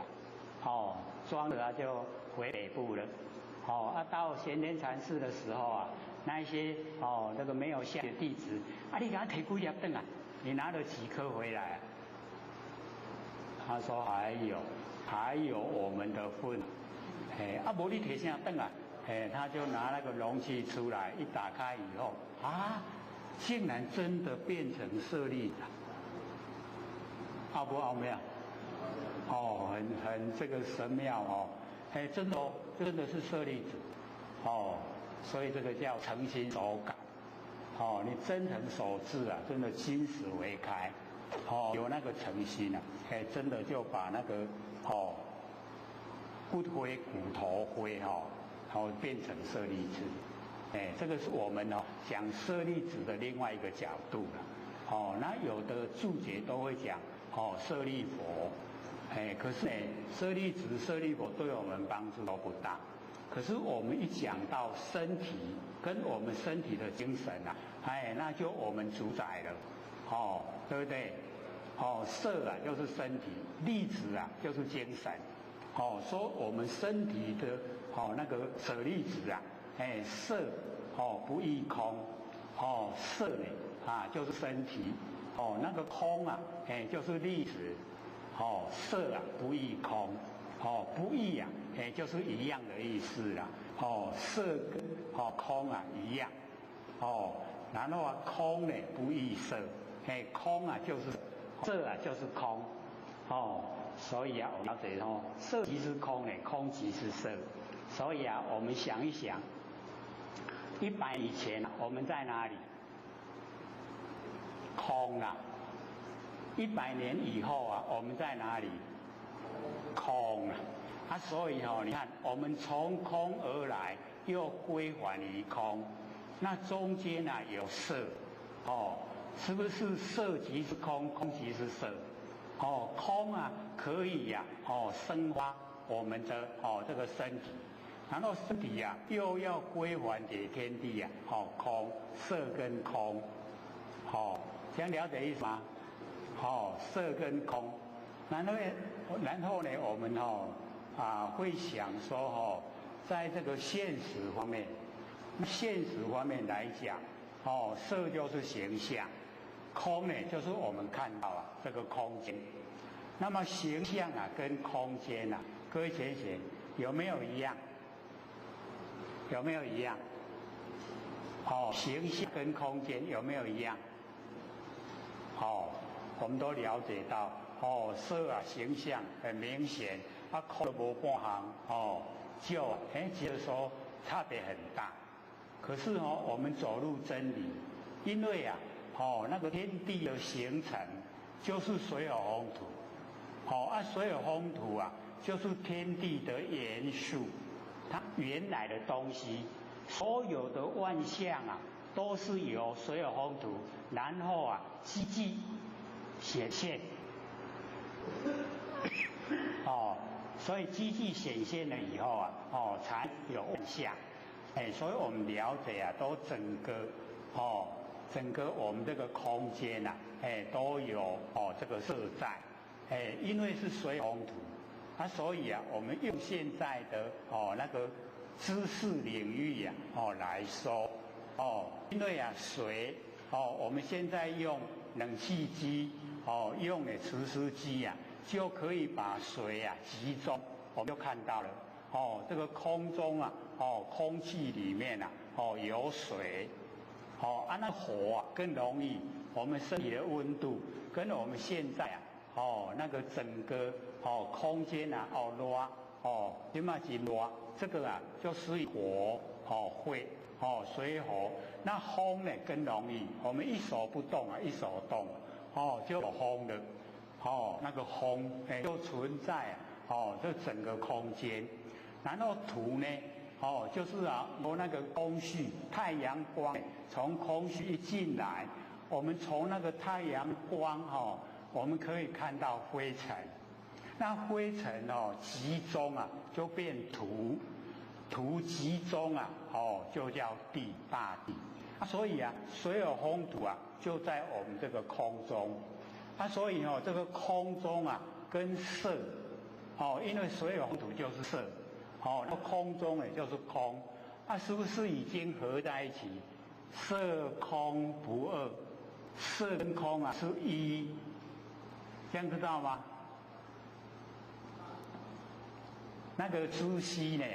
他说这个色就是我们虚灵不昧的那个灵，然后空呢就是虚灵不昧的虚，虚灵不昧。各位同学，虚灵不昧听懂吗？虚灵不昧是什么？就是我们不生不灭的性本体虚灵不昧不会迷昧，我们的佛性本体不会迷昧那个是那个知悉夫子讲的他说呢色就是虚灵不昧的灵，然后空呢虚灵不昧的虚虚灵不昧就是我们不生不灭的佛性本体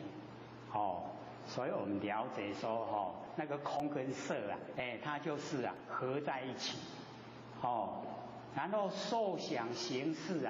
亦复如是这个是简略的说法。他假如说不简略的话呢就应该呢说受不异空，空呢不异受受呢即是空，空即是受，是不是要很多？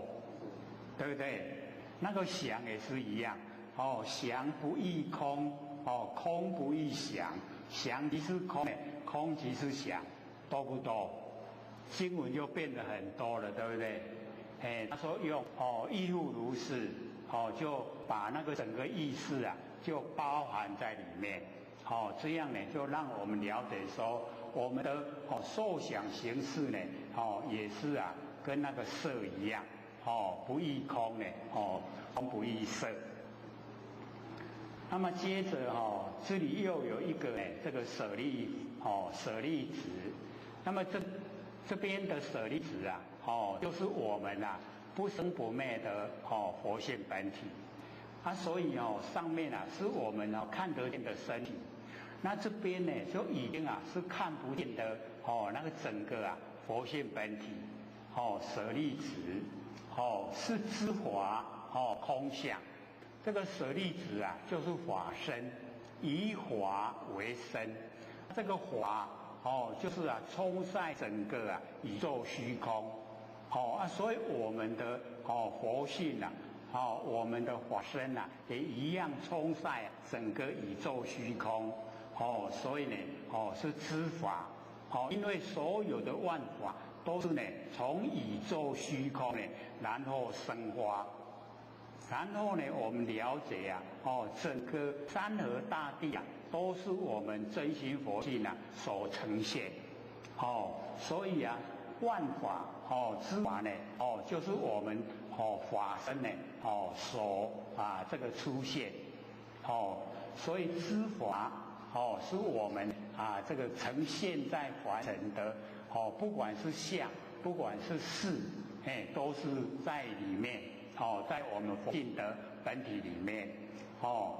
然后空相真空实相因为我们绝对那个空不是完空，然后相不是假象，是真空，然后实相。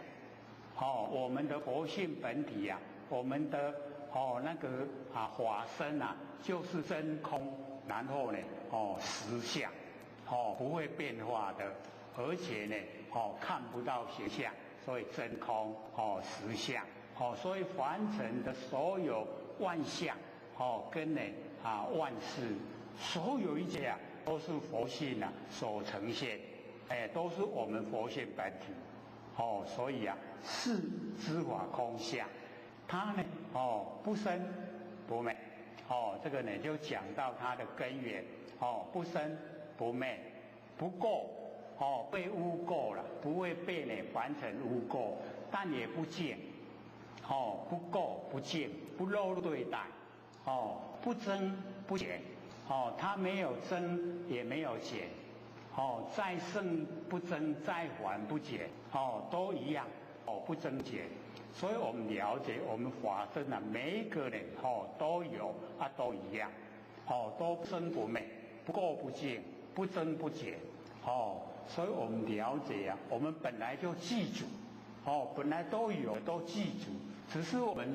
不知道而已啦。然后我们怎样？因为不知道啊，所以我们会着重呢，在身体方面，不会呢着重啊，在佛性方面。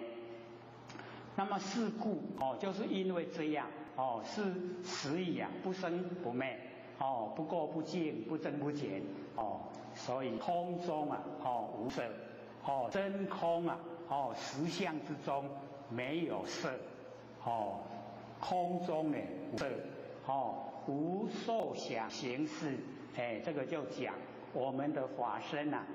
没有五蕴，我们的法身啊，没有五蕴，没有，没有色，没有受想行识，没有。可是啊，我们现在五蕴啊都很强，所以我们呢了解说，为什么我们造很多的业，就是因为我们五蕴啊，很强。那么五蕴呢，从哪里来？从我们的六根，可是六根呢，在我们的法身来讲，无眼耳鼻舌身意，这个就是六根。我们的五蕴呢，从六根来，六根都没有了，哪里来？就是没有。所以呢，它一层一层的，一直深入，告诉我们没有。在法身，在我们佛性本体之中，没有五蕴，没有六根，没有，这样了解意思吗？因为蛮重要了，我们在生活都是六根在当家了，现在我们就可以了解说，我们的六根还蛮强，很强势啊，我们要启发佛系出来当家不容易啦，所以啊，或者都一直在等什么？等说我没有修道的时候，没有研究心理心法的时候啊，那个脾气还很好，然后还很有内涵。怎么现在越修越想发脾气，越想骂人啊，越想开口大叫，没人安尼搞我问啊，那我就讲。你没有问啊，表示你没有启发不生不灭的佛性出来当家，所以那个六根啊，它不用反扑了，都在当家就好啊，这样了解吗？所以我一直在等呢，哪一天呢有人问了，我说真的很恭喜了，你已经佛性出来当家了。因为六根当家久了，你现在突然要请佛性出来当家，那个六根他会不服气啦，不服气他就反扑啊，你安尼我跟他啦，他没有呢，大家拢无嘞，好啦，六根当家的关系呀，是这样吗？不过或许来讲。这个是反扑，就是你很努力想修道，所会遇到的现象，就是你要请佛性大家六根不服气。那假如说你用妥协的方式，一半的前病啊，给六根，一半的前病给佛性本体，这样他就会妥协了。然后啊，你只要他有一半的时间出来当家，那个六根他会渐渐的他这个强势啊就丧失掉了，他就会想说，我是那个功能作用不是本体，我是那个奴才跟婢女不是主人，这样就很温和了。各位都采用这个方法吗？所以都很温和，这样就不会反扑了。那假如说你说一定要给佛性当家，这个时候我们六根就会反扑了。那个时候你就自己会感受到，怎么修到越修会越想发脾气呀？那个就是六根在反扑。为什么一直跟各位讲这个事？就是这个实际会遇到。你的理智比较强的，一定启发佛性出来当家，除非你是核心理，无要紧啦，好啦，什么当家拢无要紧啦，那个叫核心理，时间过得很快你核心你核到一口气不来，还在核心里所以一定的要的。慢慢的虽然说那个很和谐的状态，可是也一定要启发他出来当家，因为佛性本体当家他不会造业。那我们的六根啊，就喜欢讨厌很强烈，就取舍。你有取舍啊，就是造业。你造了业啊，一定要接受果报。是善业的话有福报。恶业的话有恶报，都一定有果报。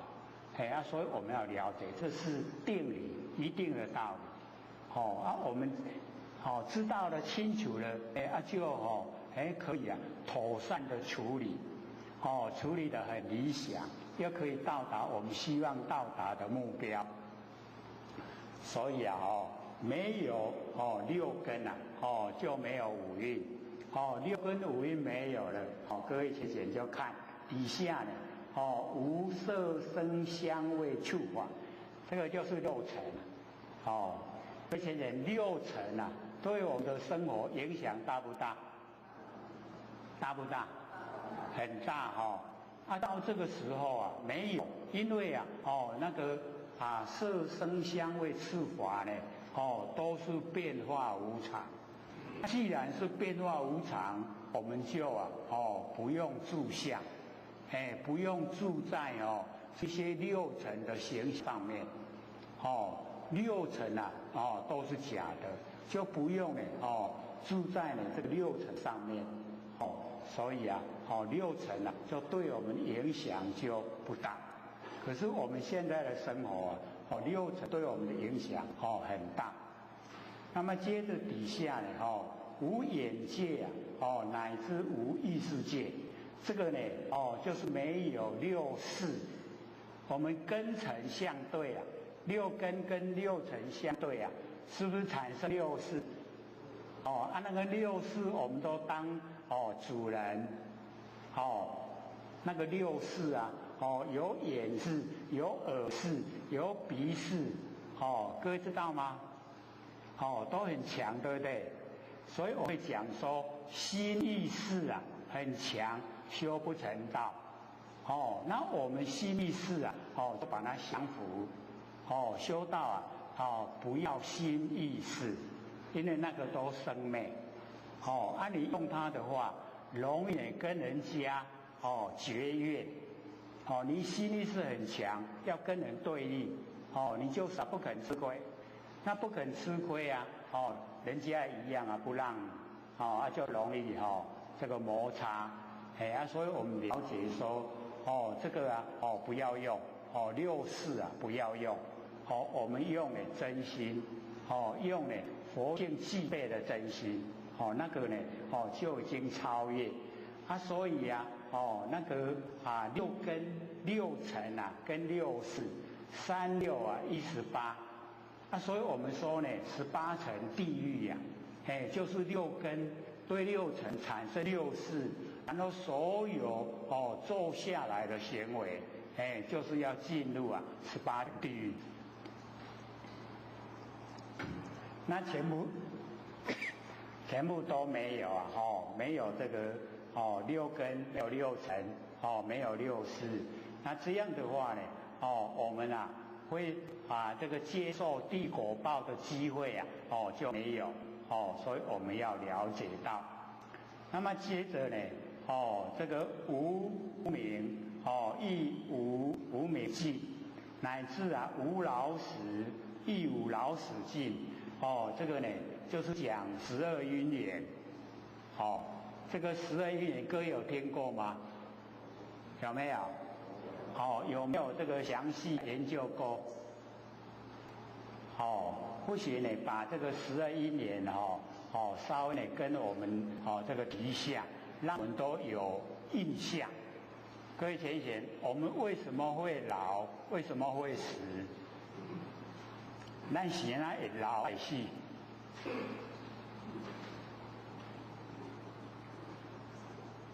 好像问题很宽广其实答案很简单，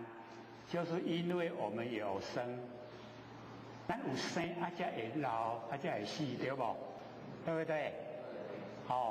所以会老会死原因就是生。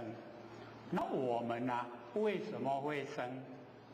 咱是会出去的凡间，我们为什么会出生在凡尘？所以就是要了解就是造业，有业啦，有业有业了，我们才会这个生，有生才会老，才会死所以这个生的最大原因就是造业在12因缘来讲叫做有那个名词叫做有有业有业了。那为什么会造业各位浅显，我们为什么会造业？不要一下子就想到最源头的无明中间的过程都很微细，我们都要知道之所以会造业就是取舍，取舍知道吗？就是我们有取有舍，取舍，所以才造业。因为造了业才受生，因为有生了以后才会老，才会死所以最重要的就是有取舍在12因缘就叫取。那各位浅显，为什么会有取舍？咱是会爱拢要甲揽来，无爱拢送伊送，为什么？为什么这样？一定要追到它的根源，就是爱啦。爱跟讨厌，爱就想拥为己有，讨厌就推开，对不对？是不是这样？那我们为什么会产生喜欢讨厌？为什么？就是因为我们有受感受了外界给我的遭遇，我感受到了，所以我产生喜欢，产生讨厌。各位人为什么有受？因为我们有接触，有接触才有感受，感受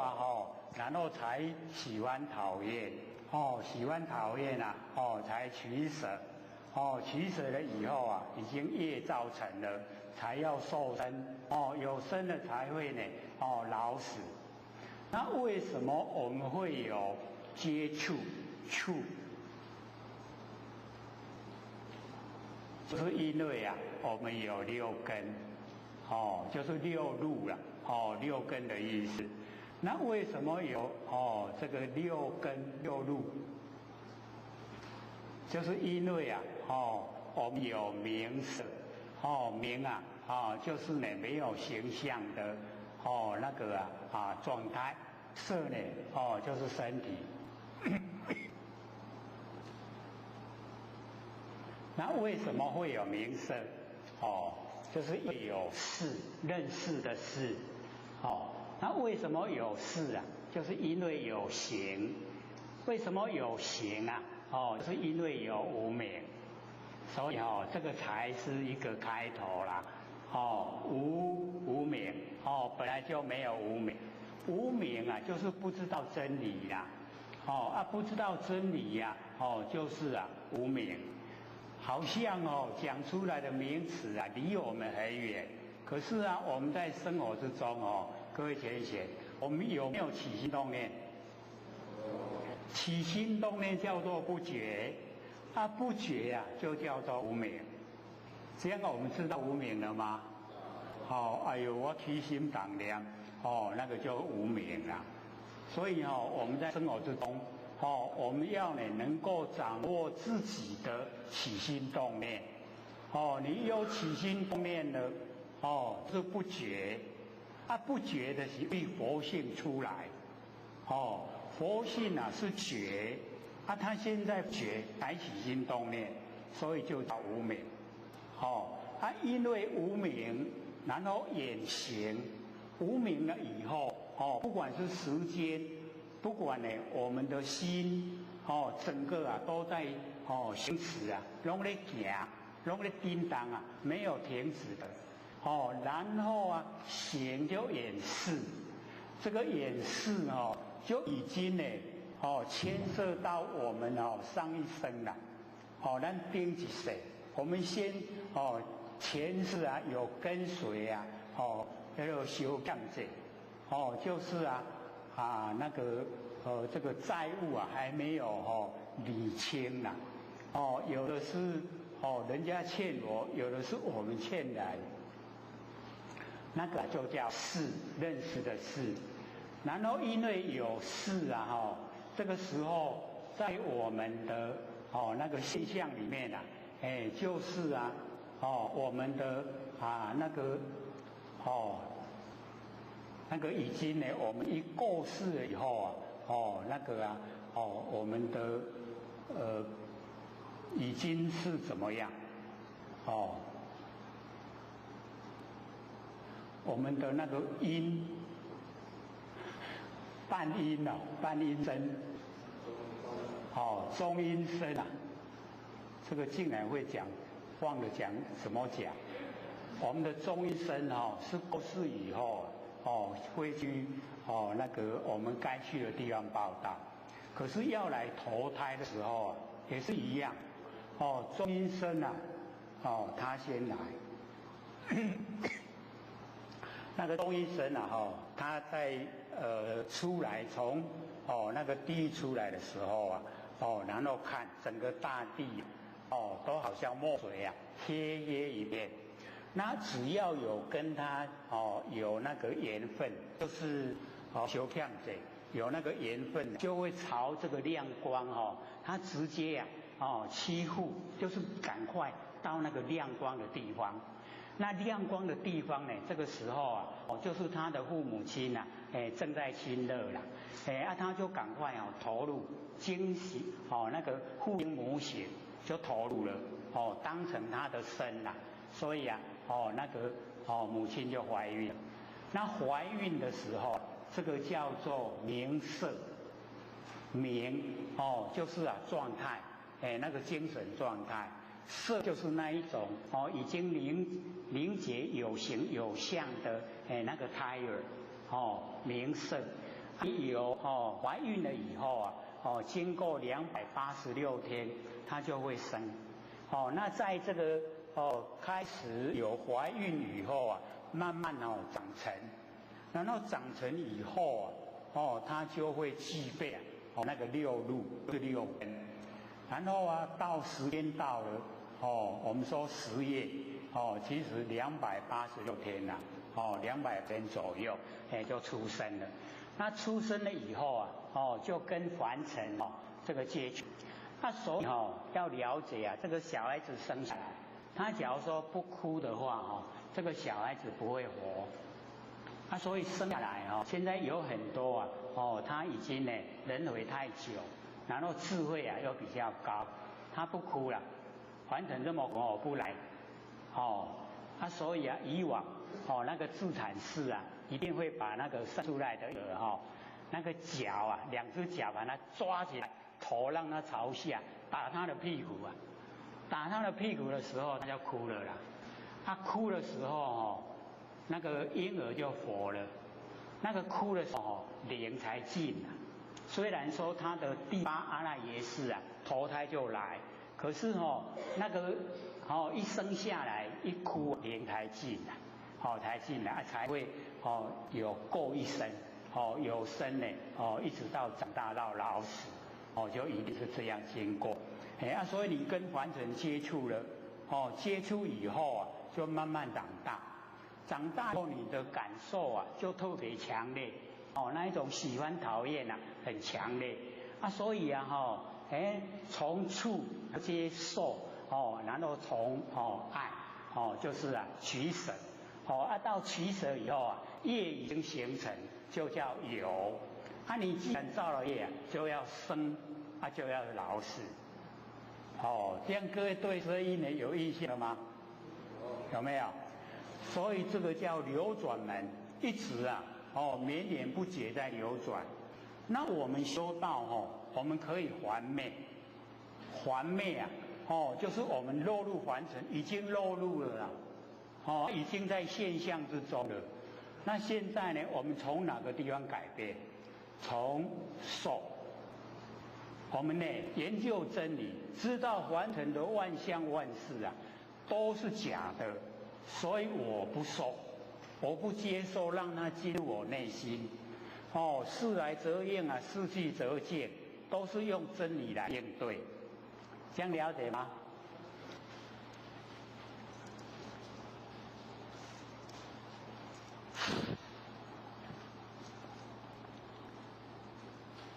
我们不受了以后各位浅浅就可以想象，会不会产生喜欢讨厌？不会，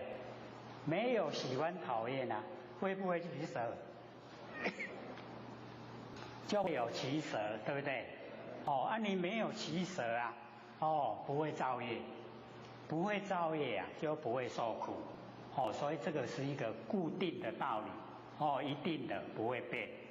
然后我们就了解说可以还灭，可是我们一定要在心地做功夫，从心性做功夫。我们对凡尘给我的一切遭遇，我要了解那个都是因缘际会才呈现，因缘消失就没有所以都是假的。那既然了解到它的背后的因缘，我们就不住相。所有的受给我，我去应对都是恰到好处，是跟道相合。我没有落入喜欢，没有落入讨厌，没有落入讨厌喜欢，我们就没有取舍，不会造业。所以这个一定要自己做的啦，别人没办法代替。你只要都不造业会不会受苦？不会了，因为没有原因我把你推去受苦。所以我们对这个12因缘为什么要跟我们讲没有无明，就是时时刻刻我们都在觉所以没有无明。我们现在有没有都有所以要到那个无明尽还要很长一段时间所以我们了解说没有无明的就没有老死因为有无明就一定会有这个12因缘它是呢一个连一个一直无明眼行眼识眼名色眼六路眼触眼受眼爱眼取眼有眼生眼老死，是不是12因缘？有没有？对不？各位不是该写吗？有没有漏掉？所以我们了解这个12因缘就是呢让我们一直轮回在凡尘受苦的原因。那我们从真理解脱，所以叫做心经心让我们可以回归到本位。然后底下无苦集灭这个叫四圣谛所以我们了解那个四圣谛可能各位也都有听过这个名词那么这个呢它是由这三转色行法轮就是四相转，然后欠修转，然后咒正转这个苦集灭道那个苦就是果报集呢就是原因那灭也就是修道以后到集灭的果报修道也是原因，都是呢先讲果然后再讲因所以四相转此是苦逼迫性苦集灭道的苦有逼迫，一定要去接受逼迫性。那么此是集招感性，招我们感受了以后被它招手，然后我们动了业所以苦集那个集就是我们造业了很多的业集合在一起然后那个灭这个可证性是你可以证悟到集灭，就是恢复呢我们的本来。然后道呢就是可修性这个是四相转然后欠修转欠我们修此是苦如应知此是集如应断此是灭如应证，此是道如应修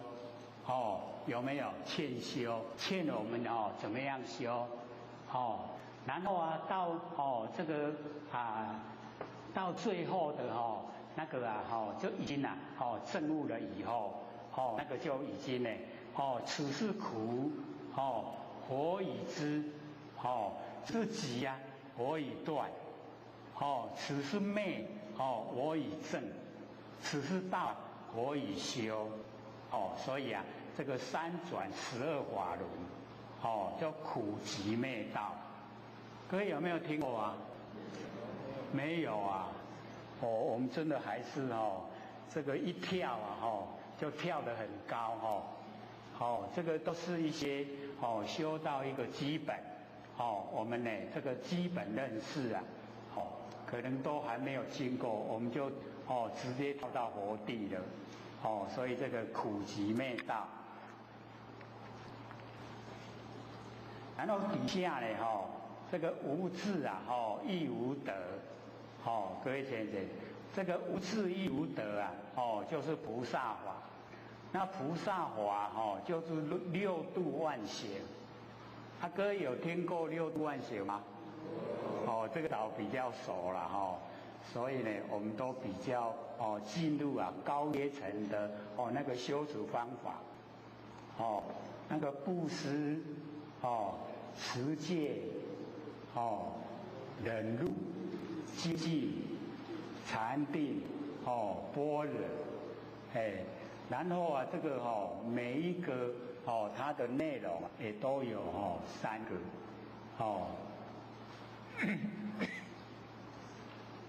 本来我们还想说详细的讲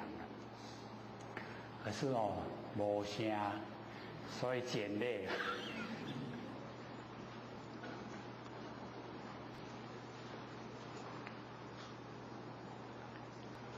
以无所得故就是我们要了解到我们在这个修道很努力的修然后一直到达圆满菩提，就归无所得。你到达最高的度啊，你假如说还有所得的心啊，那你就是还没成就了。你已经修到最高的时候啊，你修到最高就是恢复你佛性不生不灭的本体那个状态，已经全部都恢复了，就无所得，全部都无得，这个无得就让你已经恢复本位了。所以我们追求就是追求到恢复本位，就是归无所得，圆满菩提，归无所得。那菩提萨埵一样的，菩提是觉，萨埵是有情。然后我们有情的众生都已经觉悟了，就叫菩萨，就是菩提萨埵，依般若波罗蜜多，我们就是呢要按照般若，般若呢波罗蜜多所以心无挂碍，我们只要能够按照般若，我们的心都没有挂碍，就已经呢整个都在般若妙智慧之中。所以般若它呢就是要带领我们这个成道成佛的很好的这个内涵。我们只要有般若，就不怕不成就了。那我们要启发般若，就一定呢在日常生活之中，只要我们肯万念放下，因为我们接受的凡尘，万象万事都是因缘际会才呈现，因缘消失就没有，都是假的。我们只要了解凡尘一切都是假的，这样的话，我们的般若它就整个呈现，整个呈现我们应对凡尘时就绰绰有余就不会卡住了，也不会产生喜欢讨厌，这样我们整个就很理想的那个生活状态。所以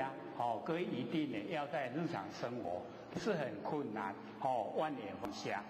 什么缘都放下，放下再放下，然后我们那个时候能够到达一念不生，整个呈现不生不灭的佛性本体，那已经都呈现。那佛性的本体呈现我们自然般若妙智慧就在里边。所以般若妙智慧所以智性本体，所以理跟智理智一如，就已经到达最理想的状态，就是我们想回到的那本位。所以我们能够按照般若就能够到达波罗蜜多，就是祥和的境界，都没有勾心斗角，没有两边对待，没有能手，全部这个什么都没有。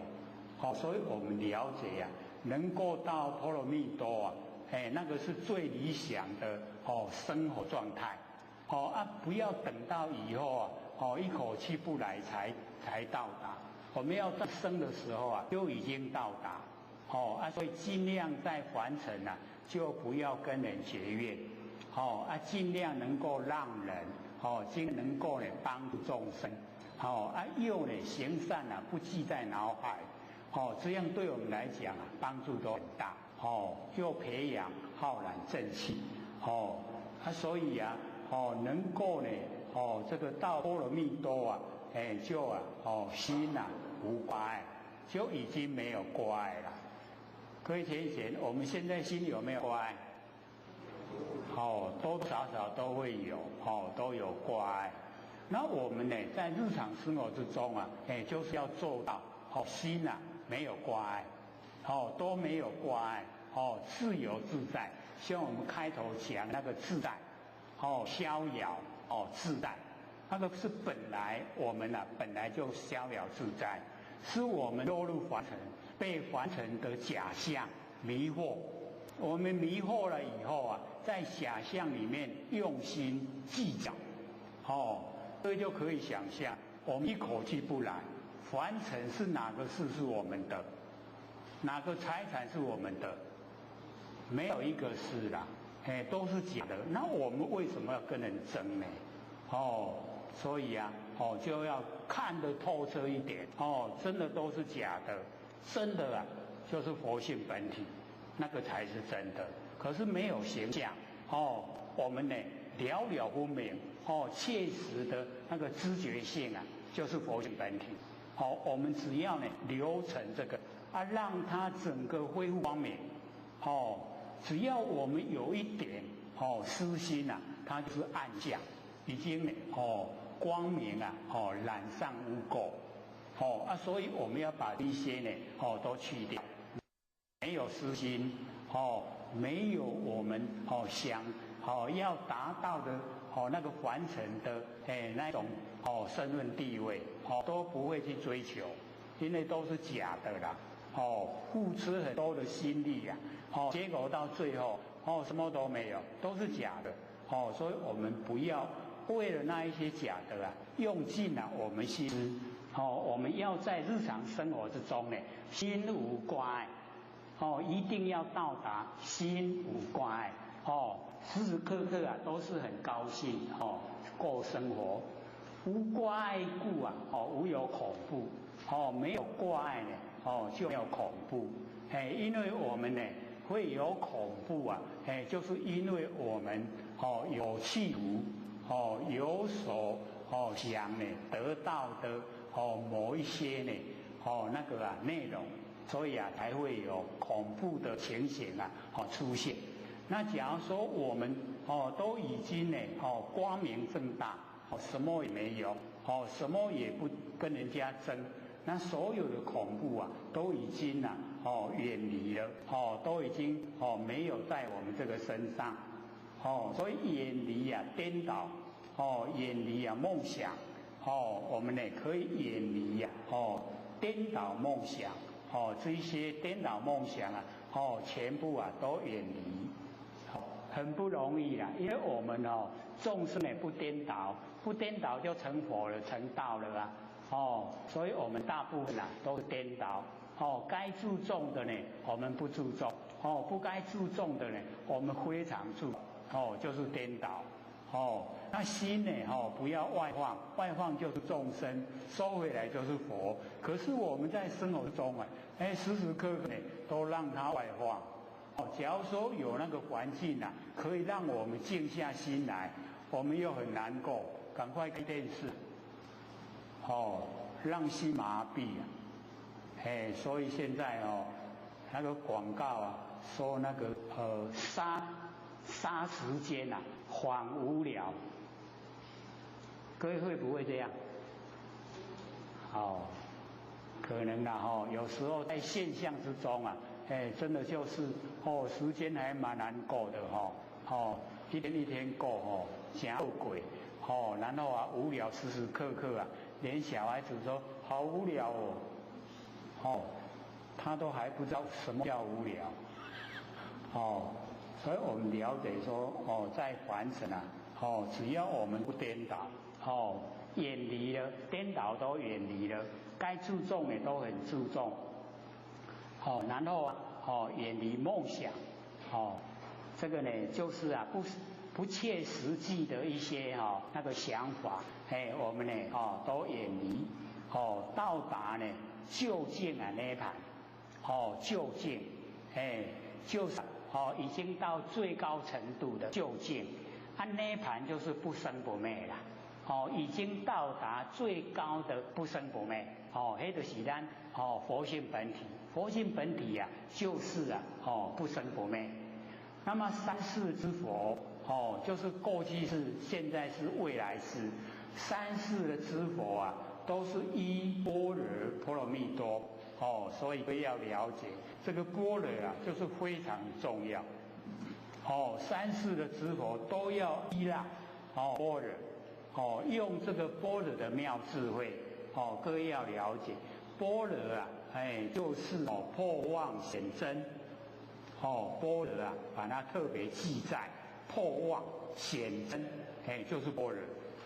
我们把所有的妄都破，然后啊显现了我们的真，不生不灭的佛性本体。所以啊，我们呢这个能够啊，依啊般若波罗蜜多，不管过去的佛，未来的佛，现在的佛，都呢按照依赖啊般若波罗蜜，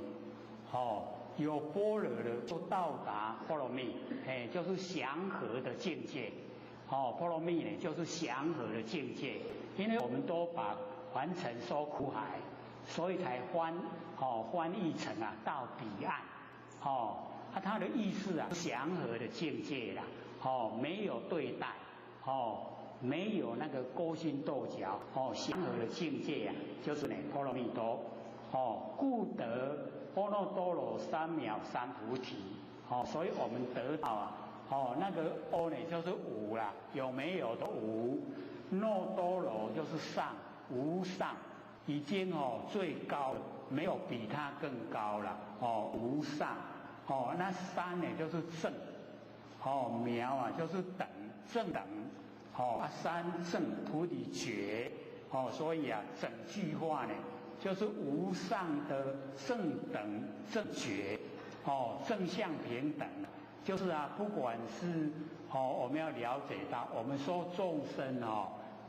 不是只有我们人才叫众生啊，只要它是有生命的，都叫众生啊。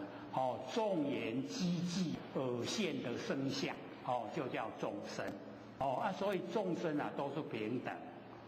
我们了解说，它显现啊很下等的那个形象，那个动物啊是它的业，它造了业啊要受果报，只要果报接受完，它又回到本来，都是一样。所以这个高这个社会地位很高，很有钱跟那个流浪这个街头的那个街民啊一样，都是一样，只是他的果报一个就是在凡尘有行善所以果报很理想那街民呢他就在凡尘啊都没有这个行善，所以果报呢就啦，我们看起来很可怜所以要了解到啊那个可怜的人啊，他就是有可恨的事情。那现在可怜，为什么形成现在可怜？就是以前所做的事啊，让人指指点点，很讨厌，所以他现在就很可怜。那现在为什么人家那个有社会地位，然后都很有钱？就是因为他肯布施，肯帮助人，肯行善，所以我们要了解啊，一切啊，显现以后啊，都是果报，既然落入凡尘是果报了，就不用骄傲，没有爱了，所以或者都一直讲，只要落入凡尘，你有现象了，你就是要接受生。你一生之中，你过得好，过得不好，是你自己的选择，以及你以往所作业的干扰，所以我们了解在凡尘的一切虚幻，都不实在都是假的，一过了就没了。那真的呢，就是我们不生不灭的佛性本体，所以一定我们要启发。在凡尘还活着的时候就一定要请佛性当家，有没有把握啊？真无力，有啦，希望是安尼不过现实都还很不容易克服，所以一定要战胜自己，战胜别人是英雄你要战胜自己就是圣贤，所以我们要当圣贤想不想当？所以按照呢无上的那个正等正觉，我们呢得到了无上最高的正等正向平等，正觉都是和真理的正觉。故知呢般若波罗蜜多是大神咒所以我们知道这个般若就是我们的这个妙智慧波罗蜜多可以到祥和的境界那个呢是大神咒。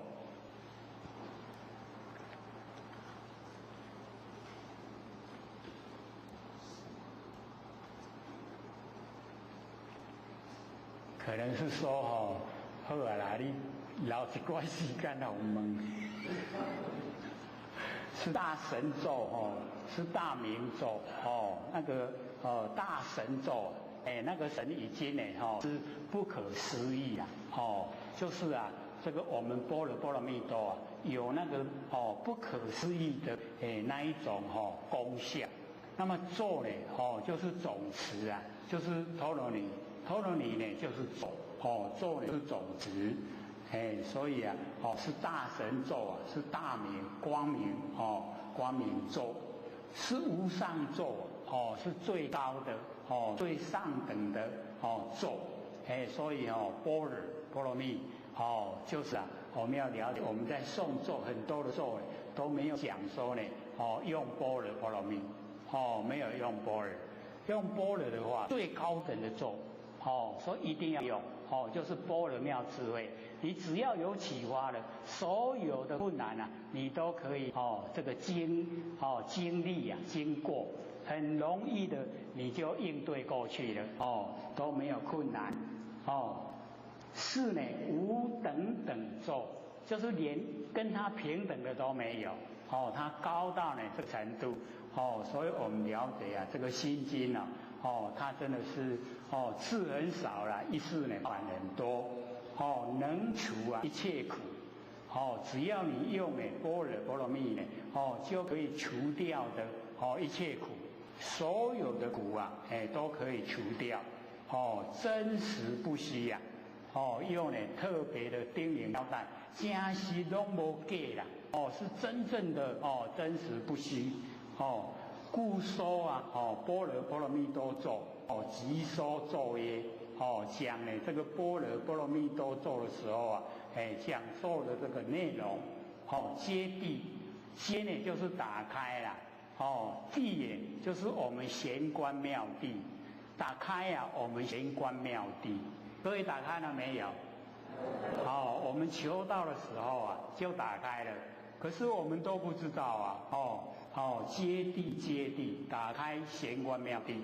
般若揭谛你打开玄关妙谛你就可以到达般若蜜，你就可以到达那个最理想的那个境界之中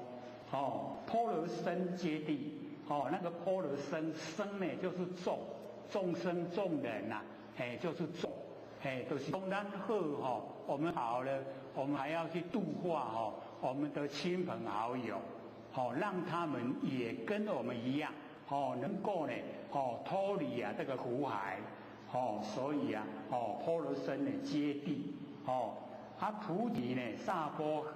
菩提就是觉，萨婆诃就是即事成就。现在你已经知道了，你要赶快去实践赶快做，让它能够真正的都能够成就所以菩提呢萨婆诃。留下15分钟了，这个难得，我们还准备说讲不完怎么办结果还剩下15分钟，各位要不要提问有疑要必问疑就是结你的结一定要打开要把那个结打开。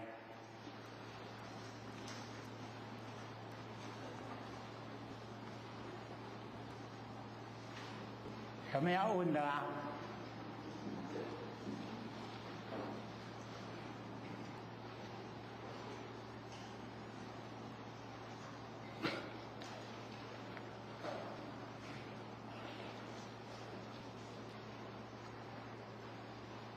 好，请说。这个咒语是说，这个咒他们说那个翻那个婴儿语就不用解释。现在这种解释是不是因为这个咒语这个翻成我们中文叫做陀罗尼。陀罗尼哦，它的意思啊，就是总持，总一切法，持无量义，就是总一切法，所有的法呢都在这个里面。然后你持所有这个法里面的义理啊，你都把它持有。所以它的含义很宽广。可是啊，因为我们就是要实际的你在持咒的时候，虽然你不要进入咒的那个分辨，你不要分辨那个咒的内容，可是毕竟我们在持的时候啊，各位的心都不够肯定，就是还不是相信那个咒所以你不很相信那个咒就产生的效果啊就不很完全。所以诵咒最好就是一心，全心是咒，咒是心呐，心跟咒合在一起，那个是最理想的持咒方法。可是我们大概现在的生活这么的五花十门就是非常的这个事情多了所以要到达这个状态啊，可以说可能要到那个寺庙，那个山上的寺庙拢无这尘垢在咧干扰，这样才比较容易我们在凡尘这样也要这个水里的莲花火里栽呀就是要接受现实的煎熬，还要修持心境高超就是要有一点那个自信从我们的内心里面产生的自信所以这个自信的由来就是我们接触面，我们接触的假如说很广泛，你知道了很多然后对真理又比较透彻，这样的话呢，信心就容易产生一产生了以后你就容易集中精神就容易全心在做，全在心，心咒合一可是我们要送到这个状态都需要一段时间那一定要一段时间之前，你先了解到这个咒的内容，你稍微了解所以或者就讲那个咒王楞严咒是所有的咒最高的咒。楞严咒呢因为有一个法师把它解说，那或者说因为那么长，你要开始学一定要有信心。那信心的由来就在你了解内容了解内容以后你信心就增加了然后以后你当能够产生实质的信心的时候你把那个意思你就不要再去追究，你就全心诵咒了，这个就容易全咒之心全心的咒那因为就是要让大家能够相信能够进入，所以才勉强勉而为之啦所以今天我们也有带来那个楞严咒的解说一共有这个 V4的9章，高丢了9章解说那个2620个字楞严咒我们把它呢就是讲解出来，可是也不鼓励大家都一直在看，只是你还没有产生信心之前，你看一次，看它里面到底是在讲什么知道了以后真理的信心会增加很多，因为它代表什么全部都把它呢清晰的分析有分析出来以后我们容易进入状况是这个样子。这边因为又是它是始以般若的精华，那又是有一点秘密所以佛教本身呢，它不希望人家解说所以前面的观自在菩萨一般都会说那个是观自在菩萨是观世音菩萨都会这样说舍利子是舍利弗，都这样解说。那我们也不反对那样解说也没错啦，只是说对我们的帮助就不大那好像我们今天研究的内容，各位浅显对我们有没有帮助？就是我们了解说我们在诵的到底是什么啊？这样的话，我们一诵起来，又能够得心应手，又能够深入其中，又能够启发般若妙智慧，何乐不为呢？就是这样啊。所以有时候还是真是，老师都会说我透露、泄露天机。还有8分钟，还有没有问啊？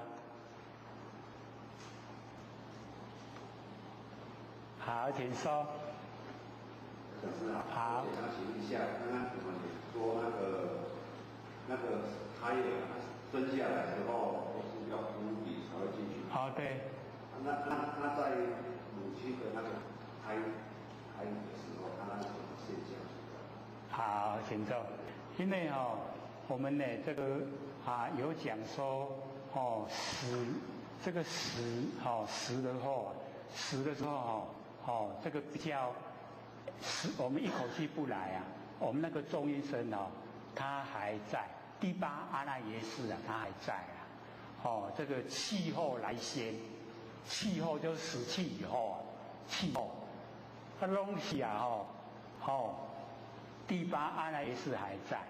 可是投胎的时候，第8阿赖耶识最早来投胎，因为那个含藏善恶种子嘛，也含藏善恶大地。可是我们人的话都是善恶种子，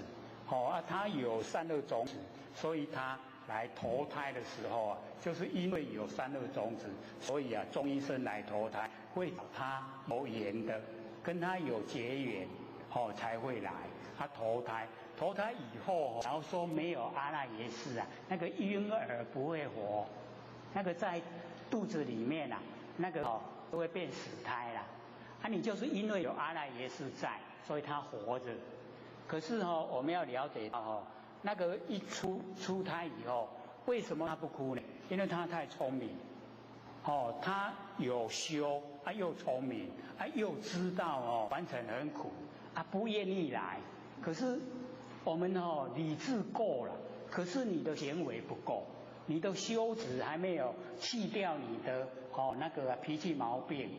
习性没有去掉。你虽然知道很苦不要来，可是你毕竟造了业啊，所以那个助产士医生啊，才会把那个小孩子2只脚啊，这个拉起来，因为很小嘛，然后打屁股。你的造业怎么不来？造业怎么不来？一打就哭了啊！哭就一生就要经过了。所以那个是一个关键因为他聪明是够，智慧够，可是他的实践你知影你都无做，你无做遐脾气病业拢伫咧，你就要来还世间，来拖磨来了。你要能够了掉以后，你才能够归本位圆满菩提，为无所得，才能够这样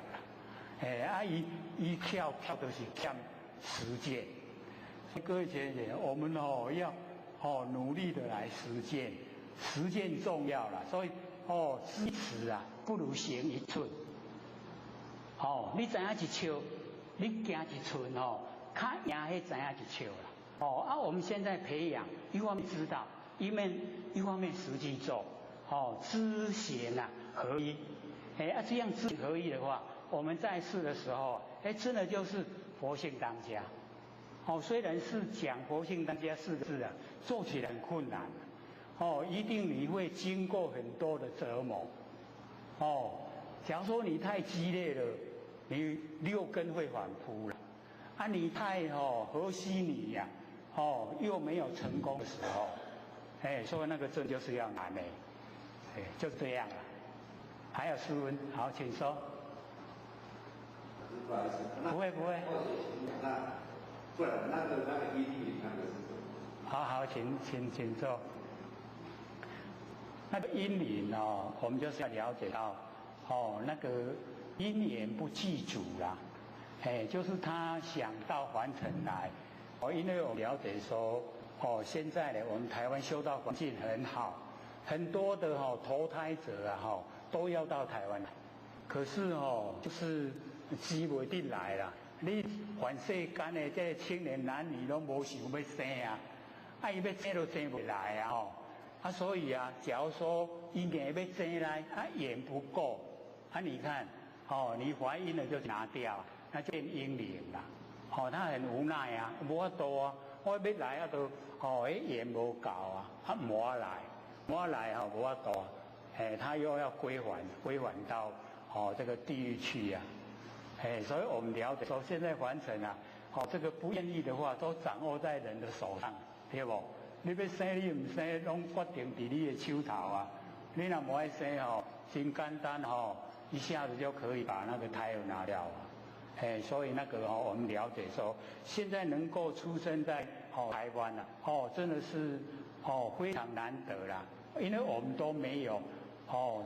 那个经历那个第10殿。因为或许以前在后天庙就是这档期啦，所以了解说你要出来转世啊，爱去孟婆庄喝那个万文汤，你即马啉的全袂记得你前世人是安那经过，可是我们要了解到，我们忍了太久那个喝的太多，它药性就慢慢减弱了，然后我们我们人都越来越老了。人愈老即马天地中间掌握我们不住了，所以我们不按照那个伦理那个常态来走，就会很多这个问题呈现。所以就有也是修道者，他就想说，你有拿孩子，你就心里不安，所以我就来设一个婴灵让你来办，你花一点钱求个心安，是不是这样？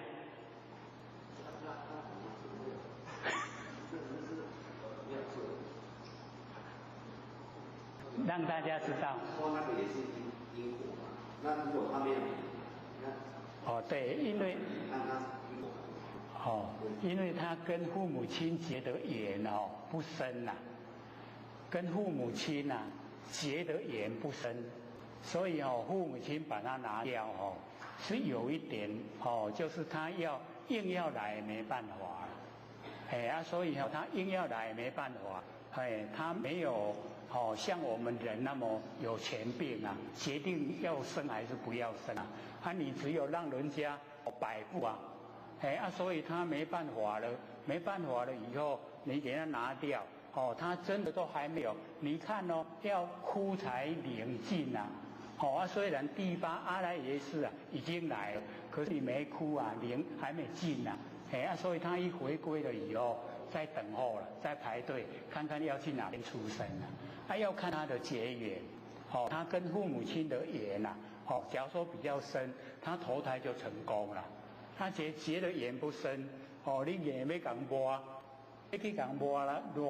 人就无法度对不？敢若像咱即马啦，向阳来去一个青云岛，讲我甲你足亲呢，你都爱甲我饲，人家要不要不要啦，甲你排斥啦，就是这个道理。谢谢三道电视的廖先生大头，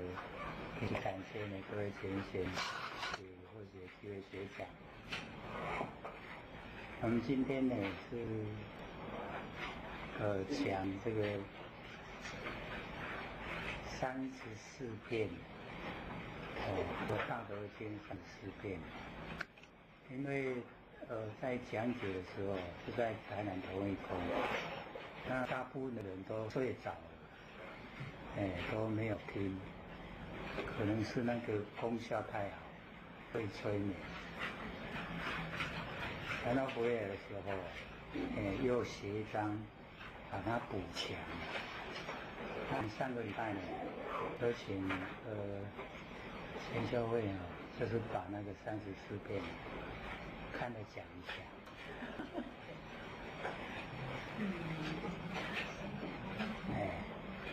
就是稍微的把那个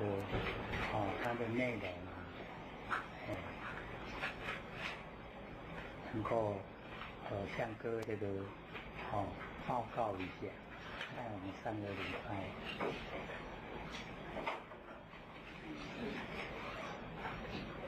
坐着就好。坐着就。从一开始听信理心法哈，从望缘放下，一念不生，先练习哈，到进阶式的哈，34片这一片，那个刘讲师就全在，有点像在爬楼梯就进阶到，好那个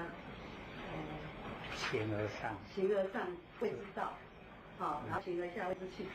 让我们更就是从失居而龙现，好，然后那个渊墨而雷声，然后到神动而天水哈，这个又更细微，后学觉得又更细微，然后现在又讲到形而上谓之道，所以让我们随时随地那种起心动念哦，还有所有的神都不要外放，后学觉得真的很难，后学觉得真的有时候我们不是像人家出家或者是离开凡尘，我们真的是要训练那种在尘不染尘，出污泥而不染。后学觉得真的，后学觉得，但是我觉得这样才会练出一些功力的，因为你如果离开这个尘世间，真的你都没有什么人跟你有是非人家工作给你，真的后学觉得有时候还是会起，但是马上会觉到了。以前真的是不知不觉，后知后觉，然后不知不觉，但是现在不管你在尤其在工作上，后学觉得家庭上 OK， 然后但是在那个工作上这里一定要面对很多的事情，然后有一些又是新的你不会的，或者是为什么别人不会碰到你碰到，但是听了刘讲师信心法之后，你真的深深体会到真的是欢喜心甘愿受，你就知道怎么去调节自己那种不要让自己的心念起来。然后以前呢，说真的修到前10年还敢讲说，就因为在研究班，就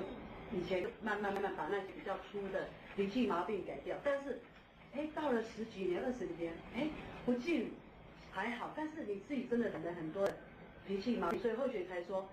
去年1整年真的听刘讲师的 MP3哦，所以你听到自己会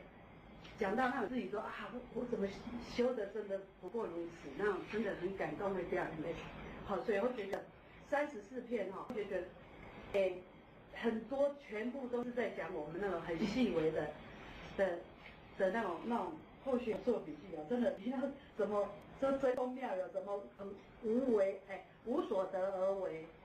无，所以会觉得说那跟无心插柳柳，就是你都不要有那个有无心插柳柳诚意，就是说你都不要在乎你的所作所为，然后你整个望缘放下，一念不生，然后到有诚意。或许从这样听课，或许觉得这一句话套上来好像比较合，其他你什么用言语啦，或者什么讲，好像把道都没办法把它展现出来。所以刘老师讲的智者不言，言而德。所以我就觉得，因为道这种东西，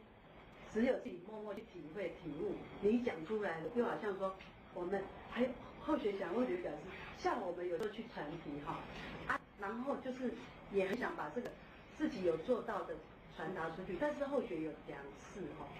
有讲到这个信理心，或是自己的德性不够，自己没修到那边，讲完后学觉得很疲劳。应该去上课会有精神会很棒，但是后学有2次会觉得从来没有的，就是会觉得说是不是讲的不该讲，或者是有自己不圆满的地方，或许一直想要请教刘老师，所以或许听34片，或许是觉得更细微的，真的你很多的除了缘放下念不生，真的又更细微很无为的东西，你都无所为就对了，你就好好的去往自己的那个怎么讲，手伸长然后气生灭，长光现前，真心永远现前谢谢大家。这样听会睡着吗？竟然10之7、8，不是，那是因缘。会觉得，因为我们自己每个人都有因缘业力，有时候也许这一段很重要，但是我们有时候也会读，会觉得讲说，也许自己那一段很重要，自己的因缘业力，自己的业力把你挡住，然后你不知道。不过我跟他们讲说，因为他们都睡觉了，所以我回来才补写这一章，把它延伸，把它讲得比较容易明白。要是他们没有睡觉，这一章就不写。所以音乐。哎，对，所以是，他这一章是第二章，第一章是比较儒家的思想，儒家的思想比较有那个框框，所以后来学姐说不理想，我说好，那再写，隔天又再写一章，不过第一章不花了，就花第二章。它这个是从形而上的道把它延伸下来，因为我们有一些那个道场在争的东西都不关紧要，他应该争的东西不争。第一个是天命，什么这个道争、理争、天命争，一直在争天命。天命是位性啊。天命是我们的佛性，是不生不灭的真心佛性，不是说那个零点完出来得到那个才叫天命，那个都是一个职责所在，是一个过渡时期要用的。你还要用，你不要去点到了吧？你要不要用？就没有，所以我们要明心见性，明心见性才是重点。你一直争，全部就是因为争天命啊！说不应该给他领，应该给他领他要去领，拢一寡高前较有地位，较有迄个掌权柄的，伫咧讲起来啦，讲到全变两派，一派要领，一派唔领，一派袂使伊领，一派互因去领，互因去领一派乖好堂，迄乖牌，无意见，迄真巧真牛嘅，迄做坏嘅呀。因讲袂使领，一个车6大去领尔，因规旁拢出去，整个都离开台南同一空。我讲恁这批出去啊，我老师才伫台南同一空开设性啊班，恁这若无出去啊，这袂。老师袂写，你拢遮巧遮熬，你去做头啊！生活走你拢袂听，你讲你也袂听，所以我们要了解到那个因缘机会。我老师为什么叫我台湾讲，都是你要熬拢出去啊！即摆村的拢乖来，所以老师就讲你来讲，他们一听了反而大家拢。会提升，面相拢足好看，我甲伊讲，恁较早迄面啊，我业力真重，即摆研究也未2年我拢无业力啦，你看我，所以我们要了解到那个相随心转。你心转变了，形象就转变，大家拢变得足年轻的，脸色拢足好看。我讲你拢足少年小姐啊！你听姓秦的话拢年岁很大，我跟他们讲说你们现在都改变了，对啊，我说老师傅给我任务，要我教导你们明心见性，所以使命任务是这样。你唔通害我，你若无明心见性，就是害我。大家都认真，然后都会详细说，我们完全用的心是生内，是事心，我们真心要怎么去启发？拢甲伊讲，不是很困难，很简单。万年放下一念生，真心就出来，不生不灭佛性本体。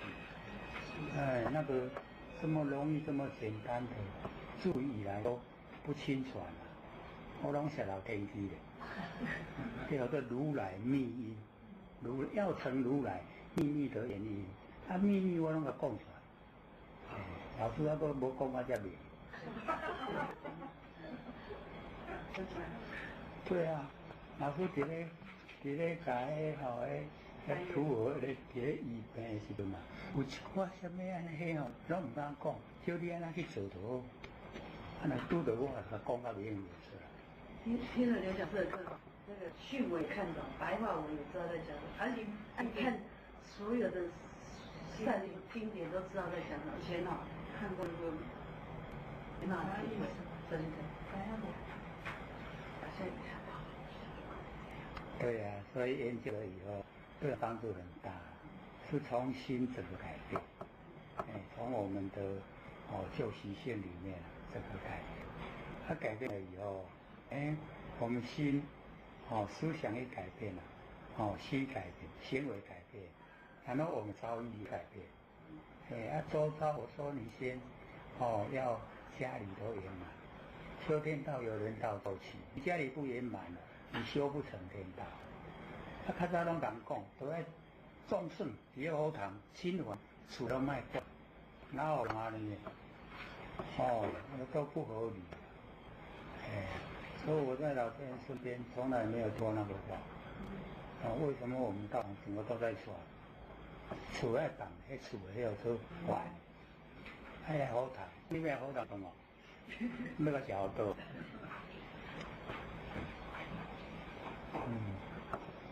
所以要复合真理，天道由人道做起，人道啊，父母亲要孝顺，兄弟姐妹也要和乐，你和乐来，你要出来办道理要啦，不然你没有后顾之忧。资源互助，资源互助。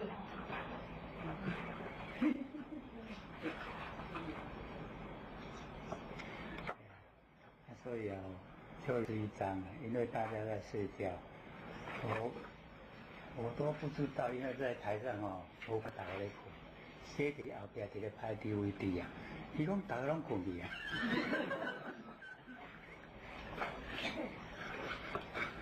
我这个礼拜跟他们讲说，我不知道什么时候去学那个催眠术学的功夫这么好。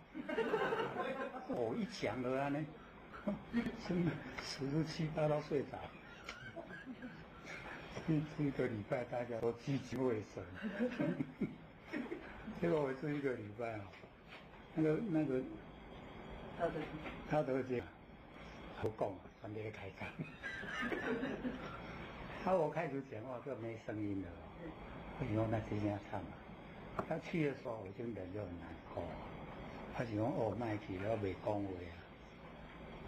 他想说那么多人，我讲24年没有停过一次的。他没有讲好了，无来，也变化。真的，大台南一上台了，一开口，好声，我就讲咱害啊，我甲讲，那个超楚先说，然后接着点下去，然后讲师过来黑摊主过来办事人员，大家都报告心得。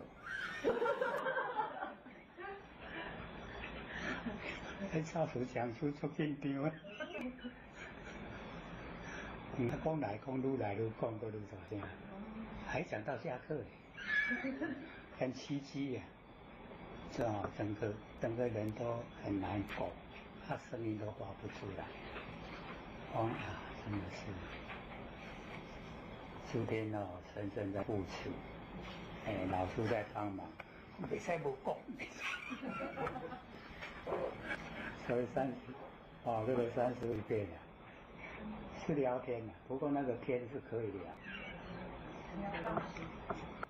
是把那个我说老子在阐释道的本体，都用那个朦胧跟恍惚了。你们在打瞌睡那个就是这个状态，朦胧恍惚。叫你们打瞌睡做梦你们不会。叫你们打瞌睡起心动念你们也不会所以这个两个刚好平嘛。活性本体可以体会出来。我讲你有体会没？我拢没阻挡人家打瞌睡讲你尽量享受，尽量去体会那一个非常奥妙的状态。唔能干那困就好了，困不是在困拢有不要一直睡，可以体会到真正的那个那个佛性本体的状态。所以要看到仙佛显象这样看，一定就是在朦胧、在恍惚，绝对不会说你做呈现给你看啦。你若做呈现哦，你甲谁无缘，所以就给你看。啊，你都安尼个朦胧，哦，敢若看到呢。你看睁开眼睛要看得详细，无去啊啦，是不是这样？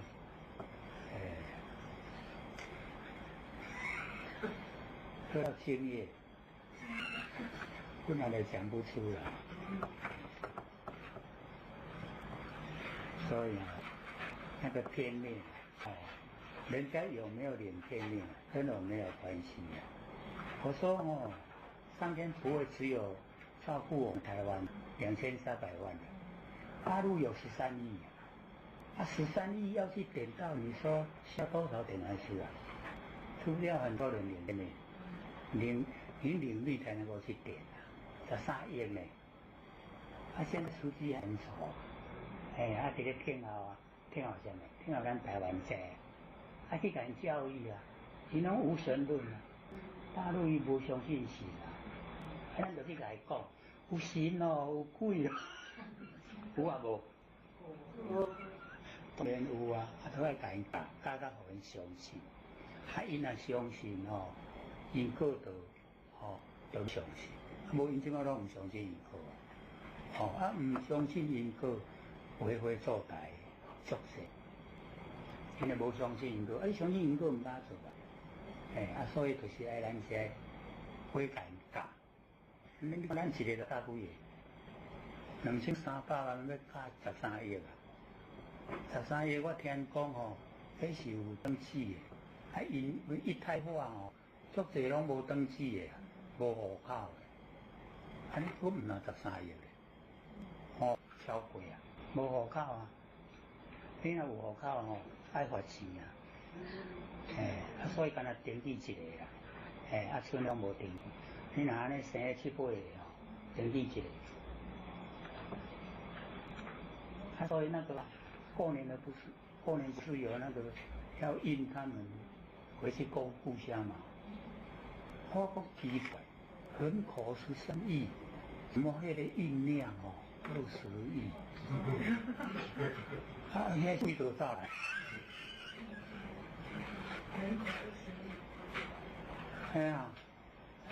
伊的登记3亿条，大概要坐车登来上实在啊，20亿啊！我讲迄7亿是为多少来？就是没有户口，没有户口。你在未来用一款，你拿户口拿身份证买票，你无户口就袂当买票，变成这样。所以他们这叫做上有政策，下有对策。你要花我就无爱补，我人活就好。所以了解说，这个讲天命啊，就讲我们的佛性。天命是为性，所以我们的性就是天命。他爱怎样，这个个人呢，写到明明就对啊。天命是为性，率性是为道，修道是为教。公开的明白，他为什么会弟子把它改？你也有心有为都大所以后学就把它写下来，说子民人生之本，人这个根本也就是从天命而来，天性之源，咱天性的这个本源，人道之首有成，为什么有人道？6道之中为什么有人道？就是因为有天命。那么人的性呢，只是太虚昏元之气，这个是老子说的，那些就是太虚这个昏元之气，它气这个昏元之气的气，它居住在真见，真见就是没有形象有见那个都是假的变化，真见没有形象，所以气之见，还是咱的佛性本体，那么说即称性，才讲是性啊，则是恒常之说，就是讲它是永恒常住，这个虚真性的这个太虚分缘这个气就是永恒，它真常，它不会变的。那么实测三际这个呢，它就是这个太虚分缘之气测出三际有过去、有现在、有未来，全部呢都有太虚分缘之气。他引用的那个《圆觉经》有记载说我们自己那个天命要启发自心闻思觉得妙慧，我们自己的本心就有那个智慧很高的那个文殊菩萨他能够觉者，也就是不会犹豫不决他能够了解真理，他有奥妙的智慧就是讲我们这个自心里面有奥妙的智慧，是属于般若我们要启发，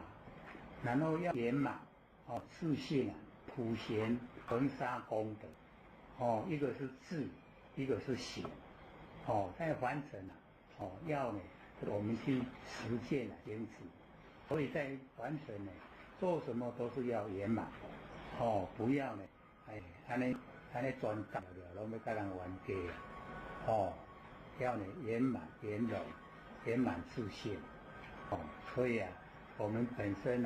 就是文殊，我们本身就是普贤然后三位佛中间就是释迦牟尼佛，释迦牟尼佛就是咱不生不灭真心佛性本体，然后文殊呢就是我们般若妙智慧，然后普贤呢就是我们所有的行为会都在我们自己本身上面不是外面的所以底下就讲头轻诸于浊水水不得不清，投佛想于凡心凡心不得不活所以只要我们那个凡心全部呢都是佛都是独一无二的那个真理，这样的话不得不活，一定是不变佛所以这个蛮有力道那么当尽自心，要相信自己的真心不生不灭真心，无依诸性就是它没有依据，这个是很高的一个程度。我们在凡尘各位姐姐，我们有没有依赖？有我们的依赖很深那我们的那个不生不灭佛性它没有依据，没有依赖，不依赖，有依赖就有对待，有对待就不是一真法界，就不真如就不是如来藏，所以就是要了解到那个无依诸性就是最高。像我们在讲那个金刚经的时候有讲说应无所住而生其心，那应无所住就是无所依据而生其心就是有，可是这个有没有形象，全部没有形象，叫妙有那空中不空妙有不有所以我们就是了解到这个是我们要追求的一个目标，能够追到那个无依诸性知道佛性的那个状态就可以成就妙慧解脱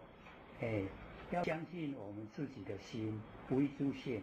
就能够得到妙慧，就解脱就没有这一些苦完整的苦都没有。那么是文殊，自己就是文殊，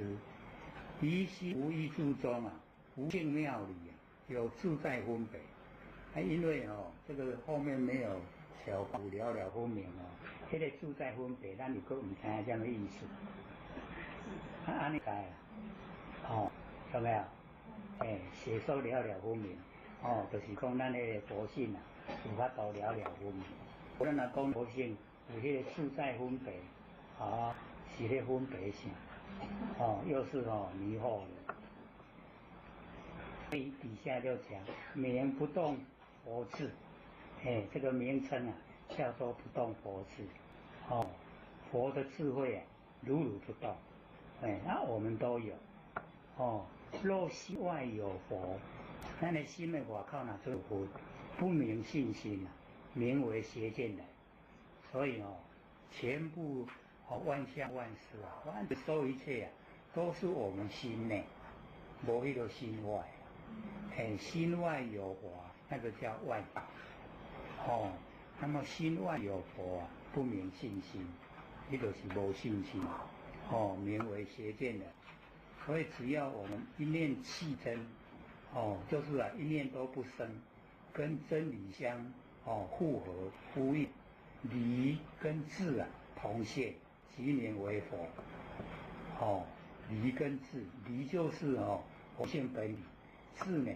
就是佛性发挥出来的般若妙智慧，所以理跟智同现，那即名为佛，就叫做佛了。那么一切之佛皆同自心啊，所有的佛就是我们的心，一切众生呢皆同自心，所有的众生都是我们本性，所以没有分别心啊，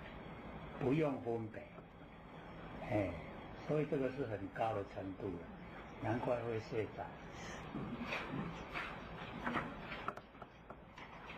那么一念应真，三世前进，上面的那个是气真，气入真理，这个底下是应，跟呢一念相应。那么三世啊，过去世、现在世、未来世，所有的钱啊，都尽了，我们在凡尘啊，都是用钱太多了，所以这个烦恼多，假如说这个钱都尽了，都没有烦恼。那么智啊无出没，即佛果，就是唔免个用咱伫个凡尘咧用的迄个勾心斗角，智都没有出没，这样就已经是佛的果位，已经很高了。那么性无依据啊，体无差别，我们那个佛性啊没有依据，然后我们的本体啊，不生不灭的佛性本体啊没有差别。那么以此同体的妙慧啊，知道知佛心及众生心，所有的佛心众生心啊，都本同体，没有分别。所以我证到没有分别就成佛了。那我们众生分别心很大，就当众生。那么如是啊，信解智啊七款，它底下就讲真理呀，很玄，它很微妙，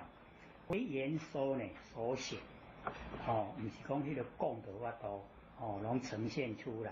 要以身心呢体解。朗然的向前，就是很开朗的显现在我们眼前，很容易的。勿穿着异端，勿迷陷邪心，这个很重要。咱讲人无合理的唔通听，唔通信，迄无合理的，讲什么？咱迄个小出来迄 MP3啊。CD 啊 ，DVD 啊，烧伤济无人配，咱会剩真济了，不合理，不合理咱国语老师甲一寡在出天仙佛，咱是老先伫咧推广，咱都爱紧看紧听。你无烧出来，你要安怎看？要安怎听？你要先有做对先要叫人都爱赶紧发。你叫人袂使烧，因为断人家慧命，还不知道罪过。所以我们听到那个不合理的话，马上知道不合理，就不要听。无安读到真一寡不合理的我们都会受影响。本来听骨力咧烧啦，听到讲把酒拢弄去。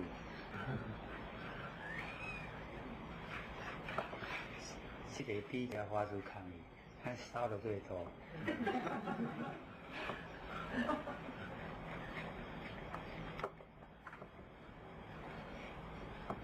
乱讲呢，怎么可以讲那个话？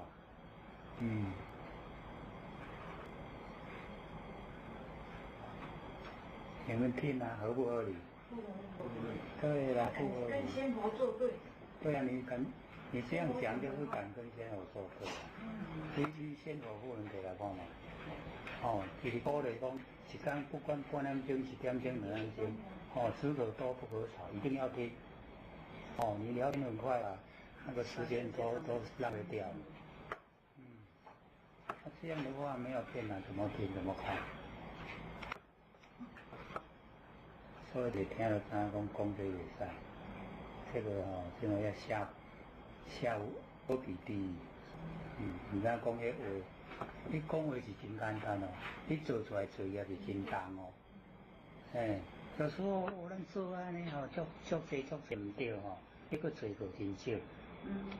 你若讲烧去共火烧厝啦，杀人啦，你杀人是你嘛杀一个，火烧厝嘛才烧一件。那个罪过都不大，我不说鼓励人杀人放火，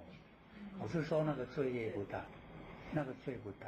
可是你这个话，你看你讲出来，影响好多人，全世界的人都被你影响，罪过大不大？不大的。这个佛有讲，在大藏经里面佛有讲，有一些是按足轻苦做，所以要真重。有些是按足严重咧做，无什么业。所以我们就是要分辨影响的人少，那你罪过少；影响的人多，你罪过就大。所以咱都爱办。不能黏黏糊糊。对啊。所以勿固劳斗争就袂使斗争。然后底下呢就讲说由相视心，我们以形象来认识心，就是能够认识外面一切的形象，对我心呢在活动，这个有的等于什么艺术在后面。那么寻相上心，寻就是外面一切的形象，生内无常。时时在变，那么如果心随相转，心没有主人的时候，就失掉心的存在价值，所以寻相就上心，心就没有了。然后知相则心，存相之心，意相而已咱那存相的心，虽然是心，但是一个形象去谓之心可污。讲今晚要甲伊讲做心，敢会使？已经变形象就不可以了。那么假如相生心生，相灭心灭，心和相勾结，不分内外此刻，则心变成另外一种相。谓之心可污，这个时候说它是心，就不可以了。知道这个意思吗？具知相者心，知相者心，就是讲这形象你会知影，你会知影这个地杯第一地了，是不是心态知相，你知影这个相，这就是心那你寻相就是心，寻就是有相赶咧写，我们没有当主人。有形象，咱甲咱看咧个叫做形象，叫做上心那知相则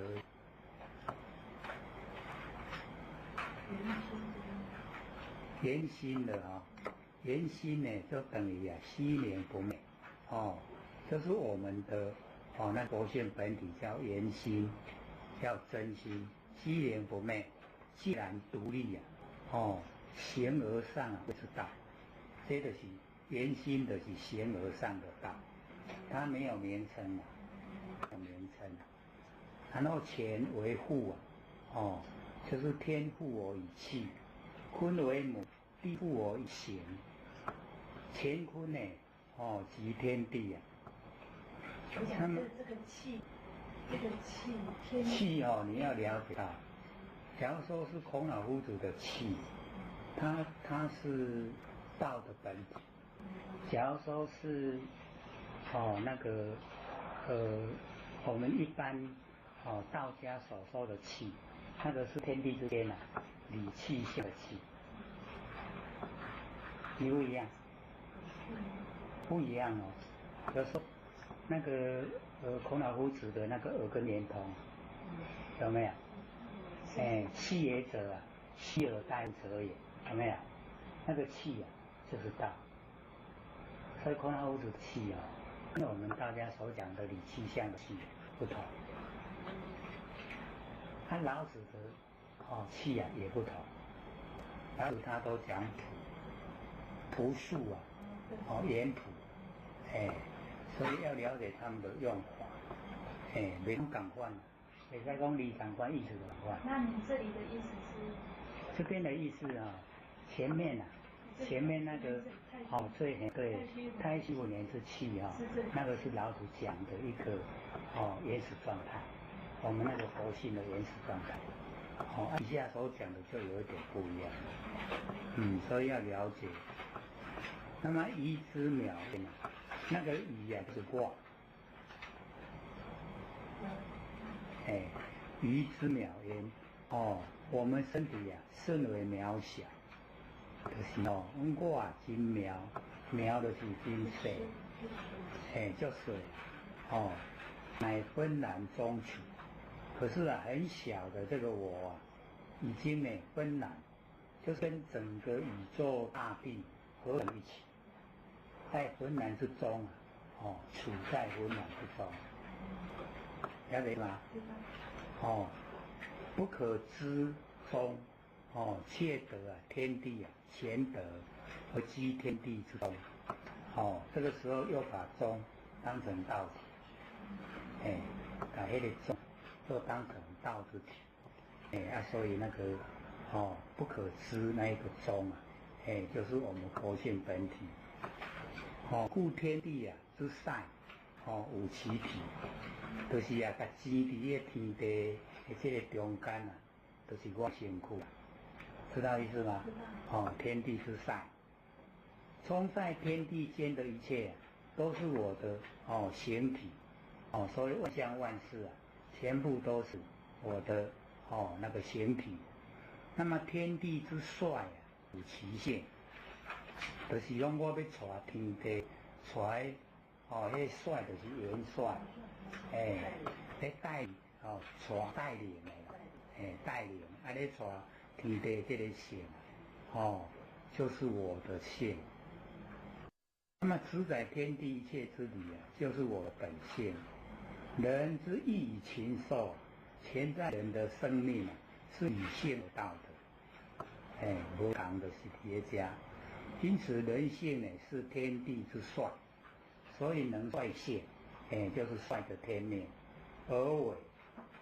是指以参赞天地化育，就是跟天地一起天管天大，天地咧生万物，我甲天地斗生。参天地化育，但前提是要彻底认清形象是假，佛性是真。佛性所具备的般若智慧要启发运用，咱有性所具备自然有为爱甲开发出来运用。十方之佛唯以大事因缘，示现凡尘，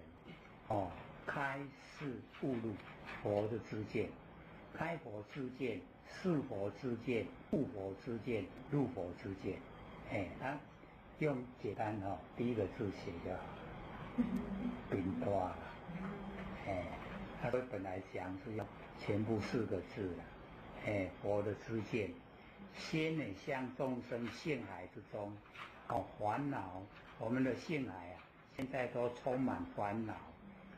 充满烦恼的这个中间来开发一真法界。烦恼里面有一真法界，就是有一个绝对的不变的不生不灭的佛性本体，然后平等实相，就是形而上的道，要把它用显化发出来，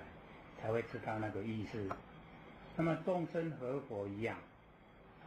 没有两样，咱甲佛拢同款。接着是佛之见，佛以所证得的佛圣涅槃解脱，这个三理显示给我们众生，众生呢同具，咱众生嘛有佛圣、涅槃、解脱，全部都具备。那么在悟佛的知见，显示佛所成就的菩提圆满报身，使众生依之修行，来按照佛所先修的咱做，那么先修悟入佛智，那么最后入佛之见，佛的知见众生皆具，咱众生拢有，全部拢有佛之见，就一圣的圆中平等的大会，就是形而上道。这个不刮胡写出来如果去有这个名相给掉的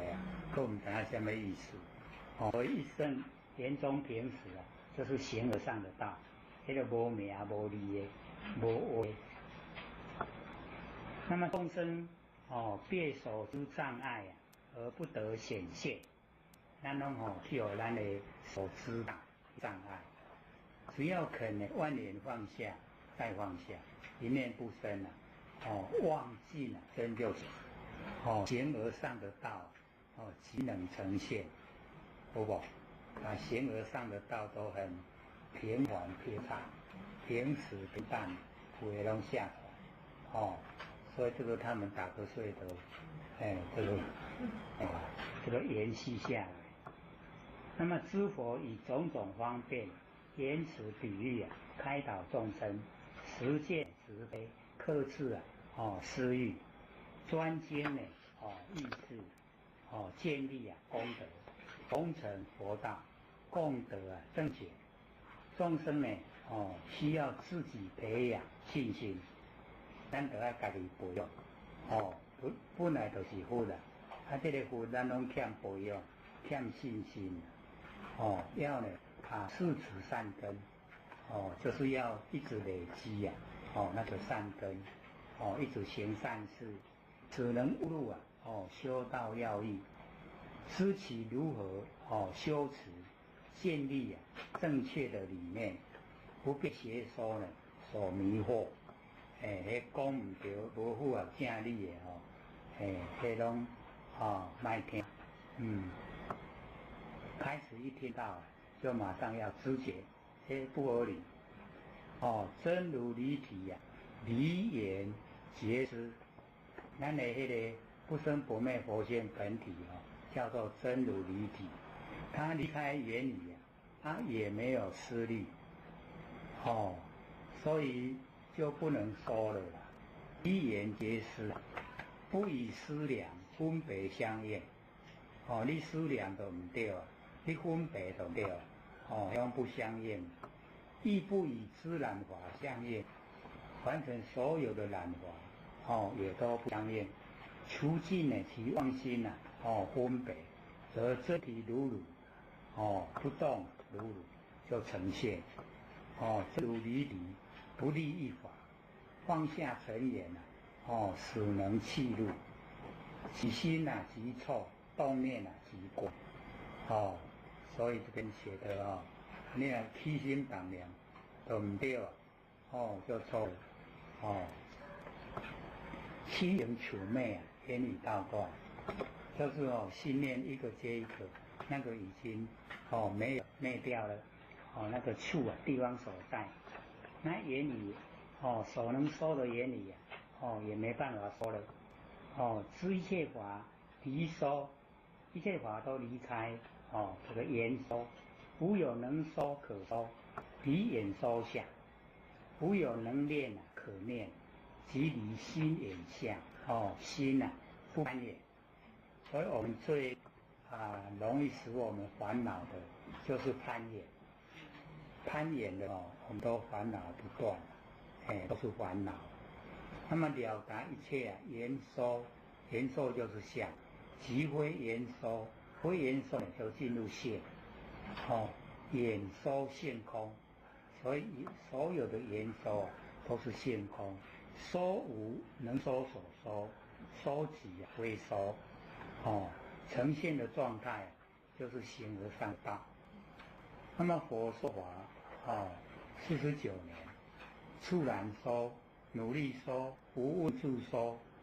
要入涅盘之前啊，弟子问如何来处理这49年所说之法？那佛就说：我49年啊，一个字也没收。那菩萨呢，听到以后，就问，释迦牟尼佛以何根据做如是也？根据什么安尼讲？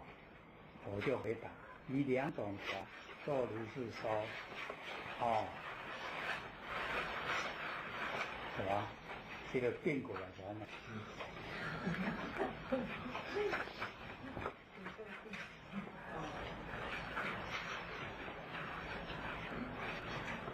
你们换过来有没有觉得怪怪？没关系，你不要顺着。那个姐姐呢，印刷厂的印刷厂老板就300张全部印了，姐姐有看过？头家你哪搞我印啊呢？头家你爱钱？免钱免钱。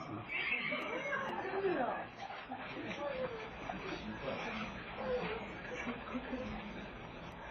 再另外印200张给那个台南头尾工。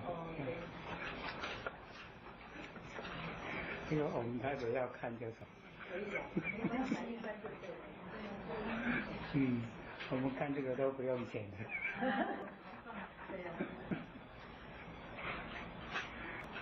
这个释迦牟尼佛说，根据这个本住法，本住就是原来我们佛性里面它本来就有本住法，以及呢这个自证法，自证法就是释迦牟尼佛证悟的，他证悟的已经没有对待，没有两边，所以他没有能收，也没有所收。他说一个字也没收了，全部讲的都是从性海流入的真理。真理没有落入言收讲，没有言收，所以讲出来都不是。这样了解吗？这个是修到蛮高的程度才会讲。而此2种法皆是形而上未知道之道。这个是拢都，所以才有一句说向上一早千圣不传。为什么这个向上一早千圣不传？就是讲那个自证，你都要在本身去行到位才知啦。别人无法度甲你看，无法度甲你看到那个目的啦。那个目的就要你家己去行，那个叫自证法。所以就讲说向上一早千圣不传。那么若有能收所收即是生昧。能收的生昧，就是四相。我们之前都一直讲能收就是四相。那生昧是人回法，佛不示现完整的来传六道轮回。佛来完成都是要救度众生成佛，以为大众先去六道轮回，了解这个意思吗？所以他没有能收，要所收了。他这个能收刚之前好几年前听说过那个纽约那个达赖喇嘛那个我们台湾那个佛学博士在对谈，就表现得最明显。可是那个时候，这个很多人都看不懂。或许时常讲，有没有印象？就是那个我们那个台湾那个佛学博士啊，一直在发表那个高论，就是讲理论。台湾人嘛他就举手，他们台湾那个高僧就请他说，他来说，我可以问问题吗？我们台湾那个高僧说，等到我讲完了，你再问。台湾嘛又第二次举手，我们那个台湾那个佛学博士要请他说，问题是啊，你讲完了，我都不知道要问什么。然后那个时候电视还不是很普遍，去电器行看，我们很多人嘛。台湾人嘛记住那下吧，其实要顾名都没记。你看我们的思想不知道说那个里面，他是在构造。等到我讲完了，你再问。我讲完了，是不是有我能讲？我所讲，我所讲那些内容我能讲能手是不是对待？是不是生命？当然他没有说的那个理由了。他跟他讲说，你讲完了，我都不知道要问什么。黑的说，过去已经过去，我没有三心过去的已经过去，让它过去。我过去才有的未来还没来，现在不住，没有三心。你看人一个动作都表现出来，没有过去心，没有现在心，没有未来心。三心拢无三字给咱吸不掉。咱有过去心、过去事给咱吸掉；有未来心、未来事给咱吸掉；有现在心、现在事给咱吸掉。咱伫个三世内底拢有伫个六道内底，一定六道轮回。你三世拢无过去心无，我过去事吸我袂着；未来事心无，未来事吸我袂着；现在心无，现在事吸我袂着。三世拢吸我袂着，我会轮回未？你看怎么样？所以嘛，把那个修的程度真的不能骗人，给你供出来了。我想讲，他主持人没有学佛理没样，然后大概有50几个国家实况传播，他们都是那个影像回去自己的国家自己翻译。假如我们各位在看，他讲这样，我们会不会知道？不知道。会不知道他们是在构造？知不知道？不知道。很微细能守生命对待。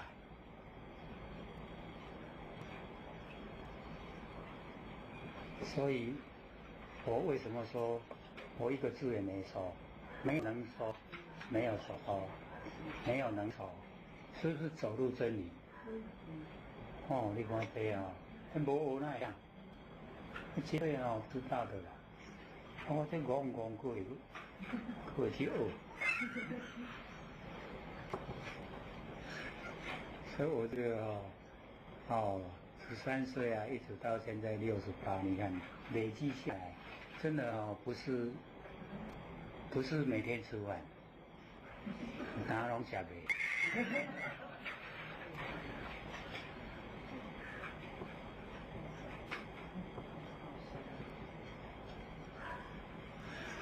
很微细的地方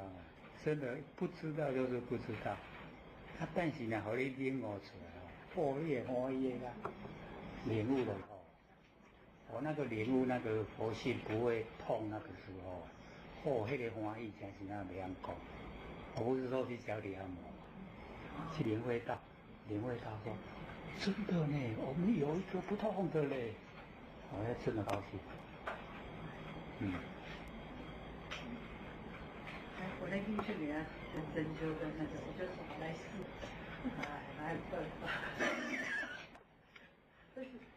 这段会一直跟你讲。哦，那个不能很露露哦，那个对话。要找那个。对，要找目标，赶快转移。你要对话的话，精神都回来哦。对。你身躯的气啊很强，他身躯的气很强，那个不生不灭啊，你就不见了。不过你去体会那个不生不灭啊，那叫奥妙，很奥妙。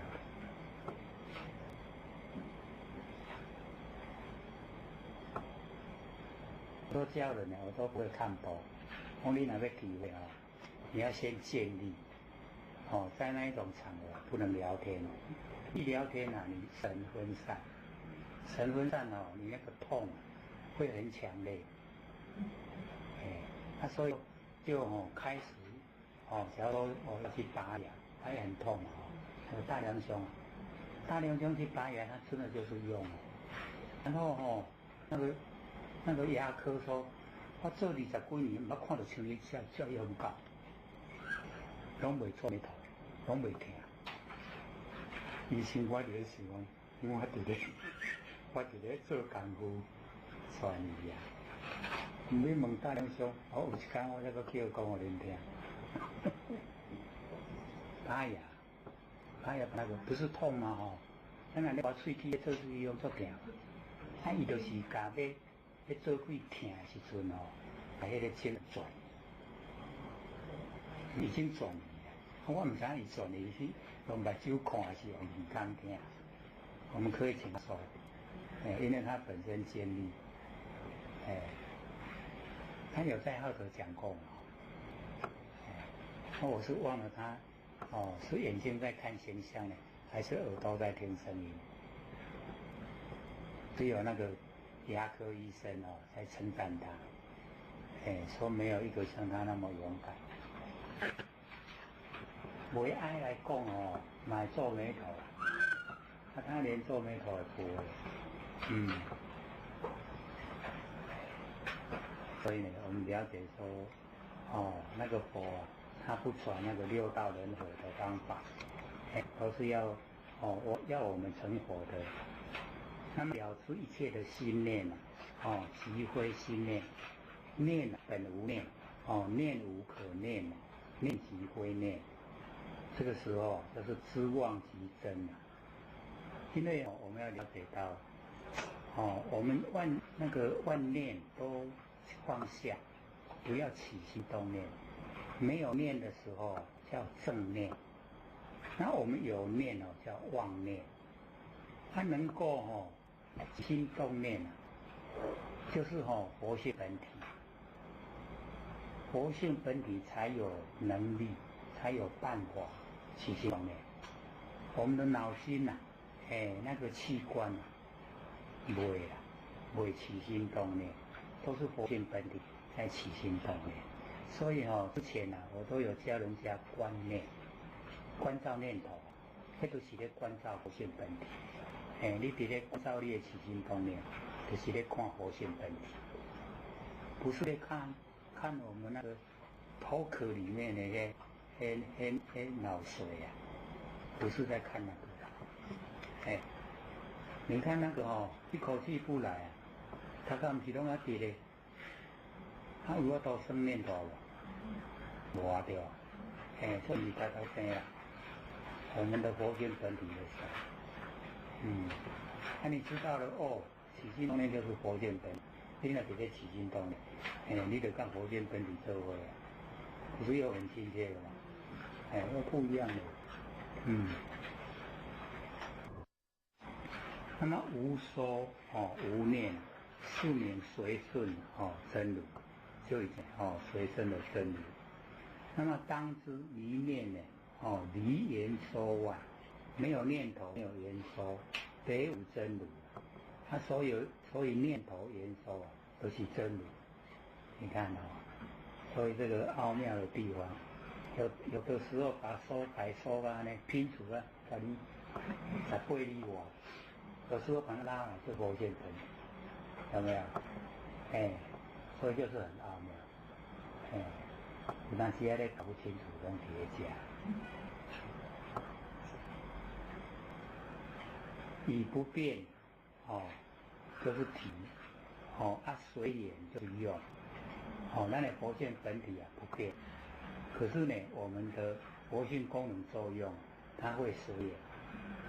会随缘。是故呢，起心动念无非真如。有时候把起心动念说的罪过很大，可是有时候看起心动念就是真的，就是功德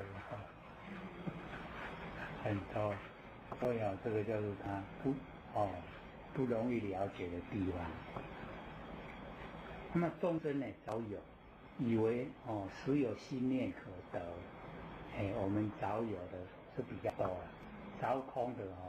早空的会自杀，早有的较无要紧，较袂去行断路，所以宁可早有如西山，不可早空有戒就是早空危险，那个都绝望啊，无希望。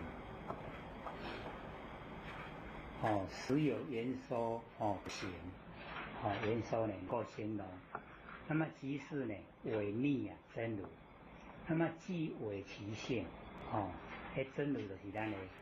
佛性本体，那么允何可入？违背我们的佛性就没有办法进入我们佛性的。那么若要证入真如必须离念，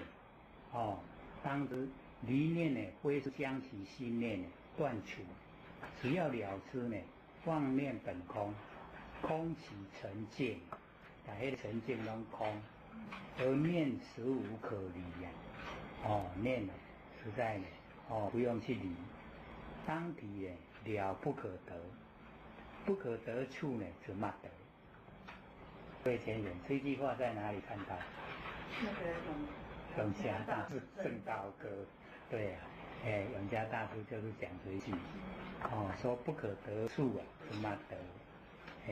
就是呢不可得的地方所在即形而上的大，又把它小瓜很收了，还有成这那么即是真如，即是呢一真法界，真如呢假之言说，那个假就是戒，戒之言说，真如戒之言说，而说无分别义，就是说没有分别的那个真理，无分别。我们呢众生呢就是很容易分别，分别心很强。那么依无能所说而说，说呢即非说，文字性理我们在讲那个大圣，讲那个大圣，那个思念主的时候就有讲那个那个心只有名，那个性理没有，记不记得？观身性相，犹如虚空，观受不在内外，不住中间。观心但有名字，名字现理，观法不得善法，不得不善法。对啊，都爱想要讲就讲会出来。经过现理变，经过现理，真是一分类乎。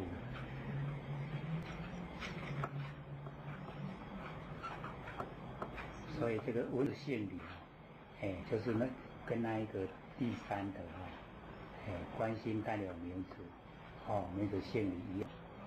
当体即空，本来它的体就是空的。那么知妄呢，消妄，所有的妄，假的都消失了，都忘掉了，不真何在？一定真。只要妄念一空，真如之体自然而显。一切之法唯是自心，无有能见，亦无所见；无有能说，亦无所说。见佛闻法皆是分别，见佛闻法要分别心嘛，所以一真法界无有分别，不起分别啊，即能见佛，形而上的道。所以之前我们时常讲，若无所见，即是真实的见如来；若有所见，即是邪见。有无？那意思都能了解吗？要知道，有样出去讲人听，人讲你读得歹。若无人家说这个看到如来啊，若无所见，无所见就是没有能见啊，没有所见，已经融成一体了。它融成一体啊，全部都是如来。所以我们这个虚空之间啊，全部都是如来，他都见到如来。各位有见到吗？一定又是很迷糊的，都没有形象的，有形有相会变化，有形有相不真，全部都没有，不是真的。一个我们要听到，无所见，见如来。有所见就是有能见，有能见有所见，那个对待，那个什么呀？那些邪见。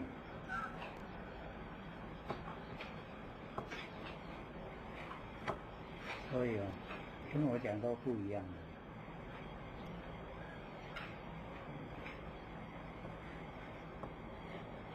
那几十年啊，累积下，你看都是经过层层的那个根器来源去追然后去实验，然后再讲出来，很平缓，很平实，很平淡，没有积极太快，而且做出来又很实在，可以让我们生活的，你看讲的时候还说保证生活，谁敢说啊？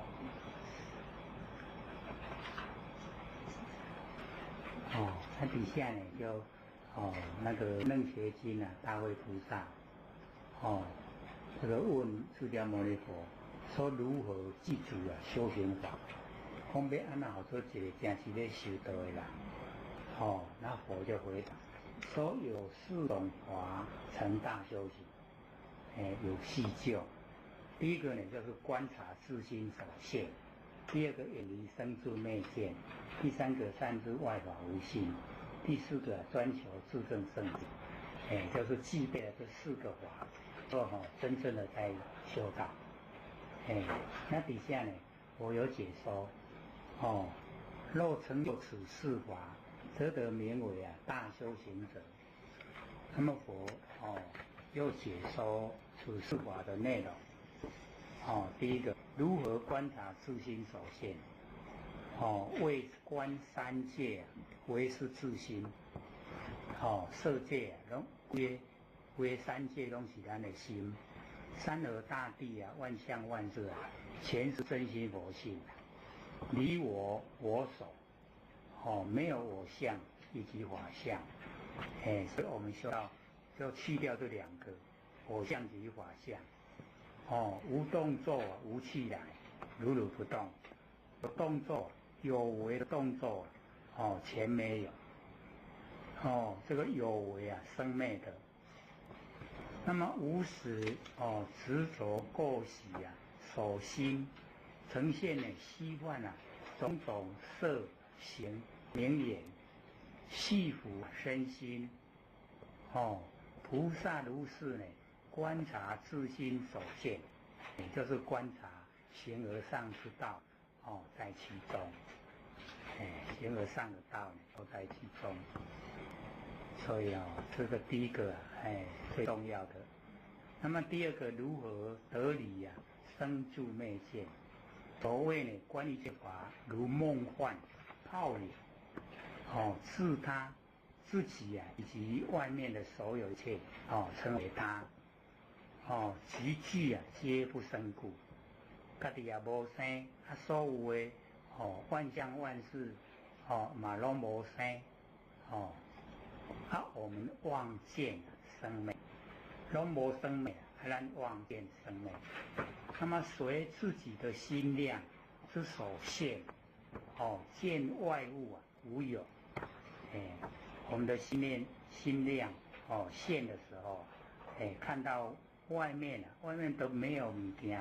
迄种假，拢眼既则生呢，眼善则昧。那么见之事不起，迄个见，看到什么物件生出来，就拢无起迄个认识都没有起那个认识。即众言无机，那个眼既则生众言都没有忌讳，无忌讳就无生，无生就无灭。由分别因缘起三界，安尼分别心真强，较强干呢，有这个欲界，有色界，有无色界，起这个三界。那么如是观时若内若外，一切之法皆不可得。安尼伫咧观到的时候，内外所有的万法拢得袂到，拢无办法。那么皆有实体，拢无实在的体，拢假，就远离生见，离开迄生见带出来。证悟如幻现，凡尘的所有一切都是幻，敢若幻灯片照出来，念的就无去即时逮得无生法忍，已经得到迄个无生无生法，人呢是安住不动，安住不动呢在无生法里面，无生就无昧，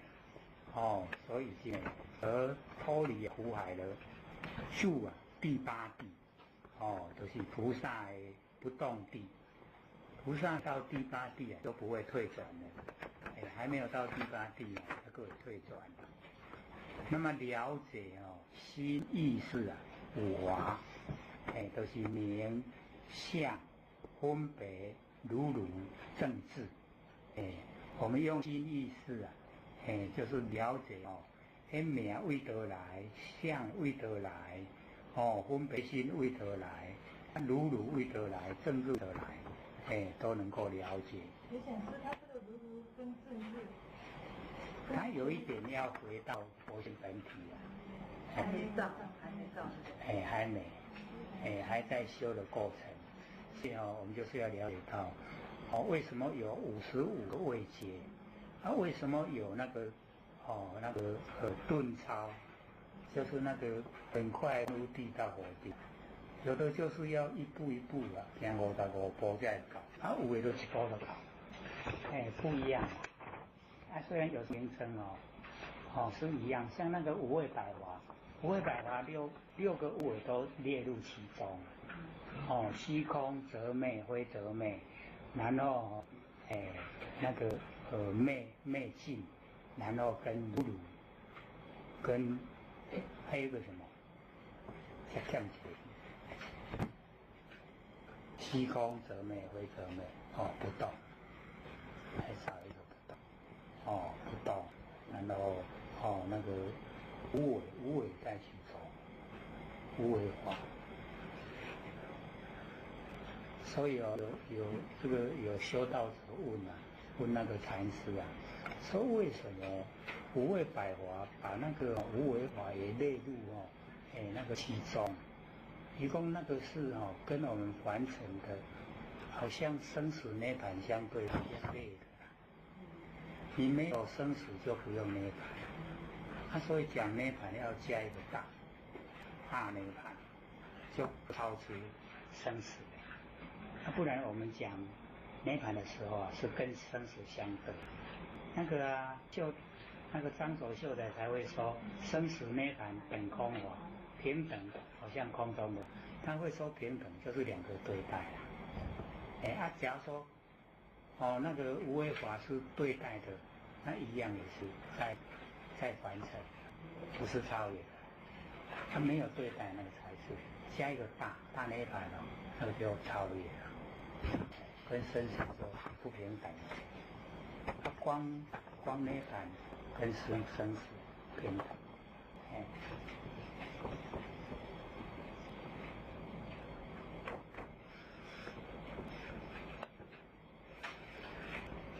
所以底下呢，无我相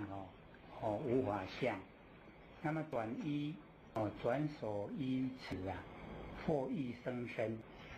那大慧菩萨又问释迦牟尼说：以何言啊，名亦生身？那么佛就讲：亦生身者啊，譬如意气。咱的意要去倒位？像即嘛咱喺台北车头，咱的意啊已经离台北车头啊，很快啊，数即无碍啊，拢无障碍，名亦生身。譬如心意啊，于无量百千有许之外，一先所见的种种之物啊，念念相续啊，即意于彼，就紧就到遐去啊。非是其身及山河实力啊，所能为爱。身躯啊，甲山河石壁拢甲挡袂掉。一生身者犹如是。他如幻三昧，利通自在。那个如幻。虽然是正殿，可是如幻，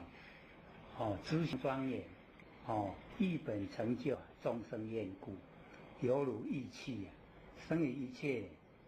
诸圣众中，是名菩萨得引离生住昧见。这个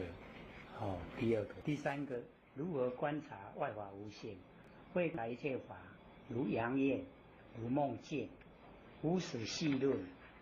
我小瓜有讲演戏的台词种种那个执着，希望恶习为其因，如是观察一切法，即是第四个专求自证圣智。我们在凡尘要专求自证圣智，能够自己证悟那个圣人的智慧，专求形而上的道。记住如是四种法，即成大修行者。他为菩萨又问：为言语是地狱为所说呢是地狱？他佛告大会：非言语是，亦非所说，两个都不是何以第一者是圣智内智正见，就是已经到达佛了证悟的境界，非言语分别自见，言语分别讲的都不是。言语分别不能显示佛言：言语者己昧动摇，辗转因缘生。若辗转因缘生于第一义不能显示。第一者无自他相，无言语有相，不能显示。第一者呢，但为自心，就是看到咱的心。那种种外相悉皆无有，就是形而上的道。信道呢贵笃，所道贵坚，道之在身呢，如生命是不可失。不以外物移其次，不因事实易其超，而后能安以贫贱，居于下位，不羡慕人的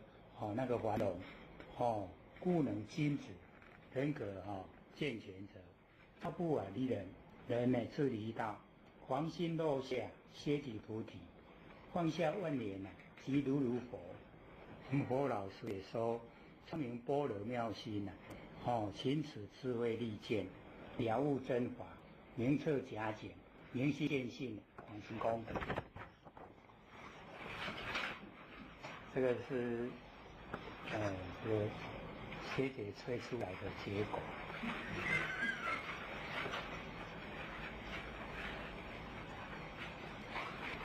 有没有找到明白？形而上那个位是道的道，讲的都很明白。问题吗？还有2分钟。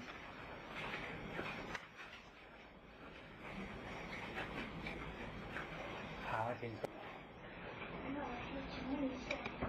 就是上面有一个要妄念去生真如之体那就是说你在做假比让我真的做到那个一转念，那个自信就出去了吗？要不要酝酿很久？那个是我们要事先要有心理准备，然后要笃定我们的自己的那个做法，因为不能跟人家聊天，你一聊天精神会回来，它会分散，你要做什么功夫都做不成。所以你做的时候，就是人家讲什么话你都不要反应，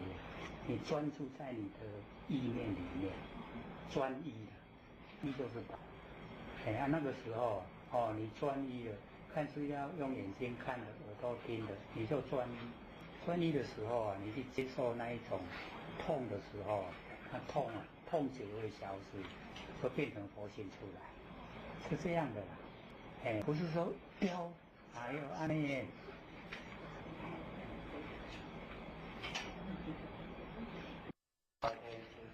老天尊大德，以及感谢各位先生，给或学几位学长。我们呢，今天这个手上呢，各位都有一张这个形而上位之道，是呢从34片那个台南中医宫 DVD 所讲的课延伸下来，因为34片讲65章那个道贵章，那么讲到呢这个知者不言，言者不知，就把那个老子的那个道最高的程度呢都呈现。可是呢在说的时候这个同一宫呢这个全部大概10之7、8都睡着了，功效很好，剩下没有睡，大概10个才剩1、2个在听了。因为后学在台上没有看到大家睡觉，所以都一直讲得很努力结果大家都没有反应。那后学就很奇怪，今天怎么大家都共同和的，都不爱你。其实在底下拍 DVD 所以大家都困去它会延伸呢，又回来，把那个形而上的道都加以延伸，把它呢这个更阐明了，就是我们修道者追求的最高程度。所以或许呢就请那个陈秀慧把那个34篇他看到的心得向大家报告。因为或者有特技呢，说大家都睡着，你不能睡，你要把那个你看的里面的精华向大家报告，然后呢再来延伸这一章那个形而上的道，在新庄我们已经讲过一次然后我们就同样以新庄那个模式再讲一次，讲给大家听，要不要用麦克风？要不要？把那个因为34片我们可能也都还没有所以那个有看的还有了解到里面讲的内容吗？因为我程度不好，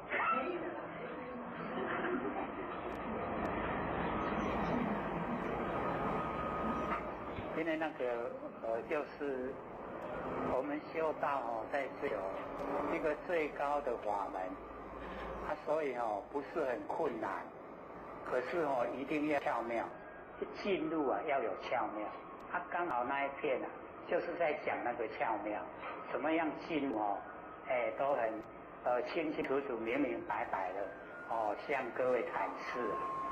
不知道那个效果竟然那么好。什么效果？催眠术，那个竟然大家一听都睡着了，怎么会这么效果这么好？会很奇怪想一想，我们可能那个根基都还不够所以在听的时候那个整个那一些冤欠都把我们挡住了。帮我们听的，说你知道这个的话那你成佛一定有份啦，较慢的，这有加点买还一挂再讲，所以说让大家睡着了，那或者都想说，这样都太可惜了，这么殊胜的法门一定要先建立正确的那个观念，往后我们有听到人家讲，有一些法都是方便，那我们走方便法门久了以后会有法执那法执一在我们就不能成就，所以这个就是要去掉法执的最好方法，就是走路最上乘的，那独一无二的形而上的，把那个道整体都在我们心中生根，那这样的话绝对成佛都没有问题，只是时间早晚而已一定可以成就，所以特地把那个65章到贵章加以这个阐释，那各位有的有看的那是更好，看了再来研究这一章的话，那意思大部分会更了解，因为这个形而上的道并不是那么困难，只是我们都缺少那个巧妙，没有办法记录了。那只要我们记录了，人家再怎么讲都左右不了我们。开始吧。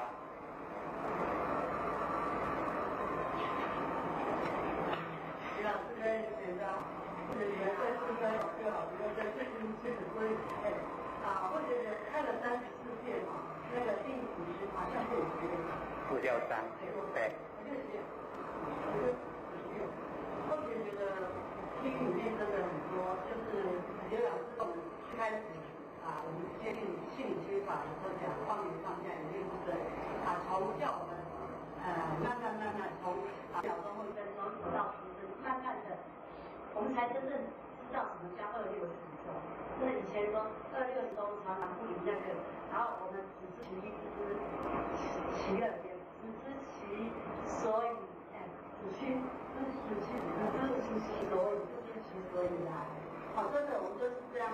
不太了解它的真实力，然后放眼放下一念之间，开始发我们的佛性，我们的自信头之后，慢慢我们真的开更清净自己就觉得很舒服。如果能够沉浸在那个佛性当家真的就慢慢的才真的算在修行，或者说练习我们从改毛病去那个是真的在我们修道来讲是那个算是比较就是比较一般就是我们本来就要把我们的脾气毛病，或者看那个训文也是一直强调这个，真的要从这个去掉才有办法谈到形而上的道。所以呢，听34遍或者觉得是让我们真的更上一层让自己再慢慢的去领悟到那个佛性要怎么生根，就是改版拿回表或许觉得，然后再来就是或许真的要从放眼放下里面，就是会觉得真的很难，因为会觉得我们真的每个人都在不管在自己的家里、自己的整个全居的生活当中，因为我们不是像一般的出家人真的他们还这个凡尘，然后红尘，然后到很亲近的地方修行，会觉得那个你来做，会觉得因为你那个不会先然后一本上面先灌输的，你不会说很多人事物呈现出来，但是我们现在面对的真的是很多的人事物，但是我们就是要不断的去了解那些因缘，所以我们真的现在是要再一次然后出乎你而不然，会觉得是我们真正然后让自己的起心动念，在学长是他讲起心动念，心动念就是业，然后你有业就是受，会觉得这句真的是变成我们自己的作用。你一直念这句，然后放下一念不生，然后你这就不会，就是发掘你那个起心，每个人那个起心动念都从佛性出来。我们现在真的察觉到了，心什么心事情都了了分明，然后就赶快把它强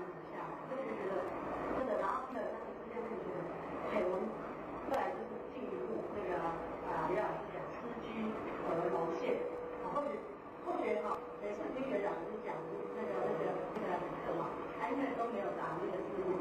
后学下无形中很多。后来现在网络很方便，就把它下来才知道后学的字都不对，诗这个嘛诗居有人说后学写的字都不对，真的。然后自己现在都会去找，才知道说很多字都不对，那意思就完全不一样。诗居和龙蟹，淹没而人生，神众和天水，后学的第三句真的神众和天水，你看我们每一个人的起心动念，真的跟老先生电波时间打上去，真的你没有办法我这段时间把你难留下来，真的没办法。我们每个人的起心动念跟电波就那么快，所以在新闻里面老师讲到说，现在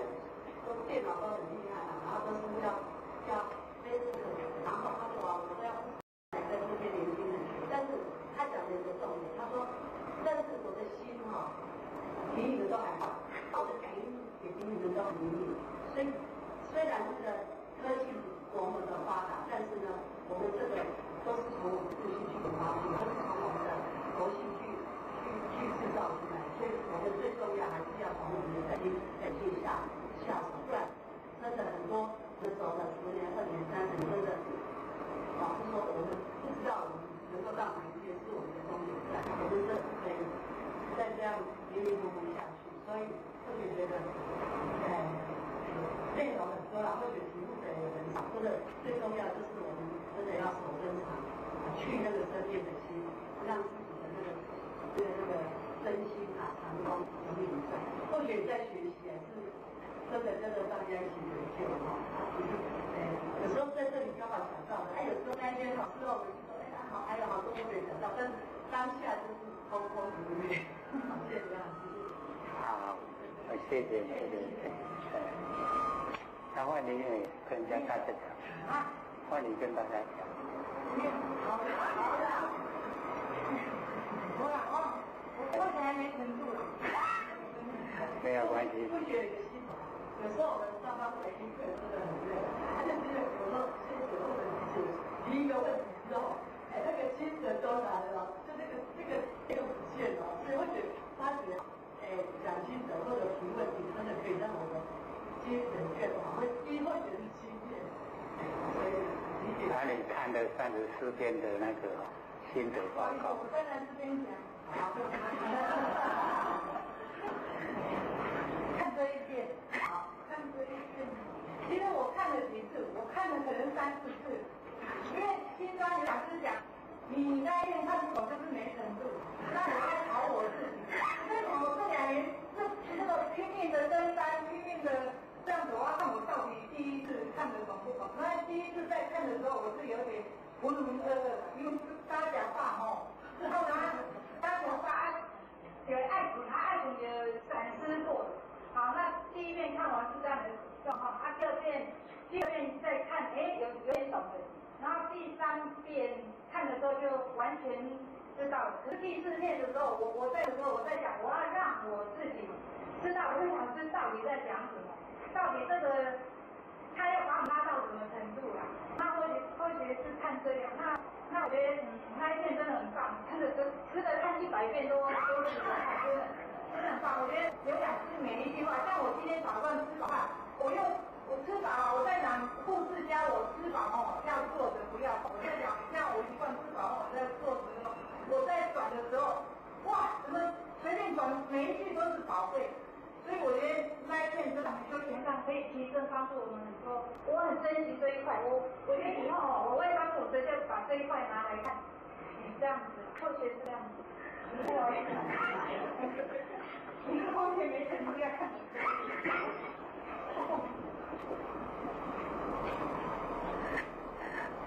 因为我们这边算是时间蛮长的8年了。那个气氛都还没有培养的都很热络啦，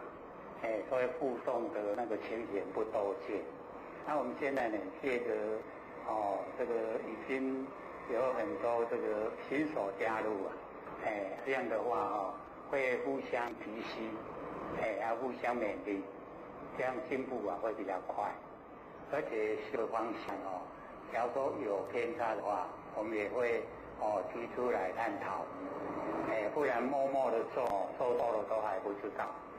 等到要改，已经习惯性养成了，养成就不容易改。所以我们在开始下手的时候啊，就是要正确，方向正确，目标正确，做法正确，这样一路走来啊，就一定会成就。时间早晚啊，一定会成就，所以不用怕呢。追生不会成佛，都不用怕。已经都在这个新闻之中啊，都有建立了。所以只要我们把这个观念加强，这个对自己新闻里面那个程度加强，对完成的成果就会慢慢消弱。因为我们占了非常多的成果，自己都不知道，不知不觉的错了都不知道。所以借着大家互相研讨的时候啊，看见自己的错误，然后用心把它改过。所以真的修道最大的敌人就是自己，看自己愿不愿意改。愿意改那个真的是那个路非常的宽广。那假如说自己不愿意改走的路就很窄了。所以都要看自己愿不愿意。只要心都放宽了，我们容纳就大，容量大了，我们的进步就快。就知道的多，知道的多我们多闻的话对我们新闻之中那个佛音重的就比较过。一方面我又生死得本，帮助人家，这样生活起来就会很快乐。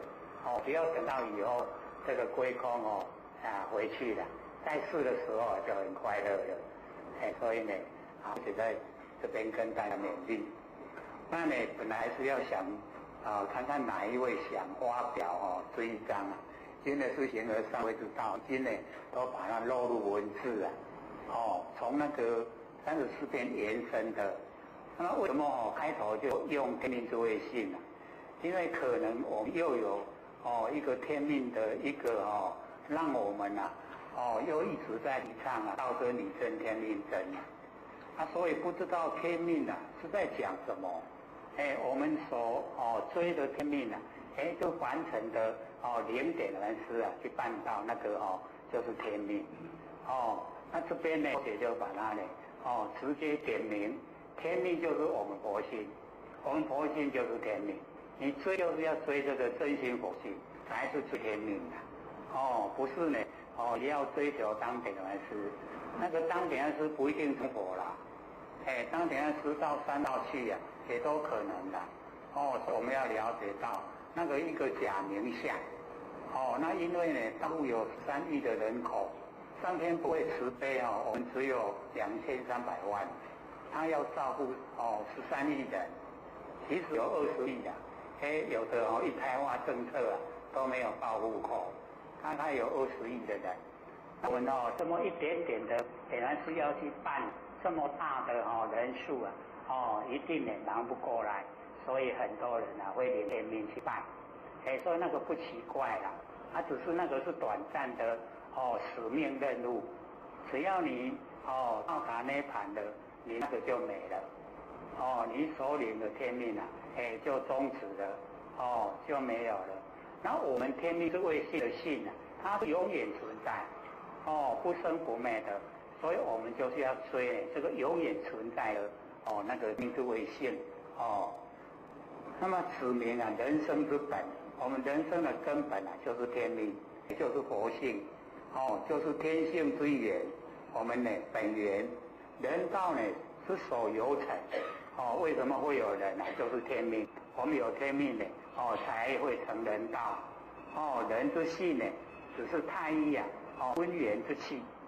气机真见。这个是老子的口气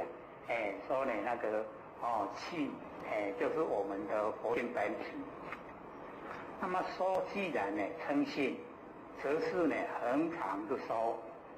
就是永恒长久这种说法不是变来变去的。那么实测三际，这个些它贯彻过去、现在、未来，我们的佛性呢贯彻过去、现在、未来所以业经里面有记载，我们要呢启发呢自心闻思觉者妙那个天命之谓性就叫智。那么圆满的自信普贤恒沙功德那个普贤也是我们的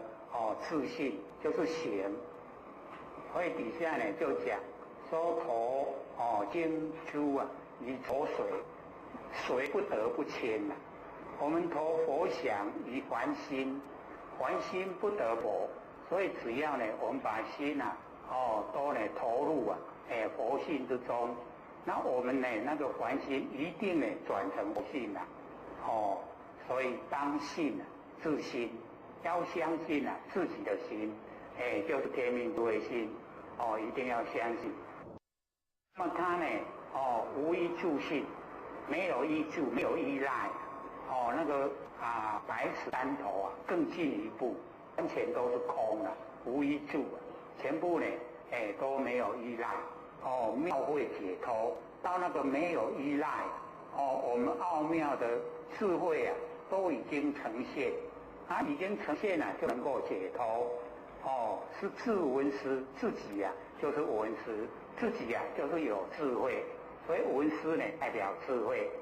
那么依心呢无依助中无性妙理有自在分别有那个了了分明的自在分别。所以或许有小刮胡把那个自在分别就是我们那个了了分明那个佛性本体因为怕我们看到分别又是认为分别心。那么无性可动名不动佛智没有性可以动，如如不动的。我们佛性本来充在整个宇宙虚空，如如不动叫做不动佛智若心外有佛，我们的心里外有佛的话，不明信心名为邪见人所以心外没有佛，所有的万象万事都是我们之心都是佛。所以要追求自己是佛的佛不要追求外面的佛假如说呢心外有的话名为邪见人，就已经呢知见不正确。只要我们一念气真一念气入我们真心佛性离跟智同现离就是本体所呈现的那个本体，智呢就是本体所发挥的那个功用中。那么理智同时呈现，其名为佛。这个时候有一个名称叫做佛。那么一切知佛皆同自心，所有的佛都是我们的那个真心。一切众生皆同自性，这众生都我们佛性。所以一念应真上面气入真，下面的应气入跟相应是有一点不同角度三世情境，过去现在未来都没有了，三世情没有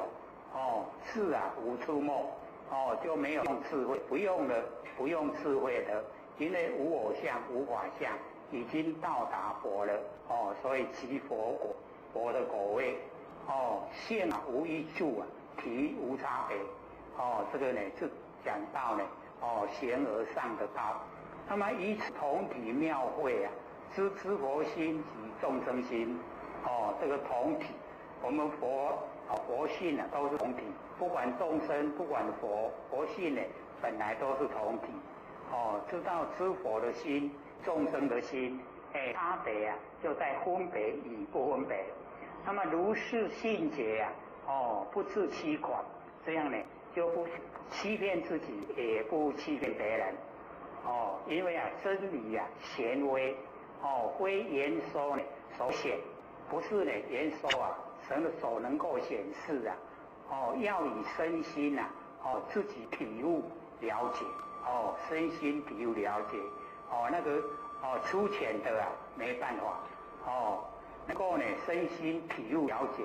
就会整个佛性朗然现前，就呈现在眼前。物穿牢一关人家说的奇奇怪怪的话，我们不要去穿凿，不要去跟他去探讨，勿迷陷邪心，那个邪心啊，我们不要迷陷进去，勿牢固斗争，所以不要落入口舌之争，对治咧争相争，相输唔捌生，唔捌输啊，相输唔捌赢，所以勿故劳斗争，那么底下呢就讲说由相是心，我们由形象来认识我们的心，能够认识外面一切形象，便知道呢我的心在活动，然后寻相会上心，寻着外面外面的一切形象，生灭无常，时时呢都在变。那么如果心随相转，心无主人的时候就失掉呢心的存在价值，所以这个寻相就上心。那么知相得心知道相那个就是心，存相之心呢意象而已，